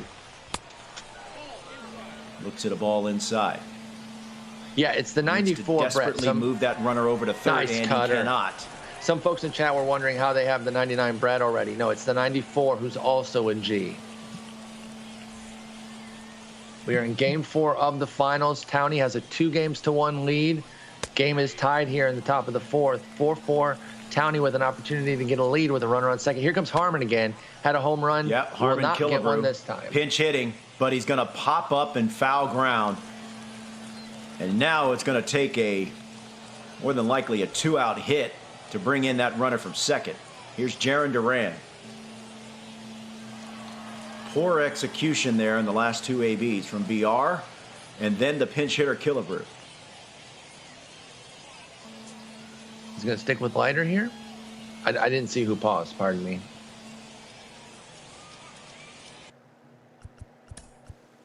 Okay, so it was a Towney who had paused. Yeah, I didn't think he would take the pitcher out when he has lefty-lefty here. Great opportunity to leave this runner stranded at second after the leadoff double. That'd be massive for Diurno. Diurno will strike away from getting out of this jam here in the 4th. Count is 1-2. It's 1-2. Here's the 1-2 from Leiter. Ooh. Just gets a piece to remain alive. We'll do it again, 1-2. Yeah, Towney's up 2-1. You can see it below the score bug there. The little 2 next to his number, or next to his name. That is the series for anybody wanting to follow along there. Swing and a miss, got him. So he does end up stranding that leadoff double. That's massive. That has to feel really good for Diurnal here, leaving it tied as we go to the bottom of the fourth, tied at 4. Could be a momentum swing in favor of Diurnal here as he bats in the bottom of the fourth. Rips that one foul. Watch out, ball boy. Duran leading things off. 6, 7, 8 due up here for Diurnal in the bottom of the fourth. Chopper to third. Jones, Fields, fires, off balance throw in time. Ronnie Mills like, I could have gotten that, I guess, but okay. Here's Chris Taylor, 0 for 1. He does have a couple homers in this series. Mm-hmm. And one in the first series, I believe, too, the semis. Here's a weak little dribbler back to the pitcher. Green off the mound and collects it and throws over to first. And just like that, there's 2 outs in the bottom of the fourth. Here's Willie Adames. We tapped the brakes a little bit on the offense there after a little flurry early on, but we know that it can turn on a dime. So if you're thinking it's going to be another pitcher's duel, be careful. The second you start to think that is when they turn the bats on. So game 4 of the final here. Townie up 2-1. Tie ball game. Diurnal got out to a quick lead. Townie worked his way back. And we got a new ball game here. 2 outs in the bottom of the fourth. Willie Adames up. You can pitch around him a little bit here because I think Diurnal wants to keep Leiter in. Obviously, if Adames walks, it'll be a tougher decision, but that will bounce over the head of Shane Green and past Jonathan Villar, and it's a 2-out hit for Willie Adames. Okay, now what do you do here? Do you take out Leiter if you're Diurnal? Looks like he's going to, but what would you do, Robert? Put yourself in their shoes, too. You're a great hitter. You're an elite player. What do you do? I don't know. I'd almost let him hit. Part of me wants to let him swing, wants to let him hit for himself, but I mean, 2 outs. I hear you. Runner at first. Here's the thing. I'm with you, too. And I think the way I play, I probably would have let him hit. But how many looks do you want to give Townie at Leiter in terms of this game? You know, that would have been his third inning. So maybe it's the right move just from that standpoint alone, even if Conforto doesn't do anything here. But he's been awesome off the bench. He's going to tap that one for the chopper to first. And easy out. He goes second to get the lead runner. Goes the short and that will retire the side. We're through 4, and we're tied at 4. We're going to have a pitching change, and once again, it's going to be Kendall Graveman. Here comes Graveman. Now, I think he gave up runs again last game, if I recall correctly, and I know I've hammered that point home. Oh, that's past Chipper Jones, past George Brett, excuse me, and Chipper Jones has a leadoff hit. Yeah, Chipper Jones. And now Mookie comes that up. Olay animation a little bit. This is terrifying.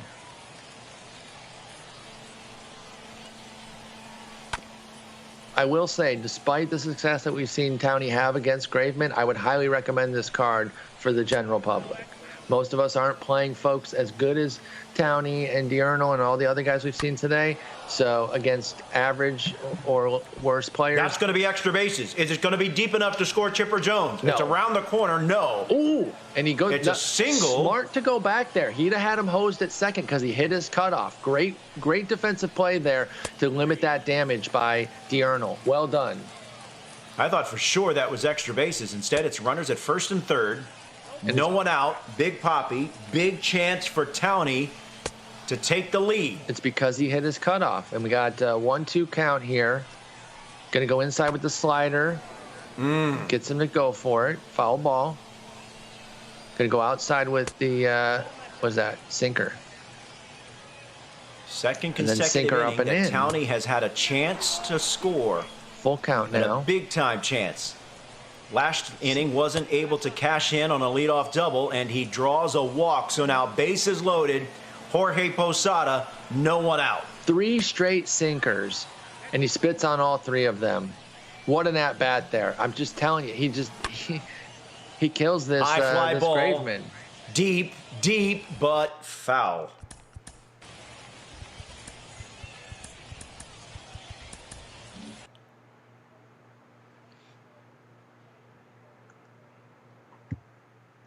All right, so we have Posada up. Also very much in contention for Townie's best hitter throughout this afternoon. With the bases loaded, nobody out. I mean, Do I need to reiterate my point about Townie's success against Graveman? I'm sorry, it just keeps coming to the forefront. And he's ahead in the count, 2-1. Oh, wow. Back up the middle. Wow, the throw home for one. Boom. Back over to first, 2 out. What a huge double play. That's incredible. Wow. That's true. Unlucky for Townie, but fortuitous for Diurnal. That's amazing. And you know, my hex continues. For all the success against Graven I'm talking up, he then bounces into a key double play there that gives Diurnal a great chance to snuff out this this substantial threat by Townie. But he's not out of it yet. 2-2 to Ronnie Mauricio. And that'll do it. Lazy fly ball, and he's going to get out of it. He gets He nothing. is going to get out of it. Second consecutive inning that Diurnal has been able to wiggle his way out of some big-time trouble. We're still tied going to the bottom of the fifth. That's incredible. And that's going to end up, if Diurnal wins this game, that is a pivotal inning. Like, that's going to be the linchpin inning that turned everything, because that was massive. Against a pitcher that Townie has wrecked, he gets the bases loaded, no outs, and doesn't get so much as a run. That's incredible. And now he goes Meantime, to Nolan. Mookie Betts, that's down the line and up against the wall. Betts is going to take a big turnaround first, but he will hold at first. It's a bummer that chat doesn't know what fortuitous means. They think you're making up words. It's unfortunate when someone else's lack of knowledge, they project that on somebody else. That can't be a real thing. It's like, hey, that can't be. Just because you don't know words doesn't mean they're fake. Fortuitous, I don't play that game anymore.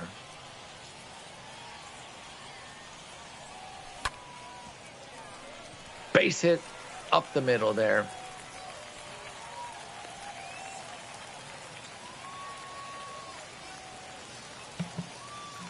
So now Diurnal has a threat of his own going.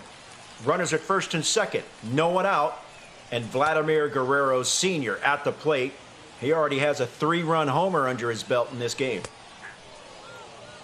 We didn't quite mention that that Townie brought Nolan back in, who's been kind of his go-to, but Diurnal's starting to see him a bit and out to a big start here. Nolan Ryan has been the guy that he uses to put out the fires, and he's got a blazing fire right now in the bottom of the fifth to deal with. It's like the meme with the dog. This is fine. This is fine. Vlad Guerrero fouls that one off to remain alive. I'll tell you what, if Townie also snuffs out a big threat like this will just be the inning of the entire tournament. If both guys can snuff out a very, very scary threat. But he's got a long way to go with that. Just misses. That runs it full. Now where do you go 3-2? I go with the fastball. Or sinker in. He hangs a changeup. And I guarantee that worked because he was looking for one of the heaters, the sinker or the four-seamer, for sure. Had to be. We'll do it again. Payoff pitch from Nolan Ryan.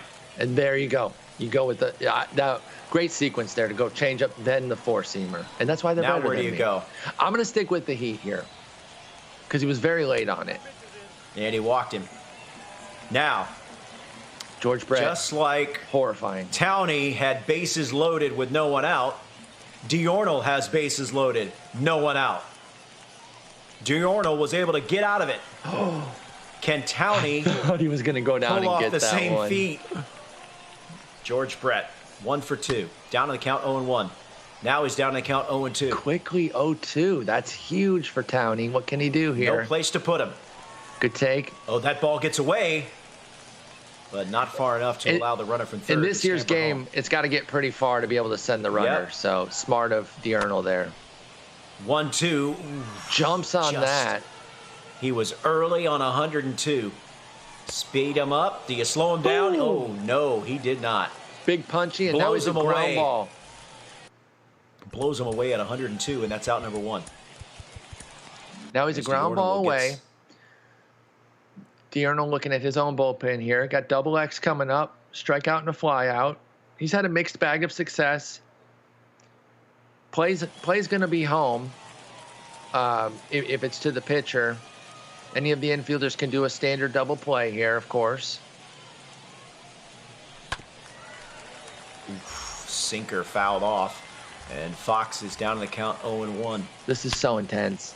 Oh, High he goes up fly and gets ball. it perfect. Perfect. Grand slam. Goes out of the zone, gets a And fastball. Diorno has a 4-run lead. Double X with 4 RBIs. 476 feet, takes a fastball up above the zone and says, I like this one. Boom. Holy smokes. That ball was crushed by Jimmy Fox and Diorno, who is trying to force a deciding Game 5. Now, this is probably one of the biggest disconnects in the community. I see so many people freak out when things like that happen, as if a ball outside of the zone can't be hit for a home run. And It happens all the time. it happens like literally all the time. It's just so funny when I see somebody freak out. It's like, I threw a pitch out of the zone and he hit a homer. It's like, is he not allowed? Is there a force field? No, he was sitting a heater. He goes up and gets it and hits it 476. That was insane.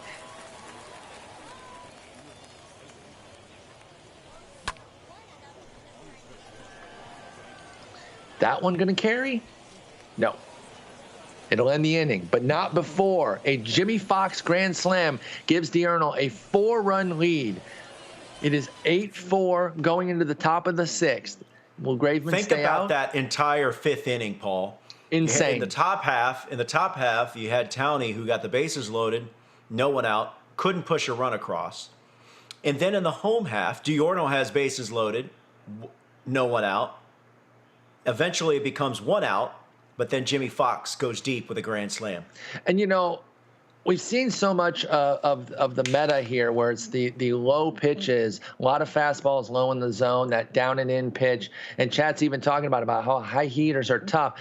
Frankly, they're really only tough against players of this caliber, though. The high heater still works versus the vast majority of the community. But this is not the vast majority of the community. This is the top players. And when they see a fastball up, their eyes get wide as can be. And even if it's out of the zone, they go up and get it and pop it 476 the other way. A big-time momentum swing in that 5th inning. Now Diorno leading 8-4, top 6. And Paul, we're staring at Game 5. We really are, and frankly, like I said, not cheering as a neutral announcer, but I just want a 5th game. So it's nothing against Towney, but I just kind of hope we get it. But this is not over either. If you think a 4-run lead phases either of these gentlemen, then you just haven't been paying attention. That's really nothing for them.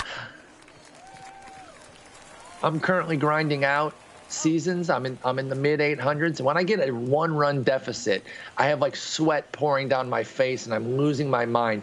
These guys get down 4 or 5 runs, like, I'll be fine. I'll get it back. It's unbelievable to have that much confidence in your hitting, and it just shows their exquisite skill. Exquisite is a real word, Chad, I promise.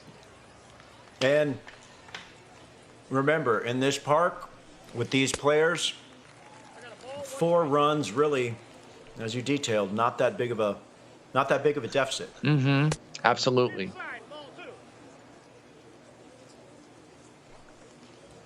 All right, here's Jonathan Villar. 1 down here in the top of the 6th. VR 0 for 2, uncharacteristic. See if he gets himself something. Squashy Savage with an interesting comment in the chat. Says, I'd be mentally drained after playing high-level competition for this long. Oh, no doubt. That's a great point.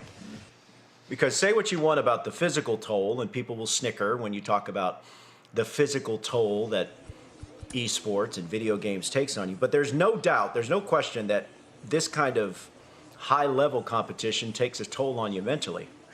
Listen, just because it's not the same as getting on the field doesn't mean that there's no toll. It's like you can have 2 thoughts in your head that, yeah, it's not the same as sweating in 100-degree heat and playing baseball on a field, but it takes a lot out of you. And these guys have to be dialed in for every single pitch of this remarkably high-level play. And we're 3 minutes away from the 9-hour mark, of which both of them have been playing the majority of it. And, I'm sure Diurnal was even practicing while he was waiting for everything to finish, taking cuts on Legend or playing against a friend. So they've been in it all day, and you have to keep that mindset. So, yeah, honestly, anybody that says it's not hard or doesn't understand the toll, it just has never experienced it. Like, it's that simple. If you discount this as, they're just playing video games. Yeah, it's $15K on the line for a 21 and 18-year-old. Don't tell me there's no mental toll. And that will retire the side. So that will bring us to the bottom of the 6th. Diurnal batting with a 8-4 lead, trying to force a 5th and deciding game here. It'll bottom be of the 6th. It'll be Adames, pinch hitter probably, and then the top of the order here for Diurnal, sitting with his 4-run lead against Goose Gossage here. Adames, 1 for 2 on the day, has done a good bit of damage across the afternoon. X-Max, Amex, I think we just literally said it is not the same as playing real life baseball. Yeah, that is a perfect example of people not listening. Now I'm about almost 9 hours into this bad boy. My patience are wearing thin. I'm just going to put it out there. If you're just purposefully obstinate, not that he knows what that word means. Oh, that ball's going to get past the right fielder. Uh-oh. And I wonder how they're going to score that. Yeah, it's going to be at least a single or it's got to be a double. It's wild that we literally said that it was not the same. And he's like, well, it's a lot different than actually playing. And then he has the audacity to tell you to settle down. That's adorable. I mean, jeez. That's so cute. All right, so good AB, productive AB there. Gets the runner to third. And as you detailed, Paul, Diurnal's in the mode of trying to add here because he knows how dangerous offensively Towney is. Play at the plate, throw home. Safe. Not in time. It's now a 9-4 lead for Diurnal. Yeah, he completely respects his opponent, knows that every run counts, and that, there's nothing safe until there are 27 outs on the board or 10-plus runs for a mercy.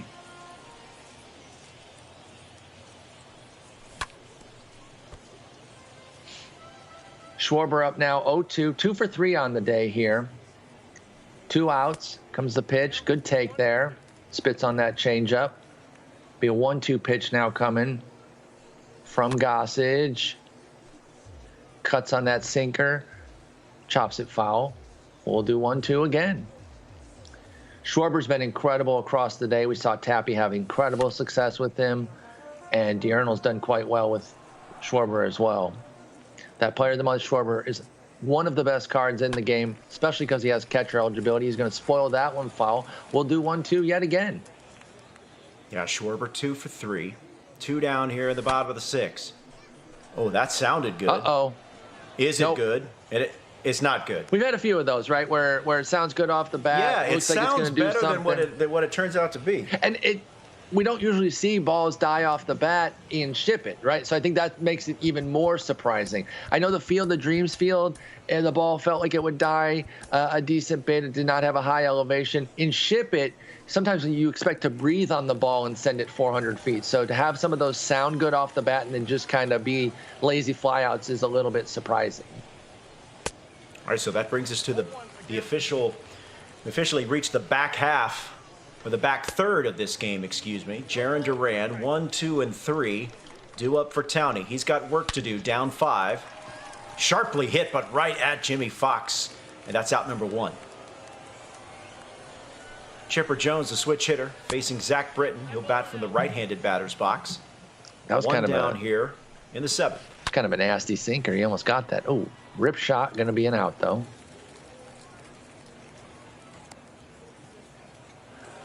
So 2 down. Look at Mookie today, a home run and 2 singles. Mookie is 3 for 3. Look, it's not crazy that 99 Mookie is popping off, but if you ever needed that little extra push to continue to build your inventory and get those vouchers to get the Mookie, seeing how well he's played here on Legend should give you that little extra bit of encouragement. Meantime, he grounds out to short. Good scoop at first by Jimmy Fox. And that retires a side. We go to the bottom half of the 7th. It's stretch time.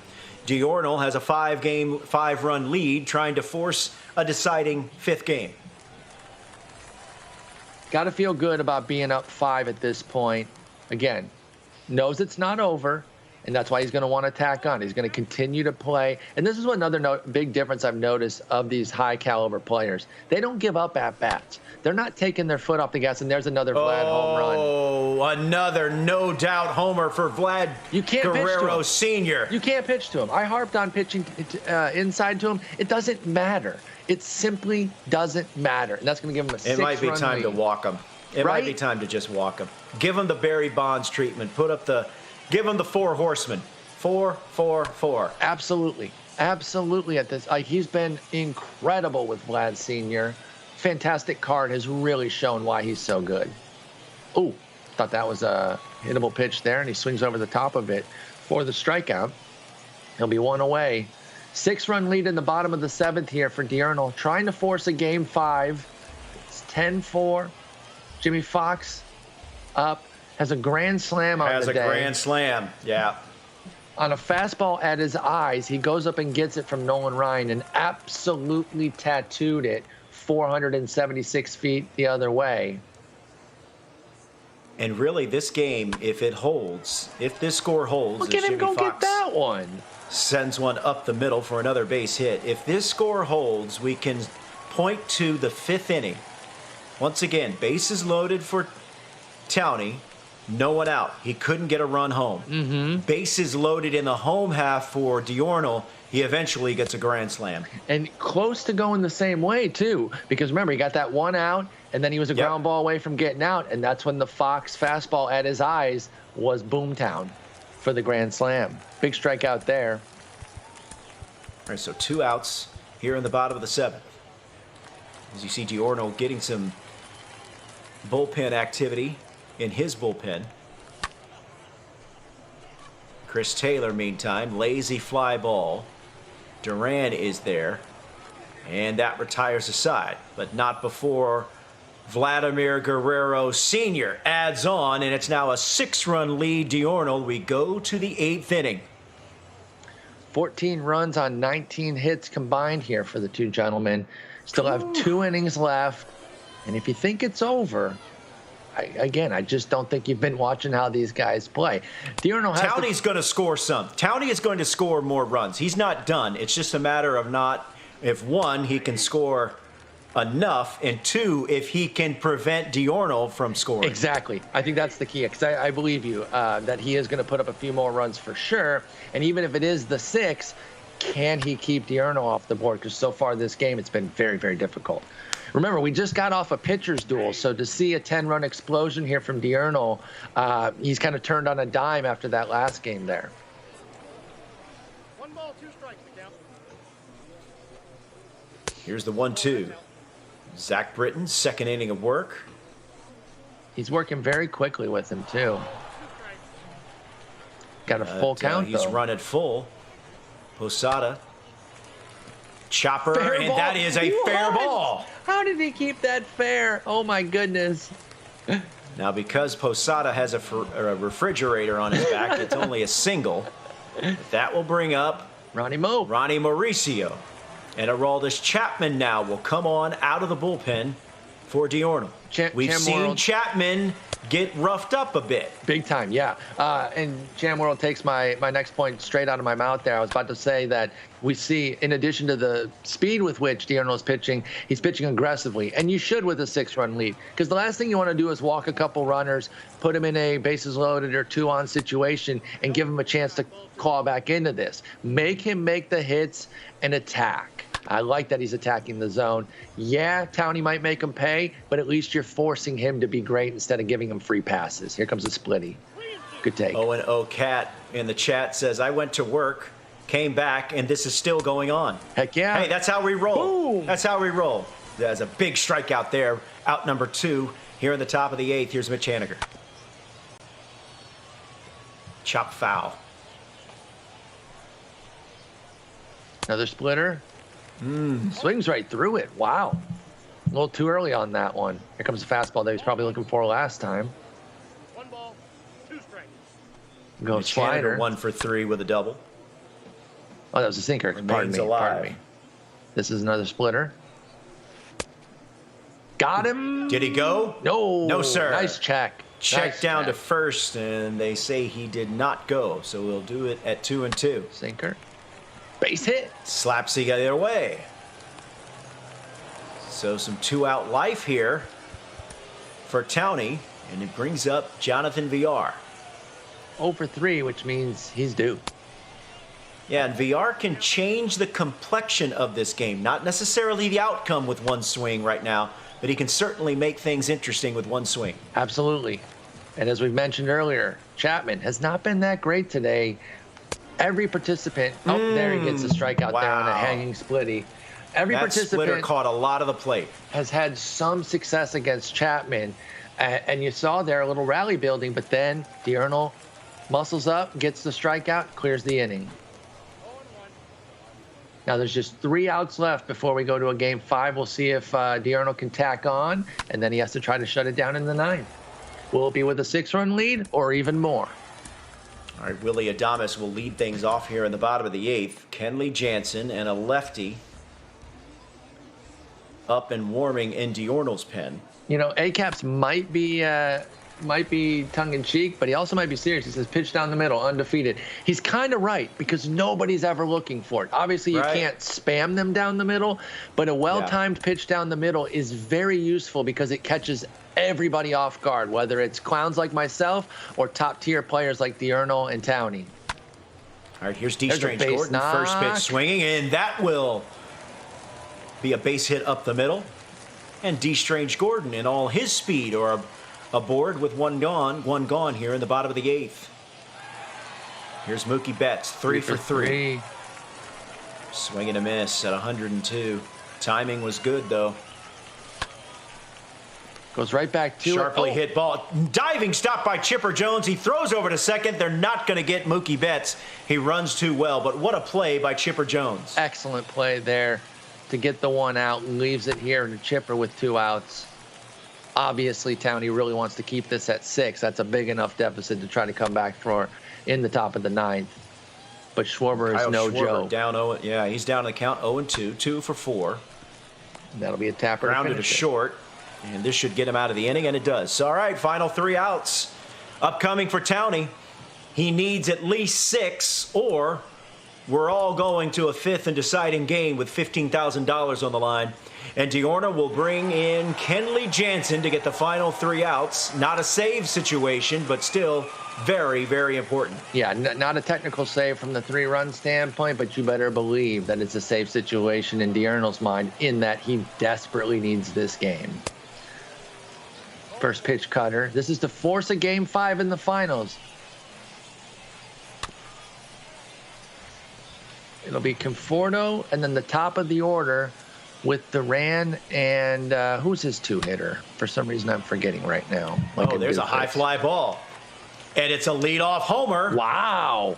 Conforto gets a quick one. And it's now a 10-5 game. Then it'll be Duran and Chipper, and then Betts. Yeah, we go back to the top of the order. Chopper back to the mound. Jansen fields, throws over to first, and that's out number 1. That's got to feel great for Diurnal. Again, he's still working with a great 5-run lead, but to get the 1 pitch out after the homer just to kind of settle it down a little bit, you got to feel good. All right, here's Chipper Jones, 2 for 4. If you're Towney Swings and misses at a changeup, and you're trying to get back in this, it actually sets up that, well, that's going to be 2 outs, but it sets up that the bottom of his order would be the guys to do it, because the top of the order would be kind of setting the table for those guys. But obviously his backup is up against the wall here with 2 down. Here's Mookie Betts, who is 3 for 4. But Here's go 1.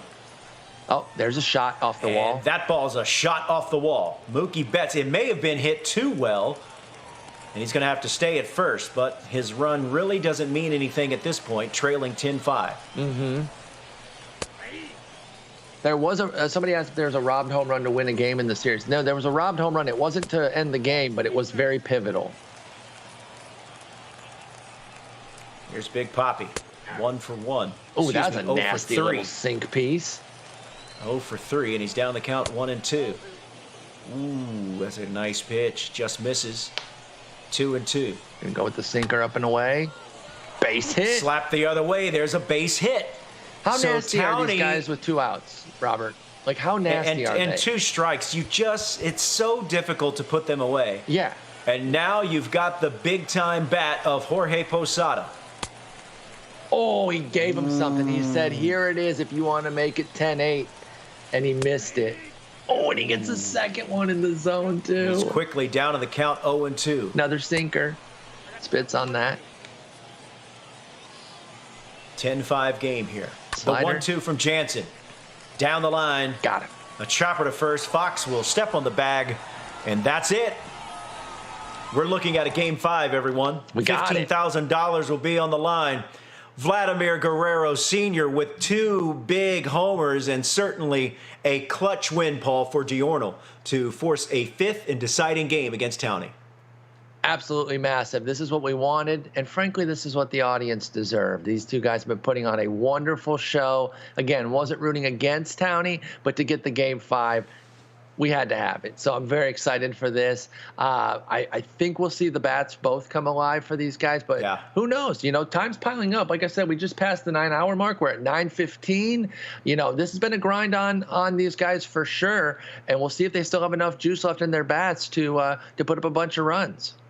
All right, so 5th and deciding game. It's a winner-take-all. $15,000 on the line. The second-place finisher will get $5,000. Let's run through the highlights.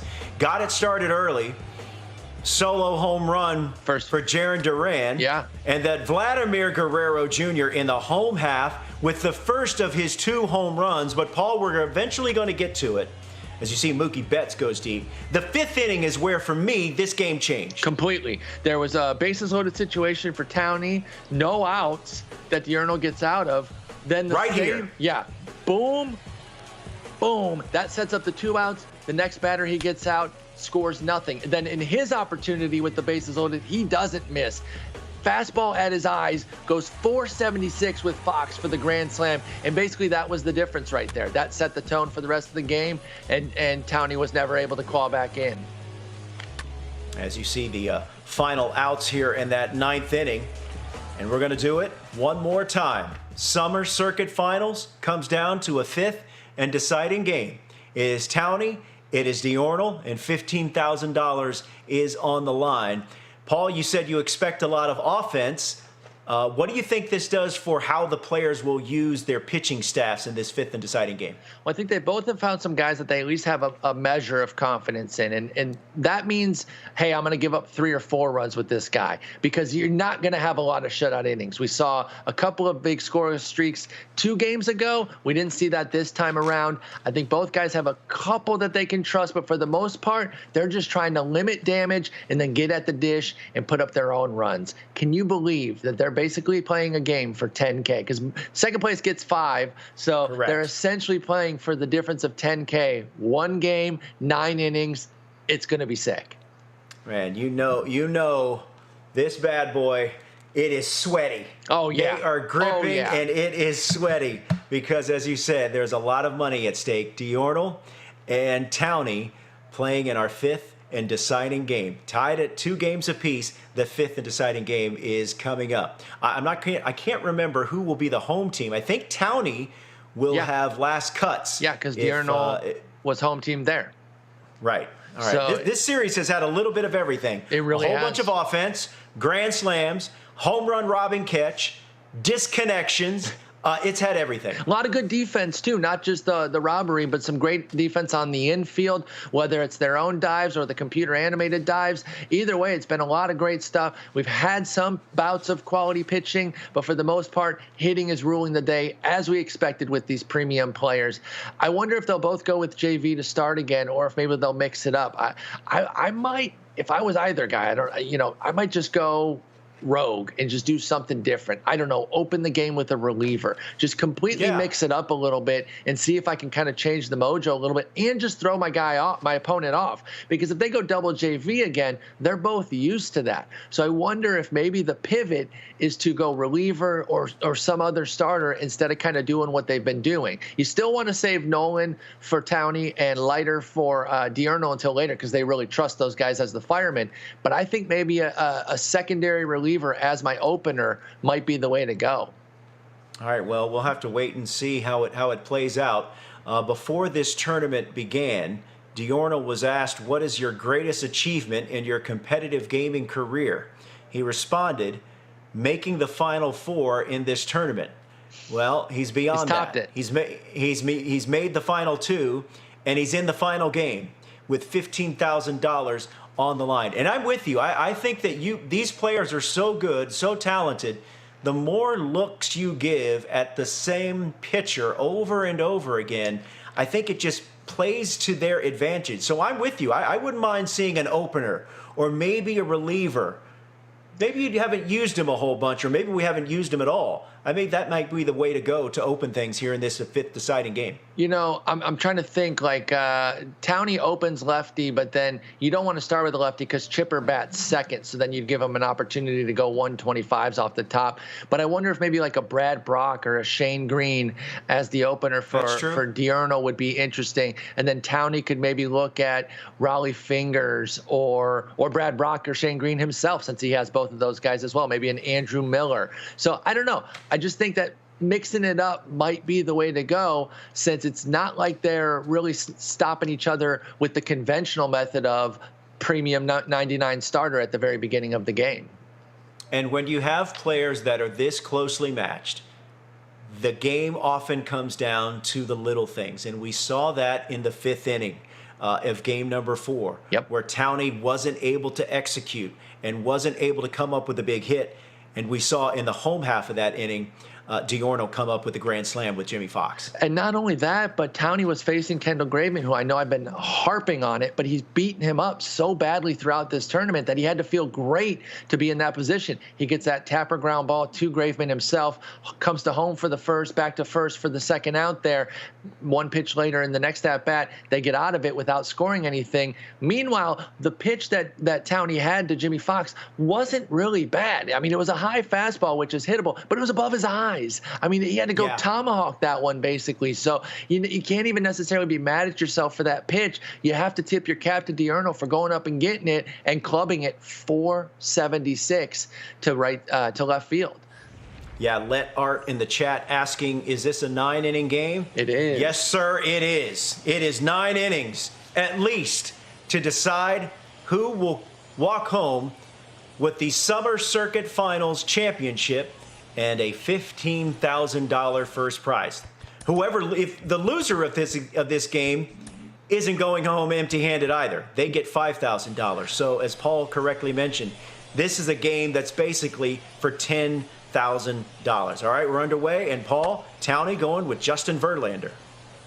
So he's going with Verlander, sticking with this guy. We'll see if Diurno's doing the same. They did the last 2 games, I believe, have been mirror Verlanders to start, and you know, I guess they're just going with the comfort. I would have tried to mix it up, but who am I to say? I'm not the one sitting in the finals, game 5, with 15 Gs on the line. And there's a big out number 1 as Mookie Betts goes down, and we're underway. Top of the first, 1 out. Here's Kyle Schwarber. Schwarber's been amazing. We see the big numbers there. He's just so darn good. It's not Kyle like Schwarber. Go ahead. Down to the count 0-1. It's not like JV's bad either. That's not why I'm suggesting to maybe go the other way. Just to maybe mix it up, give a different look. But if this is where he feels best with him, and I know he doesn't want to use Nolan to start because he wants Nolan in those middle innings. And 2 quick outs here for Towney here in the top of the first. He'll deal with the sweet swinging and red hot Vladimir Guerrero. He went deep twice in that game 4 win for Diurno. He has like 4 homers in this series, I believe, right? I think that's correct. We haven't been keeping book. Like I said, I would keep a scorebook, but the pace of this game is nothing like a real-life baseball game, so it'd be so hard to be able to put in the scoring for everything. Towney out in the field, starting with Justin Verlander, his team in the red tops and white pants. He is 21 years old, from Florida. His favorite player is Joey Votto. Meantime, Diurno is 18 years old. His favorite player is Giancarlo Stanton. He's at the plate in the all-gray uniforms. Red lettering with the red trim. Full count.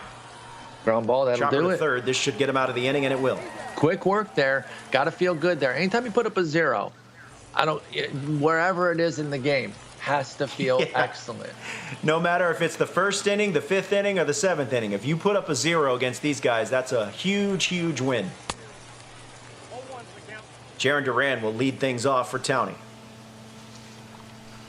Duran, Jones, and Betts due up for Towney here in the bottom of the first.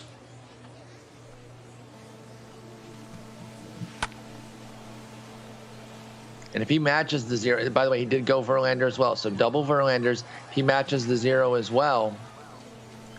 The thing of it is, you can never really take much from one inning and apply it to the next. Because anytime you start to think like, oh, here we go, we're gonna have a pitcher's duel, then the bats open up, or you see a few runs, you're like, okay, it's gonna be a slugfest. Then they start to put up a bunch of zeros. So you just gotta take it inning by inning, and I think that's kind of the beauty of where this series has gone. Because we actually did get a pitcher's duel a couple games ago. All right, here's Chipper Jones as Duran goes down swinging.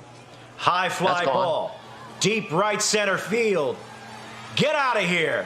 And it's 1-0 Towney in the bottom of the first as Chipper goes yard. Chipsky, he doesn't need a lefty. He'll go yard against a righty. 108, 113 against righties. That's plenty for him. That one's going to hang up for the second out. Drifting over as the left fielder. He'll make the catch. Had to come over a few steps towards the line, but that's out number 2. Now, Big Poppy coming up. Big Poppy's been quietly great, too. And I know he's been around for a while since he was part of the collection. A lot of folks have had him for a minute. And, I know you want to try out other players, but you can still go back to the old standby Poppy at any time for your first baseman, and you will not be making a bad decision. He hits righties, hits lefties. He's got it all. Poppy's been fantastic this year. Here comes the cutter. The down and away actually ends up leaking up a bit. Now he's going to go in with the sinker. Pardon me, that was the curve. I'm a doofus. There's a cutter. Here's the 2-2 from Verlander. What a pitch. And Ortiz remains alive. Little heater up and in. High fly ball. Medium deep. And Betts is there, and that retires a side. But Chipper Jones putting Towney on the board with a solo home run. We're through 1, and it's 1-0 Towney.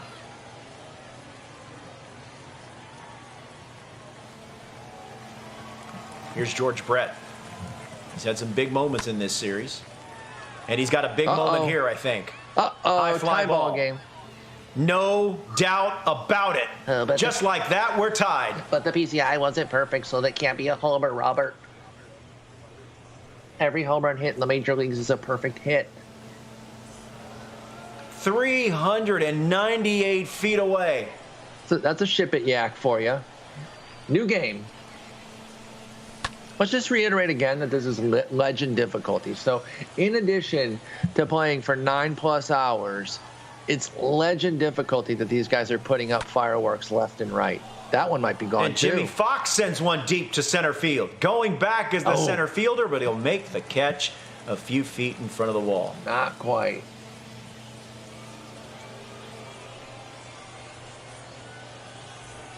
Duran coming up now. 1-1 game. Both guys have a solo shot.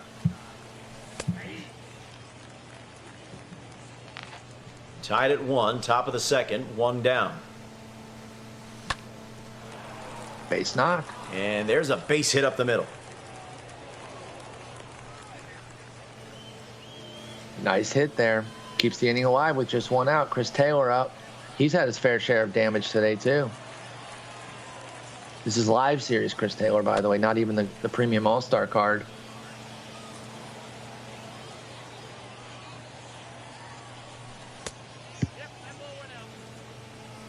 And that misses, and it evens the count at 1-1. Runner at first. Oh, I thought that was a ball all the way, and then it just caught the part of the plate there. Here's the 1-2, misses low. Good take. Evens the count at 2-2. Game 5 of the finals, then it's going to be, oh, wait, that won't be a double play. Bare hand. They throw over to second. I don't think they got him. In fact, they didn't. They called him safe out at second, which They called him out at second, but safe at first. All right. I thought I saw the umpire motion safe at second. Yeah, I thought it was a bit dubious, to be honest. In real life, that would have been challenged 1,000%. All right, so two down here in the top of the second. That ball is smoked to right field. Going back is the right fielder, and he'll make the catch right before he hits the wall. George Brett goes deep again in this series. We're tied at 1. Bottom 2, Posada, Mauricio, and Haniger. The really dangerous part of Towney's lineup.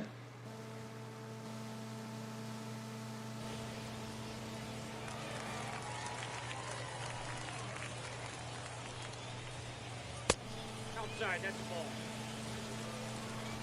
Yeah, Posada's been so filthy. We've hammered that this 5, 6, 7, 8 has been so gross for Towney, and he just shows every game why we continue to go back to the well with that commentary, just because they've been so great.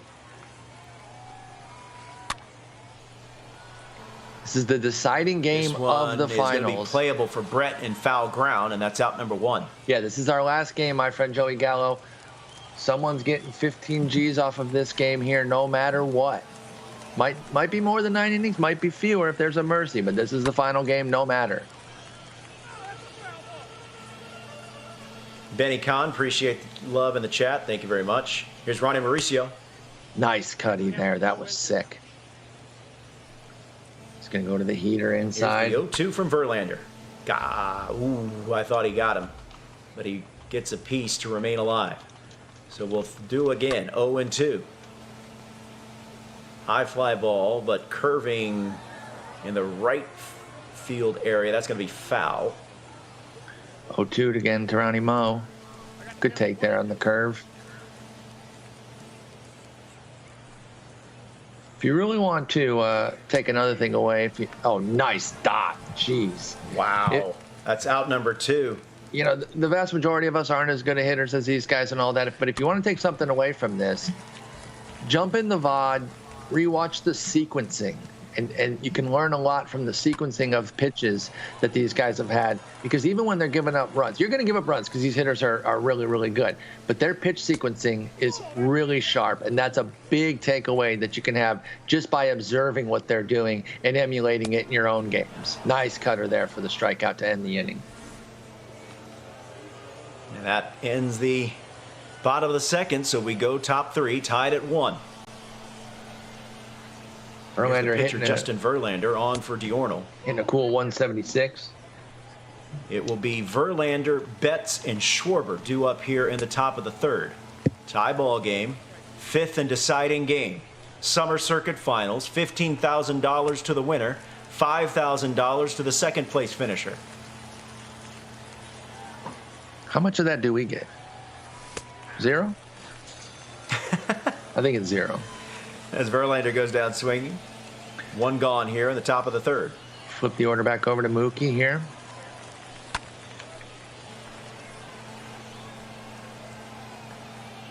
I think I'm going to, just seeing the excellence of Mookie in this tourney here. Not that I didn't know he was great, but just seeing it firsthand is going to inspire me to finish those programs I need to get the last few cards and finish off the Mookie. He's just so darn good. I got to have him in my lineup. Oh, he goes and gets that well one. Struck.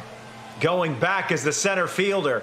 At the track, at the wall, he can't make the catch. It goes high off the wall. And How did he get a double on that? Jeez. It's a 2-out double. He goes and gets that. That'll bring up Vladimir Guerrero. So Kyle Schwarber extends the inning with an extra base hit. Rips it into the gap, gives Vladdy a chance now with a runner on. Towney can't be feeling great about that. Would have loved to face Guerrero with the bases empty to start next inning. Instead, gets a tough situation here. Now has him 2-1. I think with the bases empty, and look, George Brett has been devastating in his own right. Uh-oh. He stuttered on it. He got the animation where the right fielder froze for a second. That's going to bring home a run. That was clobbered. That's Mitch Haniger. So, listen, I know it's a bummer, Nobody likes when that happens. I'm not saying that. You can definitely get annoyed when that happens. But that is a little bit, that's kind of the trade-off of putting somebody like Haniger in. He's not elite defensively, so every once in a while you're going to get a little bit of a flub like that. Yeah, Paul, the right fielder, Haniger, you got that frozen animation, and the ball sailed right over his head. Yep. And it's a double for Guerrero, and it's a 2-1 lead for Diorno. And he's got the red-hot George Brett, who draws a walk. So that will bring up Jimmy Fox, who, remember, huge grand slam in Game 4, excuse me. We know Double X can do his thing. He's got a few punches on the day for sure. He strikes out here and there, but when he hits the ball, he usually does damage. This one should stay up and be an easy out, but that had to be a little scary there. And that retires a side, but not before Vlad Guerrero strikes again. RBI double puts Diorno on top, 2-1. Bottom three, VR, the pitching spot, and Jarren Duran, top of the order. That was like my pitches on pinpoint there. Yeah, the Mitch Haniger, not a Nelson Cruz, J.D. Martinez-esque outfielder, but 72 fielding, 76 reaction. That's pretty low for the caliber of player that these guys are using. So, it's not happening every time a ball gets hit to him, but it happens at probably the very worst time that it could to Towney. That said, it's a one-run deficit. He's not even blinking at such a deficit. VR slaps one to second base. Taylor is there, and that's out number one to start the bottom of the third. Justin Verlander. Here comes his slider, I believe. Bat for himself here. First pitch swinging, and just like that, there's two quick outs in the bottom of the third. It'll be the top of the order again here. Second at bat for Duran after the strikeout in the first. Cutter up, or cutter in, I should say, not up. Shout out to all of you who are joining us on Twitch, on Facebook, on YouTube. Fly ball left field. And that retires a side. We're through three, and Diorno has a 2-1 lead. Yeah, We appreciate you joining, especially those of you who have been with us for most of the day. We've been going since noon Eastern. Not too far from 10 hours now. Yeah, big thanks to chat. Appreciate y'all hanging out, keeping chat active, and enjoying this wonderful competition that we've seen here. This has been a lot of fun, Robert. I've had a blast with you. Jarren Duran leading off the top of the fourth. Duran, Taylor, and Adames due up here in this inning. Duran, little duck snort behind the bag at second. I thought he got the second baseman. Comes over to make the catch. And I was like, I don't think he's going to get to that. I didn't see that he had Ronnie Moe selected, so he was going to get to that pretty easily. I got fooled there for a moment.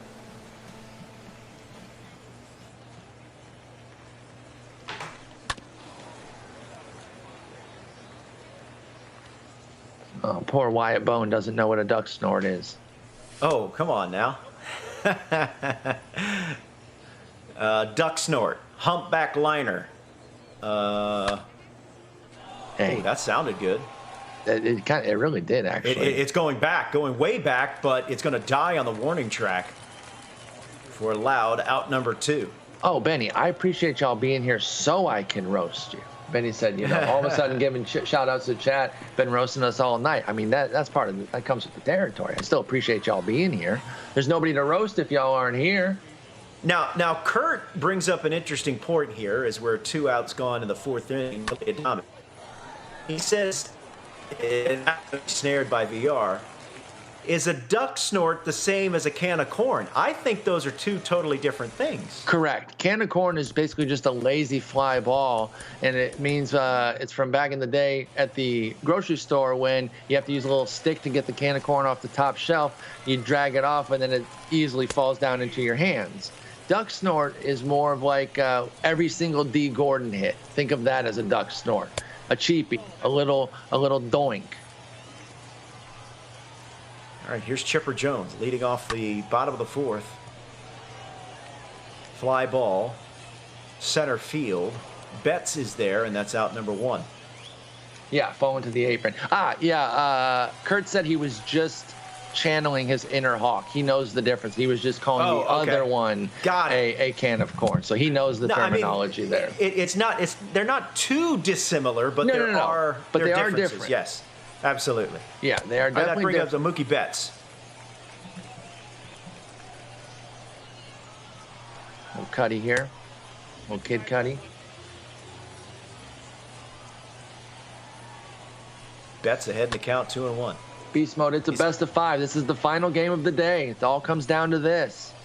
It's 2-1 game. Is Kid Cudi on the new Kanye album? As Mookie Betts slaps one to left, it's a base hit. I heard there was some consternation there on whether or not he'd be included.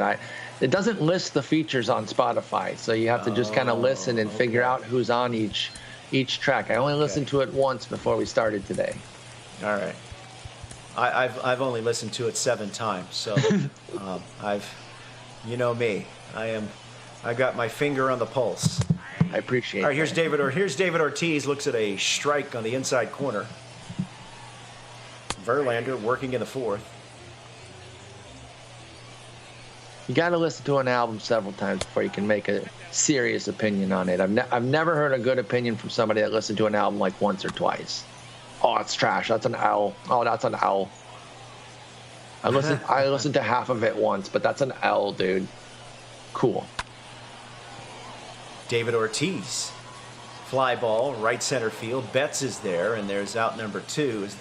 The runner at first will scurry back. Call me crazy. This could be an insane take on my part, but I'm not looking for many opinions from somebody named Fart Squirrel. I don't know. Insane, I know, but I don't look for the hottest takes out of old Fart Squirrel. Jorge Posada fouls one down on the count, 0-2. Posada certainly capable of giving Towney the lead with one swing. There's a Cuddy. Here's the 1-2. Oof. Where's he going to go here on 2-2? Fastball. He's going to challenge him. Takes it easily. I mean, if you purposely call yourself Fart that's Squirrel, going to find the gap. 3-2 pitch, runner on the move. Scoring easy. That is going to score the runner from first, and we're going to be tied. We're tied. New ball game again. Posada. I mean, do we have to say it again about Posada in the bottom of this lineup? Like, he has been the catalyst to really jumpstart the next 3 guys, Mauricio, Haniger, and VR. And here we go again. 2 outs. That was a heck of an at-bat.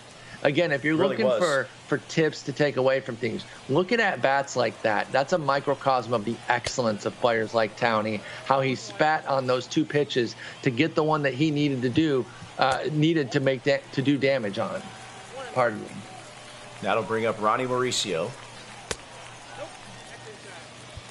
And again, look, Towney's lineup top to bottom, devastating, but in particular, the bottom half, and Mauricio will ground to second, and this should end the inning, and it does. But not before a run does come across. Big 2-out knock from Jorge Posada, and we're tied at 2 going to the top of the 5th.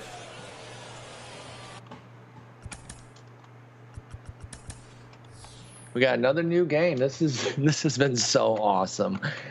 And again, not that a 1-run lead was putting anybody out. Like, oh no, they can't come back from that. But I'm just so impressed by that Posada at-bat there. 2 pitches that, you know, not just a clown like me, but several quality players would have swung at least one of them. He spits on both, and boom, gets his shot to tie the game up there. Here's Michael Conforto, pinch hitting. We've seen him in this role before throughout this series, and we've seen him come through in this position. Swings and miss at 102 miles per hour. The 1-2. That is roasted. Knocked down by Ortiz. Catches a crazy animation, but just in time to get the runner out at first. Verlander playing his position nicely. Sometimes you get these animations where the fielders don't display the kind of urgency that you would like. And I thought we were going to see one there, but Ortiz was able to rally and get the out. Meantime, high fly ball now. This is a can of corn. Yeah. This is a can of corn. There you go with the can of corn. He wants that one back because that's a changeup up. Not usually expecting changeups to be up there. He's still got to it, but just couldn't quite put a good lick on it. Now, I think both guys, obviously, until we see maybe a change here, but I think both are still with Verlander relatively deep into the game. I know it's only the fifth inning, but these starters have been being run out of the game relatively quickly throughout most of this series. But Verlander is through 5, and so are we. Or actually through 4.5. It's tied at 2, coming up into the bottom of the 5th. As you see Diorno's bullpen activity, a righty Kendall Graveman, and the lefty Al Leiter. And it is going to be Big Al. I think we've seen Al Leiter in every game this series. We absolutely have. Same with Nolan Ryan for Towney, and I guarantee we'll see Nolan again this game. So it'll be Haniger, VR, and then probably a pinch hitter. I think even if there's 2 outs, he'll probably go ahead and dispatch Verlander for the pinch hitter, but we'll see. But first things first, Haniger against Al Leiter. 2-2 in a decisive Game 5. 1-1 pitch coming. Spoils And that Haniger sinker for fouls strike that 2. one off. Slider in. Ooh. What? Did he go? Wow. Wow. Excuse me, sir. What a check. Okay. Here's the 2-2. That is stung shot. into the gap, and that's going to be another extra base hit for Mitch Haniger. He wants a to- leadoff double for Haniger to start the bottom of the 5th. He wants to make up for his defensive ineptitude earlier and does so with a leadoff double. That is massive. All right, here comes the dangerous Jonathan VR. I think I have 9 successful check swings literally all year, and these guys are just, easily spitting on pitches with Mitch Haniger and not getting called for a strike. Super impressive stuff. Fastball for VR. Jumps on it, but a little late. Sinker. Now its count is run full. Go Cuddy. In. Sharply hit ball to third. Brett throws over to first, and that's a big out number 1. Okay, so yeah, we're gonna have a pinch hitter here, clearly. Tie ball game. The pitcher spot is due up, but Towney will make a change. Remember, you got Mitch Haniger out at second base. By the way, Salvador Perez has homered in 5 consecutive games for the Kansas City Royals. Speaking of George Brett. Recent diamond in the roster update too. Yep. And if you look at his composite season, he definitely deserved it. Looking at just the 2-week period, I was surprised that he was upgraded against lefties. But after talking with some folks over at SDS, they pointed out that it was more of a composite situation where they looked at his entire year and said, hey, we got to catch up a little bit. We've been a little bit lax on updating him. So sometimes it's not just the 2-week update period. It's more of the entire season. And that was the case with Sal Perez, which in that case does make sense. Here we have Harmon Killebrew pinch hitting for Towney here, and he's run the count full to 3-2. 1 gone, bottom 5. Go ahead run at second. Payoff pitch, high fly ball, going back, and the left fielder will just wave goodbye. It's a 2-run pinch hit homer for Harmon Killebrew. And Towney hit it, quit it. It's 4-2. Second pitch hit homer of the series for Killebrew. He's a monster off the bench, particularly against lefties. Doesn't miss. Gives him a 2-run lead here in the bottom of the 5th. He's got to be feeling great. Wow. Wow, wow, wow. We've seen so many clutch moments from both players over the course of these 4+ games. Absolutely. Oh, that was a nasty pitch. Could have been called a strike there, but it was just shy. Here's the 3-0 to Chipper Jones. Taken all the way. 23 pitches in this inning for Al Leiter. Cut fastball. Can't connect. Count runs full. Here's the payoff pitch from Leiter. Sent to shallow center field. Betts is there, and that's out number 2. I need to pick a song for Jukebox Jams tomorrow on MLB Central. Okay. It's a segment where we pick a song that corresponds to something that happened over the weekend. Will they let you like correspond it to this tournament? Or do you have to correspond it to I think real it has to baseball? correspond to real life baseball as Chipper Jones fouls one back. So we've got Salvador Perez, but what song best describes Salvador Perez's 5 straight games with a homer? Power by Kanye. No one catcher should have all that power. Okay, I like that. I don't know if we can pick a Kanye song per copyright rules, but that's definitely on the list. Wait, everything's not available? I assume you guys play like a lot of copyrighted music. Yeah, there is some stuff. Yeah, there's certain artists that are not available. Certain artists is not available. Ooh, Oblivion by Royal Blood. I've got 5 on it. Ooh, I've got that's 5 a on really it. It's perfect if you can put that. Great call out. There was great Biombo. call. Who was that? Sit that down did that? Biombo with that. That's perfect. Biombo, tremendous, man. That's, you know what? Look, it's been a bumpy ride, but for the chat, I'm not going to lie to you. Okay, we've had some good, we've had some bad, but that right there may have brought it home. That may have brought in full circle this experience as a positive one. It's a fantastic song, too. Fantastic. Yeah, it's a great call. You Dropped a Bomb on Me is a good one, too, and I'm fairly certain I've heard You Dropped a Bomb on Me on MLB Network before, so y'all should have clearance for that song. Okay.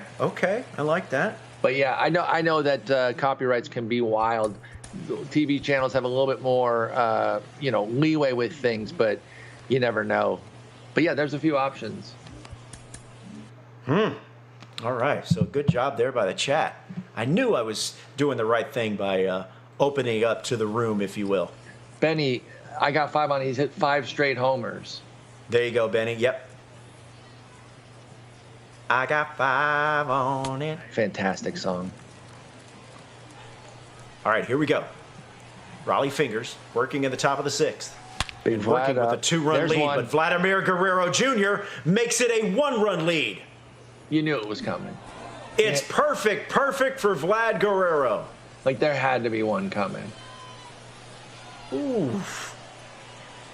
Man, we are tied at 5 hits apiece, and there is another perfect. Ripped. This one only goes for a single to left. But now Diornal has something cooking here in the top of the 6th. Back-to-back hits, and he's down a run. Here's Jimmy Fox, 0 for 2. Looks at a slider on the outside. It's 2-0. Paul, you surprised we didn't see Nolan Ryan here? Absolutely. He might be saving him for later in the game to really close it out, maybe last 2-3 innings. But I am surprised he didn't bring him here in the middle because, he knows just as well as we do, Townie does, that's not a huge lead that he has. And Fingers hasn't been that great. And now you see he's in big trouble here. Although this could get him out of it. 2. Flip it for 1. Not going to get the runner at first. So runners at the corners with 1 gone and Chris Taylor. It lessens the trouble. And when I say get him out of it, I just meant the double play. I knew it wouldn't have ended the inning. I was just saying it could have lessened the trouble. But since it's not a double play, it only curbs the bleeding a little bit. There's still some big trouble here. And Diurno has a wonderful chance to at least tie it with a runner on third and just 1 out.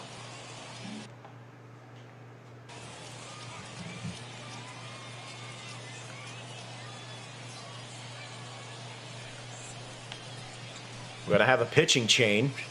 It will be the hard-throwing Goose Gossage out of the pen.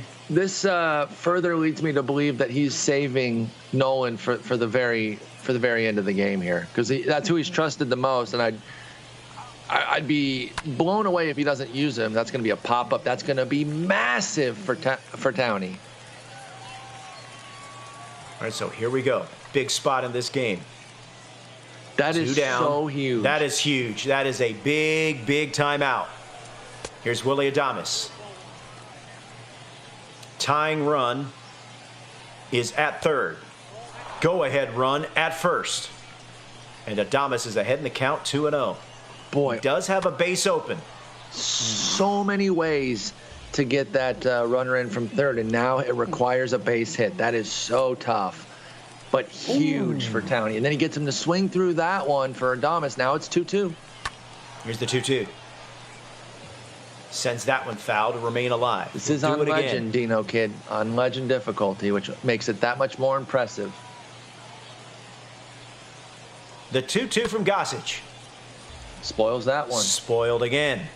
And we'll do it again. Spoils that sinker. It was a ball, Surviving there. you gotta He stay swung on at it. ball 3, but clearly he's in 2-strike protect mode. but hey, exactly. You don't want to get rung up. Here's the 2-2. Spoils again.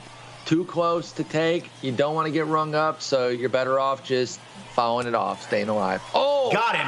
What a pitch to end the inning. That's what he was trying to avoid. And I think that those being balls that he was swinging at kind of got in his head a little bit. And he said, okay, well, I'm going to take one. And it ends up being the one that's in the zone.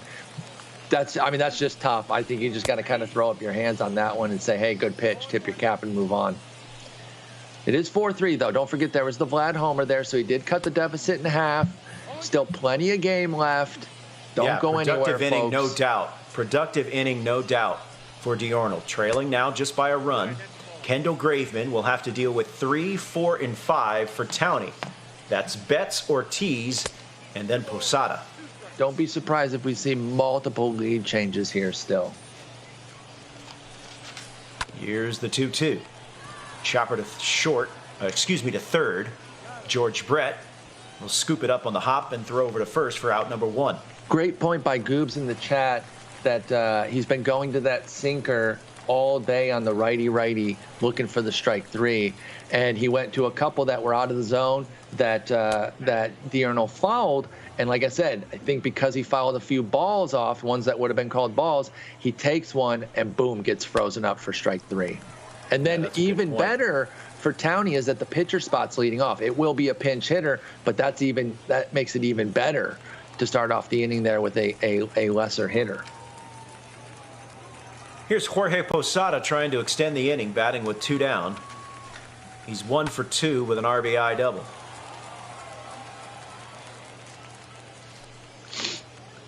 If this score holds, I don't think we pick an MVP.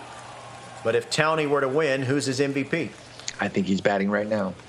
That's what I think too, Jorge Posada.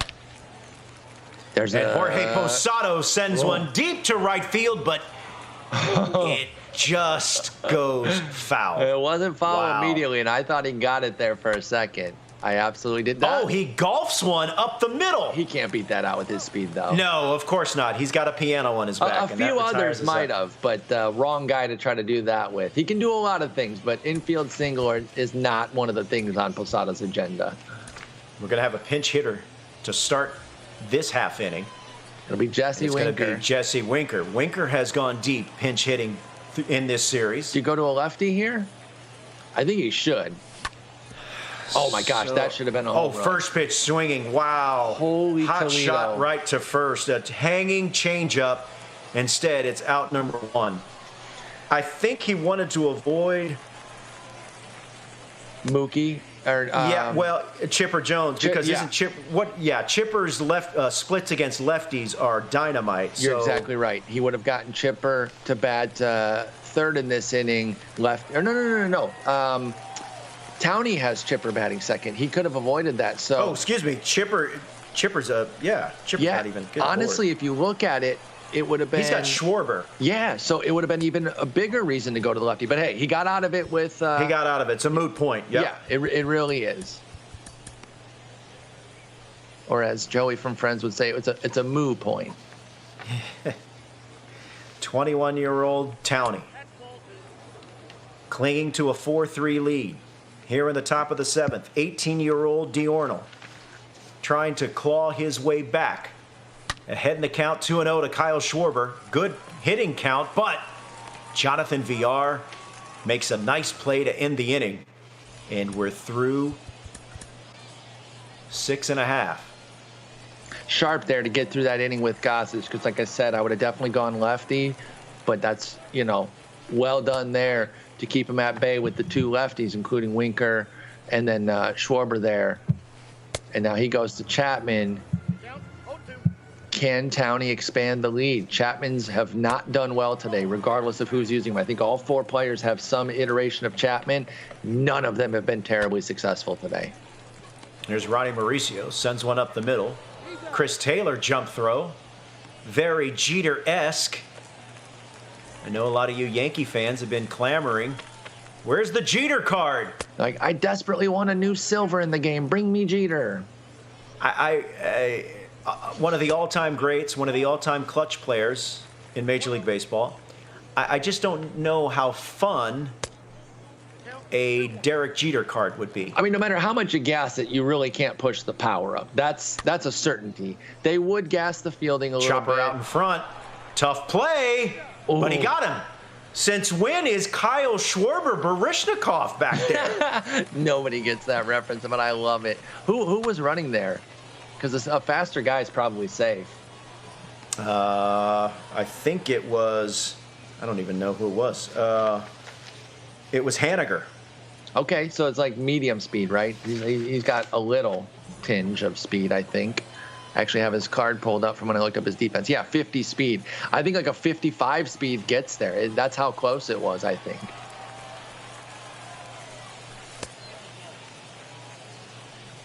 All right, so here is a man that can tie the game with one swing. Vlad Guerrero Jr., 2 for 3 with a homer. And I think, it might be Fox because of the Grand Slam, but if Diurno comes back to win and we're picking his MVP, it might be this gentleman batting, Vlad Sr. Yeah, Vlad Sr. Oh! And you know what? MVP doing MVP type things. We're tied in the top of the 8th. Holy smokes. This has been amazing. Second homer of the day, of the game rather, for Vlad Guerrero. We're 10 hours in, literally 53 seconds away from 10 hours, and I am amped. This is unbelievable. Now George Brett facing the lefty Jake Diekman. He goes opposite field. He goes perfect, and it's back-to-back homers. Diurno has a 5-4 lead in the 8th. Ice water in his veins. Lefty crime with George Brett. Speaking of MVP candidates, if Diurno wins, George Brett's up there, and there's another hit. Double We're X looking getting at in on the action. Third consecutive. Nope. We were close to having a third consecutive extra base hit. Instead, they'll do a good job of getting it back in and holding Jimmy Fox to a single. Jarren Duran's going to send one into the gap. That's going to bring Fox all the way around from first. Yep. It will. They're going to send him, throw home, not in time. Duran goes to third on the throw. That was closer than I thought it was going to be, though. I will say that. It's an offensive explosion for Diurno here in the top of the 8th. And we kind of keyed in on it early, but Diekman has not been effective. That might drop. No, it'll stay up. It will not drop. Will they send the runner home? No. Ooh, he'd have been out. They will not. He would have been out. That was a perfect good throw. But still, runner at third, one out. Big insurance run hanging out there at third base for Diurno. And I don't know if we mentioned that this is Nolan, and this is his stopper. This is his go-to guy. And yet he's Would you have used Nolan? I mean, I know you had a lefty in George Brett. Would you have used Nolan to start this inning? If I'm Townie, yes, because of the confidence that he's shown in him. I think you go with Nolan off rip, and especially the fact that both gentlemen have shown that they're completely unfazed by lefty. So I'm not even as worried about the platoon split. I think I go with my most trustworthy guy, which for Townie has indeed been Nolan. Big strikeout there as he gets him to chase the high fastball. So 2 down here in the top of the 8th. D. Strange Gordon off the bench. Look at that batting average. Pinch hitting, batting .583. There's a chopper to first. Ortiz will run over and step on the bag, and that retires the side. But a huge 3-run 8th inning featuring 2 homers, one from Vlad Guerrero and another from George Brett. Huge. Unbelievable. And again, I said it a while ago, don't be surprised if we see multiple lead changes. We've seen a couple since. We may not be done. And I know time's running short here. We're going into the 9th, but... Or pardon me, this is bottom 8. Bottom 8. 6 outs left for Townie. He's got the pinch hitter Conforto. First pitch swinging. This is going to be a quick out number 1. Yeah, I think, like I said, we keyed in on it literally the first time he appeared. But Diekman's just not getting it done. He's been kind of a goat in the wrong way today, the small letter goat. meaning not great, not greatest of all time. Here's a chopper to short, off-balance throw in time. I know the use of that word has been completely changed. You capitalize all of it. It means greatest of all time, but it used to just mean you were the lame of the game type of deal. Oh, diving stop by George Brett. Gets up, throws across the diamond in time. What a play to end the 8th. And we go to the 9th. Diorno clinging to a 2-run lead. He'll try to add here in the top of the 9th. What an inning for George Brett. Huge homer, huge defensive play, because remember, that appeared to be extra bases if he doesn't stop it. Absolutely. And you have the dangerous Mookie Betts on deck. That is huge. Meantime, this is Diorno's Mookie Betts. Top of the order for Diorno. It's not delivery, it's Diorno. That's right. Betts, Schwarber, and Vlad Guerrero. Man, how is Vlad Guerrero up to bat already? I mean, good Lord. It seems like this dude's batting every inning. Oh, wait, this is Betts. Is he batting soon? That's a homer. That is perfect, and perfectly struck. Oh, yeah, Diorno, you're right. Vlad will bat third here. I mean, he had a big offensive explosion last inning, so he's already batting around. Absolutely nuts. It's another perfect, and it's another homer, and it's now 7-4 Diorno. This is incredible. And Kyle Schwarber. He's just unloading here late. The clutchness is off the freaking charts, Robert. Schwarber. Like how? How are you this launches good? one to right. It's back-to-back homers. Is Vlad Guerrero going to make it 3 straight? No, this is playable. Down and in. That's the nitro zone for lefties. We all know that. And it was ignition liftoff for Kyle Schwarber. Vlad wanted to let the others get in on it. He's like, okay, I won't go yard here. I'll let the other guys have some shine. That's a shot. Here comes George Brett.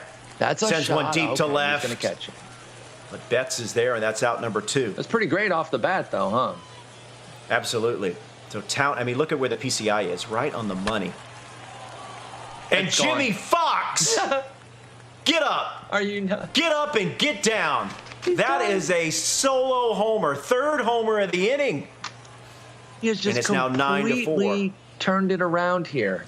Not that he was playing poorly, but 6 runs in the last 2 innings when he was ostensibly being shut down to a degree. 3 runs through 7 is shutting Diurno down, you know?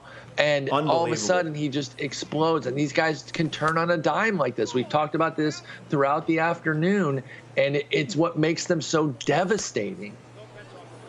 If you have the misfortune of matching up against one of these type players and you actually string together a couple zeros, you start feeling yourself. And the second that you start to feel yourself, it's over, because they're gonna turn it around and hit 4 straight homers. I can't tell you, because all 4 players are going to walk away with cash and prizes, excuse me. The 3rd place winner has been determined. It will be Tappy, and 4th place will be Yachty. Excellent. And we're 3 outs away from determining who 1st and 2nd will be. As Diurno now 3 outs away from a $15,000 first place prize. Kenley Jansen is going to try to close it out, dealing with Betts,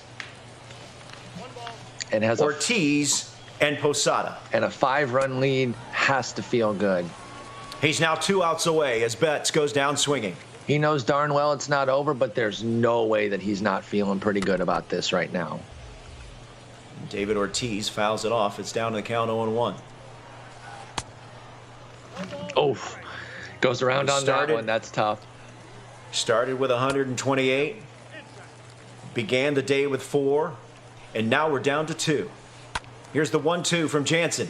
Rips that one foul. David Ortiz 0 for 3 in this game.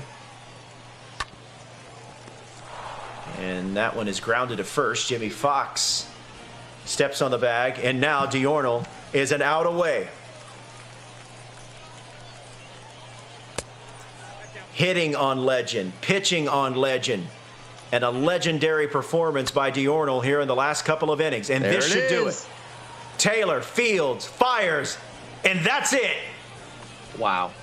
That's the ball game. Diurnal, in a deciding Game 5, in comeback fashion, comes back to win, and in the process claims a $15,000 first place prize in the Summer Circuit Finals. Paul, we started at noon Eastern, and just shy of 10 o'clock Eastern, we have a champion.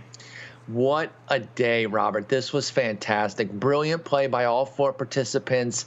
My hat's off to them. This was so exciting. Thank y'all for putting on a wonderful show. Big congrats to all 4, but especially Diurnal. 6 runs in the final 2 innings to seal it. If that's not ice water in your veins, clutch, whatever you want to say, I don't know what is. Great work. He's got to be over the moon excited right now. And congratulations to all the players. As I said, we started with 128, started today at 4, and we end up with just one that will reign supreme. It's 18-year-old Diurnal who walks away with the $15,000 first place prize. And remember, thanks for watching the Summer Circuit Grand Finals. And this isn't the last time you're going to see us this year. So stay tuned to theshow.com in the coming weeks to see what's next. Paul, this was a lot of fun, man. I look forward to doing it again. Oh, me too, Robert. This is a blast. 18 years old and 15 G's richer. I cannot imagine how wonderful that feels. This was awesome. The esports scene is blowing up in MLB The Show, folks. If you want to be part of it, get on them sticks and get good, because you can win money too. That's going to do it for Paul Sporer and everyone behind the scenes and behind the camera. I'm Robert Flores. Thanks for watching us. Thanks for all of you that stuck with us on this very long but exciting day here in MLB The Show. Enjoy the rest of your night, and we'll see you down the road.